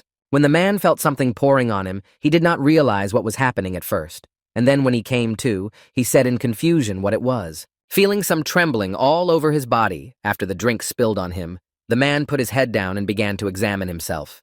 Realizing what had just been done to him, the man in the business suit gritted his teeth and said angrily, You're Sung Ji-han. Turning his gaze to the guy who had just dared to do this to him, the man angrily exclaimed, You rascal! Have you gone completely mad? And now let's go back 10 minutes to fully analyze the situation that happened. On his way to Ji-han's house, the man happily said so. Riding the elevator to the right floor, Kim Nam-tae from the South Korean office of the ministry, BattleNet's head, happily announced over the phone that he had just arrived. When the elevator reached the right floor and the doors opened, the man, accompanied by a couple of guards, confidently walked forward, saying thank you very much for your help and answering the questions. Heading to the apartment where he was supposed to hold the meeting, the man gave a hand order to his bodyguards to stay put and said into the phone, I have to deal with this after everything you've done. Smiling slyly as he discussed all the details of the deal, the head of BattleNet's South Korean office added, To repay you for all the trouble you've been through, using the doorbell, I sent a signal to the door and said I will definitely pass on your words to the two who mistreated Tae-won Day. At the same moment, the apartment door opened. After inviting the guest inside and putting some goodies and glasses of juice on the table, Ji-han said in surprise that he had not expected the head of the BattleNet ministry to visit us. In response, the man laughed and said, I'm sorry I couldn't come by more often. How are you doing here? To which Yoon Sia replied, Not bad. Immediately after an unobtrusive attempt to strike up a conversation, Sung Ji-han asked what brought you to our house, to which he nervously replied, taking a glass of juice. Immediately after that, Kim Nam-tae confidently added, The ministry decided to reward you for your success. Isn't that great? To which Ji-han replied in surprise that he was really grateful, and then thought, In this case, it's nothing. Immediately after his announcement, the head of South Korea's BattleNet department put a glass of juice on the table and added a first thing. Holding out his hand to the boy to set the conditions for receiving Kim Nam-tae, slyly smiled and added you and Yoon Sia need to formally apologize to Tae-kyung daily. When she heard the condition under which they could receive the reward, the girl was surprised and asked to apologize, after which Kim Nam-tae added, Apparently you attacked a family member of the CEO of this company. Immediately after, he added that if you sign a contract to become their recruiters and apologize, they are ready to turn a blind eye to what happened recently. Smiling happily after his offer, the head of the South Korean Ministry of BattleNet added, Isn't this a generous offer? To which the guy immediately firmly replied, No. When Kim Nam-tae heard Song Ji-han's refusal, he exclaimed in confusion that he didn't mean it. And then the guy got up from his seat and said, If that's why you came, you can go." As he left the table and walked out of the room, Sung Ji-han heard an angry man shouting at him, "I'm the head of the ministry. Where are you going? I'm still here. Hey, Sung Ji-han." Immediately afterwards, the head of the South Korean Ministry of Battleships shouted out, "Do you know that the Taewon Daily is preparing an article about your niece?" Rising from his seat and starting to threaten Sung Ji-han, the man added, "This company is different from all other printing agencies. You understand that they have the power to ruin anyone's reputation and future." At the same time, sitting at the table and watching the man's disgusting behavior, Yoon Se-ah heard, "You may have managed to clean up your reputation through donations, but people still despise you for your connection to the Sword King." Kim Nam-tae continued her loud rant, exclaiming, "You should be grateful for the chance to apologize, but why are you acting like this?" At the same time, Ji-han activated his power and lifted the glass of drink into the air. While the head of South Korea's battleship ministry exclaimed, "You will regret your decision," Ji-han poured a glass of drink on his head. After the incident, the guy pointed his finger at the man who was dripping drops of the spilled drink and said to you and everyone else. Looking at the treacherous man, Sung-ji added, "You're using Yoon Se-ah to blackmail me." Hearing this and feeling insulted, the man gritted his teeth and said to Sung Ji-han, looking at the guy who had made his remarks against him and poured a drink over him, the man angrily exclaimed, "You rascal have gone completely mad." Standing up from the table and slamming his hands on it, Kim Nam-tae exclaimed, "How dare you treat me like that? The head of the South Korean Ministry of Battleship, you must not realize the seriousness of what you have done." Immediately after these words, pointing a finger in the boy's direction, the angry man exclaimed, "You have just made the ministry and the printing company your enemies, and I will have the article about Sia published everywhere, so get ready." After hearing this, Ji-han looked at his niece and smiled happily and said, "Does it bother you?" To which she smiled happily and answered her uncle, "Not at all." Sometime after the meeting with the head of the South Korean Ministry of Battlespace, he headed to the headquarters of the Taewon Daily. Wiping the remnants of the drink on his face and head with a napkin, the man angrily shouted, "You're uneducated, snot-nosed brats." Having finished removing the remnants of what had been spilled on him, the man threw the napkin aside and exclaimed angrily with me, as the victory in BattleNet had never done before, clouded his eyes. In response to the angry comments from his friend Kim Hyun-chul, CEO Taewon Daily, holding a cup of coffee in his hands, said that it would not be easy to deal with them. The next moment, Kim Hee-so broke into the conversation between the two high-ranking officials and showed his phone to the company director and said, "Look, Daddy, watch," showing the article she published. The girl happily added that everyone is talking about the article about Yoon Se-ah's gift. Looking at the article published by his daughter, Kim Hyun-chul, he said that it was not necessary to wait so long to publish it. She got what she deserved. Immediately after putting a cup of tea on the bowl, the man added, "Well, if that's the case, you don't have to be sad anymore. Even if they are not well-mannered, they will learn humility when they face the consequences of their actions." After hearing from his friend, the head of the South Korean Ministry of Battlespace laughed and said, "That's right, you are." But before he could finish, the door to the room suddenly opened, and the subject exclaimed, "Sir." Seeing the nervousness of his subject, Kim Hyun-chul asked what was the rush. "Can't you see that I have a guest?" To which he exclaimed, "Excuse me, but I think you should see this right now." Turning on a live broadcast hosted by a guy, the subject added anxiously, a player named Sun Ji-han. Turning on a live video of a guy standing on a roof with his niece, the subject nervously shouted out, revealing Taewon Day and the ministry on the broadcast. Highly recording the video, Sun Ji-han turned on the voice recording of the dialogue with the head of the South Korean Ministry of Battleship and said, "You should be grateful for the chance to apologize. But why are you behaving like this? You have just made the ministry and the printing company your enemies to hell with an article about Se-ah. I will ask to publish it everywhere, so get ready." Immediately after the end of the voice recording of the dialogue with the representative of the head of the ministry, Song Ji-han, along with the phone, said to the camera, "I think you get the point. So this is what Taewon Day and the Battleship Ministry did to me and Se-ah." Continuing to comment on this situation, the guy added, "I was attacked by a family member of the CEO Taewon Daily, who wanted to write a malicious article about Se-ah, and the head of the ministry with this company tried to put pressure on us." The next moment, turning the camera lens to his niece, the guy confidently added that he had failed and that they could only publish an article about Sia's gift. After the announcement, the guy said in his head, "I've already analyzed what Se-ah's gift is capable of using the Hermes monocle." Recalling his past life as well as some fragments from his present life to complete the picture, he mentally added when the true essence of the gift would be revealed and others would be able to see it. At the same time, watching the broadcast, The entire crowd at Taiwan Daily's headquarters heard that it was time to publicly present Sea's gift to the world. After the question, the girl confidently answered, "Yes, my status window is open." Then a description of the gift appeared in the cameras, which said the gift was a late flower F. The number of games you need to participate in to level up is 50. The condition for leveling up, you need to participate in BattleNet games. The number of games you can participate in daily rises by 1 every day. The natural growth of status is increased by 100%. When she saw the description of the gift her former classmate Kim Haiso received, she exclaimed in confusion that it was a gift that could be upgraded. She continued to be surprised and added, "Is it possible?" At the same time, other viewers began to write that it was too much. Then what do we get after reaching a rank? The next one will be SSS. Immediately after demonstrating the gift to his niece, the guy said, "As you can see for yourself, Sia's gift is not in vain, and I hope there will be no more misunderstandings." After the loud statement and the revelation of the truth, the guy smiled slyly and said in his head, "Actually, it's for the best, although I would have preferred to fool them more." Immediately after that, on a live broadcast, the guy received a donation that said, "Gates RE donated 100,000 units to U-player Sung Ji-han. I am a scout of the American Leaders Guild, Robert Gates." When he saw who had contacted him in this way, he was surprised to hear that it was American Leaders. Immediately afterwards, another donation from him appeared, and he wrote, "I am impressed with your fights and today's broadcast. I would like to offer you a deal. Could you open access to personal messages afterwards?" He mentally added that this way, I would be able to deceive them more. Immediately afterwards, the guy added, "Well, I have no choice. Since you donated so much, you won't mind if I show the contract on the live broadcast." In response to the question, the man replied, "Of course, but first, I will tell you the amount of the salary we can offer you, $300 million.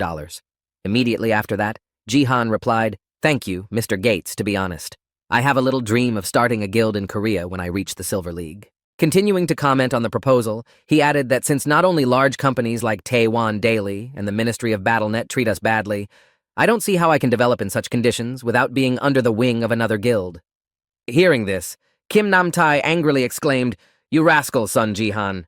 Immediately after this statement, the guy put his hand to his chest and said, "I still like my country, so it would be great if you could help me."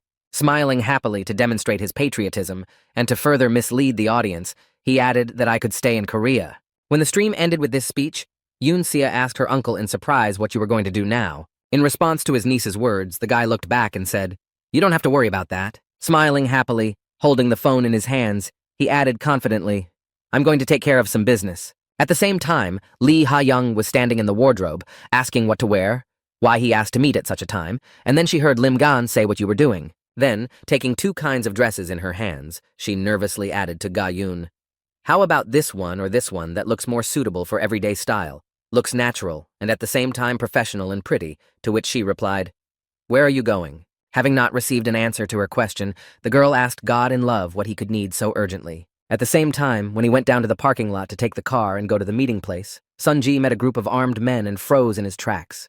The next moment, he said to the people who blocked his passage, "I seriously doubt that you guys are a group of ninja cosplayers who were just passing by."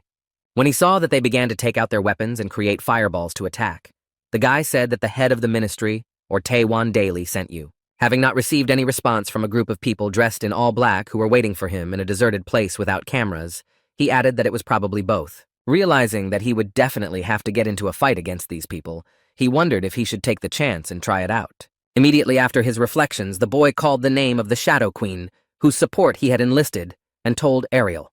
The next moment, the shadow beneath Jihan began to change, and the aura began to spread, and a giant, shadowy image appeared above him, saying, "You tactless man, you summoned me to fight against miserable vermin."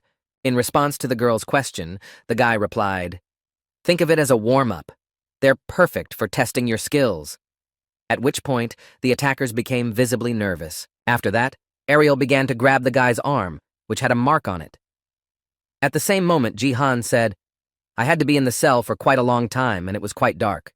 When his entire arm was completely shrouded in shadow, Sung-ji smiled happily and said, "Well, in that case, we can begin." After a while, half of the enemies were already destroyed, and their lifeless bodies lay on the ground with deep wounds. When a little more time passed, all the enemies were defeated, and the boy looked back and saw that they would never be able to attack him again. Appreciating the power he now wielded thanks to the Shadow Queen, the boy looked at the shadow disappearing from his hand and said quite well. In response to the guy's praise, the Shadow Queen replied offensively, Not well, but simply amazing. Continuing to express her dissatisfaction, the girl looked at the guy and added, "Be grateful to me for this, man." Appearing in front of Sung Ji-han in her body, the girl angrily exclaimed, "Dark spirit is a special characteristic that I gave you out of mercy." Continuing to make her point, she pointed a finger at the guy and exclaimed, "You must realize how big he is. His level is completely different from the—" She didn't have time to finish when she noticed that they weren't even listening to her. At the next moment, putting the phone to his ears, the Lord said, "Hello." At the same time, the Shadow Queen exclaimed irritatedly, "Hey, did you just ignore me?" At that moment, the phone rang with a surprised voice asking Ji-han. While listening to his interlocutor who called him, he heard her ask, "I have already arrived at the meeting place. Where are you now?" After being asked about his whereabouts, the guy awkwardly replied, "I'm sorry, I just heard what he told her." And the girl was surprised to hear him say that so suddenly. The next moment, resigned to the guy's words, she added, "Oh, okay, of course I understand you." Seeing Lee Hae-young's sudden change of mood, her bodyguard asked what was wrong, miss. In response to her subject's question, Lee Ha-young, feeling her self-esteem sinking lower and lower, said, "I just got rejected." Lim Ga-yoon also froze in place and let her soul float freely, and she was amazed to hear herself say in her head that after all that time spent gathering. At the same time, somewhere in the building of the Taewon Daily Company, a man began to beat his son with a cane and heard a heavy groan and shouted to his father, "Please let me speak." Covering his face with his hands to prevent blows from hitting him, the man exclaimed, "I can explain everything, it hurts." Seeing her father being beaten so badly for the problem he created, Kim Hee-so grabbed her grandfather's hand and exclaimed, "Grandpa, stop! It was those bastards who started it all." Trying to stop her grandfather's actions, the girl added that before she could finish speaking, the elderly man slapped her, knocking her down. Looking at the girl with an angry look, the elderly man added, "I raised you like a princess because you are my only granddaughter." Immediately after these words, Kim Tae-won, who was the CEO of Taewon Daily, said angrily, "So you decided to do this?" Realizing that they were clearly in the wrong, a couple of the company owner's relatives knelt down and the CEO exclaimed, "Do you have any idea how much our shares have fallen in value? If you don't fix this, I'm going to fire you both." Hearing her grandfather's threat, Kim Hee-so looked down and gritted her teeth in anger and said in her head, "Damn, my master was just perfect. But it all happened because of that rascal Yoon Se-ah." Continuing to remember the girl in a bad way, she mentally cursed her for being in her first battle, and felt a strange sensation the next moment Yoon Se-ah thoughtfully said, wondering if the battle had already begun or not. Not having understood the system of fighting in the Colosseum, the girl thoughtfully added what to expect. "I still did not understand the rules." At the same time as the girl began to reread the rules again, a guy stood behind her and said in surprise what the hell was going on. Looking at the girl, Cora scratched her head thoughtfully. A guy named Do Hek Yoon said in confusion. She was now confused, probably a new hermit. "This guy is Do Hek Yo's cousin from the Divergent Guild, and he's a promising player with a gift of agility." Starting to slowly take his sword out of the sheath to make the first round on the confused girl, he mentally said to himself, "I'm very lucky to have a gift with this sword. I'll definitely be in the top 50. Having taken the appropriate pose for the attack, the guy said in his head that she would be my first victim. And then he attacked the girl and swung his sword, shouting, "You're out, loser!" Having defended herself against the attack with reflexes and the use of the longevity turtle armor skill and the A-ranked armor steel defense, the girl said in surprise, "I wonder how it works like that."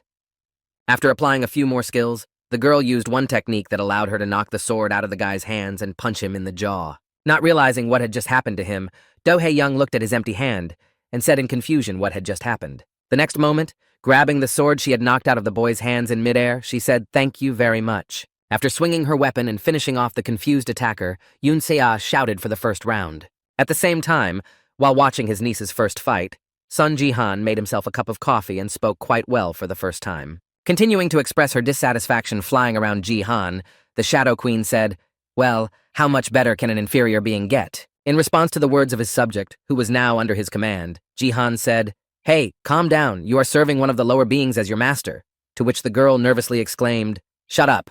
Continuing to demonstrate my dissatisfaction, the spirit added, "I have come to fulfill my great mission that my true self has entrusted to me.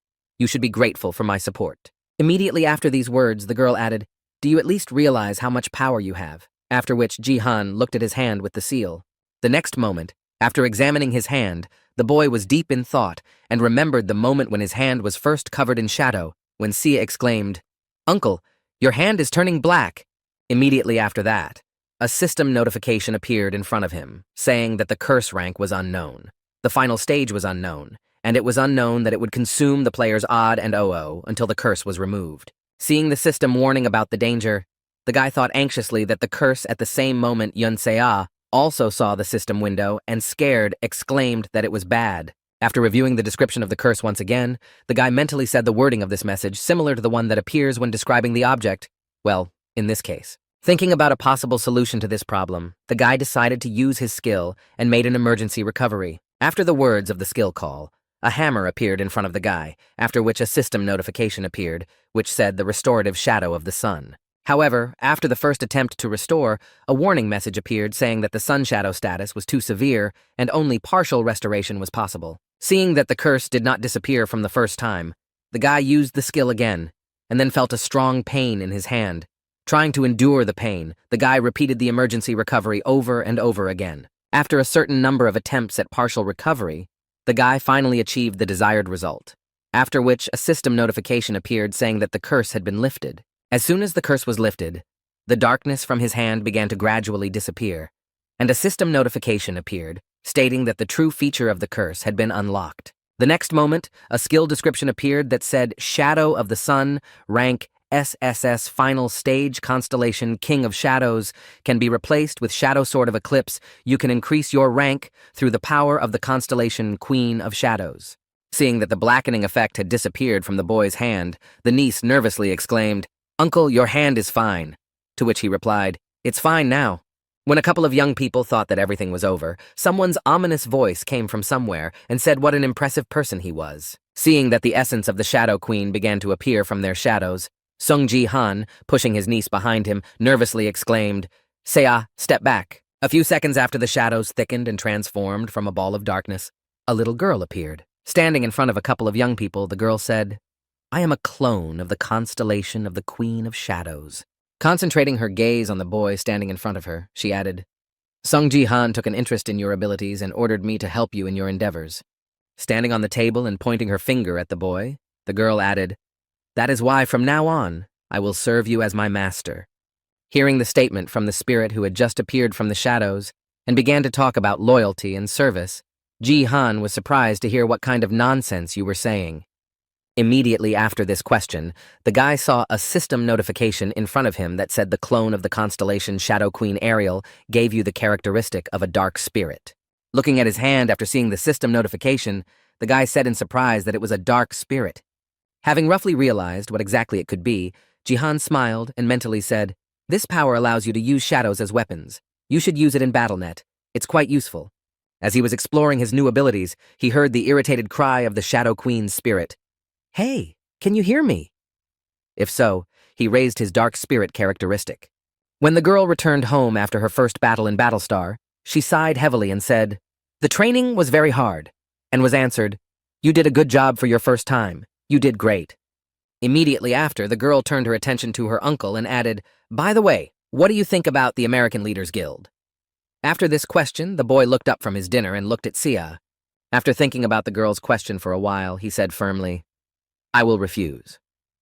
After hearing his uncle's decision, the girl was surprised to hear that they had offered so much money, and he replied that I would be able to earn it myself later. Immediately after his firm decision, the guy put a spoon on the table and added, "And besides, I have other plans for my life." Recalling a certain person who should help him in his realization, Ji-han said, "I don't want to join a guild. I'll create my own." At the same time, Lee Ha-young had already arrived at his house, and he asked her to come, and Ji-han, sitting at the table, gave me a well-known cheat code. At the same time, the girl who arrived took off her sunglasses and assessed the building where Song Ji-han currently lives. Hearing the offer from the guy she was talking to, she exclaimed in confusion, "I didn't hear you." And then Ji-han smiled and said, "I'll say it again, become the head of the guild I'm going to create." Hearing that he had seriously decided to give her the position of head of the new guild, Lee Ha-young exclaimed in confusion that, "Why such an idea?" To which Vig replied, "Well, although I said head of the guild, it will be fine if you just take over the management."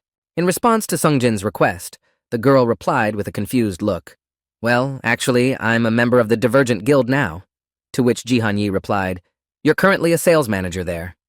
Continuing to hear the persuasion to take the place of the leader in the newly created guild, the girl held her hand on her head and said, "In any case, You should be the head of the guild. Looking at the guy who suggested such a crazy idea, she added a capable player who is the face of the guild. I'm more suited to be a manager. Why did you even suggest this to me? In response to the girl's question, Sung Ji-han put a cup of coffee on the table and said, You have a gift of support, I'm right. Immediately after, the guy added, It can only give a bonus 10% to experience. I'm sure you think it's useless because it doesn't combine with other items that give experience bonus. Hearing this, the girls were stunned. And then Ga-yoon thought these words she had previously hated to hear. Continuing to insist on his point, Ji-han said, But in my opinion, if you become the head of the guild, then the true value of your gift will be revealed. Continuing to hear the boy's confident words, Lee Ha-young wondered in her head if he knew something I hadn't thought of. Recalling the description of her gift, the girl thoughtfully said in her head how he had so much confidence, even though the gift was A-rated, but all professionals considered it useless. Closing her eyes and thinking hard, she added in her head, I want to believe him because he is the first one who appreciated my gift, but his offer to become the head of the guild. After which Ji-han said, Of course I will reward you accordingly. Continuing to pressure the girl on her weaknesses, Sung Ji-han said, I'll tell you who to bet on in the next matches of the BattleNet. After hearing this proposal, Lee Ha-young suddenly became quiet. Seeing something strange in the behavior of the head, Lim Ga-young nervously said, Madam, everything is fine with you.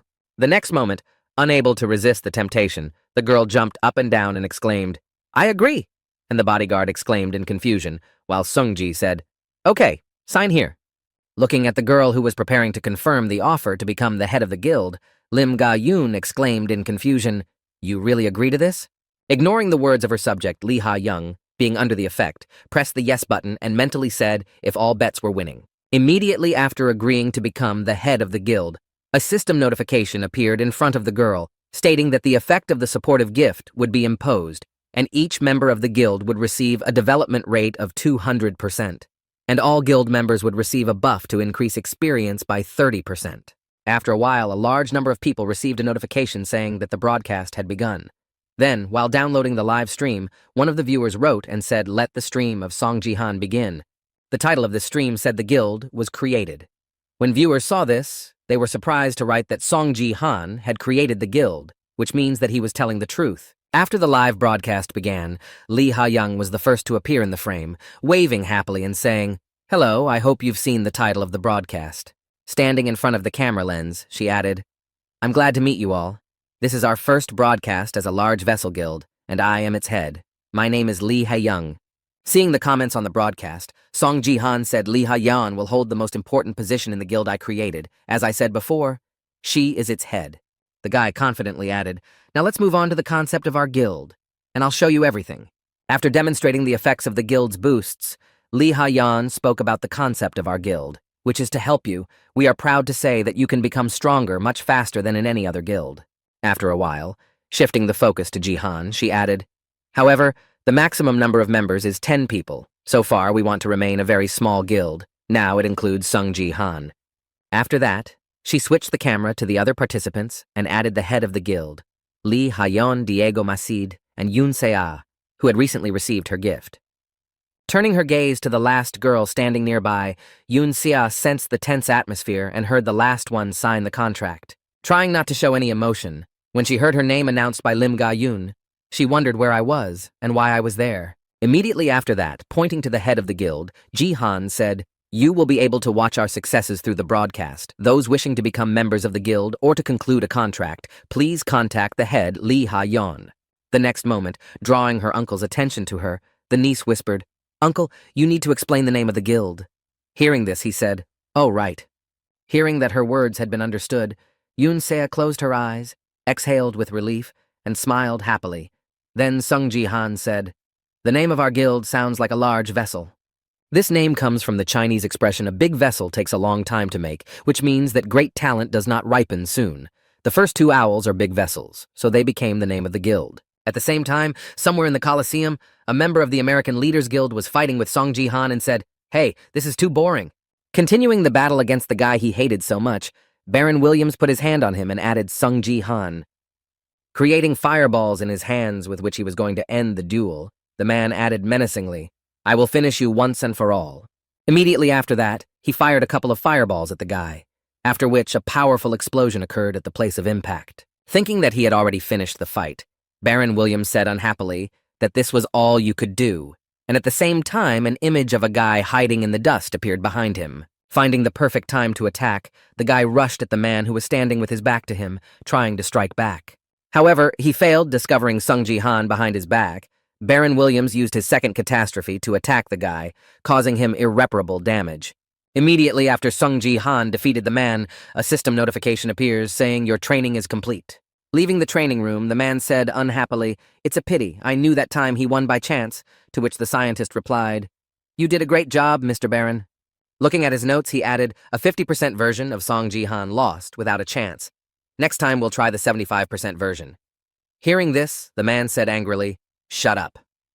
The next moment, another scientist entered the training room and said, "Mr. Baron, the head of the guild would like to see you in his office." Arriving at the leader's room and hearing his proposal for the challenge, Baron angrily said that he would hire him. Continuing to express his dissatisfaction with the man, he added Song Ji-han to the guild and said, "Are you out of your mind or what?" In response to a question from his subject, Robert Gates, the head of the American Leaders Guild, said it was worth it, and you'll agree if you watch his latest broadcast. The next moment, he turned on a recording of Sung Ji-han's broadcast, which showed off additional reinforcements for his guild. Feeling humiliated by the words and suggestion of the guild head, Baron angrily said, "You've used your power, you old fogies." As he continued to make a mess in the man's office, he angrily exclaimed, "That's an obvious lie. I don't look like I need the help of this crook. I'm already the strongest man in the world." Throwing all the things he had picked up in the air to the floor, Baron Williams angrily exclaimed, "Don't ever mention that scoundrel to me again." Grabbing his head after the noisy guy left his office, the head sighed heavily and then mentally said, "I know he develops an inferiority complex when it comes to Sun, but he can't even control his emotions." Immediately after these thoughts, the man began to scroll through other possible options in his head and thoughtfully said that if Baron could not be sent to Jihan, he would have to send him to the GHQ. Recalling another suitable candidate for this mission, he added confidently, "Then I'd better send her to South Korea." At the same moment, while watching the broadcast of a guy who was advertising his guild, Sophia took a break between training sessions and happily said, "Wow" to Song Ji-han. Being happy for the guy with all her heart while watching his broadcasts, the girl happily added that he was so cool. Sometime after the broadcast was distributed to the masses, Lee Ha-young, sitting in a cafe, exclaimed to Ji-han that the American guild leaders offered us a large sum of money in exchange for the secret of where we got the buffs for the China Guild, to which he replied cautiously, "I told you just in case, but never share them." In response to the warning, the girl exclaimed, "What do you take me for?" And then happily said in her head, "I never would have thought that my gift was so big." The next moment, the girl plunged into memories of returning to her guild, Divergent, where the head of the guild spoke to her and said that he only needed your gift. Continuing to give orders to the girl, the head smiled defiantly and added, "I'm sure it's just a lie to cover up his personal interest in you, so take this opportunity to try to seduce him." Continuing to talk to the girl, the head of the Divergent Guild added unhappily, "It's all the same to our guild and you're of little use to us." After recalling this conversation, the girls said to their new friend Ji-han, "I will try very hard to be helpful." In response to Lee Ha-young's words, the guy was surprised to hear that you were the one who was suddenly required to only nominally remain the head of the guild, to which she exclaimed no. Then Sung-ji thought I was going to get rid of the guild when I got the achievements, and when the players leveled up. Immediately after her denial, the girl exclaimed, "Actually, my true dream was to become a guild owner. I was betting in BattleNet to save up money to open one, right?" Ga-yoon Na-oh nervously replied, "Oh, I guess so." Immediately after these words, putting her hand on her chest, the girl added, "That's why until I can make my own guild, I will try my best to help your great vessel." Continuing to talk about her future plans, she said, "First, we need to open an office, and we can use the common rooms in the Ga-yoon Sword Palace for it." She replied, "I'm a bodyguard, not a secretary." After a while, after gathering the candidates in one room to review who could take the position, Lee Ha-young said, "Thank you all for coming." After looking around the room, she added, "I'd like you all to introduce yourselves." Hearing a request from the head of the guild who needed an editor, the first of the candidates, Ju Yoon-ji, nervously said, "Good morning, my name is Ju Yoon-ji."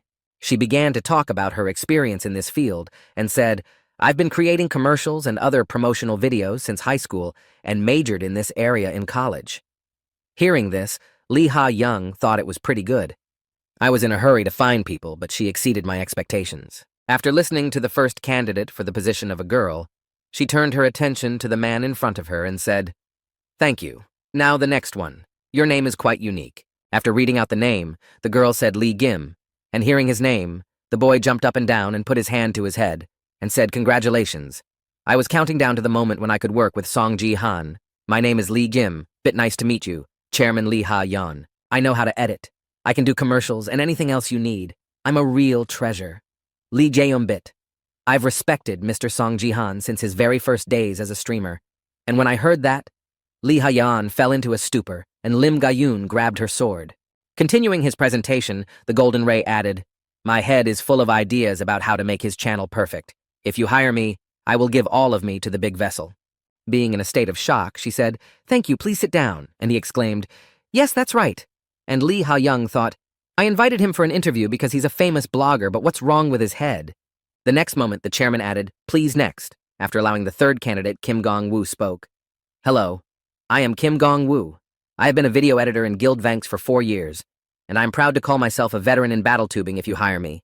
I will use my past experience to become a suitable member of your team."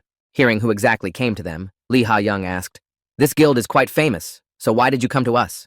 The man replied, "The big vessel is a new guild, but it's owned by Mr. Sung Ji-han, so it's already known," and continuing to advertise himself as a worthy candidate, the guy added, "I'm sure I can improve my abilities in this position." After hearing this, Golden Ray nervously said in his head, "My competitor is quite experienced."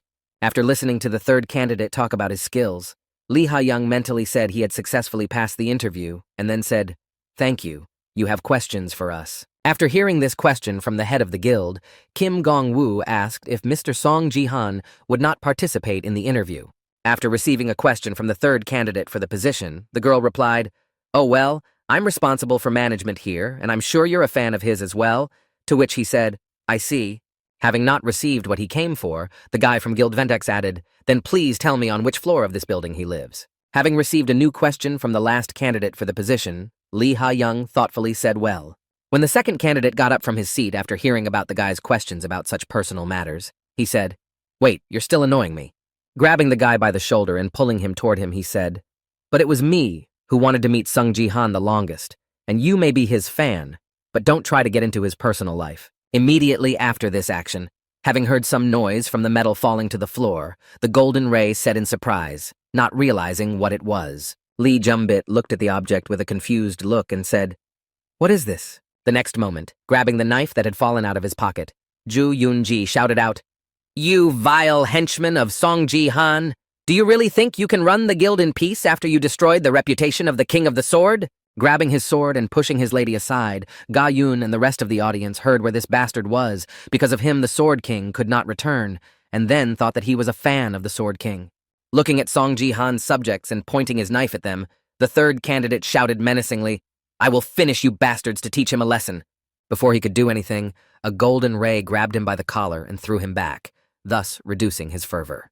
When he saw that someone else decided to interfere in his fight with Song Ji-han, the guy rubbing his bruises said angrily, "You're a little man." Gripping his knife tightly, Ju Yoon-ji got to his feet and swung the weapon, trying to harm the boy, shouting that he wanted to die first, but the latter easily dodged it. Immediately after the enemy missed, the guy gave him a straight punch in the jaw, forcing him to sit on his ass again and let go of the cold weapon. The Golden Ray knocked out the guy who decided to make a bloody massacre in the recruitment office with just one punch. Seeing what had just happened in Lee Ha-young's office, she looked at the rescuer and said in her head, "Stop this guy." Thinking of the man in front of her, she added that he was in the Golden League, but he had downgraded his rank on purpose, and his main theme was to intimidate other players.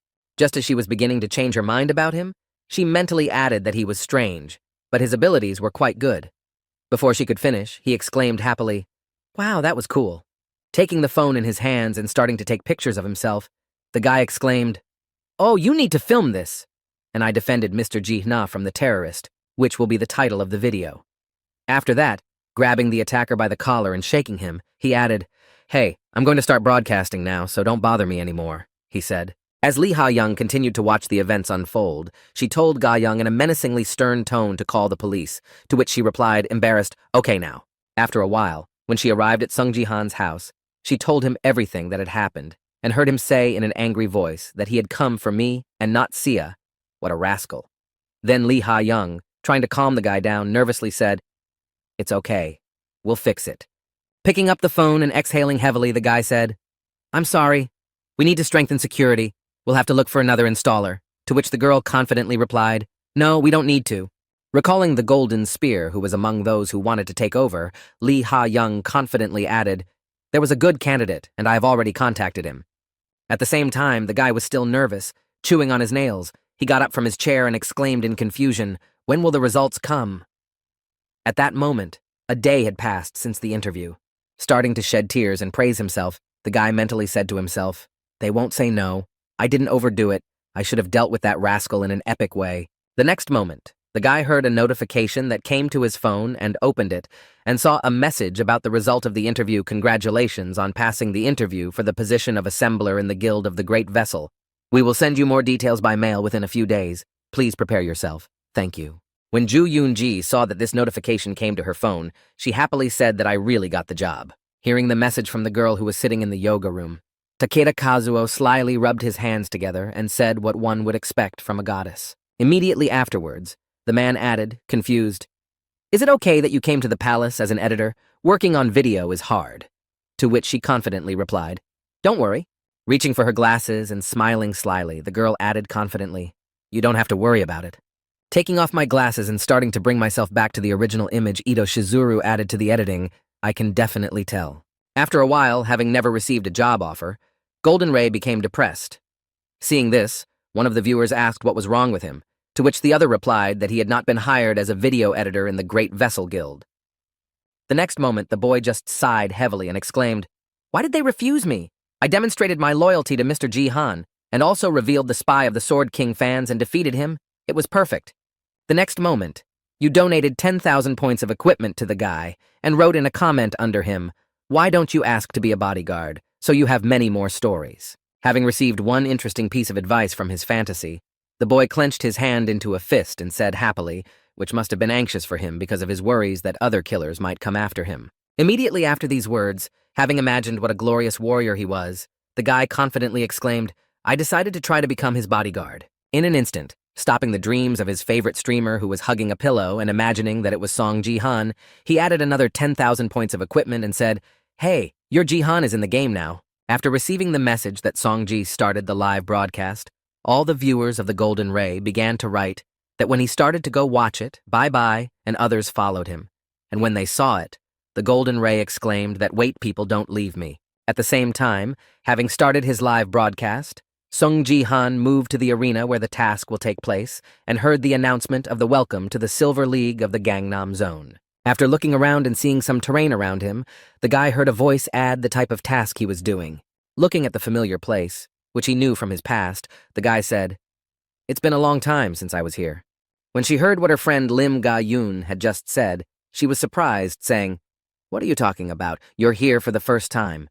After a girl appeared next to the boy, Song Ji-han turned to face her, and they had to work in pairs as they teamed up to make the task easier to complete. Or, to be more precise, they were ordered to do so by Lee Ha-young, who emphasized that you both will play together so that we can increase our audience reach and raise your levels. Trying to somehow justify himself to the girl after he had blurted out without thinking, Sung-ji smiled happily and said, I've seen this map on streams, but it's new to me. Continuing to create the perfect image of a newcomer, the guy stretched out his hand to the girl and said, I'm looking forward to working with you.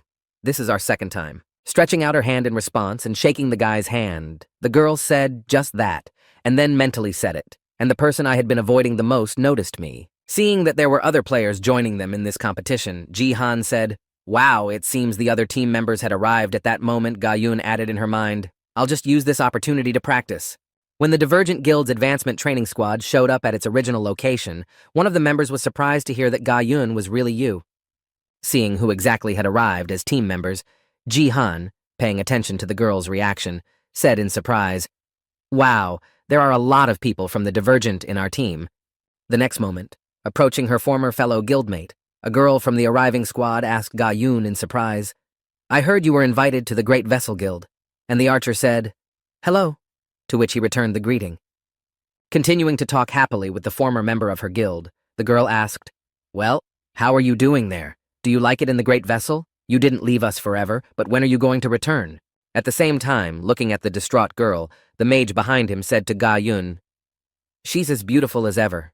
It's only been a few days since she left, and I've already suffered terribly. Imagining him helping a girl with whom a boy in love added in my head, I wanted to teach her everything when she got to the Silver League. At the same time as the boy was imagining wet dreams in his head, the girl felt an unpleasant chill on her body and confusedly said in her head, "Why I suddenly had goosebumps." After completing his wet desires, the wizard from the Divergent Guild Squad looked at the boy and angrily said in his head, "My Gayun left the guild because of that bastard." The next moment, deciding to find out more information from her comrades, she asked Gayun and Jihan, "Is this your first time on a mission?" And with a kind of admiration, she asked them to explain how everything works here, and they replied, "Let's just do it briefly." When asked for an explanation, the girl pictured a picture in her head and said, 10 players take part in the game, divided into 2 teams, the camps of angels and demons, and it's a 5-on-5 group battle.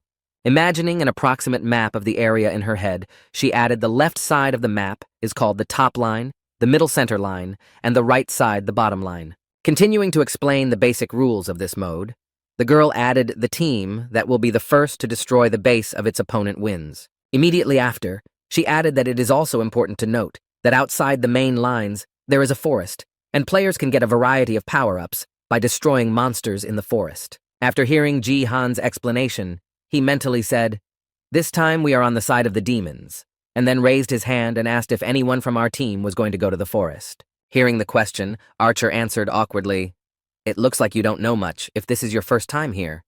And then the girl nervously added that the monsters in the forest had at least a 65th level, so it was unlikely that the pair of these players would succeed. Hearing the answer in a nervous voice from his comrades, Jihan was surprised to hear that really, I thought our team would be able to handle the upper level of the Silver League. Trying to somehow show his dominance over Sungjin, the magician confidently said, "You're a beginner, so you don't understand Jihan on this task. Don't worry about anything, just do what we tell you." The next moment, turning his gaze to his teammates, the guy added, "I'll give you some advice. You two will go to the bot," to which they replied, okay." After sending his comrades to the task, the wizard looked at his competitor and mentally said to Sun Jihan, "You may be famous lately, but you are still an ordinary beginner," and then said, "Let's go." Heading to the mobs to give some introductory instructions, the guy mentally added, "Trying to do more than necessary in a group game will only get you in the way of ours, so I'll take this chance to show Gayun how cool I am." Approaching the opponents, the magician said, "See those little guys? They're the creeps. Their attack style is very simple, but it's hard for the Silver League players to beat them. So work together to win. If you die, you'll be reborn, but we'll lose, so don't rush." The next moment, adjusting his glasses, the boy added, trying to impress, and before he could finish, Sungji interrupted him, saying that it sounded quite simple. Activating his shadow hand skill, the guy mentally confidently said, warming up before the battle, "In short, you need to fight without allowing death correctly." Asking his friend a question, Sung Ji-han walked forward, and when he saw this, the guy exclaimed in confusion, "What are you talking about?" The next moment, as he approached the enemies at the right distance, On Ji-han stretched out his hand in front of him and prepared to use shadow magic. Preparing to use his new weapon, the guy mentally said, "I've never used a dark spirit in BattleNet before. I wonder how effective it is." Appearing at the summons of the boy who summoned her, the Shadow Queen drew her sword and began to fight. Then Ji-han thought this was not even close to the level of the Shadow Queen.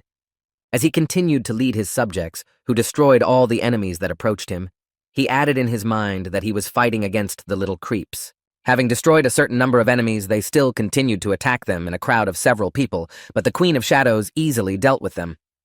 Every time the enemies came within range, Song Ji-han's subject would slaughter everyone within her reach. After Sung Ji-han had dealt with all the enemies blocking their way, Ga-yoon said, "I think we can move on now," to which the magician nervously replied yes. After some time of confronting the monsters, Sung Ji-han received a system notification that said, "You have destroyed 50 creeps.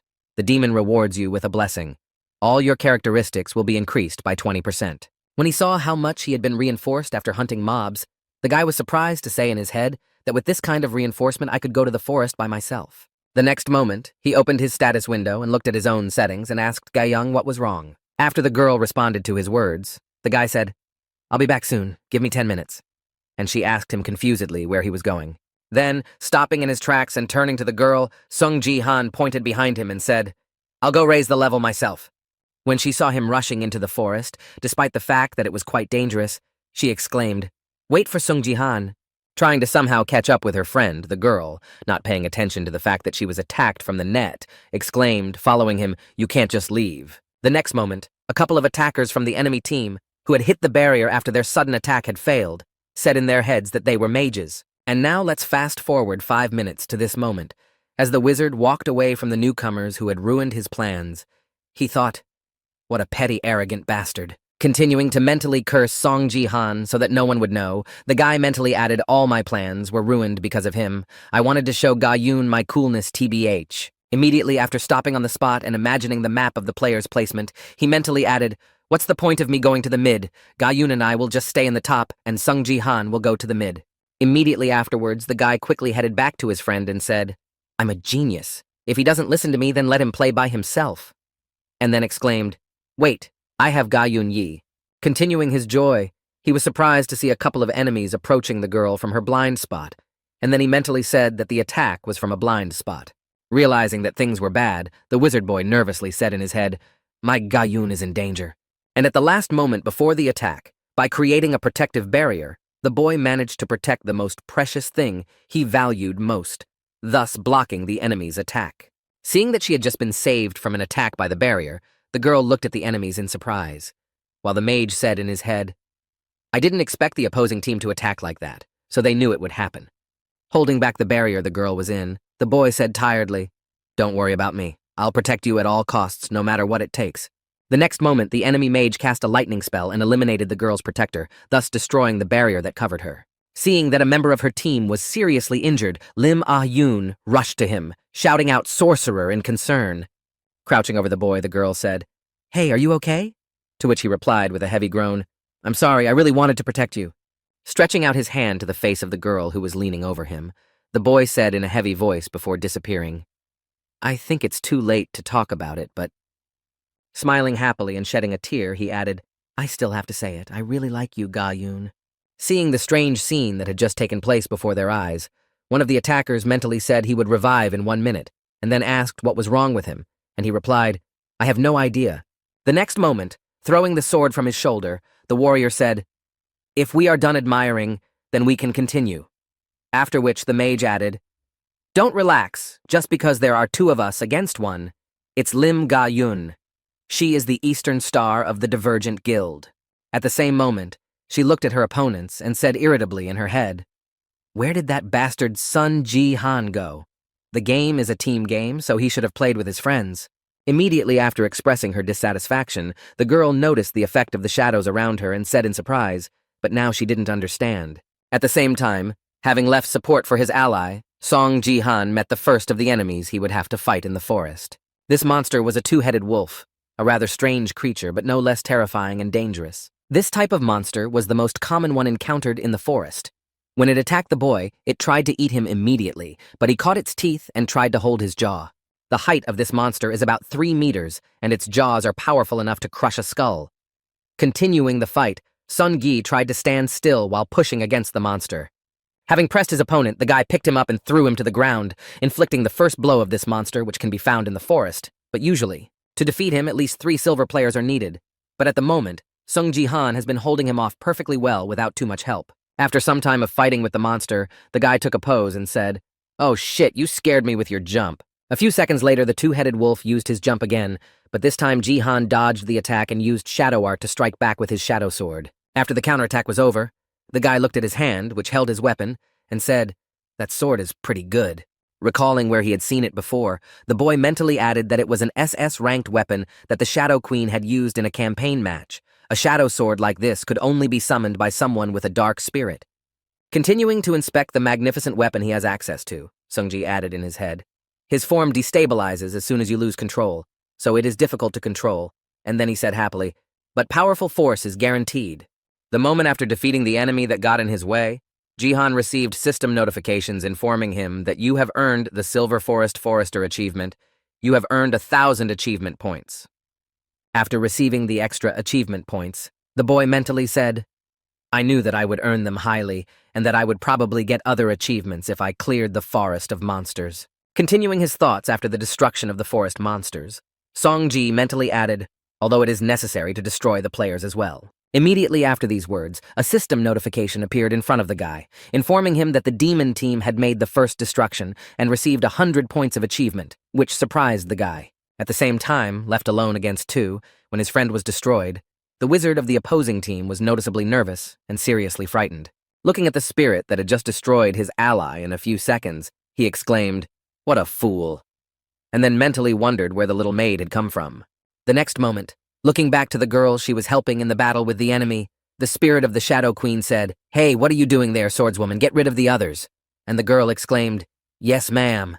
After receiving the order, Gi-yun went into battle and dodged a fireball fired by the enemy and prepared to eliminate the enemy. The next moment, the girl struck the enemy with a precise blow and destroyed the enemy wizard with just one blow. When the girl finished attacking the two enemies, she looked at the spirit and said, "Thank you for your help." In response to Ga-yun's words, the spirit replied that I do not need words of gratitude from members of an inferior species, to which the girl added, "Who are you?" In response to the girl's question, the spirit added, "Sung Ji-han made me stay by his side while he was away. He probably wanted me to fight in his place. That's right, kid." Not fully understanding the words of the Shadow Queen Ga-yun's projection, she mentally said to the spirit that Sung Ji-han had summoned. Immediately upon completion of her thoughts, the girl sheathed her sword and said, "Well, I'm glad he came up with a backup plan to leave us alone." And she heard back that you must be sad if he left alone. Hearing the question from the spirit, the girl answered, "No, not sad. I'm more interested in when he will return," to which the spirit replied, "I have no idea. I can't stay in this form for long." Continuing to think of the boyfriend who had left her to protect and help Ga-yun, the projection of the spirit queen said, "But I'm sure he won't die." At the same time, somewhere in the forest, Sung Ji-han finished dealing with another two-headed wolf he had encountered in the forest. Only after the victory, Ji-hyun felt a strange effect and said in surprise why I was suddenly so dizzy. Immediately after his question, the guy smelled gas and received a system notification warning him of the abnormal condition. Immediately after this message, the tongue of a giant frog flew right by the boy, from which he barely dodged. Having suffered some damage after the monster suddenly attacked him, the guy looked at his old friend and said, "Long time no see." Turning his gaze to the monster sitting right in front of him and smiling slyly, the boy said, "Poison frog." The poison frog is a monster that lives in the forest and uses poison as its main weapon. Poison frogs are of high rank, and they rarely appear in the Silver League because only those that pose a low level of danger are found in it. Thinking about the system notification in front of him, the guy thoughtfully said in his head that his presence here was absolutely not logical. When he saw the system notification that said an abnormal state of poisoning was detected, all characteristics would be reduced by 50%. He said they had a terrible anti-effect. After receiving the notification, the poisonous frog began to release drops of its acid from its mouth to destroy the boy, but he managed to dodge it. Dodging absolutely all the attacks aimed at him, Ji-han looked back at the consequences of hitting the concrete walls. Again, picturing that monster in his head, the guy said, "Not only does it attack quickly at a distance, but it will move effectively quickly. This slime is poisonous, so you need to be careful." Succumbing to the enemy's attack, the guy allowed himself to be caught by his tongue, and then pulled it and began to drag it towards him. As soon as the enemy eased his pressure, Song Ji-han used his shadow summoning skill to draw his sword and cut off part of his tongue. When the enemy's tongue was cut, Ji-han took off the part that was on his hand and saw burns from poisonous mucus. Immediately after this incident, the guy looked up and saw that the poisonous frog was preparing to attack him with a volley of mucus. Then one of the commenters wrote, and he looked angry. After the enemy attacked and the audience speculated that even Ji-han might not have survived the pile of slime, his voice was heard saying that it could have ended very badly indeed. After these words, the poisonous slime slid off the barrier created by the boy, thanks to which he managed to survive the monster's attack, which surprised everyone. Keeping the situation on the battlefield under control, the guy smiled slyly and said, "I wonder if I would really come here without buffs." Taking advantage of buffs and the enemy's confusion, after surviving the strongest attack of a poisonous frog, the guy shrouded the enemy in shadow and pierced him with a dozen swords. After this attack, the monster fell to the ground and closed its eyes, except that there was one strange thing: no system notification of victory appeared. Having never received the news of his victory over the monster, Sung-ji looked at his opponent in confusion and said that he was still alive, and his defense was much stronger than I could have imagined. Continuing to think about what he should do, Ji-han looked at the monster and mentally said, "I need to destroy it as soon as possible and get out of here." The next moment, noticing that something strange was happening to the poisonous frog, the boy confusedly said in his head, "Stop, what's happening?" and then said the same thing. Before he could finish his thought, the monster's body began to swell rapidly, followed by an explosion that released a powerful poison and covered a certain area. Having experienced this moment in the battle with the enemy, the guy wiped the sweat and dirt from his face with his hand and said, "Damn." Having also received a system alert that said, Abnormal condition detected deadly poison. All characteristics will be reduced by 90%, remaining validity 5 minutes. Then Jihan thought I didn't expect him to self-destruct. It was worth finishing him off. After these thoughts, the boy leaned on his shadow sword, exhaled heavily, and said in his head, "Well, it's good that everything ended quickly. I just need to wait for the end of the day buff." Continuing to wait for the end of the day buff, the guy added in his head, "But why didn't the achievement window appear? I expected at least one to appear after clearing the forest." As soon as he thought about it, he heard a noise behind him, and then it suddenly got dark above him, as if it were someone's shadow covering the sun, and he looked back to find out what had happened. Right there, he saw another poisonous frog that seemed even stronger than the previous one, and it also aimed at Sung Ji-han, who was standing in front of it. Seeing the new danger that suddenly appeared in front of him, the guy gritted his teeth and said in his head, "In this state, fighting a new poisonous frog is a pretty bad idea. All the buffs I got will just disappear if I die." Standing in front of the enemy, leaning on his shadow sword, the guy was not going to run away, but he did not want to give up another achievement if he could get it from somewhere. But suddenly his attention was drawn to something strange. The empty silence was interrupted by the sound of swords crossing and a groan, and Jihan was surprised to hear the sounds of battle in his head. Deciding to find out who it could be, the boy hurriedly opened the map and added in his head, "Wait a minute, where am I now?" When he saw all his comrades spread out on the battlefield, he said confidently, "I think it's time for me to go back." At the same time, not far from Jihan, where the battle was taking place, a girl warrior shouted out a cautious attack, but before she could finish, an arrow flew at her, and seeing that his comrade was out of action, the archer nervously exclaimed, "Hey, you're okay." At the same time, seeing that one of the enemies was eliminated, the archer joyfully exclaimed, "Great minus the warrior. The divergent guild is not that great," to which the mage added that we need to keep attacking. Imagining in her head the approximate development of the battle in all directions, the mage girl mentally said, "They said that the top is almost dealt with. The mages are still fighting, so we need to win here." Suddenly, hearing a strange noise that was getting louder by the second, the girl exclaimed in confusion what the sound was, after which Jihan jumped out of the forest, followed by a poisonous frog. Stopping in front of a bunch of enemies and bringing the frog with him, Jihan looked back and said menacingly, "So there you are where you were." The next moment after that, I was a poisonous frog that appeared on the battlefield, and everyone present was affected by the poison effect, which reduced their performance by 50%. And now we're going to go back 5 minutes to fully understand everything that has happened so far. Looking at the monster that suddenly appeared from the forest, Jihan mentally said, "First I need to lure her to the bottom line. As soon as I get a boost for killing a player, I will instantly finish her off in one hit." Continuing to stand still and wait for the monster to act, but it did not do anything in response to him, the guy said in surprise, "I wonder why she does nothing at all." After reviewing the comments, which said that perhaps the monster mistook him for a male frog because of his poor eyesight, Jihan decided to change the situation and made one blow to the frog, after which he began to run away from the pursuit, saying, "Oh, I didn't mean to attack." When he brought the angry poisonous frog to the battlefield, one of his comrades who saw this strange creature exclaimed in confusion why the forest monster was there. The next moment, a couple of enemies who had succumbed to the negative effects of the poisoning began to cough up blood, their condition deteriorating with each passing second. Standing in front of a monster that was releasing its venom all around him, despite the enemies who had already fallen to their feet, moaning heavily, "I can't breathe," Jihan did not care about the poison.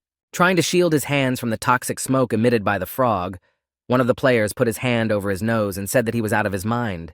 Why the hell did they have to drag this creature here at all? After a few seconds, seeing that the enemies had already reached the condition, Song Ji-han grabbed his shadow sword and attacked the enemies, exclaiming, "Sorry people, but I have to finish you off."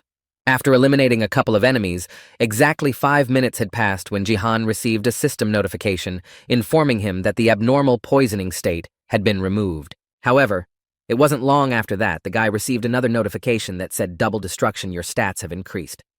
Seeing this, Jihan smiled slyly and said, "Thank you. Thanks to you, I got additional boosts."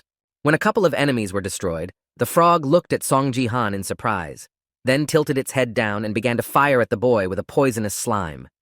At the same time, while dodging all enemy attacks and climbing upward during a jump to take the right position for an attack, the guy said 3 catastrophes of combat devotion.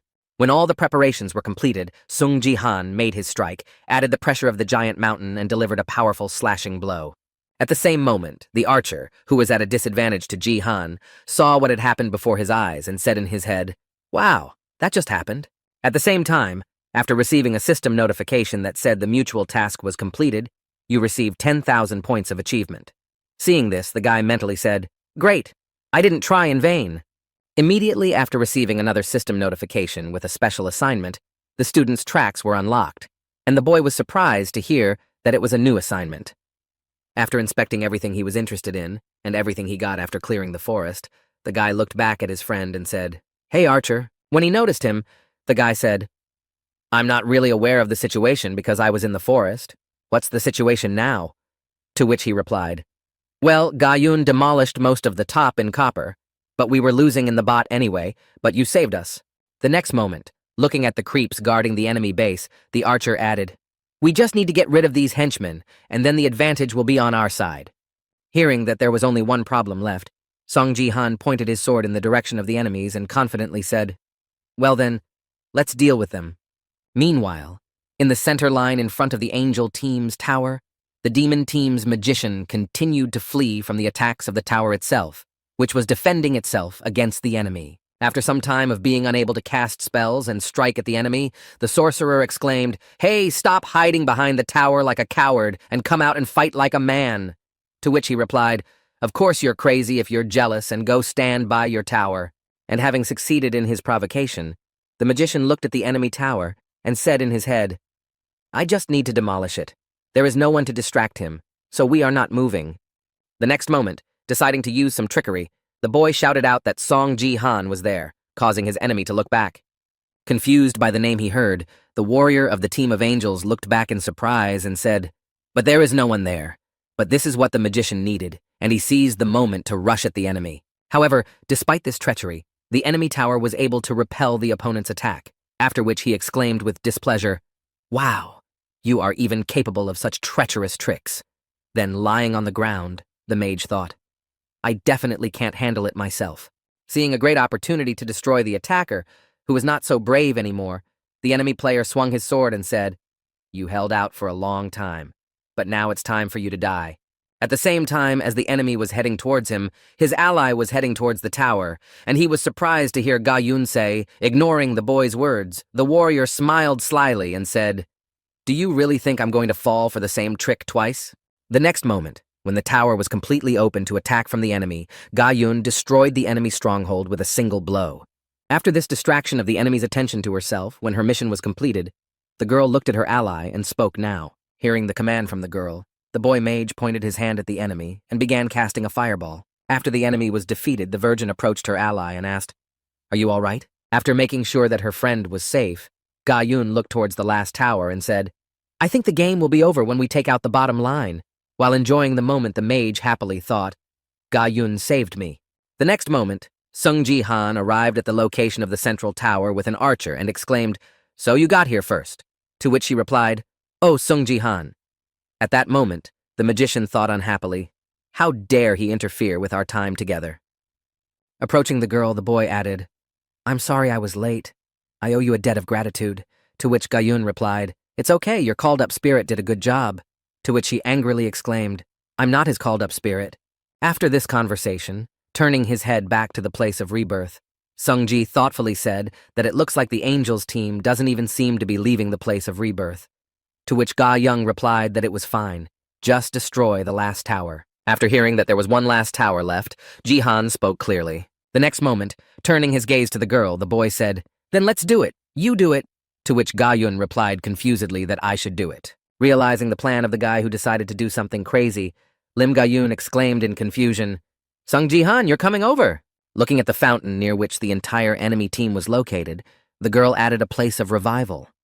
The next moment, while waiting for the rebirth after the death, the warrior of the angel team gritted his teeth and angrily said, "Why the hell are they playing like this?"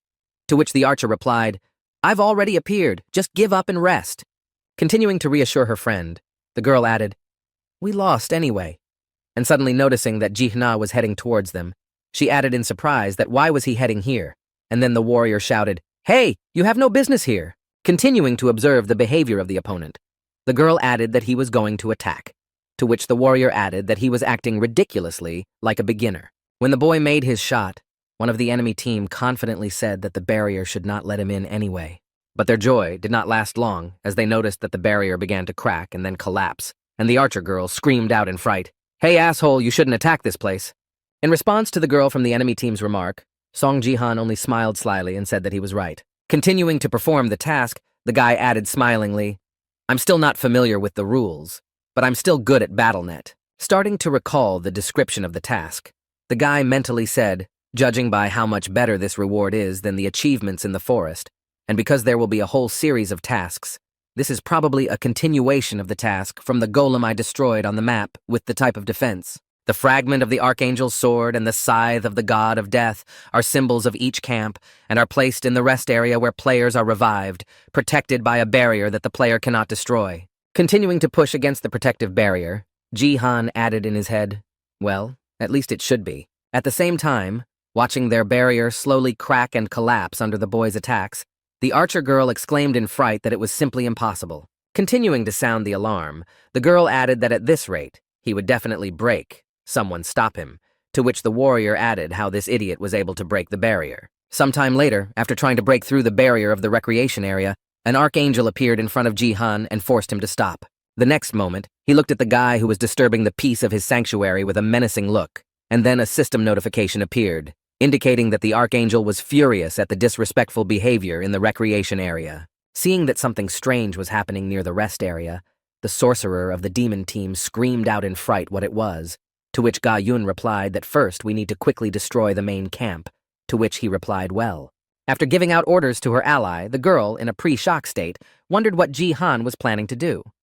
After demonstrating his irritation, the archangel used his power to reinforce the barrier, restoring it to its original state. As a result of the blessing, the players in the recreation area received a system notification saying that the archangel had strengthened the blessing in the recreation area. Starting to mock Song Ji-han, the warrior poked a finger at him and exclaimed, "Boogaloo barrier is very strong," the girl archer said, trying to calm her husband down. "You better move away, don't do anything stupid." Swallowing all the insults that flew at him from the enemy's mouth, the guy just kept silent, receiving all sorts of comments like, "Ji-han is a barrier breaker." The next moment, the spirit of the Shadow Queen, who was next to the boy, said that this was all your strength for a low-grade creature, and that it was not bad. In response to his companion's question, the guy looked at her and said, "Yes, it was quite difficult."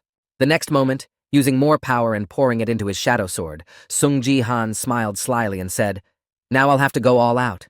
Within the unnamed divine art, there are 3 different types of martial arts whose names contain the word God. The technique of the god who controls the power of destruction, the technique of the god of lightning who controls the power of light, and the technique of the god of shadow who controls the power of darkness. After recalling all the techniques that exist in the nameless martial arts, Ji-han focused his attention on one and repeated the shadow god technique in his head. Recalling its abilities and properties, the boy added in his mind the ability to cover the whole world in pitch blackness. Recalling the possibilities of dark magic, the guy used a technique called the Dark Soul Tornado Form. Grabbing his crown to hold on to the rest area, the warrior screamed out in fright that we would be pulled in. So grab onto something and hold on. Watching what the boy had just used to attack the barrier, the spirit of the Shadow Queen said in surprise in her head, "This power is impossible." Continuing to push against the barrier with all his might to get inside, Sung Ji-han said in his head, "Come on, come on, come on." After a while, a system notification appeared above the guy saying that the recreation area had been destroyed, and the archangel was very angry at the destruction. Immediately afterwards, another system notification appeared in a red plate, informing that the archangel would personally carry out divine punishment on the unruly opponent. However, at the last moment before the archangel could execute her punishment, Ji-han destroyed the barrier and everything in it, after which he received a system notification that said the player Sun Ji-han had committed 5 murders. Rejoicing that he had succeeded in his plan, the guy wiped the sweat from his face with relief and exhaled, saying, "It was very close." Immediately after this moment, a system notification appeared over all the players of Ji-han's team, informing them that the game had ended with the victory of the demon camp. At the same time, while watching the broadcast of Ji-han's battle, she mentally said that he had indeed broken the barrier for a Silver League player. Clearing the forest was already an incredible achievement, and he continued to show unrealistic results. Starting to compare the boy to one famous person, she mentally added that at this rate he might even surpass the King of the Sword. Continuing to sit at her desk in the office, Ito Shizuru said in her head, "I must do my best to hire him, but it will be difficult to get close to him as a mere employee." Leaning back in her chair, she thoughtfully added in her head that everything should happen naturally. The next moment, seeing Lee Hae-young in front of him, one of the workers said hello to the head of the guild, to which she replied, "Hello, I wish you a good day today." The girl got the idea from this moment of simple greeting and smiled slyly and said in her head, "I figured out how I could do it." After returning home from the capture competition, Ji-na received many notifications saying that you had completed a hidden task 5 destructions in a row.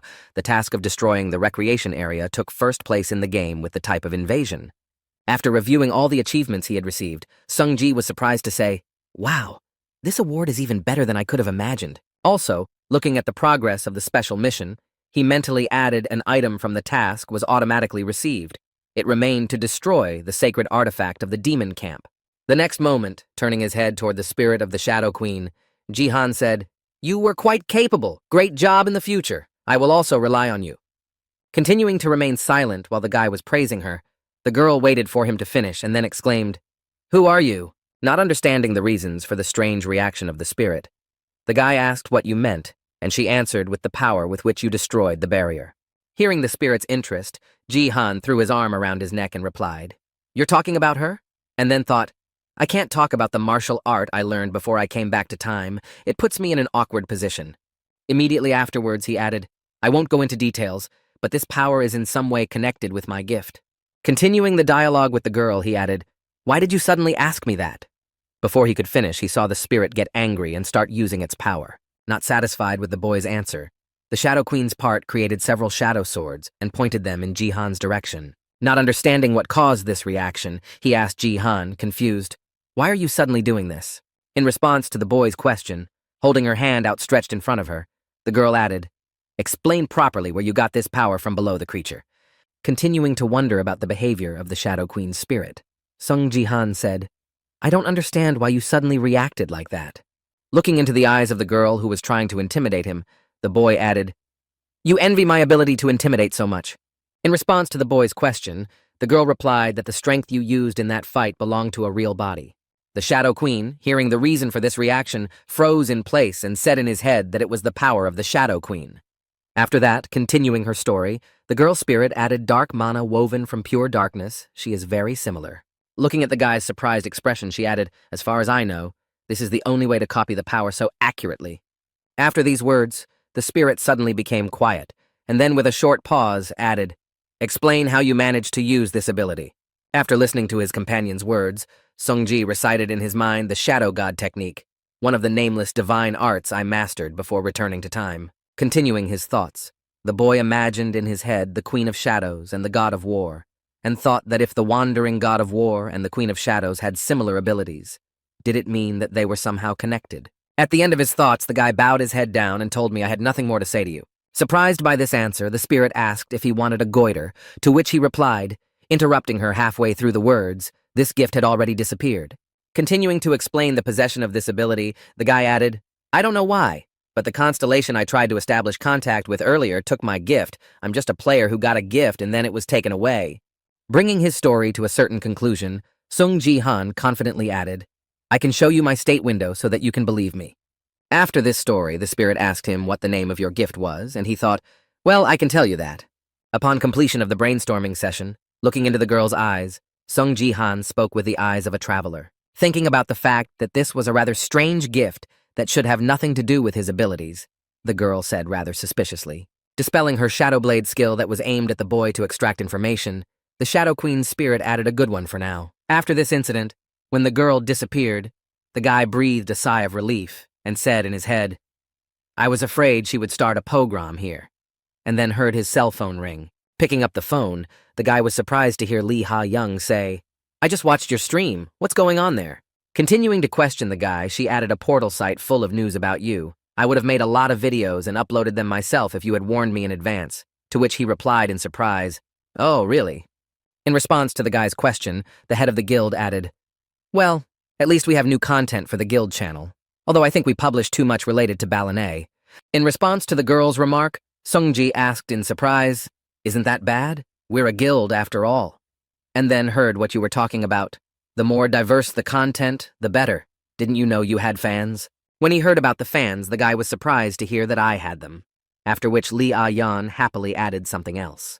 Having thought of a way to earn a few million won, the girl said, I would like to ask you a favor. After a while, heading to an abandoned place, the three bandits grabbed the victim and said, It was quite a challenge to drag you here. She looked at the girl, who was tied up and tied to a chair so that the man would not escape, and added, I'll tie her to a large vessel so she won't run away. Standing behind his boss, one of the kidnappers said, A bunch of guilds are giving her money now, and it's great. If we use her properly, we'll soon be sitting on mountains of money. After the bandits' line was over, Lee Ha-young angrily exclaimed, What do you guys expect after what you did? You are very much mistaken if you think that I would want to cooperate with you. I did not become the head of the guild to help people like you, to which the leader of the bandits replied, Boogaloo, scream as long as you can. Immediately after these words, the girl exclaimed with displeasure, You're pretending to be cool, but you're nothing. Why do you need glasses if it's dark outside, you bald abomination? Offended by the girl's words, the leader went back to cry, and one of his subjects consoled him, while the third kidnapper shouted out in displeasure, Shut up! The commander is not bald, he just shaves! Continuing to threaten the girl, the kidnapper added, If you think that someone will come to rescue you, you can give up hope. Circling the place where they were, the criminal added that it was an abandoned building not even marked on the maps, and I tried to fool the jeepney. Smiling ominously as he hovered over the girl, he added, You can relax if you don't want to. And then a voice behind him said, There you are. After someone's new voice was heard in the midst of the place, everyone turned their attention to the person who had arrived at this abandoned place. When they saw the guy who managed to find them, a bunch of bandits screamed out that Sung Ji-han. Pulling a pistol out of his pocket and pointing it at the boy, the leader of the bandits shouted at Sung Ji-han, Where the hell is he from? Shoot him! As soon as the bullets flew at him, the guy used his strength skill to stop all the ammunition fired at him. Seeing that the previous weapon was ineffective, the bandit leader pulled out an RPG and pointed it at the guy and shouted all or nothing. Leaving his dark glasses on the released ammunition, the man shouted, I'll blow you up with the building! However, even this attack did not have any effect, as Sung Ji-han used his power skill to change the flight path and direct the missile at the enemy. With a powerful blast in the background, the guy approached his guild leader and gave her a hand after untying the rope and asked if Lee Ha-young was okay, to which she replied, How you found me? Immediately after the rescue of the girl, taking out a cell phone from his pocket and showing it to the camera, Ji-han said that thanks to the Space 23, the jeepneys in it cannot be affected, and it is very accurate. Hearing this, the girl was surprised to exclaim that it was a Space 23 with an updated current-absorbing coating and a flexible display. Continuing to watch the TV commercials, it sounded much smoother and more durable than other smartphones. The Space 23 is already available for sale. And finally, there is a photo of Ji-han with a phone in his hand and the name of the phone, Space 23. After the commercial ended, Lee Ha-young got to her feet and exclaimed joyfully, clapping her hands, Bravo, you're a great actor, while her niece was dying of laughter. After catching her breath and gesturing with a like, Yoon Sia said, Uncle, you're really a photohygienic boogeyman, you should be an actor, and was told to wipe her tears before speaking. The next moment, Sia picked up the remote and started the videos again, saying that they needed to be watched again. At the same time, Ji-han said, I did it because you asked me to. But isn't the ad too exaggerated? I'm sure it won't harm the image of our guild, to which Lee Ha-young replied. Demonstrating the smartphone she had, the girl added the Divergent Electronus paid with their blood and then tears for it.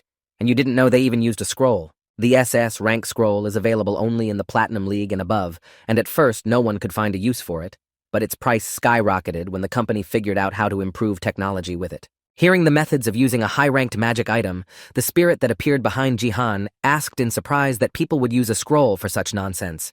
Hearing the spirit's question, Lee Ha-young exclaimed in surprise that it was nonsense, after which the boy added Ariel in surprise. Then the girl said what was to be expected from an inferior race. It was so wasteful to waste a rare item. Immediately after the Shadow Queen's words, Ji-han asked the scroll if there was a special feature we didn't know about, and she replied, Of course. A few seconds later, hearing a knock on the door, Lee Ha-young said, It's probably the film crew. And then, getting up from her seat, Sia said, I'll open the door. When my niece went to let the guests in, Ji-han asked what we were filming today, and the head replied that we were training. So I thought I would make some videos of everyone training in the Sword Palace. Immediately after this message, the girl looked back at the door behind which footsteps could already be heard and added something to the story. Showing the three people who came to help with the filming, she added that today, we will be helped by a team of editors from the Divergent Guild. Raising her head and looking into the eyes of the protagonist of this video, the girl said, I welcome you, Sung Ji-han. Using her magic of seduction on the target she had been trying to reach for so long, the video editor added, I Ju Yoon Ji from the Divergent Guild's editorial team was happy to meet. When he heard who had come to the rescue, Song-ji asked if we needed a team of editors for the shoot, to which Lee Ha-yeon replied, well, actually. Starting to bow in front of the guy, the girl said, I asked for it. I'm your fan. I really wanted to meet you in person, so I convinced Miss Lee Hae-young. Immediately after greeting the guy, the girl reached out her hand to him, smiling sweetly, and said, Can I shake your hand? In response to a request from a video editor from the Divergent Guild, Sung-ji surprisingly replied, Of course, why not? As soon as the handshake took place, she felt a powerful discharge throughout her body that made her perk up. After letting go of the guy's hand, she received a system notification saying that you do not have enough authority to get closer to this goal.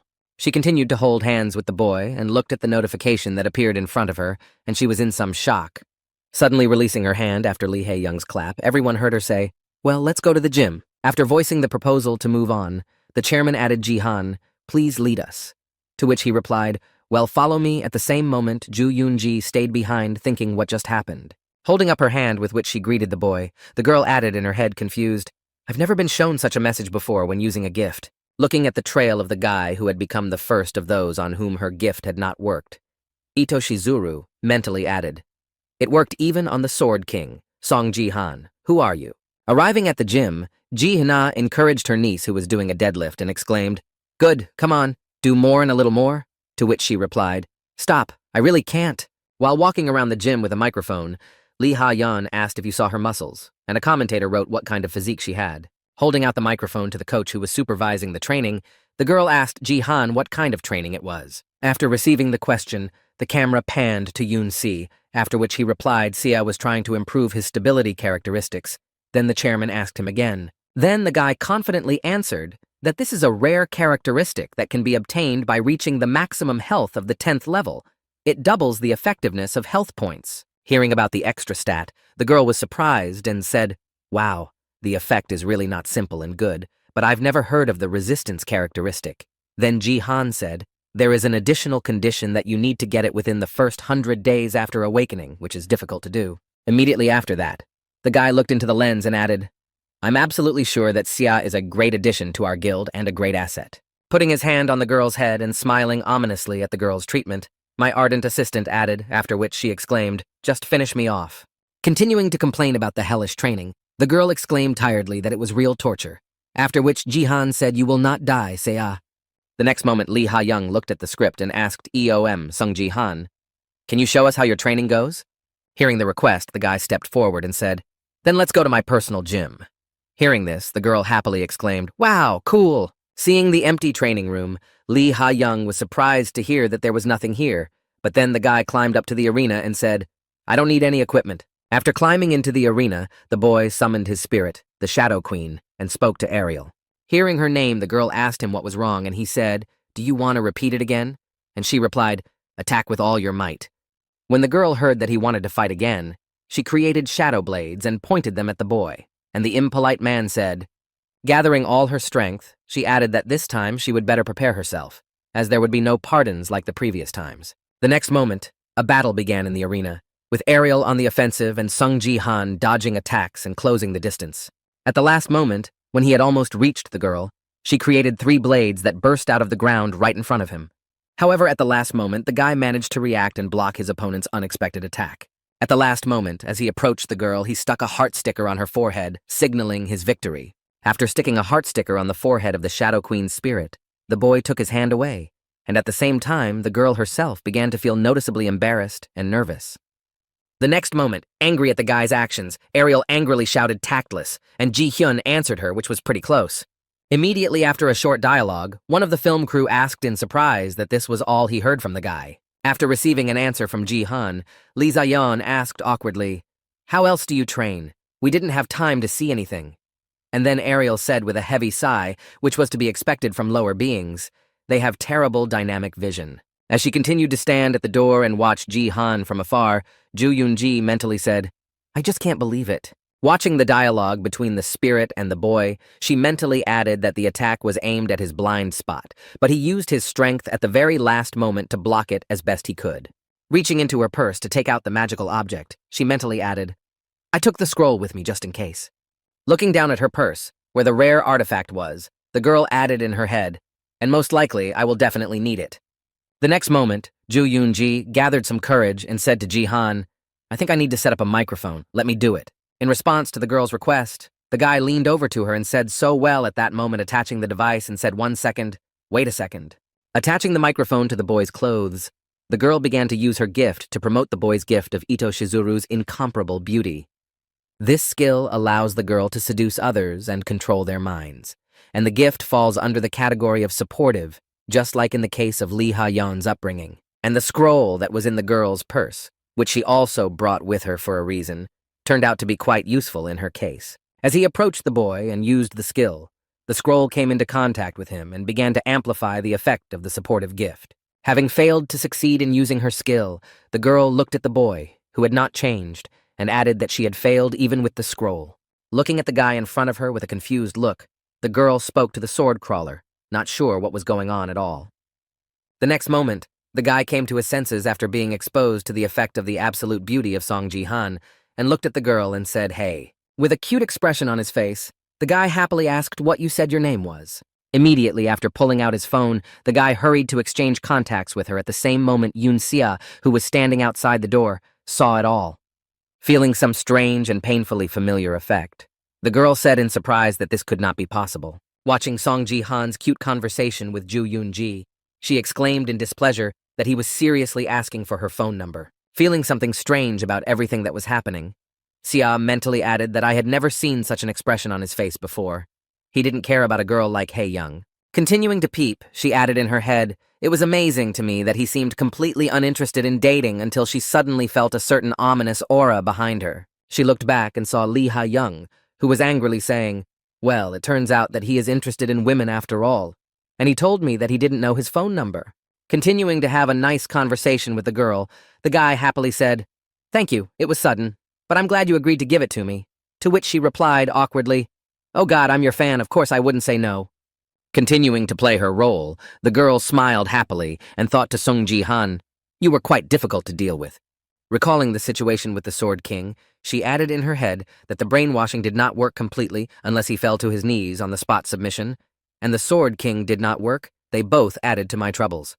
As she continued to surround the guy in front of her with her own gift, Ju Yoon-gi added in her head that she needed to find a completely different approach for him. Sometime after the filming was over, Ji-han put on his evening suit, and before leaving the house, he heard his niece's maiden voice asking his uncle what to make of it.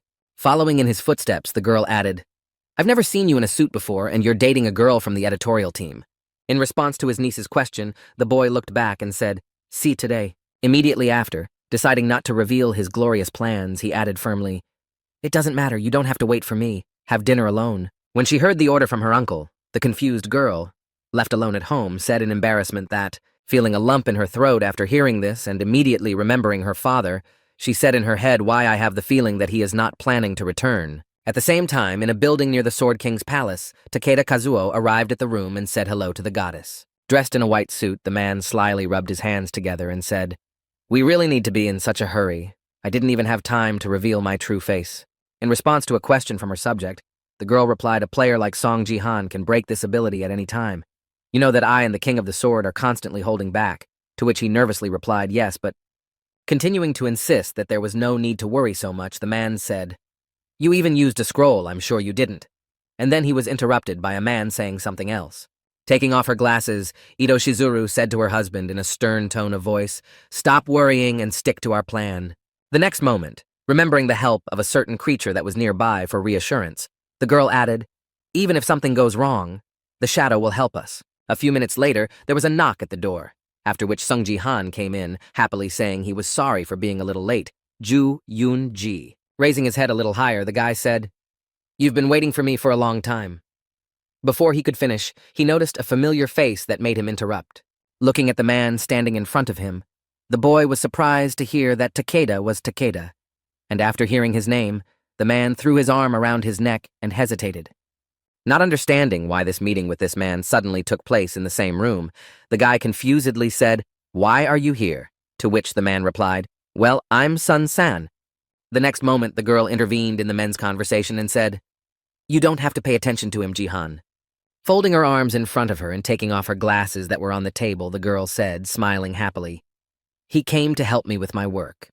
Rising from her seat and walking over to Takeda, she smiled slyly and added, "That's exactly how my job is to take you to Japan." Immediately after these words, the girl exclaimed, Takeda hearing the signal. The man reached into his inner pocket and spoke precisely. Pulling out a scroll to reinforce his gift, the manager of the Japanese Self-Defense Forces exclaimed, "Let's share our emotions." Looking at the man who was doing his job of subduing the boy's emotions, the girl mentally said, "Takeda's gift is useless in battle, but it's just perfect with mine." Recalling its principle of operation, Ju Yun-gi mentally said the gift of division allows you to share emotions with the target when combined with an aphrodisiac scroll. The target has no choice but to obey me. As she continued to watch the effect of her friend's gift approaching the boyfriend, Ju Yun-ji confidently said in her head, "Now it's definitely over for Sung Ji-han." The next moment, when he dropped the scroll from his hands and saw that it suddenly burst into flames, Takeda Kazuo exclaimed in confusion that why was the scroll an aphrodisiac all of a sudden? After he destroyed the scroll to enhance the effect, Sung Ji-han smiled slyly and said, "I've always wondered why so many people chose to be with you." Using his characterization of strength, the guy smiled ominously and added, "But I couldn't even imagine something like this, Ito Shizuru." Seeing that the boy was doing as he pleased, Zhao Yunji was frightened and said in her head that brainwashing had not worked on him. Gathering her strength, the girl looked at him with a nervous look and asked him what you were pretending from the very beginning, and then added in her head that he even knew who I was, which was bad. Looking at the frightened girl who asked him the question, the guy smiled slyly and said, "Maybe, but am I obliged to satisfy your curiosity?" The next moment, Sung Ji-han abruptly moved to approach the girl and added, "The only thing that matters is that your ability doesn't work on me at all." Looking into the girl's eyes from a distance of a few centimeters with a murderous look, the boy said menacingly, "I don't want to make a lot of noise here, so you better be quiet." Sighing heavily after hearing the threat, Ju Yun-ji said, "It's all my fault. I should have looked at you longer before trying." Seeing that the situation was tense, the shadow that had been hiding in the next room came to its position, and Ito Shizuru summoned up the courage to reply, "You know?" Looking at the dark image that stood behind the guy who threatened her, she added, "I'm going to have to go now." Noticing that the shadow has begun to fulfill its duties in case of an emergency, Ito Shizuru added that there is always a plan B. A few seconds after the battle started, the shadow and Song Ji-hwan flew out of the high-rise apartment window and flew down. Turning his gaze back, the boy noticed that they were flying to the roof of another building in the neighborhood. A few seconds later, a couple of players made a hard landing, kicking up a pile of dust after falling. After wiping his eyes after landing and looking at the enemy who had attacked him in a dangerous situation for Shizuru, he was surprised to hear who it was. Starting to look closely at the girl in a dark cloak holding a weapon, he was surprised to add that she was the killer. At the same time, watching from a neighboring building, the girl said in her head that it was good that I had brought her with me just in case. Recalling the girl who is currently fighting Song Ji-han, she added, "Akari specializes in covert assassinations from the blind side. She is the best when the case needs to be solved secretly." Continuing to stand in front of the assassin who had attacked him to protect Shizuru, Ji-han, waiting for the battle to begin, thought this was a bit complicated. Evaluating the girl's abilities that he had seen during the short battle, the guy mentally said her movements were at least in the Golden League, or even the Diamond League. Immediately after remembering the girl who had planned it all by herself, he added in his head, "I didn't even expect her to be so well prepared. Shizuru is a really serious opponent." Immediately afterwards, he pointed to his temple and used the power skill to prepare himself. At the same moment as the boy performed this action, Takeda Kazuo saw the notification and screamed out to Song Ji-han in fright. Showing the girl the video of the battle broadcast, the man frightenedly exclaimed from the angle of Sun Sana, "Is now live and BattleTube." And now, let's go back to some of the moments we missed earlier. The first of which was just the arrival of the film crew when Lee Ha-young announced that today we will be helped by a team of editors from the Divergent Guild. The moment Ariel saw the 3 film crew members, she knew something was definitely wrong. Not understanding what exactly his spirit meant, Jihan mentally said, "What are you talking about?" To which I replied about that girl over there. Drawing the boy's attention to the bag of the girl with glasses, Ariel added that she was hiding a scroll in her purse. Then the spirit of the Queen of Shadows spoke the true purpose of the scroll: to enhance the effect of a supportive gift, not to create electronics or something like that. I don't know why she needs it, but it's suspicious that she has such a rare gift. Alerting her master's attention, Ariel looked again at the girl, who looked rather strange, and added, "Don't let your guard down, especially around her." After some time of filming, tired of the intense schedule, Song Ji-han said, "Let's take a break and continue a little later." After taking a break, Song Ji-han sat down on a bench to rest. and said in his head that it was strange that an ordinary worker had such an expensive item and why she took it. After a while, everything became clear when Zhu Yunji approached him with a request and said, "I think we need to set up a microphone," to which he replied yes. While installing the microphone on his clothes, the guy received a system notification informing him that Ito Shizuru was trying to use it for enchantment. Immediately afterward, looking at the system notification that said who had decided to seduce him, Ito Shizuru thought in confusion. Recalling that he had heard it before and remembering where the boy had mentally said the name, it belonged to the woman who had seduced Yoon Sejin. Clenching his hand into a fist in order not to succumb to the effect of the girl's seduction, the guy said in his head, "I need to concentrate or I will bite on her abilities. I need to stay calm." The next moment, he applied his technique called the Nameless Divine Art of Mind technique to gain control of his consciousness. Using the effect of the guy's aura, the effect of seducing the girl was dissipated by creating the effect of the mind, which did not allow him to submit to the girl. Immediately after rejecting the girl's insidious tactics to seduce him, Song Ji-han looked down and said "It Shizuru" in his head. Feeling some tension in the situation, he thought, how did she get here if the king of the sword is not around? I want to reveal her right now, but given that she is so well disguised, it will hardly be easy. Immediately after completing his thoughts and making a decision, the guy said in his head, "Well, in that case," and then added, "Hey." Having made a great plan of action for himself, the guy said in his head, "Then I'll pretend to succumb to her charms," and then smiled happily and said, "I'm going to say your name, as you said." The next moment, when he found himself back on the battlefield with his consciousness, he looked at the first-person demonstration and thought, when she shows her true face, I'll make sure she can't get away with it. Having activated the skill of demonstrating the view, the guy said, holding his finger to his temple, "To be honest, I was worried that you would catch me." Continuing to broadcast everything he sees to the masses, the guy added that it seems that my acting skills did not fail, after which the audience began to comment on what was happening. "It's true, I just came in to explain. I think Japan tried to brainwash Sung Ji-han, but nothing happened." Continuing to mock the girl whose plan had failed miserably, the boy said in the broadcast how Shizuru could do that. Raising his gaze to the girl's side, he added, "It seems that one Sword King was not enough for you? You really thought that your bad brainwashing ability would work on me too." After hearing what Takeda Kazuo had said on the live broadcast, the goddess looked at the girl and said nervously, after which Akari said, holding back her rage. Looking at her subject with a menacing look, she said, "Stick to the original plan," having heard the order from her mistress, and replied, "I understand." After hearing the instruction, the girl crossed her swords and said in Japanese, "At the request of the lady, I am obliged to take you away even if I have to break all your limbs." Hearing the words of his opponent, the guy was surprised to hear a compliment. It didn't look like it, and then Ariel replied to him, "You really are a model." After trying to enter what the girl had said into the translator, Jihan said in frustration, "Let's see." The translation failed. The next moment, a fierce battle broke out between them, started by Akari, who could not stand Jihan's foolishness. However, after exchanging a couple of blows, Jihan managed to deliver a critical blow, cutting the girl in half. The only thing is that after this blow, the girl's body turned into a shadow, and therefore no harm was done. Moving to some other space after he defeated the shadow, Jihan confusedly said in his head that it was another world. While in the pitch blackness, Sung Jihan heard a woman's voice say, "You are quite capable, as they say, but I am a killer, and you cannot defeat me in this darkness." The next moment, many attacks were launched in his direction, but he managed to repel each of them and remained unharmed. Seeing the guy's approximate abilities, the girl said in her head, "He can barely block my punches, but I can still do it." After a few seconds of reflection, when she saw that they had moved back to the roof of the building where they had been from the beginning, Akari added in her mind that my shadows had been absorbed. With a sly smile after dispelling his rival's skill, Jihan happily said, "Yes, you are."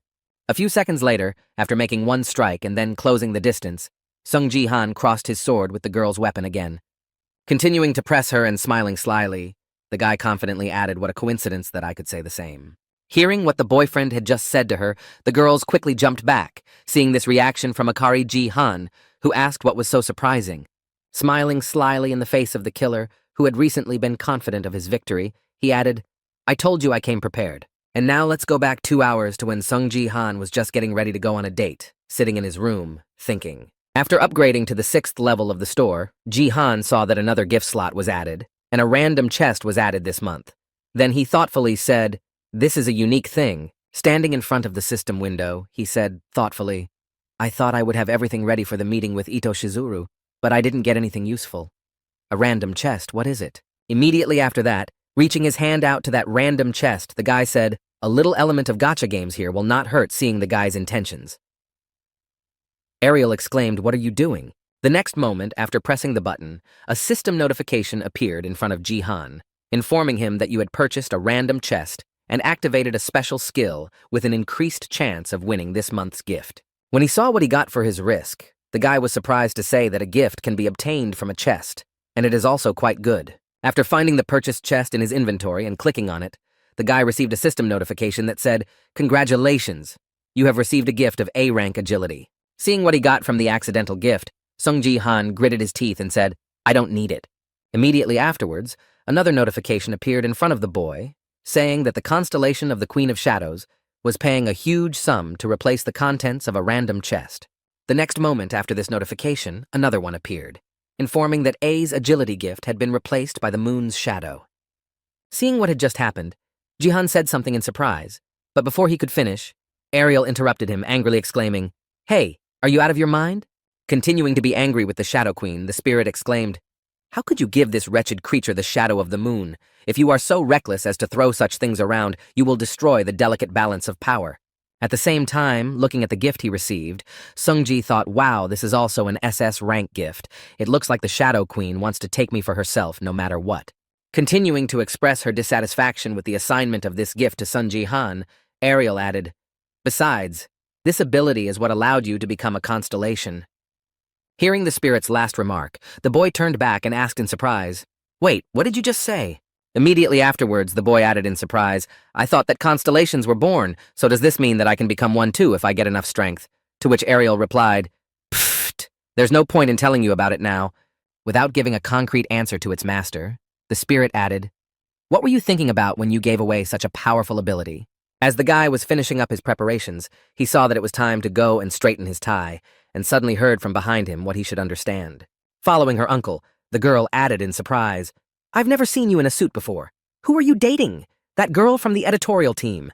Continuing to walk to the entrance without saying anything, the boy wondered in his head if he should tell her the truth about the fact that the person who kidnapped her father was now in Korea. Summarizing his thoughts about the sad consequences of this mission, the guy added in his head that if everything goes wrong and I am also brainwashed, Sia will be left alone.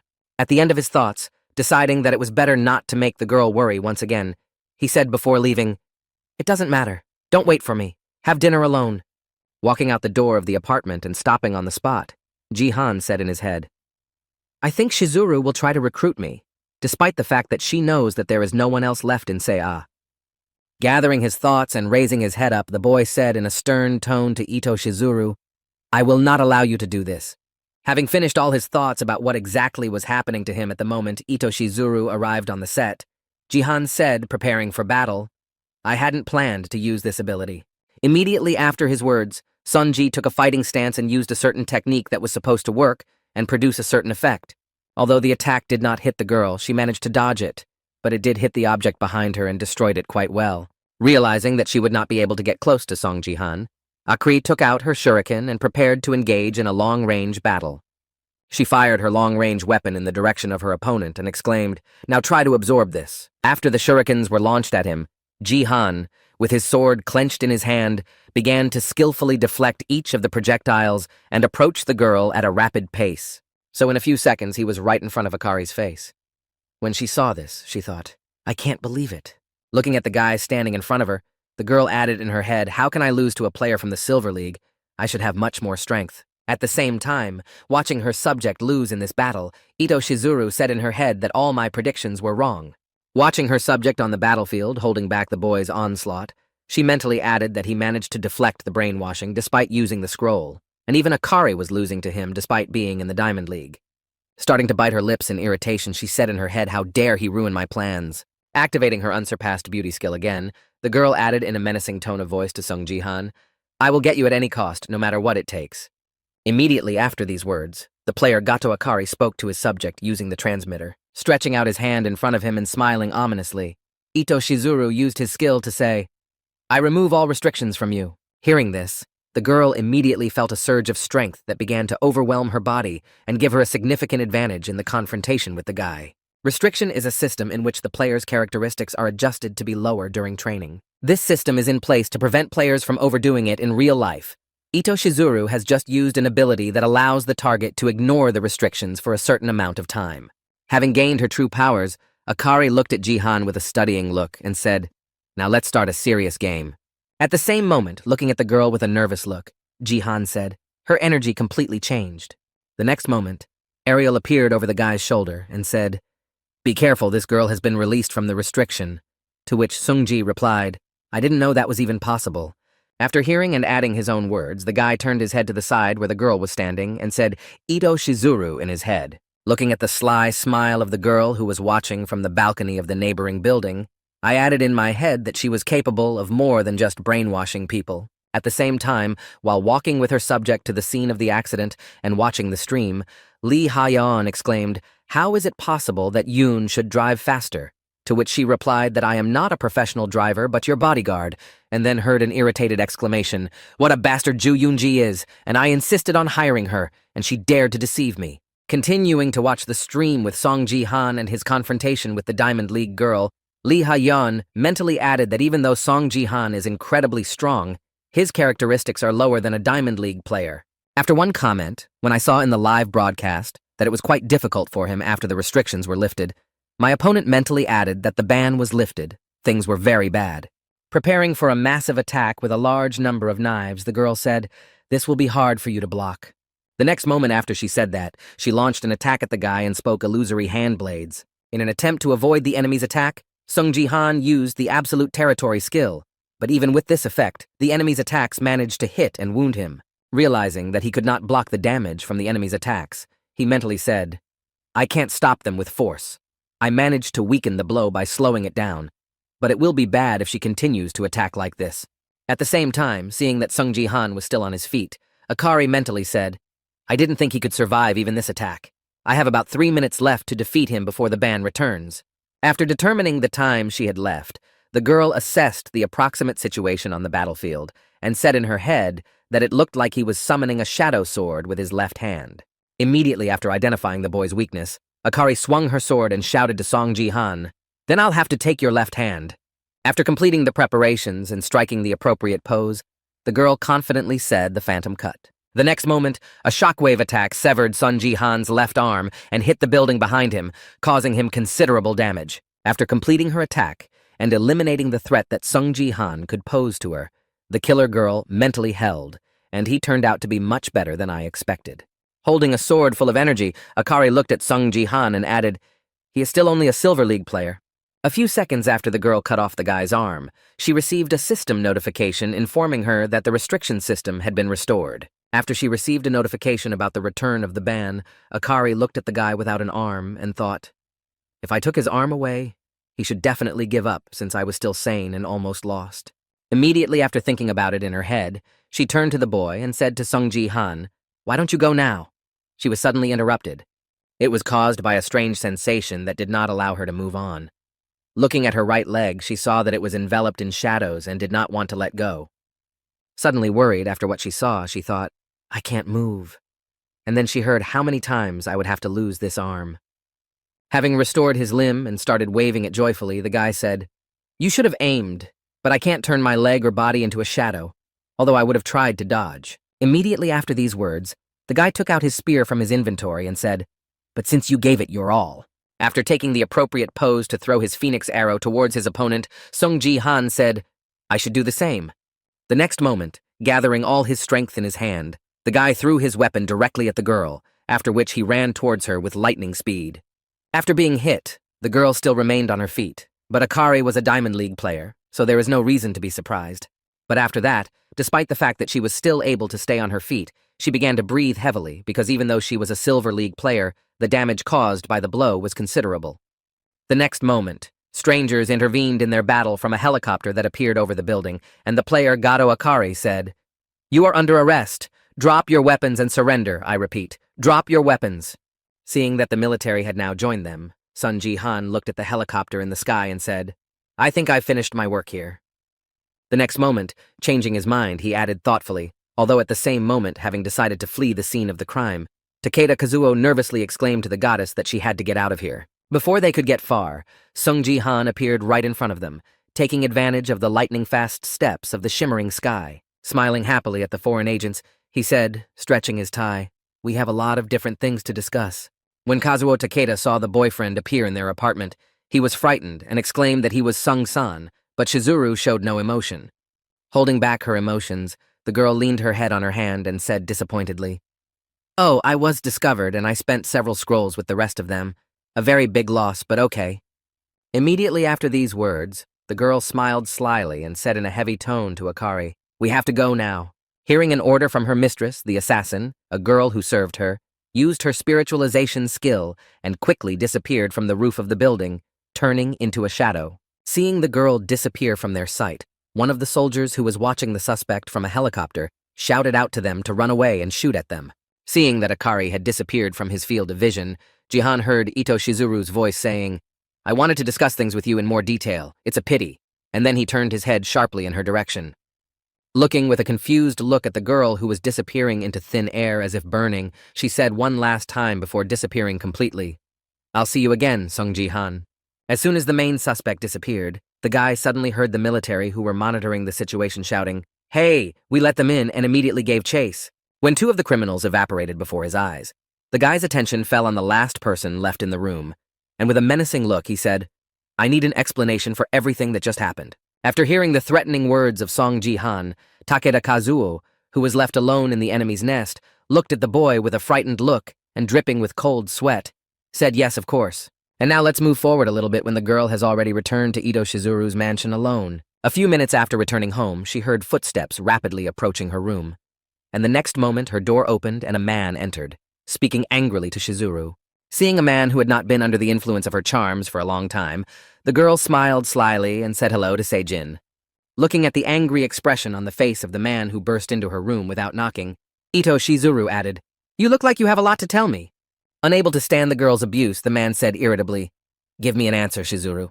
It's all true what they said on Song Ji-han's broadcast." Starting to recall some images of Takeda and her in the modified form of the Sword King, I added that you didn't just try to seduce other men. Continuing to express his dissatisfaction, the man added angrily, "But you also used the ability of submission on me," to which Seijin calmly replied. Working according to her old scheme of manipulating people, the girl confidently said, "Do you really doubt that I really love you?" Getting up from her seat and walking towards her husband, she added, "I was only trying to get more talent for my country, and Sung Ji-han is one of many candidates for that purpose." Again, using the skill of brainwashing and submission on the man, the girl approached his face and added, "You are my only true love." Hearing these words and hugging the girl in front of him, Seijin mentally said again, "Although I know that something is not pure here, as soon as I see Shizuru, the strength to push her away disappears." Immediately afterward, recalling his fateful trip to an evening establishment where he washed down his grief, the man mentally added that this was exactly what happened on the day we first met. Sitting at the table with an alcoholic beverage in his hand, the King of the Sword looked at his glass in his hand and mentally said, "The anniversary of Ji-ah's death is approaching, and that's why I'm in a bad mood. I need to stop drinking so much." Immediately after that, the man plunged into even deeper memories, where his wife, holding her daughter in her arms, said, "I told you not to drink at home. Se-ah doesn't like the smell of alcohol." Immediately after these memories, the man heard a voice that made him feel a slight chill in his body, and the same voice said to him, "It looks like something is weighing you down." Looking to the side from where the voice came from, Seijin saw the girl next to him and wondered in his head why she was sitting next to me. Continuing to work on her scheme of seduction, the girl stretched out her hand to the man's and said in surprise, "You're the only one who drank so much." Starting to use her magic of seduction on the man who became her target, the girl said that emotions can be dealt with in a simpler way than drinking, and drinking too much is harmful. Approaching Seijin almost to the point of being close, the girl smiled slyly and, spreading the aphrodisiac around her, said how about getting intoxicated with something else. As soon as she tried to seduce the boy, he immediately pulled out his sword and put it to the girl's throat to stop the act. Immediately after this action, the man looked at the girl with a menacing look and said, "Who are you anyway?" Looking at the system notification that said Gang Jang, and Mo Ai activated the unique ability of the one who refused the unusual status of submission was rejected, the girl heard in a menacing tone what you tried to do to me. Confused by the strange development of events that she had never encountered before, the girl mentally said that she had a unique trait. Remembering her husband's weapon, she mentally said to Ganjung and Mo Ai, This is the weapon used by the Sword King. I didn't know they had such a unique trait. The one who didn't succumb to the user of this weapon doesn't succumb to certain unusual statuses. Ito Shizuru smiled slyly after realizing that she would have to try harder than usual here, and thought to herself what a problematic man he was. Continuing to seduce Seijin, the girl said in a sweet voice, "I've been a fan of yours for a long time." Taking the hand of the man who held the sword to her neck, Shizuru added, "I wanted to support you a little bit." And then Seijin saw Ito's notification again. Shizuru is experiencing the effect of status addiction. The next moment, another system notification appeared, informing me that Ito Shizuru was experiencing the obsession status effect. Succumbing to the magic of the girl's seduction, the Sword King dropped his sword and said, "You said your name." When she finished recalling the first meeting with her husband, Shizuru mentally said, "What a shame. If submission and fanaticism didn't work, then from time to time he tries to rebel." Recalling also the case of Jihan's seduction, she mentally added, "As long as my real body was here, the Sword King could not avoid being brainwashed. But the degree of completion of Ju Yunji's alter ego was too low. Because I failed to charm Song Jihan, my true identity was revealed." After imprisoning her subject Akari, who was her personal assistant, Ito Shizuru mentally added a new alter ego to the dungeon and had to create it more carefully. And now we're going back to South Korea to the administrative office of BattleNet. Seeing off Takeda Kazuo, who remained in Korea unable to escape, Sun Jihan menacingly asked Ju Yunji if she was an alter ego. Immediately after the question, the guy slammed his fist on the table and angrily exclaimed that there were dozens of Ito Shizuru walking around the world like this. In response to the boy's question, Takeda scaredly exclaimed, "No, this is the first time we tried to conquer someone with the help of an alter ego. The goddess said it would be dangerous to leave the Sword King and go away because she is the main piece of the puzzle." Continuing to talk about the plan they were implementing, Takeda added, "I have no idea how she managed to create an alter ego, or how many of them can be created, Mr. Sun. Please believe me." After hearing some of the information about Ito Shizuru and what they were doing, Sungji thought to himself, well, if it was really the real Ito Shizuru, she would not have been able to escape so quickly. The next moment, recalling the information that had been refuted, he mentally added that the night the video revealed the existence of Ito Shizuru to the world, the Japanese leadership responded. In an attempt to fence off the girl and refute Sung Ji-han's words, they said, "We don't know a player named Ito Shizuru. Now we're trying to find out what happened. There's no evidence that the Sword King is also involved in what happened, and we tried to prevent the conflict." Leaving the building of BattleNet's administrative office, Song Ji mentally said, "It's safe to assume that most of Japan's business management is under her control, so it seems that it will not be possible to stump her using conventional methods." Walking to the parking lot and simultaneously conducting his thoughts, the guy suddenly heard a voice interrupting his thoughts and asking why it took so long. It was Yoon Se-ah who was waiting for him by the car, and seeing his uncle, said with a grudging smile, folding her arms in front of her, "I almost died of boredom while waiting for you." Continuing to reprimand her uncle for the delay, the girl asked if the interrogation had already been conducted, to which he replied, "I wanted to check something personally." Immediately after these words, the girl angrily exclaimed, "You knew something was going to happen, but you didn't tell me anything. Why should I find out from others that your arm was cut off?" To which Se-ah replied in confusion. Continuing to reprimand her uncle, the girl added, "I couldn't tell you before. I'm also an adult if you don't know. I don't need to be so protective." To which Ji-han awkwardly replied, "I'm sorry." Feeling a sudden surge of sadness, the girl said, barely holding back her tears, "If you disappear too, then I will." Seeing what was happening to her niece, Sung-ji asked in surprise what was going on, and before he could finish, he was hit with a straight jab to the body, which interrupted his question. Looking at her uncle, who groaned heavily and sat down on his knee, the girl exclaimed angrily, "I already know everything. It's too late to tell me anything." Continuing her confident speech, the girl added, "I'm going to get strong as soon as possible to support you, uncle. So don't put everything on your shoulders alone, okay?" In response to the girl's words, Ji-han got to his feet and said, "Judging by your punch, you've already become stronger." To which she replied, "Of course, although I still have a long way to go," and then added, "You're being modest." Immediately after these words, looking down to adjust his clothes, Sung Ji-han sighed with relief and awkwardly said, "It looks like I've raised a tiger," and then laughed. The next moment, holding his hand and looking away, Se-ah asked my father, "Are you sure that woman from the broadcast brainwashed him?" Immediately after this question, the girl added thoughtfully, "So there is still a way to free him, right?" Hearing her niece's question and remembering the past, Seong-ji thought rightly, she would never let go of her attachment no matter how much people curse Yoon Se-jin. For Se-ah, He is probably more important than anyone else. Immediately after he finished remembering, the guy said, "Se ah." But before he could finish, Ariel interrupted their conversation and said it was impossible.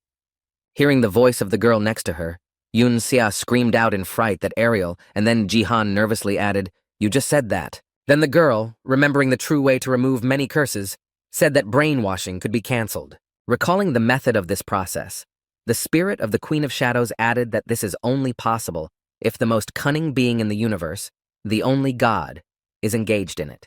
Not understanding what Ariel was telling them, her niece asked in surprise, "Who are you talking about?" Then Ariel said confidently, catching a couple of young people off guard, "I'm talking about elves now." Hearing the girl's answer, "Who can lift the curse?" Seiya asked in surprise, "Elves are supernatural, really. But aren't you an elf yourself at that time?" Song-ji thought elves mean yes. Continuing to recall moments from his past life, the boy mentally said the alliance of the elves' alliance of the world tree. "In my past life, they were ready to do anything to ensure that their species survived, and with the rest of us, they would take the top 5 in the Space League." At the same time, continuing the dialogue, Sia said something unexpected. Usually in books and movies they are shown as friendly, to which Ariel replied that they are really kind to each other. After this remark, recalling the true face of the elves, the girl added, however, when it comes to other times, they become ruthless. Looking down at the mention of the elf race, the girl sadly added, "A very cruel and truly unjust people." After hearing the story of the elf race, Yunsea asked who the only god was, and when the spirit of the Shadow Queen heard the question, she said this. Starting to recall another story, she said that there is a tree that gives life to all living things, which is called the World Tree for the elves. It is their entire world and their only deity. Continuing to talk about the elf race, Ariel added that the World Tree can return the body to its original state, so your father needs to eat a leaf of the World Tree. After announcing the way to return the man to his consciousness, the spirit added or otherwise needed to touch its branches to get rid of hypnosis. Hearing the way Sejin returned to normal, Seiya asked if her father would be able to return home, to which he replied yes, but it would not be easy. After listening to the ways to regain a clear mind, Jihan mentally said, "Stop, is this why Yoon Sejin was so diligent in my past life?" At the same time, looking down, Yoon Se-ah mentally said, "Very well, now there is at least some hope." A short time after the end of the dialogue, a joyful cry of welcome was heard in the building of the Sword King's palace. Continuing to smile happily as I summarized the live broadcast on Lee Hae-young's channel, I happily exclaimed, "How are you doing there, Lee Hae-young, the head of the Great Art Guild?" Continuing to rejoice at the event, she added that the last stream shocked you, PGC, but you shouldn't worry. The Ministry of Hunters has promised to pay more attention to player safety. Seeing the viewers' comments, she added happily, "I was thinking about informing you about Mr. Jihan and doing something else on today's broadcast." Not understanding what I was talking about, the audience was confused at first, but then remembered at that very moment. Lee Ha-yeon joyfully exclaimed exactly what I said about the promise of showing Sung Ji-han's status window in honor of 1 million followers. Continuing to broadcast live while Ga-yoon was sweeping up, she said unhappily why I was doing this at all. Lee Ha-yeon happily informed him that he was actually in line right now, but will show you everything during the game, so don't switch. When she saw that the game had already started and Song Ji-han's stream was still going on, she added that it seemed like the right time. Looking at the guy who was standing surrounded by other players in the recreation area, the girl added that it looked like Mr. Song Ji-han had just entered the lobby.